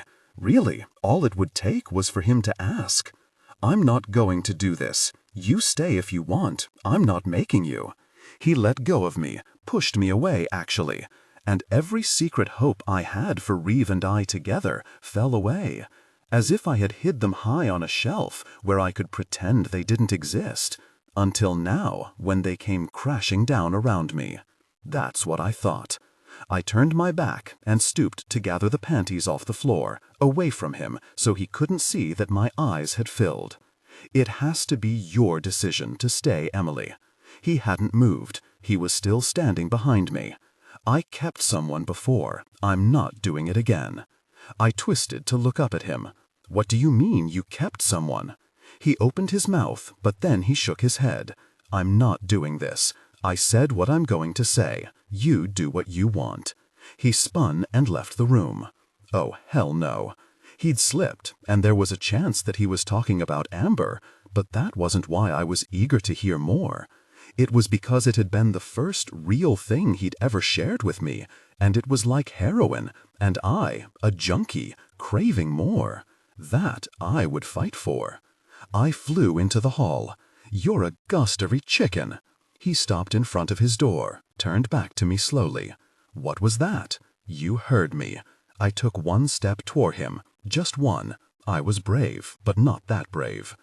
You leave it as my decision because you don't want to take any responsibility for what happens between us. That's not the sign of someone with power. That's the sign of a coward. I realized that this was what this whole argument was actually about.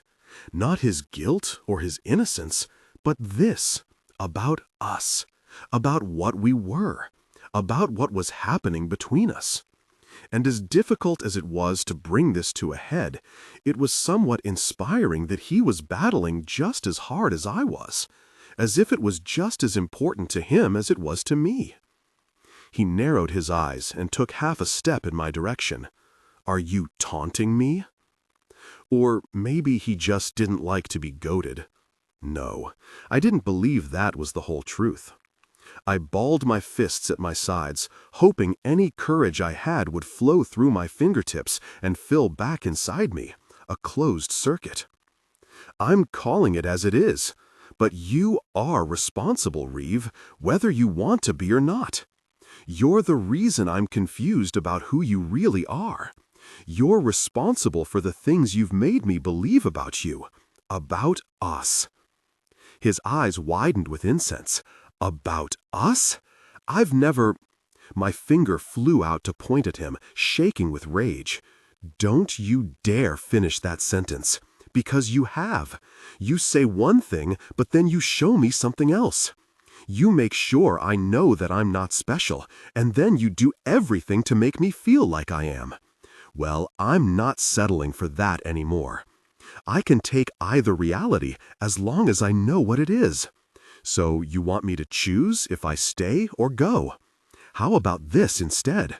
Decide what I am to you, or I leave.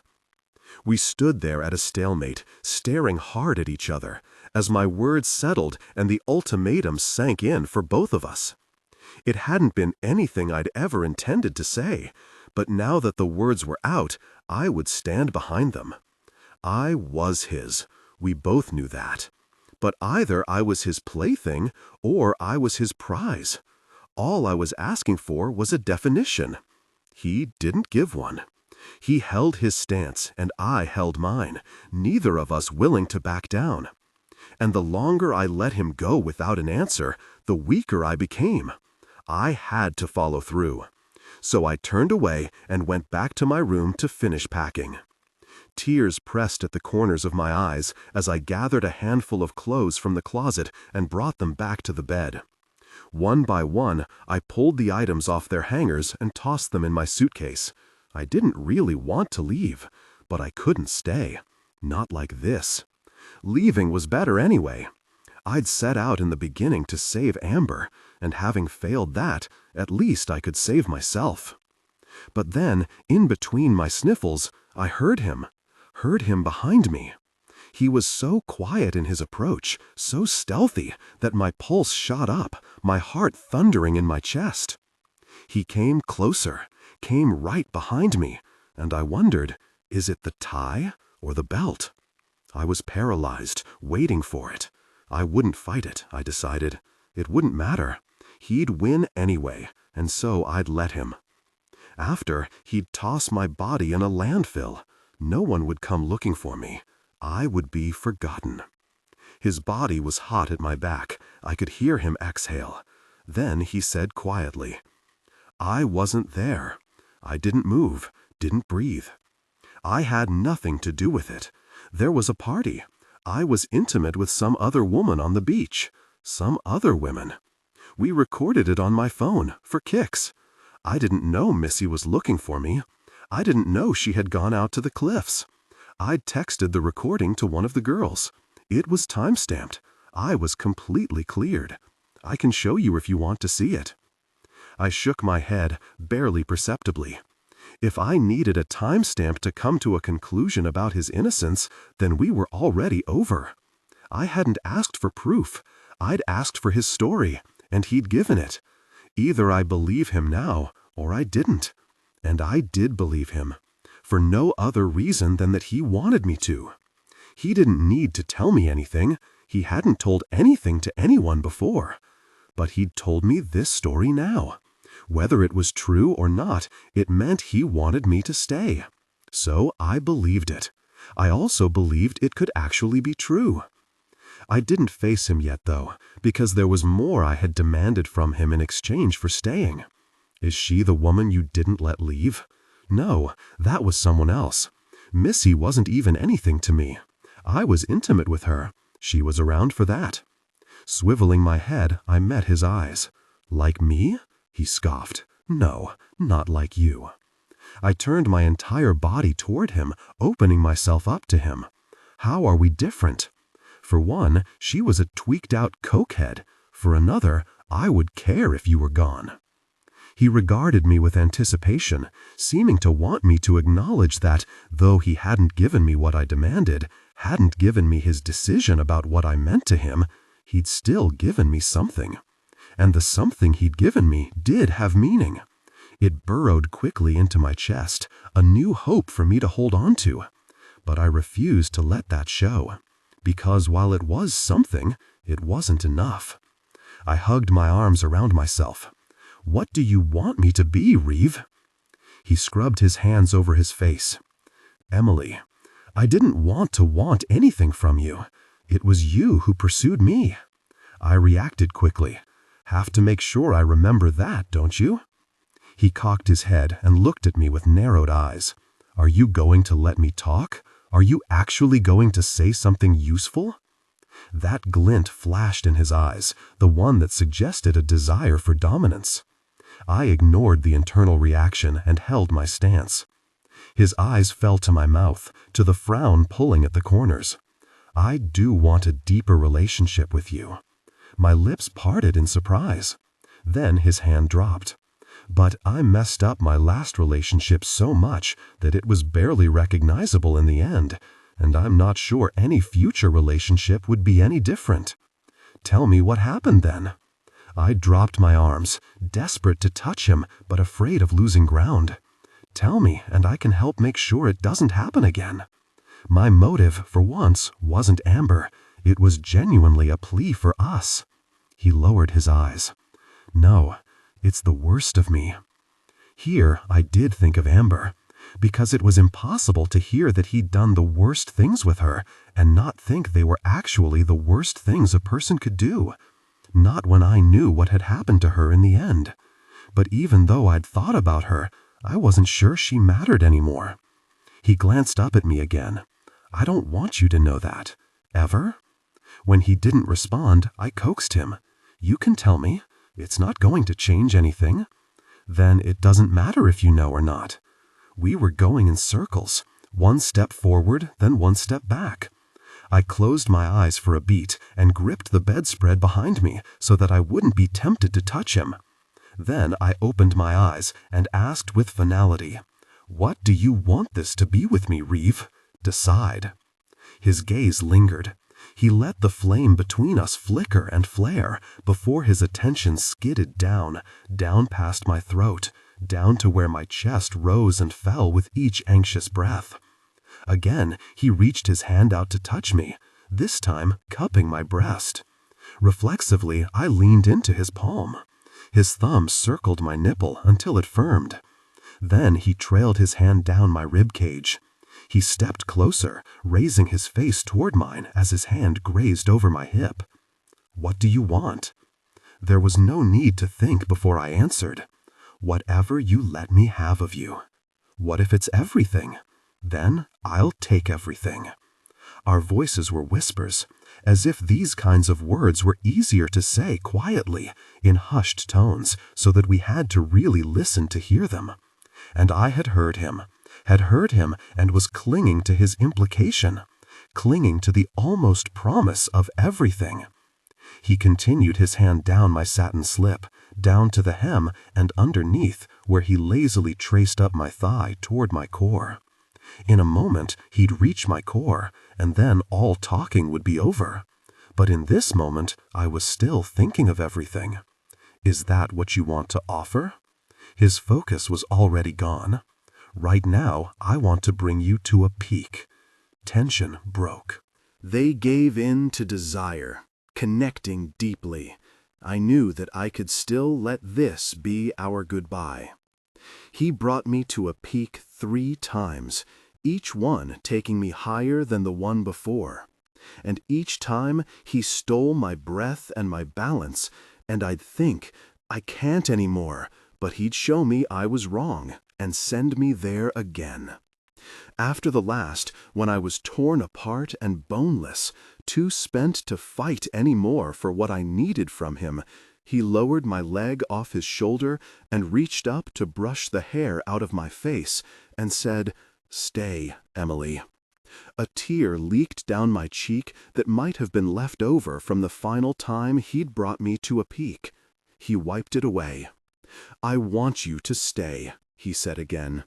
"We can figure out what this is together. Say yes." The place those words sent me was more gratifying, more pleasurable than any of the peaks he'd given me.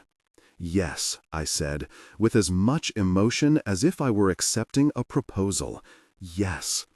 He pulled me down to my knees in front of him, and he kissed me. His tongue was gentle against mine. His lips were firm but yielding. He tasted like me, like my desire and my submission. Tasted the way that pleading must taste, soft and imploring, vulnerable and exposed. It wasn't a kiss that took, it was a kiss that asked. For the first time, he didn't demand from me. So what I gave back was honest and unforced and open. When before he'd been a blustering wind that I'd chased and sometimes was lucky enough to catch or be caught up in, now we were both still, coming together on our own accord. We originated in this. Everything now was new, a start, a beginning. The brush of his hand across my cheek, though he'd done it many times before, it was as if this time was the first. His whispers were unheard whispers. The gasps at the back of my throat were sounds I'd never made. The way my knees buckled, how he pulled me tighter against him, the sighs between us, all new. This was our first surrender, first embrace, first kiss, first touch. A sudden change in room temperature woke me the next morning.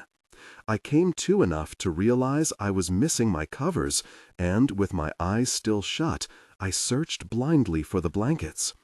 "I pulled them off of you," Reeve said. I squinted up toward his voice and found him standing above me. "Why would you do that?" "Because it's time to get up." This wasn't the wake-up from Reeve I was used to. Usually he used a more intimate method to rouse me. This time he was fully dressed, wearing what I called the ranch uniform, jeans and a long-sleeved flannel button-down shirt. I hoped his attirement meant he wasn't leaving again already. It had already been late when he'd come home the night before, and we'd stayed up much later, moving from my room to his, where they shared deep intimacy for long hours. It had been wonderful and magical, and all the adjectives that people use to describe deep connection. We hadn't done any talking after their intimate moments, however, and there was still so much to be said. Hopefully today would have time to remedy that, if his business didn't pull him away. Even if it did, I had his attention now. I rubbed my eyes with my fist. "I prefer your usual wake-up method." He laughed. "I do too, Blue Eyes, but we don't have time for that. We have plans." I stifled a yawn as I sat up against the headboard. "What are we doing?" Swear to God, if he'd forced me up just so I could make the 6 a.m. breakfast, I was going to be very unhappy about it. "We're spending time together in a location that isn't a bed." He sat on the bench against the wall and pulled on a boot. I curled my knees up to my chest and wrapped my arms around them for warmth. "A bed has never been required for our intimacy." "No, it hasn't," he said, grinning and pulling on his other boot. "But today we have different plans. Get up." Fine, fine. More than fine, actually. He was spending the day with me. Or at least part of it. Like I'd said the night before, I'd take whatever he gave. I pushed myself out of the bed and padded into his bathroom for a much-needed shower. After, I dried off and put on my robe, planning to head to my room to get dressed. But when I opened the door, Reeve was waiting with a tray of eggs, toast, and fruit. "You know breakfast in bed works best when I'm still in bed," I teased. He playfully swatted me hard enough to make me yelp. "I let you sleep in. I didn't have to make you anything." Sorry. I bowed my head in dramatic fashion. "It was very kind of you, Mr. Sallis. I don't know what I was thinking." "Keep it up, Blue Eyes." His tone suggested he'd very much like for me to keep it up. But he switched gears quickly. "I had riding clothes and boots sent up from the general store." He nodded to a shopping bag on the bed. "Ah, that's what we're doing." I'd been horseback riding before, but it had only been a few times, and many years ago now. It had been something I'd always wanted to try again. The ranch was the perfect place. Yes, and I took the liberty of picking out some underwear from your room. I peeked inside and found a pair of white lace panties and a matching bra lying on top of tissue-wrapped bundles, which I assumed were the riding clothes. "Interesting choice," I commented. He smirked. "Indeed. I'm not the one who will be wearing them." He crossed to me and kissed my forehead, which was different and made my stomach swim with a rush of excitement. "If I stay here with you," he said reluctantly, "you'll never get dressed, and I have a few things I need to do anyway. Meet me downstairs when you're ready." "Okay," I said around a mouthful of toast. "You know where my office is?" I nodded, my gut tightening at the mention of the locked room. "Don't take all day." He eyed me a moment, as if enjoying the sight of me. Then he left. The minute the door shut, I let out a heavy sigh. The morning so far had been perfect, beyond perfect. The day ahead seemed to be promising more of the same. Reeve was going beyond my expectations to prove his commitment to the change in our relationship. It was a relief, for one, as I knew how easily promises made in the dark disintegrated in the daylight. It also produced a whole host of emotions I couldn't even identify, most of them pleasant. I was thrilled, I was excited, I was flustered, I was flattered. But I was also overwhelmed. Things were happening suddenly, and I still had baggage that I hadn't had time to figure out what to do with. Amber-shaped baggage.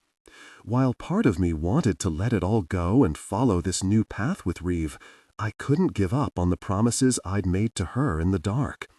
Whether that meant I still wanted to swipe his office keys to check out the recordings, I hadn't decided. And it didn't have to be decided now. Today would be for Reeve, to find out what we could be to each other. I'd given enough days to Amber to let at least one be my own. 2 hours later, I was sitting on the back of a chestnut quarter horse named Milo, winding through the most beautiful mountain countryside I'd ever seen. Reeve rode beside me on a black stallion named Playboy, which I'd remarked was fitting. My boyfriend, I'd started calling him that more in my mind, testing it out, getting used to it, was a skilled rider. Though he'd stayed with me for the most part, he'd also made sure that I saw him show off his form, galloping ahead at times, then circling back to me a few minutes later. We'd chatted for some of the ride, about nothing important, the scenery mainly. But we'd also been silent, letting the landscape speak for itself, letting the things between us stretch and yawn without manipulation or force. We'd been out for an hour now, and while we weren't technically anywhere closer to figuring us out, it felt like we'd settled a great deal. It was well worth the ache to my tailbone, though I was just ready for a break. As if he could read my mind, Reeve said, "We're almost to the river. We'll stop there and let the horses drink before heading back. I brought some sandwiches we can snack on there." "You packed us a picnic? Whoa there, cowboy." "You'd better be careful, or someone's going to call you romantic," he laughed. "Don't get ahead of yourself. It's not substantial enough to be called a picnic, but I am glad that my attempts to impress you haven't gone unnoticed. As if he had to impress me. Yet it was impressive all the same. And strange, since I'd never really been wooed before. It gave me a feeling of unbalance that had nothing to do with how high I was up from the ground. Sweet and sappy wasn't exactly in my realm of understanding, nor was it what I truly wanted. It was good in small doses, necessary even, to repair the parts of me that ached and mourned. But I hoped it wasn't a replacement for the elements of our earlier relationship. Thank you for the clothes, by the way. The outfit he'd bought me had included stretchy, form-fitting breeches, a white button-down, and a riding jacket. Along with the boots, I looked quite striking, which was why I added, "I think they may be as much of a gift for you as they are for me." His eyes seared over me. "You do look really attractive, I'm not going to lie." That's all he had to say, and I was fantasizing about a passionate encounter amongst the scores of yellow wildflowers. I squeezed my thighs against Milo and tried to distract myself. "Why did your father buy a cattle ranch? I mean, it's breathtaking, but odd considering that most of your properties are focused on luxury." He was silent for a beat, long enough for me to worry that the changes I'd perceived in him were only superficial, that he still wasn't willing to open up to me. But then he said, "My mother." He glanced at me before going on. She'd always wanted to live in the country. She was a city girl who wanted a different life, a quieter life than the one she'd been born into. My father showed up and swept her off her feet, but he was already successful, and the life he offered didn't feel much varied from her own. Still business and greed and all the things that come with being a person of power. She almost didn't marry him because of it, but she loved him, and he loved her. So he promised her the country. He bought this ranch for her as a wedding gift and called it Kaya. That was his nickname for her. It explained where her alleged surname had originated. Yes, it means rock in Greek. My mother broke her family ties when she left the country to marry my father. It was what she wanted, but it was a hard decision for her to follow through with. He said she was strong like a rock.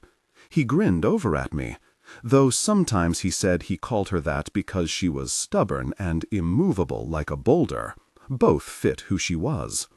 The tone he used to speak about his parents was even and unsentimental, but there was still something, in his body language, in the undercurrents of his words, something that portrayed the deep fondness he had for them. They'd been people I'd researched and studied, names on paper, with no context. Reeve breathed life into them for me, made them real, made them important. He trotted ahead of me to take the lead as the trail narrowed momentarily. When it widened again, he fell back into step with Milo and me. Anyway, we traveled a lot when I was growing up, visiting all the resorts as they were built, but this place was always the place we came back to. This place was always home. Even though they aren't here anymore, I try to come back for at least part of each year. I tried to fit this story into the one that already existed in my head. Elena Villanakis, a.k.a. Elena Kaya, had been unhappy in her life. Because of the mob ties? Had that been what Daniel Sallis had rescued her from? Then had it been Reeve who had reclaimed them when his parents died and he had nowhere to go but to them? But those questions were for Amber, and today was for Reeve. "Thank you for bringing me with you to Wyoming," I said. "It means a lot to me. It means a lot for me to have you here." Our gazes got caught in each other, and we held them. Maybe sweet was good in larger doses, too. A minute later, we were at the creek. It snuck up, seemingly out of nowhere. I'd heard it rippling in the distance, with no sign of it, until we were upon it. We dismounted, and Reeve tied our horses to a tree. Then we perched on a large rock that jutted out of the water, and ate our sandwiches. "I love that sound," I said when I'd finished eating. "The river babbling as it winds along. It's so peaceful." "You can hear it from the house when it's really quiet," Reeve said, stretching out beside me and propping himself up on his elbows. "It's peaceful, And yet it's a sound that has the potential to carry. I nodded. I know what you're talking about. I woke in the early morning the first night we were here, couldn't sleep, so I went out on the balcony, and I could hear it. He frowned. Why didn't you wake me? I would have held you until you slept. I gawked at him. I can't wake you up for sex. Why not? Because every time I've initiated something with you, it hasn't gone well for me. He'd been very clear about our roles in this arrangement. He was the director. I was merely a player. Well, that's true. He sat up so we were in line with each other. Except you're still here. Maybe you weren't initiating the right things.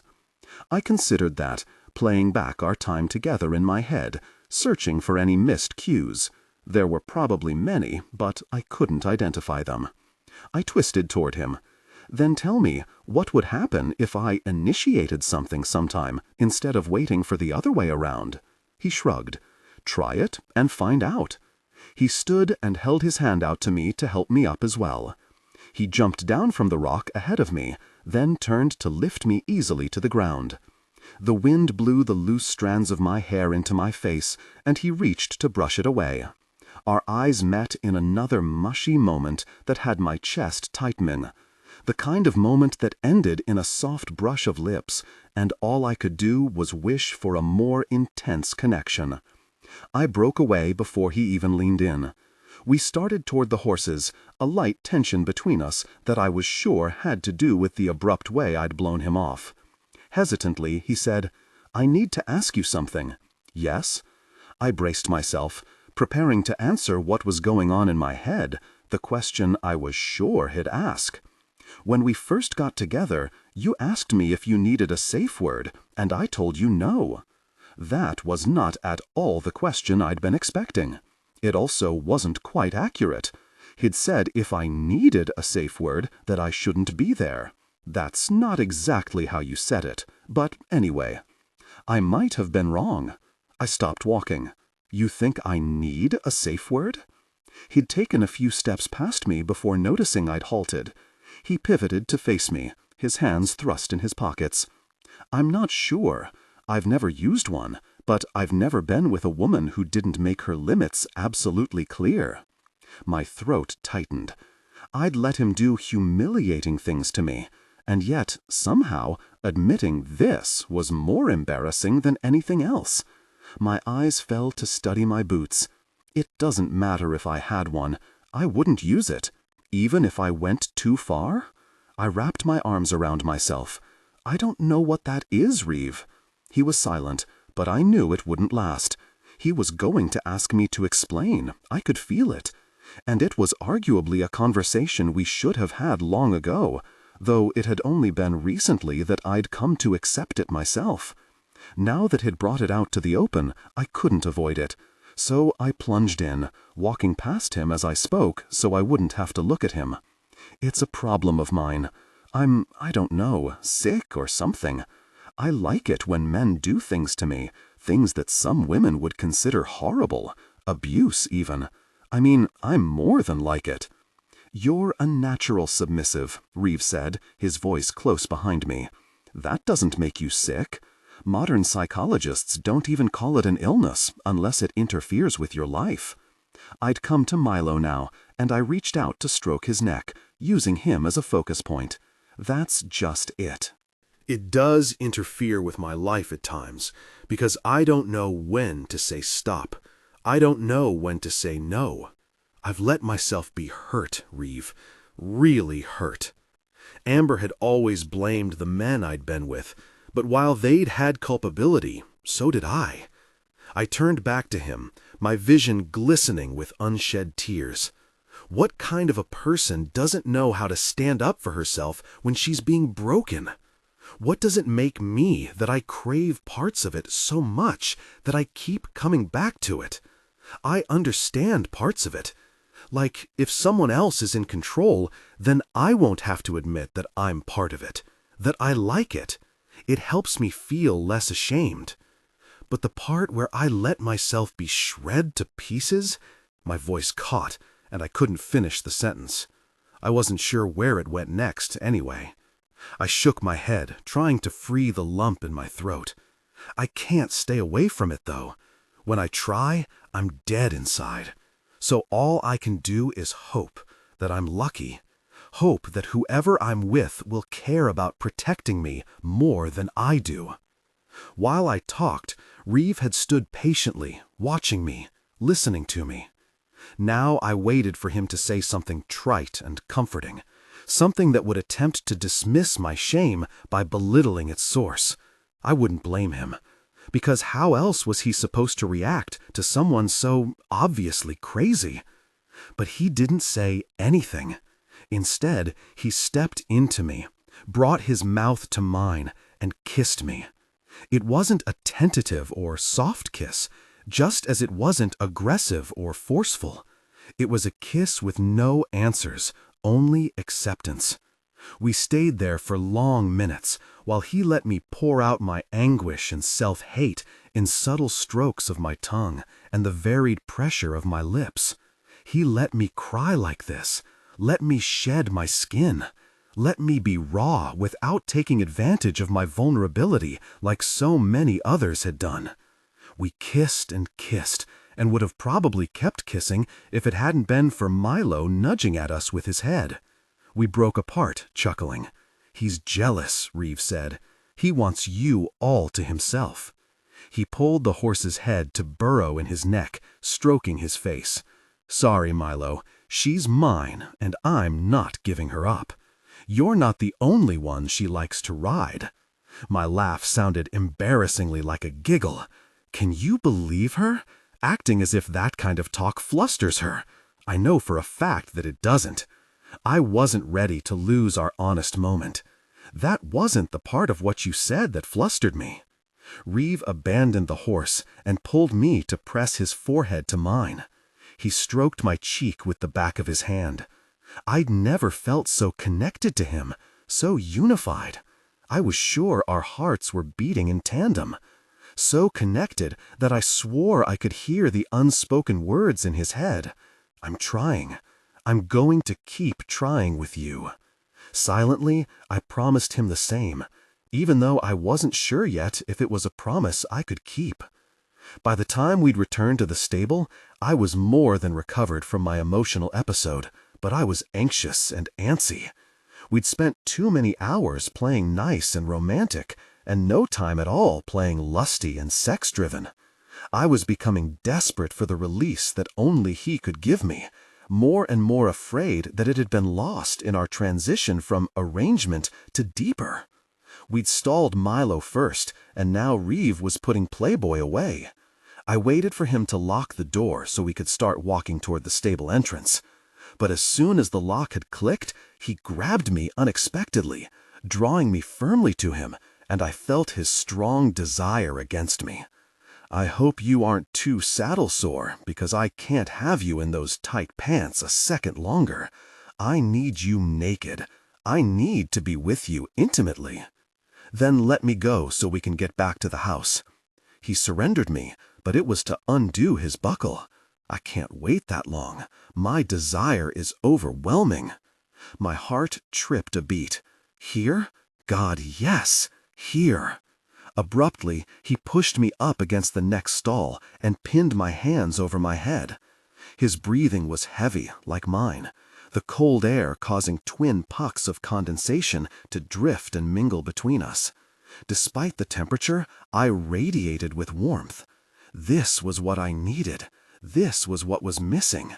The anticipation was hammering inside my chest, causing me to shiver and sweat all at once. His mouth was only an inch away from mine, his eyes glued to my lips, and the effort of restraint etched clearly on his features. "How do you want me?"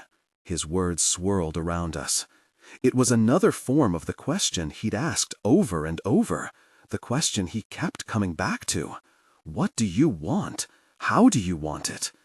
I never felt like I had a good answer. For the first time, I realized why. Because what I wanted was to not be asked the question. And if I knew Reeve like I thought I was beginning to, I didn't believe that he really wanted to be asking either. He'd rather just decide. No, I told him, you tell me what I want. That's what I want. His eyes darkened, confirming my suspicion. He liked this answer.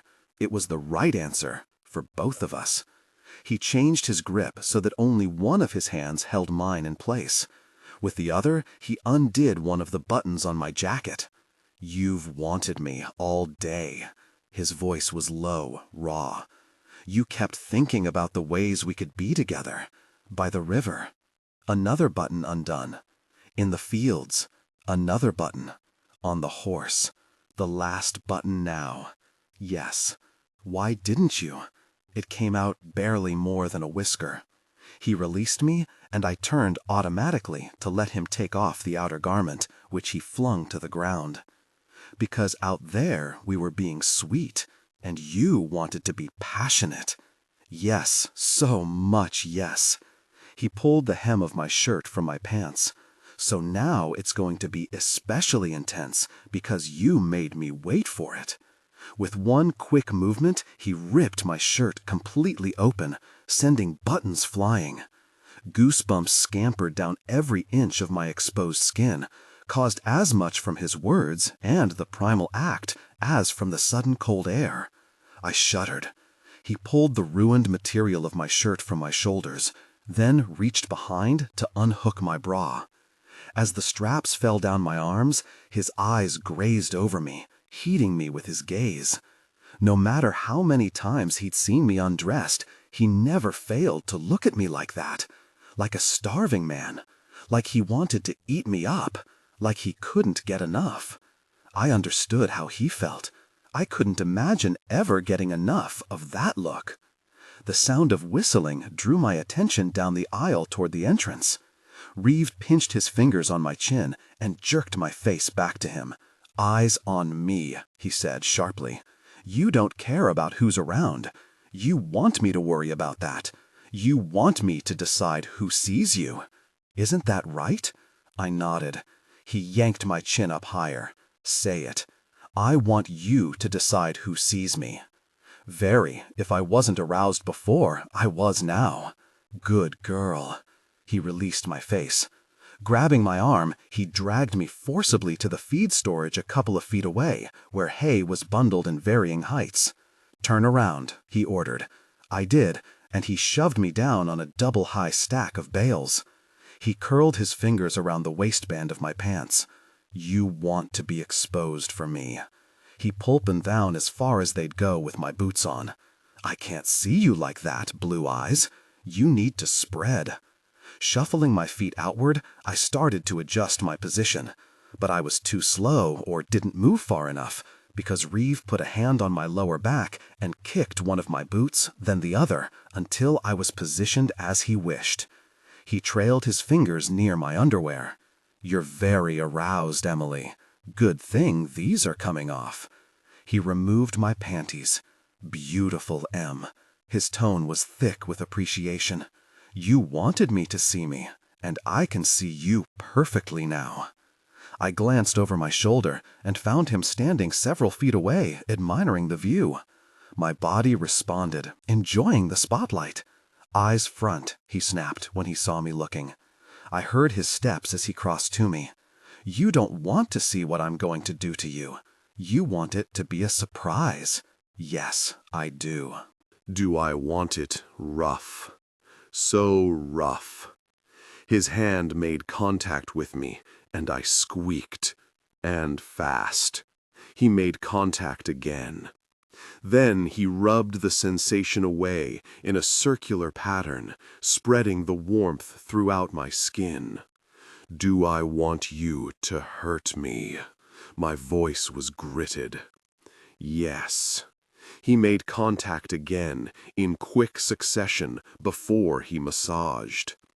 And you want to think that I might hurt you a lot. He knew me so well, knew what I wanted, knew how to give it to me. Maybe he even knew when to stop. He came around to where my head was now. Give me your hands. I lifted my wrists to him, and he secured them.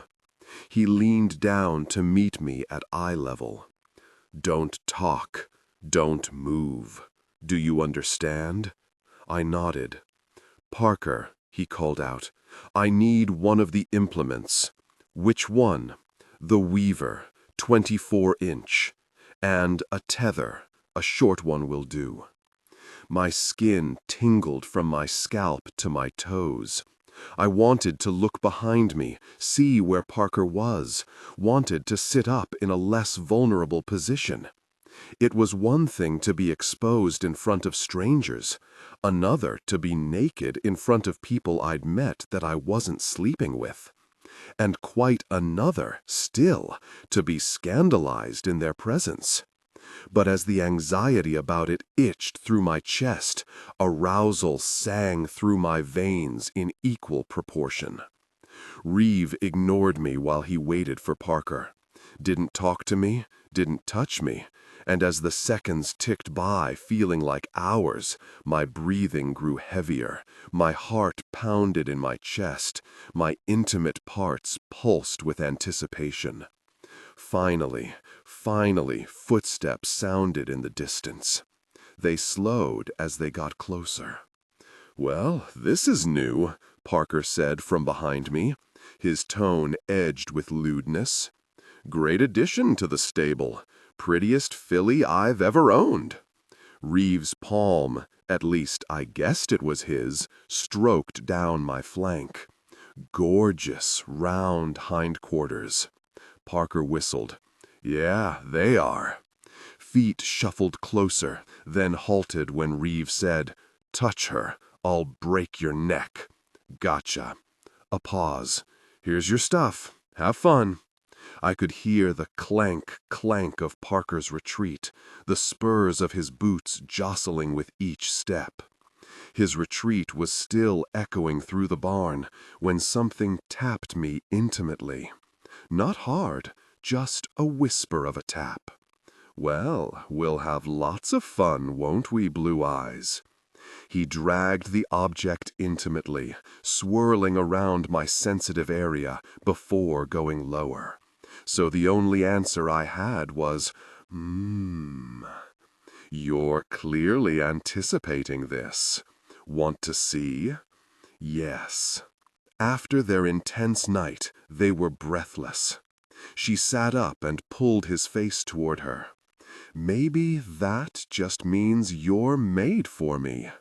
I kissed him hard, my mouth claiming his, my lips shaping his with vicious, unyielding devotion. Soon he was kissing me in return. His hands came up to wrap around my face. When our mouths broke, we clutched onto each other, our heads huddled together as we gasped for breath. Eventually, he began mumbling, incoherent words that turned into my name. "Emily, Emily, Emily." He stroked his palms up and down my back. "You're freezing cold. We need to get you warm." I hadn't noticed until he'd mentioned it. It was only 50 degrees out, and about the same in the barn. "Well, I don't think my shirt's of use anymore." "I suppose not. Here." He took off his jacket and wrapped it around my shoulders. "Get dressed as best you can. I'll put this stuff away, and then we'll go give you a hot bath.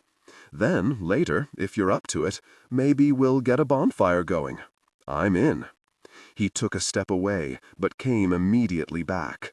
"One more," he said, as he slanted his mouth over mine. "One more, and one more, and one more," I thought. Always another one more. Reeve headed down the aisle. I pulled up my pants and zipped his jacket over my breasts. I found my bra and shirt and wrapped them in my jacket. Cradling the bundle under one arm, I stuck my ice-cold hands in my pockets. Reeve's pockets. My right hand closed around something metal. Keys. I pulled them out to study them, my heart pounding. There were 9 keys in total on the ring, a mix of gold and silver. I had no idea what they all opened, but I was sure one of them went to his office. Before I could think too hard, before I could doubt or second-guess or talk myself out of it, I tucked the keys inside the bundle of my clothes. No guilt, I said silently. It's done. I could decide what I did with them later. Ready? He asked from down the aisle. More than.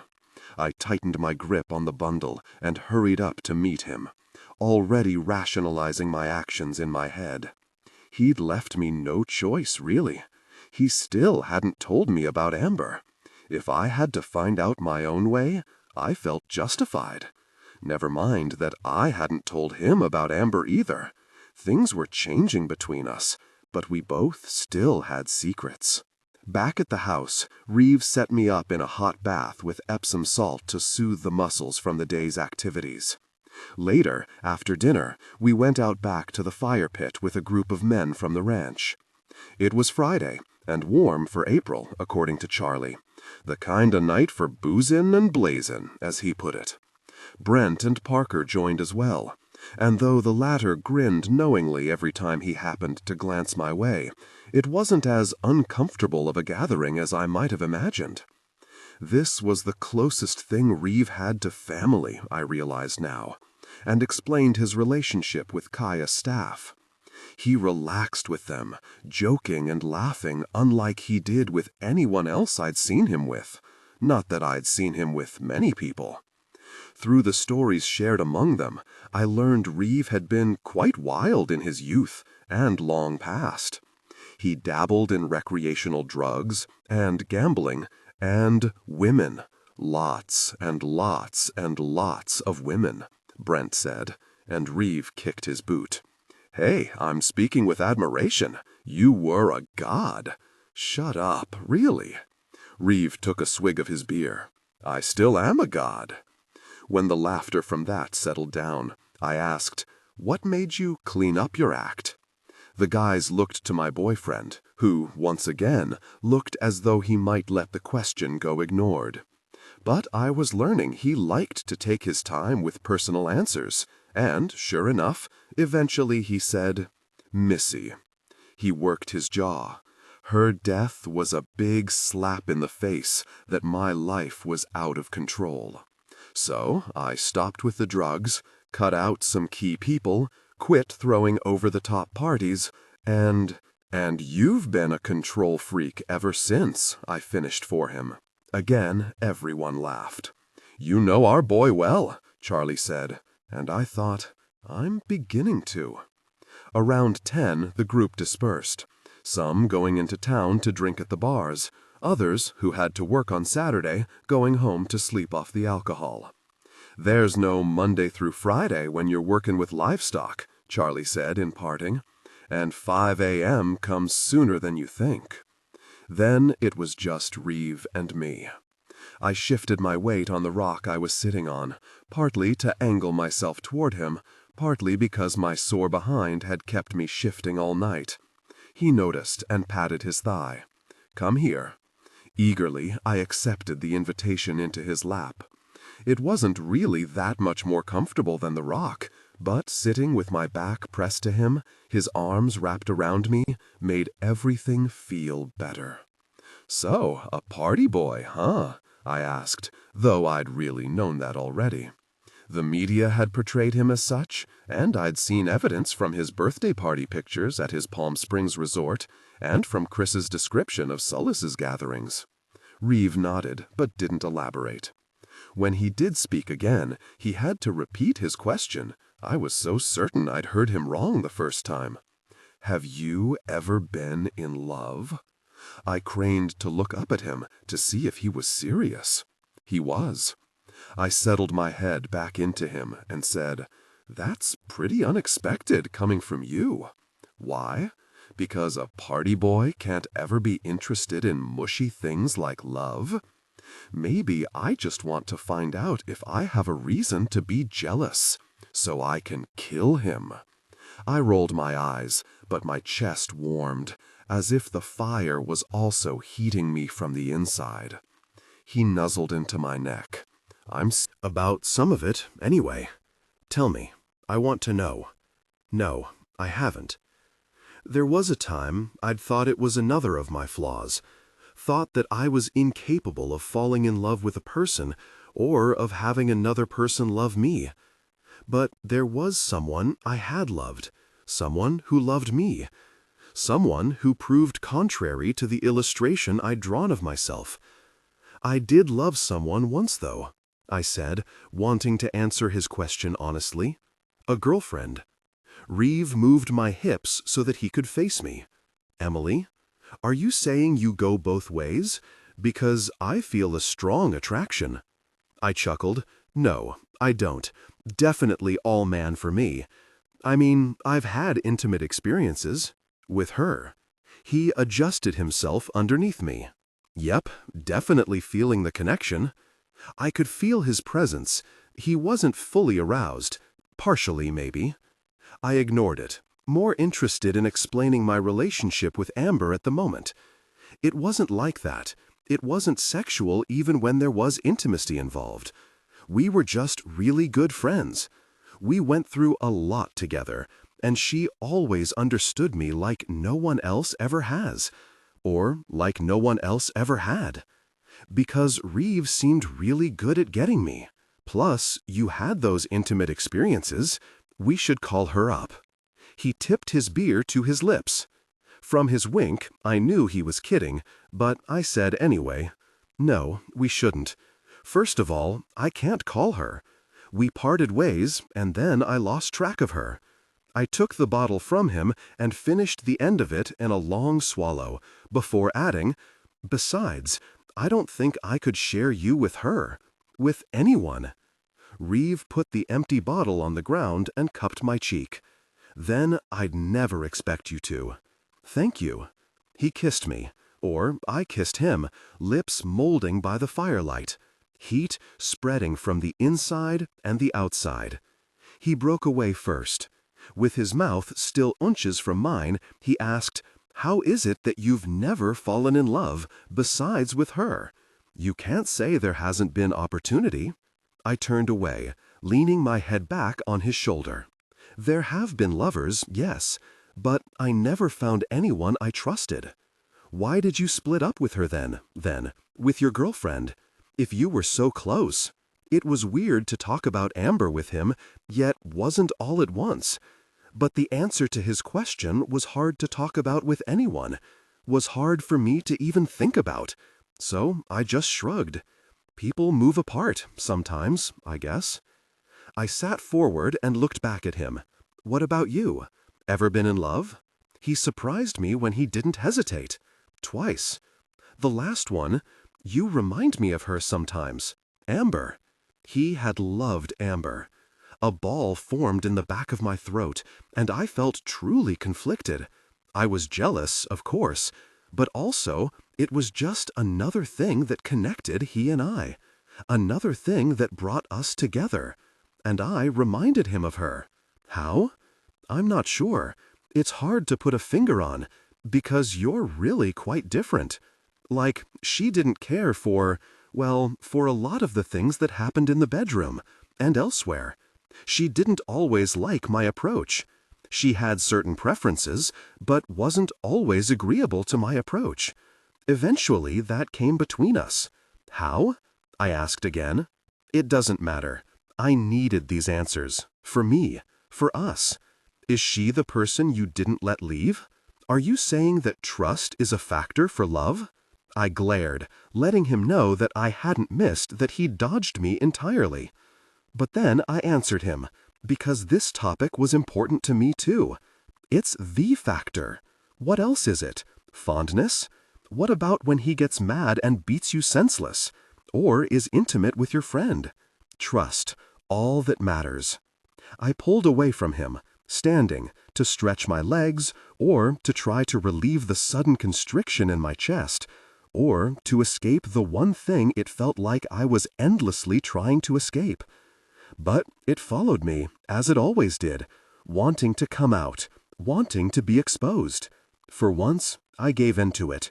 And that's why she and I split ways, because I lost her trust. How did you lose her trust? It's complicated.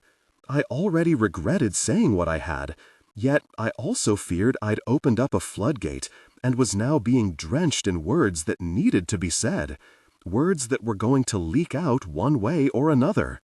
Try me. Reeve was like the riverbed, coaxing the deluge to flow in a natural direction. You obviously want to talk about it. So, because I was drowning and tipsy, because I did want to talk about her, because I'd wanted to tell someone this story for a long time, because I'd been wanting to tell Reeve everything that I'd been hiding, I took a deep breath and said, okay. I sat down on the rock next to Reeve, uncertain where to begin. Like I said, she and I had been involved with the same men before, but we hadn't for some time at this point. We'd been back from Mexico for almost 2 years, and had resumed our long-term live-in relationships with men, just separately now. She had a boyfriend. Bridge was his name. Reeve? Yeah. For half a second I worried Amber had told him this story. It was a name he'd certainly not forget. Except the Amber I knew never looked back, never talked of the past. And Reeve was likely just making fun of the awful name. Terrible, wasn't it? Anyway, he was an okay enough guy, much older than her, 50 or so, wealthy. She was really into him. But I don't know, let's just say she'd done better. But she said she loved him, really loved him, and he was good to her, so I was happy for her. Bridge had been a drinker, but Amber was a complete coke addict by then. Together, they made sense somehow. I, on the other hand, had just left jerk number 2 high to count, because when I'd told him I was pregnant, he thought he could give me an abortion by kicking me really hard. Richard had been his name. He was married, running for a seat on the Senate, which he lost. Karma sometimes works out. You were pregnant? I nodded. Admitting an unplanned pregnancy always seems to open the door to judgment, more than admitting a drug addiction or an interest in unconventional intimacy. Not that I told anyone about my baby. Perhaps it was my own judgment that I'd been avoiding. As if to back that theory up, Reeve's expression was absent of condemnation and full of something else. Compassion, maybe? Did he? He didn't succeed, I interjected, but he left me in bad shape. And, as she always did when I got in trouble with a guy, Amber came to my rescue. Now Reeve's brow furrowed, and I realized too late what I'd said. Amber? Gosh, I'd been so careful the whole time I'd been with him to never mention her name, and now I'd let it slip in the worst story ever. Gosh. My heart pounded so hard it felt like it was coming from my stomach as much as my chest. My hands felt sweaty, and my throat dry and chalky. I coughed, pretending I'd gotten something caught in my throat while I talked myself through recovery. There could be lots of people with the same name, right? My Amber didn't have to be his Amber. There wasn't any way to recognize her from this story, was there? That I could never know, since I had no idea what she'd told Reeve and what she hadn't.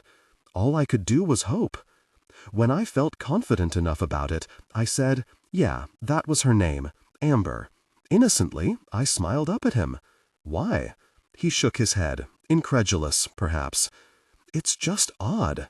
Amber is the name of the woman who reminded me of you. Ah, strange coincidence. I hadn't realized it was that common of a name.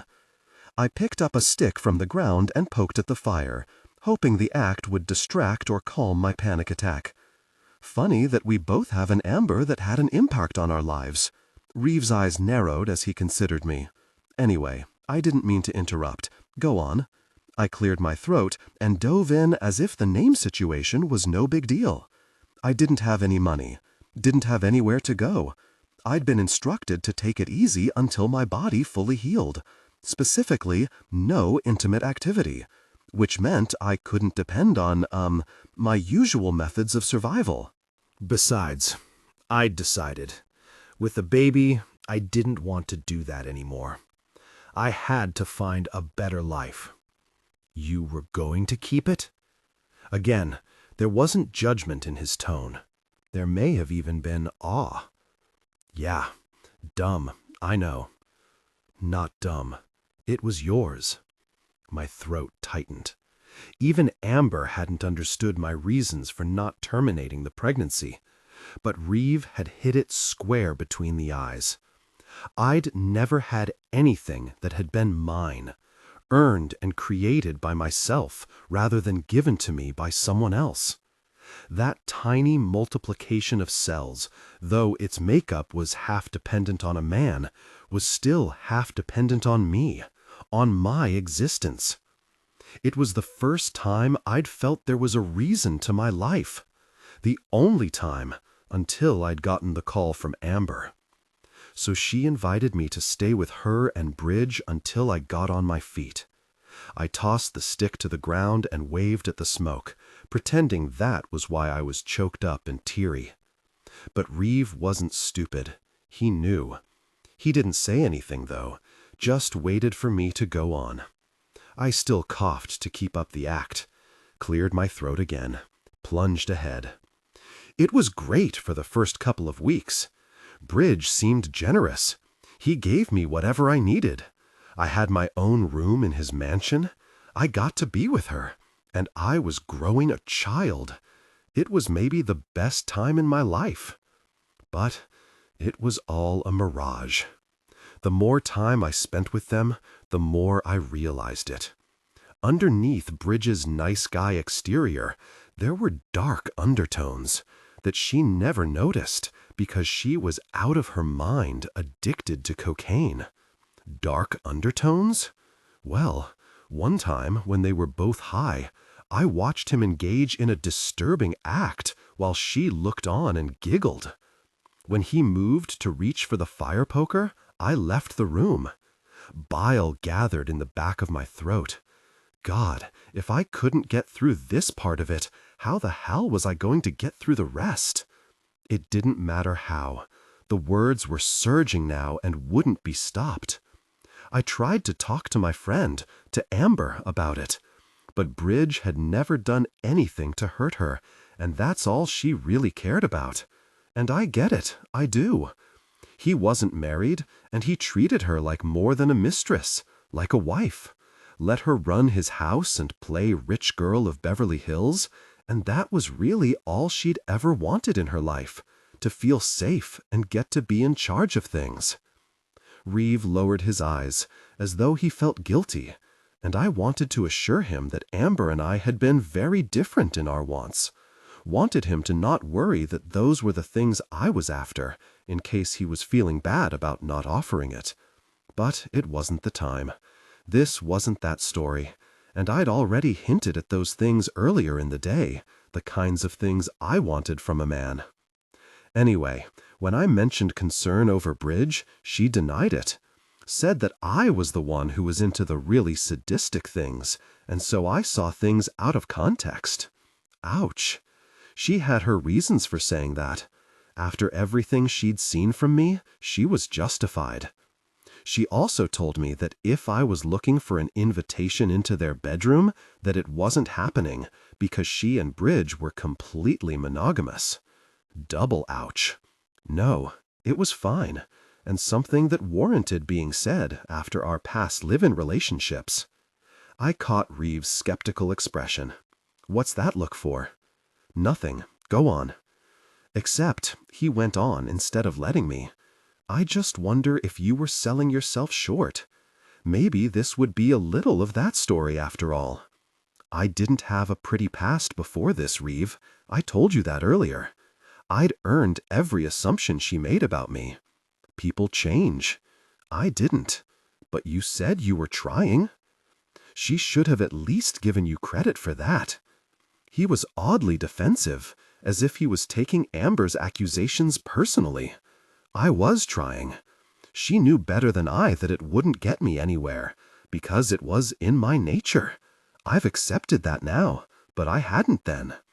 No matter what you do, you can't deny who you are, Reeve. I can't deny who I am. His expression hardened, and I had the distinct feeling he didn't like hearing that. Go on, he said. Now I was the one who felt defensive. Did he expect me to try to change those things again? I wouldn't. I couldn't, and I had made that clear, and he hadn't seemed like it had bothered him earlier.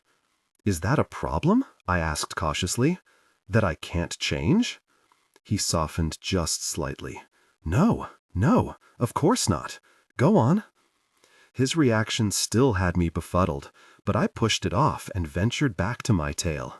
So, what's next? The worst parts, that's what. The blood and pain and bruises that went so deep they could be felt for months, longer. I felt a rush of panic just thinking about it, let alone saying it. So, maybe I wouldn't say it. Jesus, this story is really a damper. I shouldn't be telling. Finish it, Emily. It was his commanding tone, the one I couldn't argue with. Okay. I ran my tongue over my bottom lip, my mouth dry. Best to just blurt the rest out. Cold, clinically. I focused on the fire. One night, after everyone had gone to bed, I had a knock on my door. I thought it was her, but it was Bridge. If I looked in the darkness, anywhere other than at the flame flickering in front of me, I could see him again, his face etched with cruelty, alcohol fuming on his breath, his eyes gleaming with wicked intent, the weapon in his hand. I didn't invite him in, but he came in anyway. I told him I wasn't interested. I told him no, but he didn't listen. Said that he'd heard all the stories about what a bad girl I was and how I liked it naughty, and after all his generosity, I owed him. He assaulted you. It wasn't a question, and I knew Reeve had said it so that I wouldn't have to. I nodded, barely perceptibly, an inch of forward motion with my head. It was such a hard word to come to terms with because of all I'd allowed men to do to me in the past. Hard to defend myself, as women always had to do when they used the term. And hadn't Bridge been right about me? I was a bad girl. I did like it naughty. It wasn't that I thought I deserved what he did. I just didn't know that I didn't either. I wrapped my arms around myself, wondering if Reeve felt the same. Wondering if he thought that Bridge had every right. I wouldn't blame him if he did. Forcing myself not to care, I went on. I tried to fight him. The one time in my life I'd fought. It did no good. But he was a big guy, and he had a pair of scissors. Reeve cursed under his breath. I shut my eyes, closed my lids tight, blocking out the images, the memories, putting up the wall. When it was back in place, I opened my eyes, cleared my throat once again, and jumped to the conclusion. After it was no. Reeve was so forceful, so commanding, he left no room for me to do anything but halt. I lifted my eyes to his. Don't skip to the end, he said. Tell me what he did. Tell me the details. My stomach lurched, my worry from earlier confirmed. I'm not telling you this so you can get off on the really messed up. He lurched forward to the edge of his seat. You think I'm getting off on this? I want to have him killed, Emily. I want to know his name so I can track him down and have him destroyed.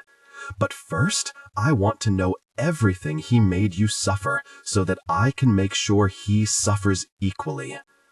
His rage stirred and stunned me. It moved me that he would say he'd kill for me, except that he might actually mean it. And then I was still moved, but then I felt guilty about it. And regardless of what he meant, I wasn't worth that kind of trouble. Reeve, tell me. It was an order. It was law. Again, I concentrated on the fire, pretending the details were about someone else. He, forced me on my stomach. He cut the curtain cords with the scissors and used them to tie my hands and feet to the bed frame. Then he violated me with his hands. Like all his fingers at once. It wasn't gentle. Then he assaulted me further and put the scissors at my throat and told me if I made a sound that he'd... I covered my eyes with my hand. No matter how much Reeve pressed, I couldn't say the things that Bridge had threatened to do to me. They ended in death, and that was the best part of it. So I was quiet, I said, finally, summarizing, and I was really good at obeying. Once again, my sick, perverted proclivities failed to protect me. I obeyed my assailant. I hadn't struggled. Maybe, deep inside, I really had wanted it. I lifted my eyes to Reeve, who was now pacing in front of the fire. He was probably already thinking it. I might as well say it for him. I should have thought more. He stopped abruptly and spun toward me. "Do not do that, Emily. Do not blame yourself." Yeah, right. Just because he said it in that forceful way of his didn't mean I could do it. Maybe I wasn't as good at obeying as I thought I was. "I mean it, Emily." I glared at him, but I wasn't in the mood to argue about it, so I continued instead. He got bored with that after a while, and he moved to— I had to stop to take a breath, and it shuddered on the intake— to another part of my body. In my head, I was still in cold, clinical mode, but my words were shaky, full of lumps and cracks that hadn't been there before. He didn't use lube, and I couldn't help it. I screamed. He said for that I needed to be punished. He used the scissors to inflict further harm in that area? His tone said he knew the answer already. I shook my head no. Reeve let out a string of obscenities that ended in his foot meeting one of the empty beer bottles and sending it flying. The reaction was foreign to me. It hadn't been one that I'd experienced after Bridge hurt me. I'd been angry, but never full of rage. And honestly, the only person I'd been angry with was myself. Watching Reeve's outburst, seeing him feel the fury that had eluded me, was fascinating. It seemed so freeing to have an emotion that could be so easily concentrated into outward action. My pain had always turned inward. My anger only destroyed me. Reeve, though, he had the power to hurt others. I'd known that. In this moment, I saw it. In some twisted, really messed up way, it was inspiring. He began pacing again. He gestured with his hand for me to keep going, as he said, "What next? Tell me what happened next." I pinched at the bridge of my nose. It should have been downhill from here, but the worst parts were yet to come. Hoping they'd hurt less, I hurried through them, letting each syllable tumble out nearly on top of each other. When he was done, I was bleeding, bruised. Every time I moved, my uterus spasmed with intense cramps. Bridge was passed out, and I knew I needed to get to a doctor, but I was still tied up. That's when she walked in. God, the look on her face. It had mirrored Reeve's in many ways, but it wasn't Bridge. She'd been angry with. "You really difficult person," she said. "You knew I loved him, you really difficult person." It should have felt like a betrayal, because she'd automatically assumed the worst of me and the best of him. But the really difficult part of it was I got her point. I got her point, and I could even stand up for it if need be. She blamed me, I told Reeve now. Once again, he halted his movement. "She blamed you? How the gosh could anyone have blamed you for that?" She thought I'd wanted it, but I put a hand up to silence whatever it was he was about to say. "Before you get mad at her, remember she'd seen me put myself in those kinds of situations on more than one occasion. She'd never pointed a finger before, and she'd always helped me out of them. Then this was how I'd paid her back? In her eyes, I'd stolen her man when she'd been nothing but compassionate to me." Reeve shook his head incredulously, scoffing to himself. I continued to defend her. She got me to the hospital. Even when she thought I'd asked for it, she still helped me. "She's a very saint," he said, drenched in sarcasm. "Well, not a saint, but she cared about me. Despite everything." I glanced at Reeve. He looked appalled, but he stayed tight-lipped, his hands working at his sides, fists clenching and unclenching. Whatever. I knew what I knew about Amber. He couldn't change my mind. "That's pretty much the whole story," I said. "I miscarried by the end of the next day. I pressed charges, but Bridge didn't even get arrested. I had too much history, or he had too much money. I don't know. When I was released from the hospital, I tried again to explain to Amber, but Bridge had a story that she thought was equally believable. She didn't realize that the 10 grand that Bridge had allowed her to give me had been retribution instead of charity. I didn't blame her for taking his side. And she said she didn't blame me either, but that maybe it was time for us to rethink our situation. I agreed. I wanted out, wanted to live a life where I depended on myself and my own money, a life where I felt safe for once. I'd begged her to come with me. I'd begged her to leave Bridge and start again, without drugs, without abuse. We always said we'd find our own life someday, I'd reminded her. We did, she'd said, and I'm sure some days gotta happen for us all one day. But it doesn't mean mine's happening at the same time as yours. I'd clung to her when we said goodbye. She'd cried. She was always a crier. It was shitty to have that be my last memory of her, sad and bleary-eyed. Whenever I thought of her, it was hard not to think of her as crying. And was it really inaccurate if she did? The summarized version was what I told Reeve. We decided it was time to part ways. I moved to LA and tried as best as I could to get my life together. Got some modeling gigs, then some acting, and here I am. And that was it? You never heard from her again? Until she called for help from here. But I twisted the answer, so it wasn't a blatant lie. I haven't seen her since. That was almost 7 years ago. Why the hell do you sound like you did something wrong? I flew to my feet and faced him. Because I did. I let her go with him. I let her stay with a sadistic, really messed up person. I didn't get her away from Bridge or away from the drugs. She rescued me every time I needed it, and I didn't rescue her. The whole time I'd been talking, this was the most worked up I'd been. He stepped toward me. You're carrying a whole lot of regret over something that was not your fault.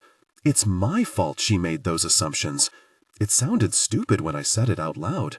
I couldn't explain what I meant. I huffed. You don't know, Reeve. He threw his hands up. Fine, I don't know. We stood silently, each of us facing a different direction, both of us brooding. I chewed my lip, trying to figure out what to say or do next.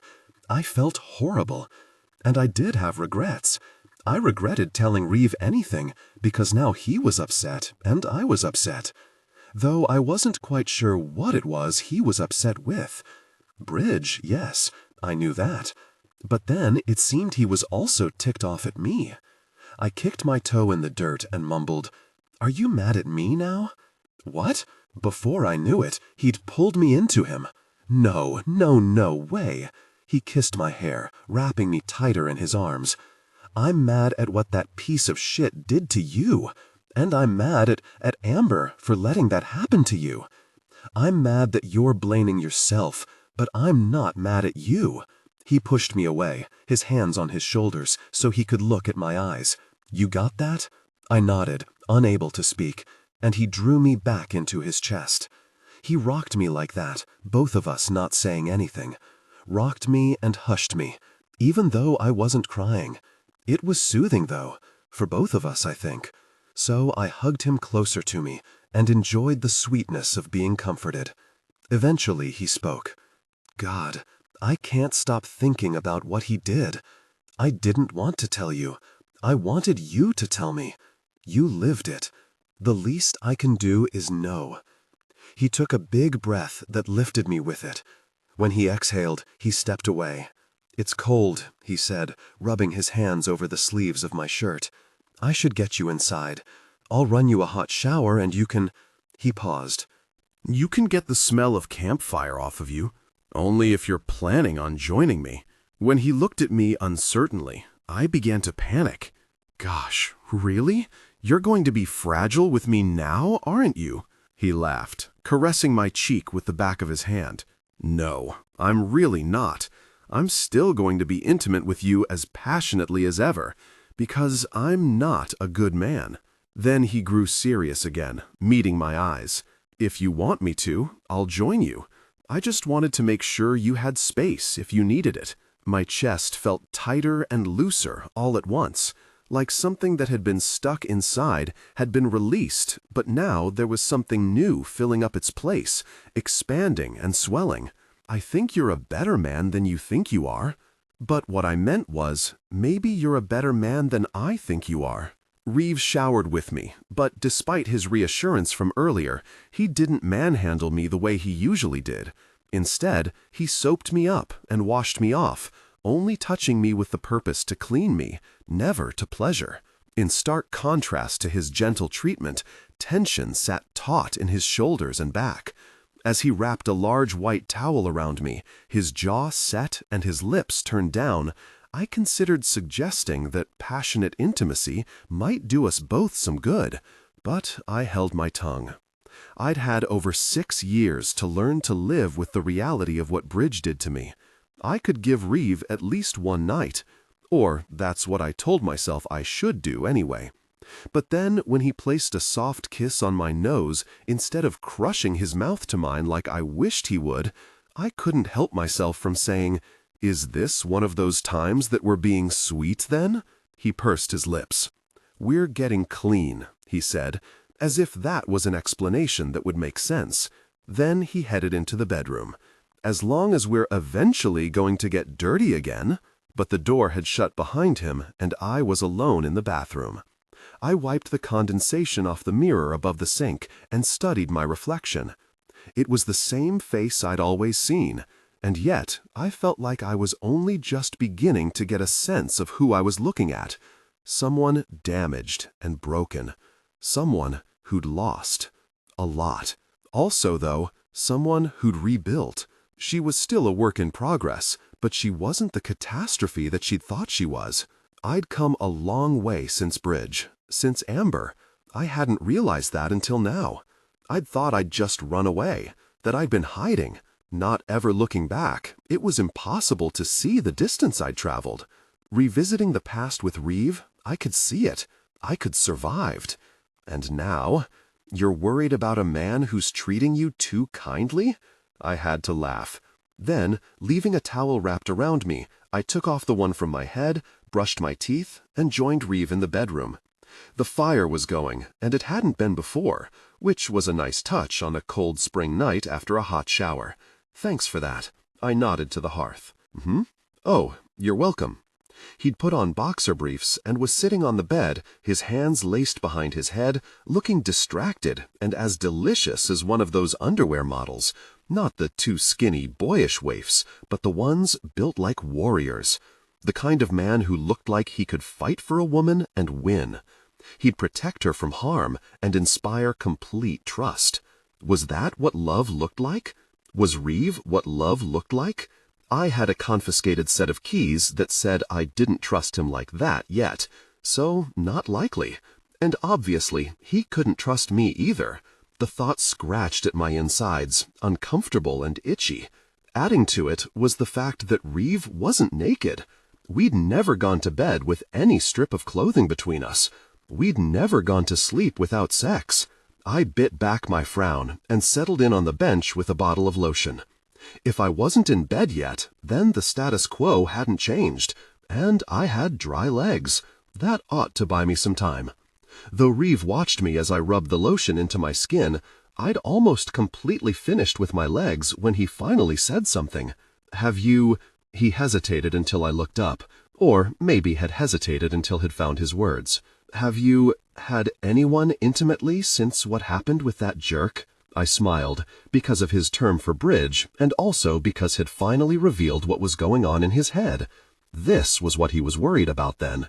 This I could deal with. Pouring lotion in my hand for my arms, I answered truthfully. "I have not.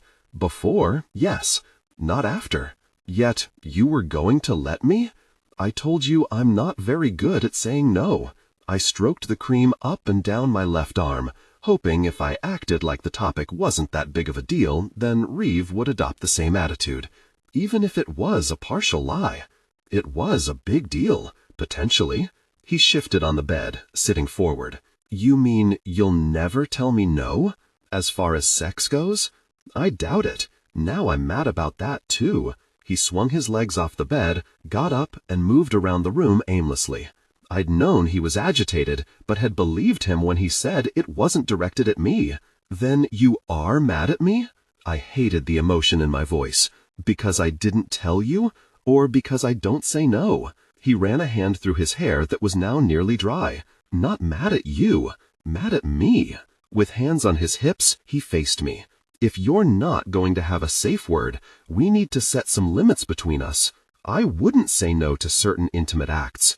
I wouldn't say no to exploring different experiences. I'd never think I'd need to say no to anything unusual. Frustrated, I popped the lid close on the bottle of lotion and began working my right arm. It was a good conversation to have, actually. I just didn't know how to participate in it.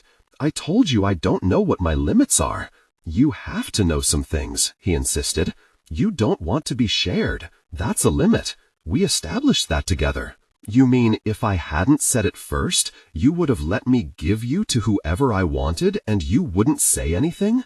Even if you didn't want that? He must have sensed my answer without me giving it, because he asked, Why would you do that? I stood and snatched up the lotion bottle to take it to the bathroom. I don't know why, but I did, sort of. And after I grabbed my robe from the hook, I came back into the room and tried to explain. I'd do it because you wanted me to. That's more, what was the word? Satisfying, I guess. I like that better. Sometimes that's what makes something really good even, because I don't want to do it, but I'm pleasing you. He conceded a tight smile, and that's what works so well between us. Then the concession was gone. But men have gone past that. Have hurt you? Was that worth pleasing them? When I shook my head, he said, So you do know some things that you absolutely don't want to explore again. Okay, my limits are, don't damage me. Don't destroy me.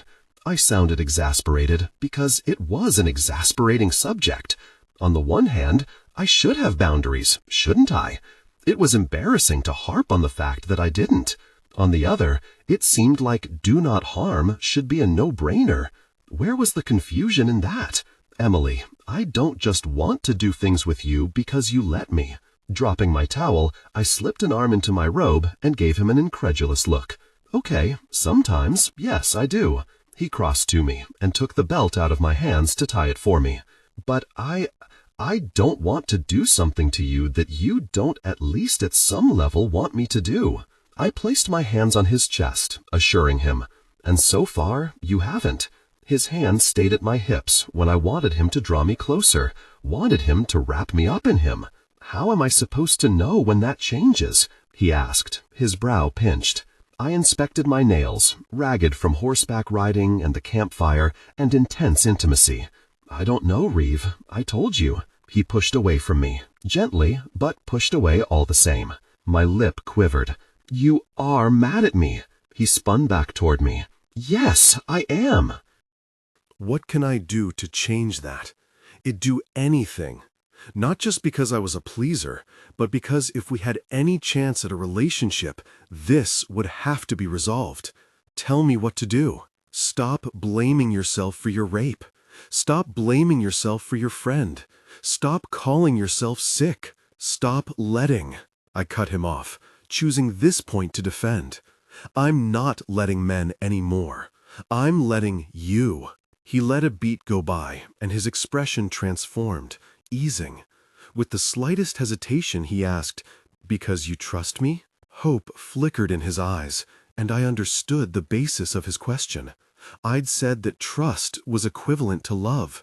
He was asking if I loved him. I twisted away from him and placed my hands on the dresser for support. I didn't say that. I wanted to say that, more than anything. But it was complicated, and I was confused. Then you don't trust me. He'd come up behind me, I could feel his body heat rolling off of him, tugging at me like gravity pulling at the moon. He deserved honesty, as much as I could give him. I met his eyes in the mirror above the drawers. "I'm not sure you've opened up enough for me to know that I can for sure."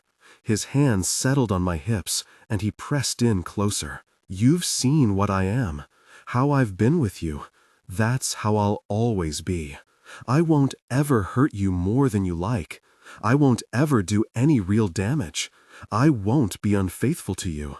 I'll allow people to observe our connection, but they won't ever get to share in our intimacy." Those could just be words, though. If you trusted me, they wouldn't be. He nuzzled his chin against the top of my head. "Is it odd that I want you to so badly?" My throat ached and my stomach knotted. "Only if it's odd that I want to as well. Then what's stopping you? Give me your trust, Emily." His hands circled my waist and he laid kisses on my neck. I let my head fall, giving him access to his skin. He could have my body, he could have my pleasure, but I couldn't give him my trust. Not yet. Not only because of the lingering questions about Amber, but also because I couldn't be sure he wasn't asking just to satisfy some selfish need to be important, wanting my love when he hadn't given me his. While reciprocity wasn't a requirement of the emotion, I already felt unequal in my relationship to him. This was the only card I had left. Reeve moved to nip at the shell of my ear. "What do I have to do to earn it from you?" Steeling myself, I answered him. "Tell me what came between you and the woman you loved." He stilled. After a few seconds, he stroked his hands down and back up over the curve of my hips. "What does it matter, Emily? That's another relationship. It isn't relative to you." My hands balled into fists against the wood of the dresser. "It matters because it's a piece of you. Trust isn't just about sex, you know. It's about opening up. You want my trust, and you won't give me yours? It doesn't work that way." He dropped his hands, and I saw his expression tighten at our reflection. His withdrawal stung. "Hey, you asked," I snapped. He backed away, turned away completely. "I told you before, I don't want you to know the worst of me." I spun around, keeping my hands behind me, still needing to lean on the furniture for strength. "But it's okay that you know the worst of me?" He perched on the edge of the bed, still strong, but with just the barest hint of defeat. "Your story was the worst people had done to you, not the worst you'd done." Yet it had still had an impact on him, still created a trench between us. And why do you think that's different? Because you think I might run? In case you haven't noticed, I've never been good at running, even when I should be. I took a shaky breath in as I realized what I'd said, realized I meant it. No matter what I found out about Amber, I wouldn't run. As if to prove it, I went to him. He opened his arms to me as I stepped between his legs. "Maybe I'm afraid that you should run from me. If I should, would you let me?" God, I was pathetic. I was begging for a sign of his affection as blatantly as he was begging for mine. I said I wasn't going to keep anyone again. He placed a kiss at my cleavage. "But honestly, Emily," he lifted his eyes toward mine, "I'm not sure I'd be able to stop myself if you really tried." I cupped his face with my hands. "I'm not going to run, Reeve, and I hope that doesn't get me hurt in the end. So my trust isn't really even a big deal, is it? It's still win-win for you." Maybe it was manipulative, because I still wanted his secret, because I really did want to trust him. I really did want to love him. He really wanted me to love him too. He confirmed it again when he pulled my hands from his face, kissed each of the palms, and said, "It is a big deal. To me." His expression, his posture, his tone, something told me he wasn't trying to bully me into giving him what he wanted anymore, that he was ready to earn it. Tentatively, I tested him. "How did sex come between you, Reeve?" "It wasn't sex, exactly." His jaw ticked. I barely dared breathe, let alone speak, but I asked anyway. Then what was it exactly? Well, he ran his thumbs over the backs of my hands. The thing that bothered her in that area was actually a part of my personality, not just limited to the bedroom. She thought I was, controlling. I scoffed. You are controlling, but you like it. Sometimes. He flinched, so I squeezed his hands reassuringly. A lot of the time, Reeve. The times I don't aren't a problem for us, because I like pleasing you. But was that not the same with her? It would fit the Amber that I'd remembered. The Amber who liked men to please her more than the other way around. No, that wasn't her style, Reeve confirmed. She put up with it in the beginning. Then, when it became an issue, I reined it in. I behaved. For her. I kept it out of our sex life, which is where it showed up most of the time anyway. I pulled away from him and sat on the bed next to him. It was hard to listen to him talk about Amber without being jealous, and while I wanted to prove that his openness was good for us, it bothered me enough to require a little bit of distance. If he noticed my withdrawal, he didn't show it. He angled himself toward me. The more I refrained from that in the bedroom, though, the more it came out in other places of my life. It was a constant argument between us, both of us always trying to figure out how much we were willing to compromise for the other. That's what healthy relationships are. You find a balance, or if you find that you're compromising too much, you call it quits. Not that I knew much about how to have a healthy relationship. Amber had called it quits with me, though. And I found myself wondering if she'd felt like she was compromising too much for me.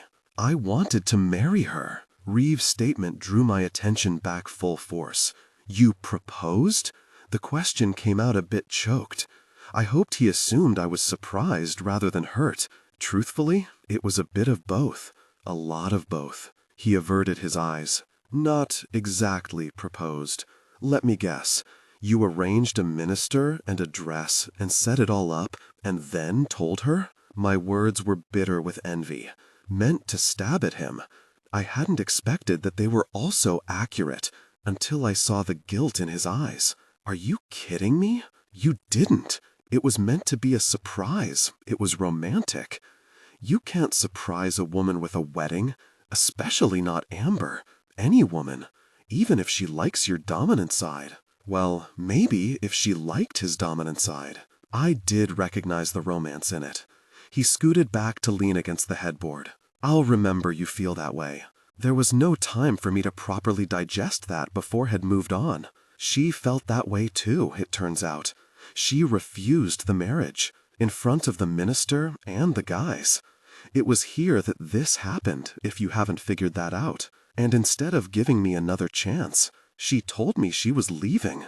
I tensed, all of a sudden remembering that this wasn't going to be a pretty story. It wasn't that I'd forgotten, really. He'd warned me it was bad, but it took a lot to shock me. And I'd forgotten that whatever he'd done had made Amber call me, had scared her enough to use the safe word. Hugging my legs up to my chest, I urged him on. And then, I couldn't lose her. So I didn't let her go. Didn't let her go? That's what you meant by you kept someone. He nodded. I tried to imagine the worst. Chained up? Caged? Locked in her bedroom? No. He gave me a look that said he was appalled I'd even asked. I just didn't allow her to leave the ranch. I made it impossible for her to even think about going. I'd been at the ranch without him, and not only had I had free rein, I couldn't imagine how he could pull off keeping me captive. How? Was your staff in on it? Only Brent and a man I hired to be her bodyguard. It's easier to control someone than you think, Emily. When I rolled my eyes, he clarified, even someone who isn't you. A chill ran down my spine, and I couldn't exactly say what it was that had caused it. He was so direct with his admission here, so upfront about his ability to keep someone under his thumb. It was frightening, especially considering how he wouldn't have to try very hard with me, especially considering that he knew it. I sat very still as he explained. I threatened her, told her what would happen if she tried to leave. Even when I wasn't here, she was constantly being watched. I had cameras already set up on most of the ranch. I set up more. I bugged all the phones. My heart started to pound when he mentioned the phones. Had he heard Amber's call to me? But I calmed myself down by remembering she hadn't said anything. She'd made the entire message sound benign. I'd been the only one who recognized that blue raincoat was a cry for help. But my pulse stayed rapid because of something else he'd said. She had a bodyguard to prevent her from leaving? Like Tabor is for me? No, Tabor is one of my men. He's here to protect you. I swear. You can and always have been able to leave whenever you want. His body language said he was sincere. And before we'd come on the trip, he'd seemed reluctant when he'd offered me access to a vehicle and encouraged me to go into Jackson if I wanted. Was his reluctance rooted in the memory of what he hadn't given Amber? The man who watched her wasn't even hired for that in the beginning. He was one of my uncle's guys, and he got her coke now and then. I didn't find out until later that it was a lot more than now and then, but that's not the point. One of his uncle's guys. Was McKellis his uncle then? He was older than Reeve by nearly 20 years. Was that how Villanakis had gotten involved? What had you hired him for originally? He exhaled before answering. Let's just say that Amber had a particular lifestyle. Oh, then Villanakis's guy had been hired for a specific role. Amber had always enjoyed certain arrangements involving her partner and others, and Reeve had been okay with that, with her preferences, but he wasn't okay with me having similar arrangements. Huh. Gosh, Emily, this is not the time to be finding comfort in anything he says. But it wasn't just comfort, it was pride, and I'd needed something to bolster me after he'd said he tried to marry her.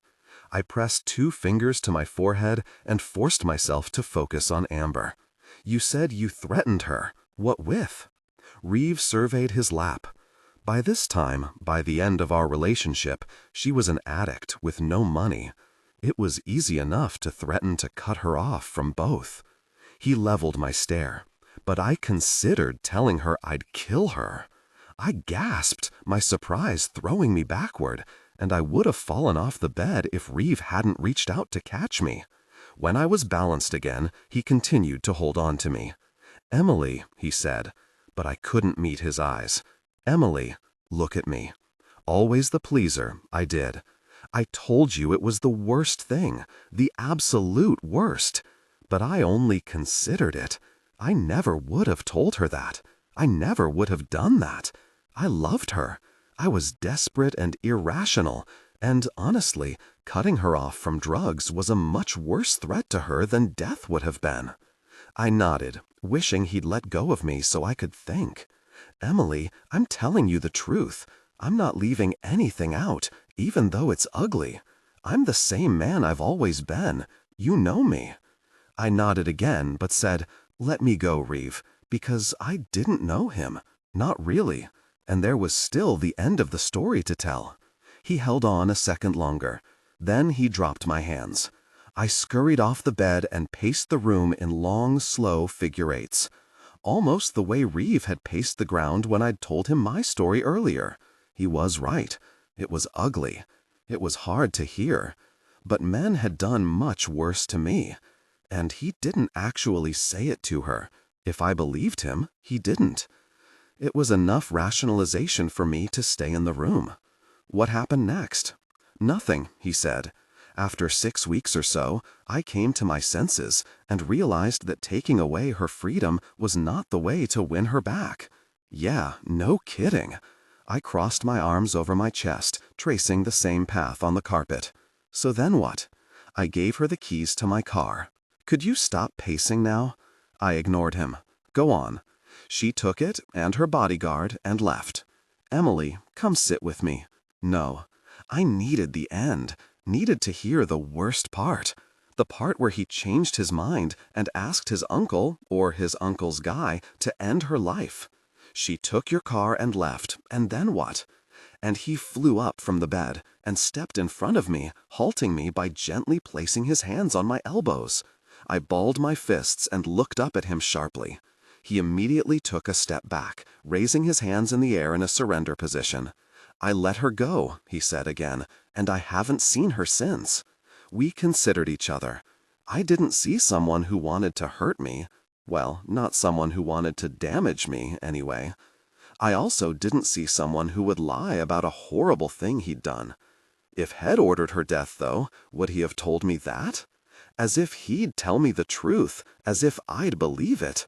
I asked, "You didn't have her killed afterward?" "No, I did not. I would never have killed her, Emily, never." But Amber was still dead. There had to be a reason. "Weren't you afraid she'd go to the police after?" He let out a short laugh. "Amber's a drug addict, and not a big rule follower. She's not fond of the police." "You weren't afraid that she'd go anyway?" "No, Emily, I wasn't. This is a really, really difficult thing to say, but even if she ever did, nothing would come of it. You said it yourself. She has a history, and I have money. It's messed up, I know, but it's how things work." His expression turned grave. "If you're wanting me to be punished for my crime, let me tell you that I have been. First, when she left me, it destroyed me. Though, to be honest, we destroyed each other long before she drove away. When I met her, she was a casual drug user. In the end, she was a high-strung junkie. When I met her, I was a man who liked being in control. In the end, I was an abuser of power." He took a step toward me. "We were bad for each other, but it was hell when she left. I'm being punished again now, seeing you look at me like that." My defenses slid ever so slightly.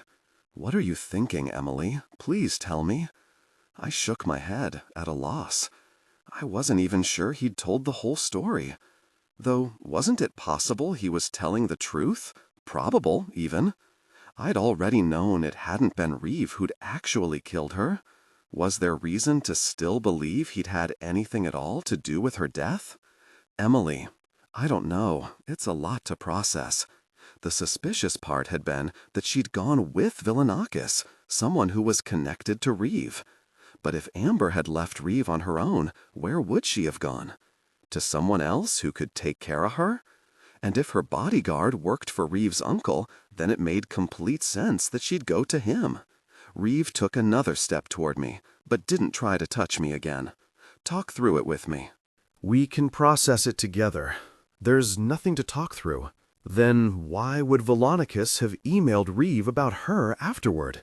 "Emily, Reeve, I just need some time to let it settle. Please." His jaw set. "Fine. Let it process on your own. Or settle. There's a lot of things I need to process myself, but I'm going to sleep." He flipped off the overhead, leaving the blaze of the fire as the only light in the room. "You can join me when you're done." His voice was hard, hurt, or not. "I'm not going to tell you what you want to do this time." He climbed into the bed, pulled the covers over himself, and turned his back to me. I stood where I was for at least a full minute before I left his room and headed down the hall for mine. My room was still in disarray, with my suitcase on the bed and my clothes half-packed. It looked like what was going on in my head. Chaos, confusion, indecision. My mind was half-set, like my bag was half-packed, torn between staying and leaving. I sat on the chair at the vanity and tried to process and settle. Tried not to cry, too, which was silly because I'd been the one who had pushed Reeve away. He had every right to get huffy and go to sleep without me. I wasn't even sure if that was the source of my tearfulness. It was more likely a combination of things. What Reeve had done to Amber was horrible. Thinking about it too hard, thinking of Amber bullied into staying with a man she didn't want to be with, made my stomach ache. But if I was honest with myself, it really wasn't the worst thing. Not compared to the things I'd put up with from men. Not even compared to some of the things she'd put up with from men. There was even a little part of me, a small part, but a part nonetheless, that thought maybe she deserved a little bit of discomfort. Because she could get uppity and pretentious and full of herself, and it wasn't hard to picture her driving someone to want to throttle her.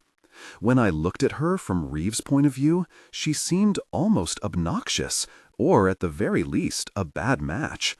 I wasn't thinking of just the things he'd said, but also the things I knew about her, and pairing it with the things I'd learned about him.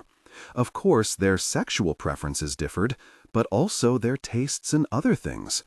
Reeve was comfortable in jeans on the back of a horse. Amber barely tolerated animals. Reeve swam for exercise. Amber swam to cool off before lying out again in the sun. Reeve liked to plan, and so did Amber. None of that condones imprisonment. No, it didn't. But if she hadn't been so addicted to drugs and money, she could have left at any time. And Reeve had admitted it was a mistake. Didn't he deserve then to be forgiven? If not by her, then by me? Didn't everyone deserve a chance to change? He'd said that in reference to me earlier. When I'd said that Amber hadn't believed me about Bridge, he'd defended me. I got why now. Because he understood what it was like to do something horrible and have to live with it. And he hated himself enough for it that he wanted desperately to believe that he could change, that people could change. I didn't think people could change, not that much. But I also didn't think Reeve would have gotten to the point that he had if he hadn't been trying so impossibly to be the man that Amber had wanted. It really was impossible for people like us, people like he and I, to be the kind of people Amber wanted. Comparing my situation to Reeve's, I could see my life with more perspective, and I was more than a little irritated that she'd tried so hard to change me. Yes, she'd rescued me, but instead of helping me figure out how to protect myself, she'd forced me to hide. In fact, I wasn't just irritated, I was mad. Mad that she'd wanted me to be someone that I wasn't. Mad that she hadn't believed me when her boyfriend had raped me and ended my pregnancy. Mad that she'd kicked me to the curb. Mad that she'd been hooked on drugs for much of our friendship. Mad that she'd dragged me into her petty domestic dispute with Reeve. Mad that she'd tried to make him into a princess pleaser. Mad that she'd gone and died. Mad now that she was coming between me and a man who might actually be good for me. A man I might actually be able to love. I was so mad, in fact, that I didn't feel guilty about it like I would have expected to. But even through my rage, I could see it for what it was and what it wasn't. It wasn't the kind of anger that made me love her any less. It was the kind of anger that made me wish more than ever that she were still around. The kind of anger that pinched with regret. The kind of anger that made it just a little easier to let go of some of the blame I'd been carrying around. Wouldn't Reeve be happy to hear that? God, Reeve. He was a much more complicated puzzle piece to deal with, because he was alive, and things between us could still alter and change. He swore that he wouldn't have tried to have Amber killed. He swore it ended at keeping her captive and then letting her go. Either I believed him or I didn't. He'd answered the questions that had sent me looking for her without knowing I was even asking them. If there was any other version of the story, she was the only one who knew it. But she was gone and couldn't tell it to me. Except I still had Reeve's peas, and he was asleep. And the surveillance room couldn't see what happened in his office. This was my chance to sneak in and watch his recordings from the previous summer. I jumped up and went to the closet where I dumped my clothes after the stables. I rummaged through the bundle until I found the keyring. Cloaking them in my hand, I slipped out of my room and headed for answers. I made it down 4 stairs, then stopped short.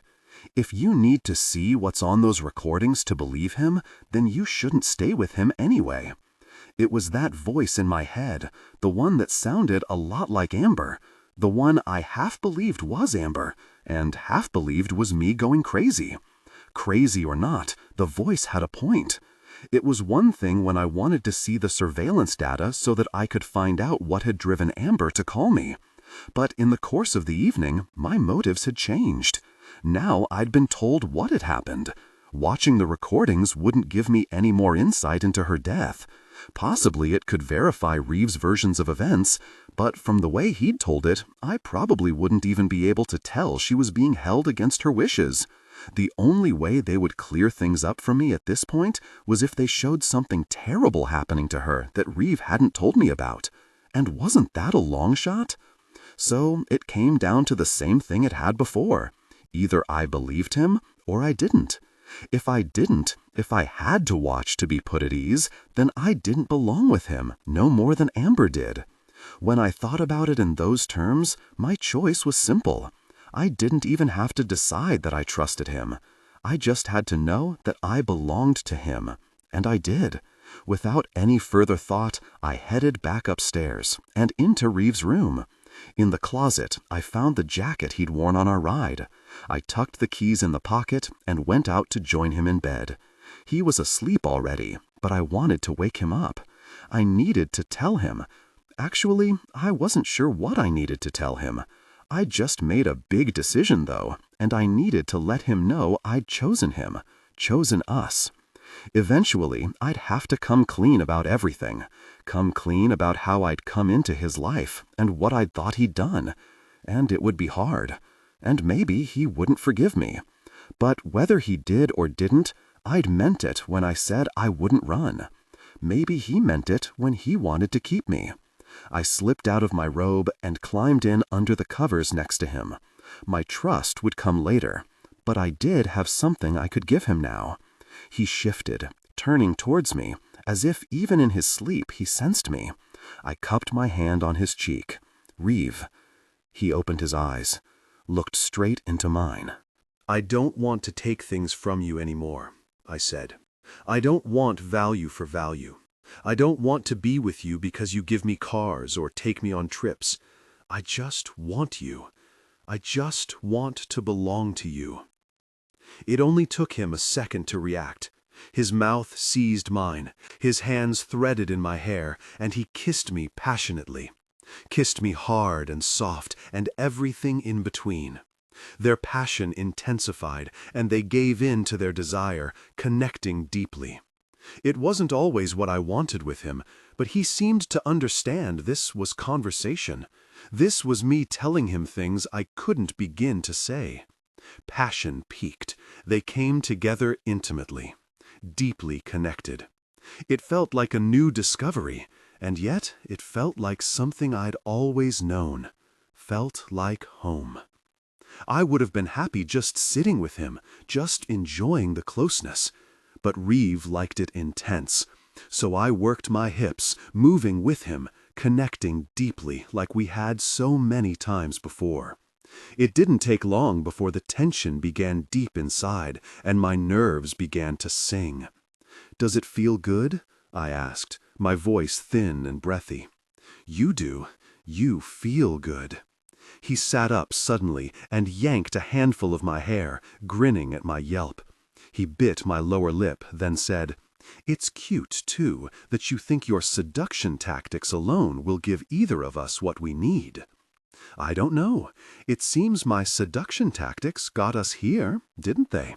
"Yes, I suppose they did." The look in his eyes told me he knew that here meant more than just where we were at that moment, intimately close. He kissed me, his touch intimate, making me dizzy from two angles at once.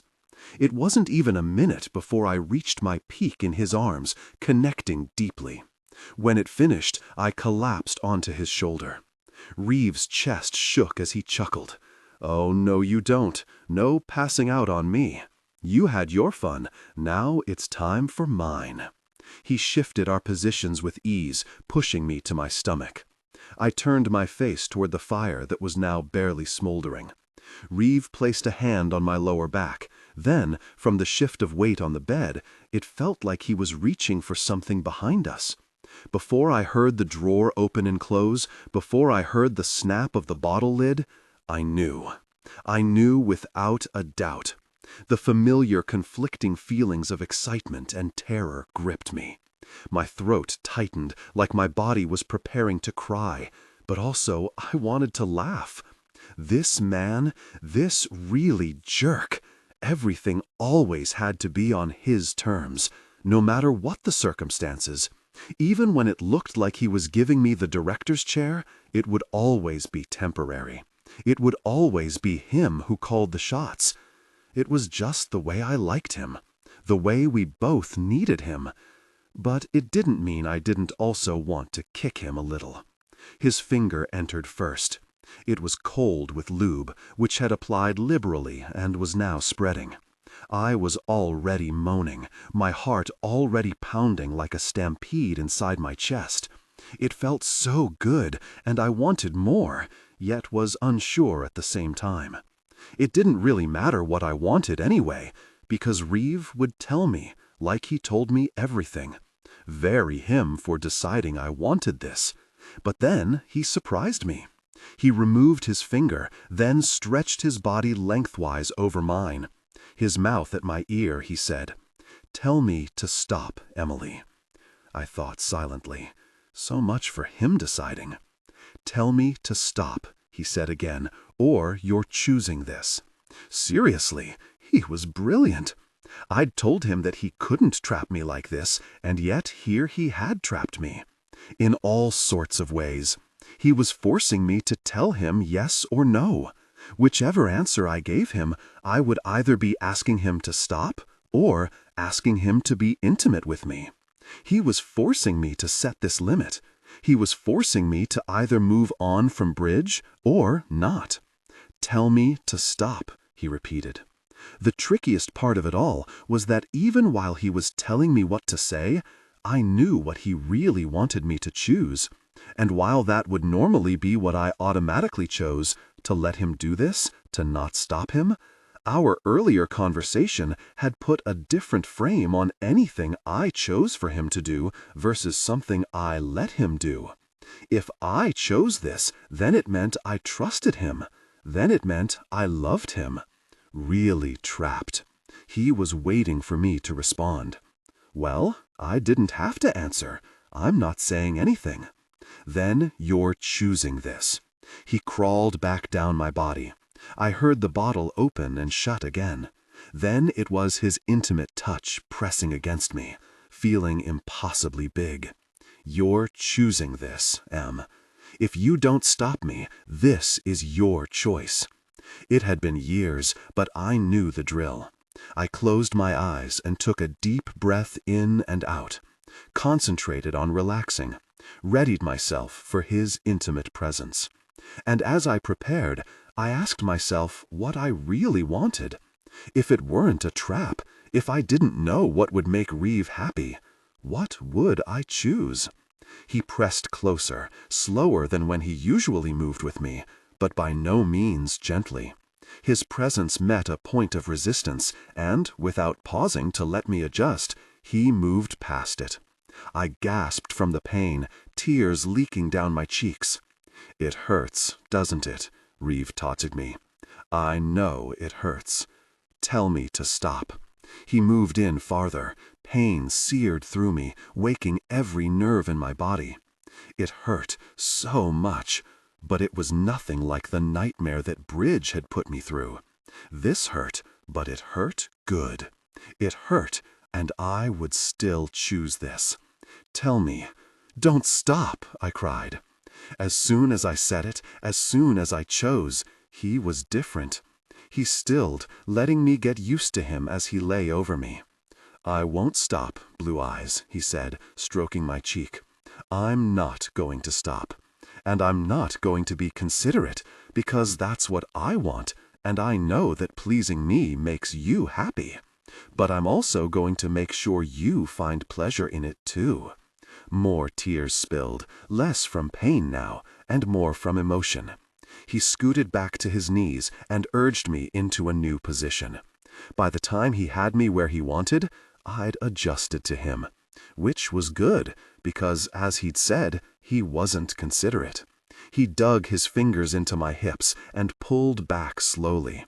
pulled back like the car of a roller coaster trekking to the summit. And then he was over the crest, moving back in with speed, his hips moving with wild abandon. I screamed through gritted teeth, balling my hands in the sheets below me, as the sensation tore through me, lighting the nerves. It was agony, but as it stretched and yawned, it reshaped, transforming into overwhelming ecstasy. It grew like a ball of fire in my lower regions, the source no longer identifiable. It was almost impossible to tell what parts of me were even being touched, because everything felt touched, every part of my body shouting with the sensation. Then he reached around to provide intimate touch, and I reached my peak, bucking underneath him as every single neuron in my body shot off like dynamite. It was too much everywhere, all at once. Rainbow-colored stars flashed across my vision, goosebumps rippled over every inch of my skin, and a wave of release poured from me like water from a fountain. Reeve said words as he chased his own peak, words of praise, words I didn't understand or remember. I was still experiencing the sensation, or experiencing it again, I wasn't sure. When he stilled, pressing hard against my backside, still tender from the earlier intensity in the barn. He shifted away from me, and I collapsed on the bed, completely spent, completely transformed. Reeve fell on his back next to me. His eyes danced as he let out a content sigh. Next time we do this, you'll be on top, so I can provide intimate touch at the same time. If I weren't so exhausted, I would have laughed. Already planning for next time, was he? So typical. He exhaled once more, then turned on his side to face me. He drew me to him, tilting my chin up to study my face. "How are you?" I answered truthfully, "Perfect." "Yes," he smiled. "You are perfect." He kissed my forehead, then my eyes, then my nose. Then his mouth found mine. My lips molded to his as if they'd been made to fit each other, the way every part of my body was made to fit his. He was perfect like that too, perfect for me, and I told him that as perfectly as I could in the most perfect kiss. I'd just begun to doze, my cheek pressed to Reeve's shoulder, when something occurred to me. I lifted my head and rested my chin on the back of my hand, which was on his arm, so I could look at him better. His opposite arm was draped over his eyes, so I couldn't see if he was already sleeping, but I said anyway, "You didn't tell me who the other woman was you loved, the second one." He said, then was silent. His breathing was steady underneath me, and after a few seconds I laid my head back down, deciding he was too out of it to talk now. I'd ask him later, I decided, or not at all. If it was important, he'd tell me. I let my lids close. But then he said, "The problem with her is she's the first one's best friend." My eyes flew open. What? The phone by the bed started ringing, sounding through the dark room with an unusual tone, the kind of tone that signaled the call was from someone specific. The front gate, maybe? Or Brent? In the middle of the night, it had to be one of the ranchers. But even with the blaring of the phone, all I could hear was the siren in my head shrieking its own alarm. "Wait," I said as he reached for the phone. "What did you just say?" He seemed to consider my question for a fraction of a second. Then he picked up the phone. This better be important. The distinct voice of a man buzzed through the line, but I couldn't make out anything of what he was saying. Whatever it was, it alarmed Reeve. He bolted up to a sitting position. When? A slight pause. How bad? He jumped out of bed and cradled the phone on his shoulder while he put the jeans on he'd worn earlier. Yes, let him in. And get Jeb. He tossed the phone on the bed and slipped a sweatshirt over his head. He was pulling on a boot now, obviously on his way out. I sat up. "Reeve, wait." He glanced at me but didn't say anything, putting on his other boot. "Where are you going?" "Stay here," he commanded, then rushed from the room, shutting the door behind him. I fell back onto the bed with a groan. He'd mentioned Jeb, the ranch vet. Likely an animal was sick, or one of the pregnant cows was having trouble with her birth. Reeve had mentioned it was calving season when we were on our horse ride, saying it was the most stressful time of the year because of all the complications that could occur. It was just my luck that one would occur right when I was in the middle of one of my own. The panic that had begun gathering from Reeve's declaration was swirling inside me, waiting to be calmed or stirred up further. Calmed was most appropriate. Surely I hadn't heard him right. Maybe I'd been dreaming. But I'd been awake when he'd said it, and I didn't think I'd heard him wrong. Which still didn't mean he'd been talking about me. It was possible Amber had found a new best friend. In fact, it was likely, wasn't it? It had been 6 years, more than enough time for her to have bonded with someone new. Except, what were the chances that she'd have another friend that had hooked up with Reeve? So, if he did mean me, if he was in love with me, well, first of all, I was flabbergasted, and overwhelmed, too. I hadn't even known how much I'd hoped that he felt that way until there was a possibility that he did. And I couldn't think about that, because if it was me he was talking about, then he knew about Amber and I, and probably knew why I'd sought to get close to him in the first place. And if he was still declaring that he loved me, did that mean he didn't care? Gosh, I had to talk to him now. I flung the covers off of me and sat on the edge of the bed, thinking. I could go to my room, get dressed, and try to find him in the stables. One of the security guards would be awake and could tell me how to get there in the dark. Though, now that I thought about it, if there was a ranch emergency that involved the vet, wouldn't he have been called before Reeve? And if I paid attention, I was pretty sure I could hear voices downstairs. An injured animal wouldn't have been brought to the main house. The panic in my chest grew to a rattle. Something was wrong. Ignoring Reeve's command to stay in the bedroom, I put on my robe and slipped quietly downstairs. The voices were coming from the front of the house. Staying in the shadows, I followed them to the foyer. There were several people to my right in the living room, but my eyes caught the familiar figure standing just inside the door. The panic washed through me now in torrents. It was Joe, his expression somber, his brow knit in worry. Joe had come looking for me. He'd said he would. Gosh, I should have gotten that burner phone from him so I could get a message to him. When I disappeared without a trace, he'd probably assumed I'd gotten into the same trouble as Amber. I probably should have been flattered, but I was too concerned with how I was going to explain him to Reeve. Joe must have caught sight of me in his peripheral vision because he turned toward me and made eye contact. He didn't seem relieved to see me, however. Now, in fact, he looked even more concerned. He frowned, then looked back toward the living room.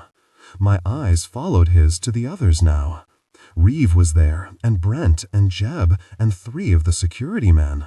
Reeve was crouched down on the floor, the others huddled around him as they spoke in concerned voices over something. Over someone. A soft keening underscored their conversation, like the sound of a wounded animal. I took another cautious step into the room so I could see better, and stopped cold in my tracks. There, in Reeve's arms, was the injured creature. No, human.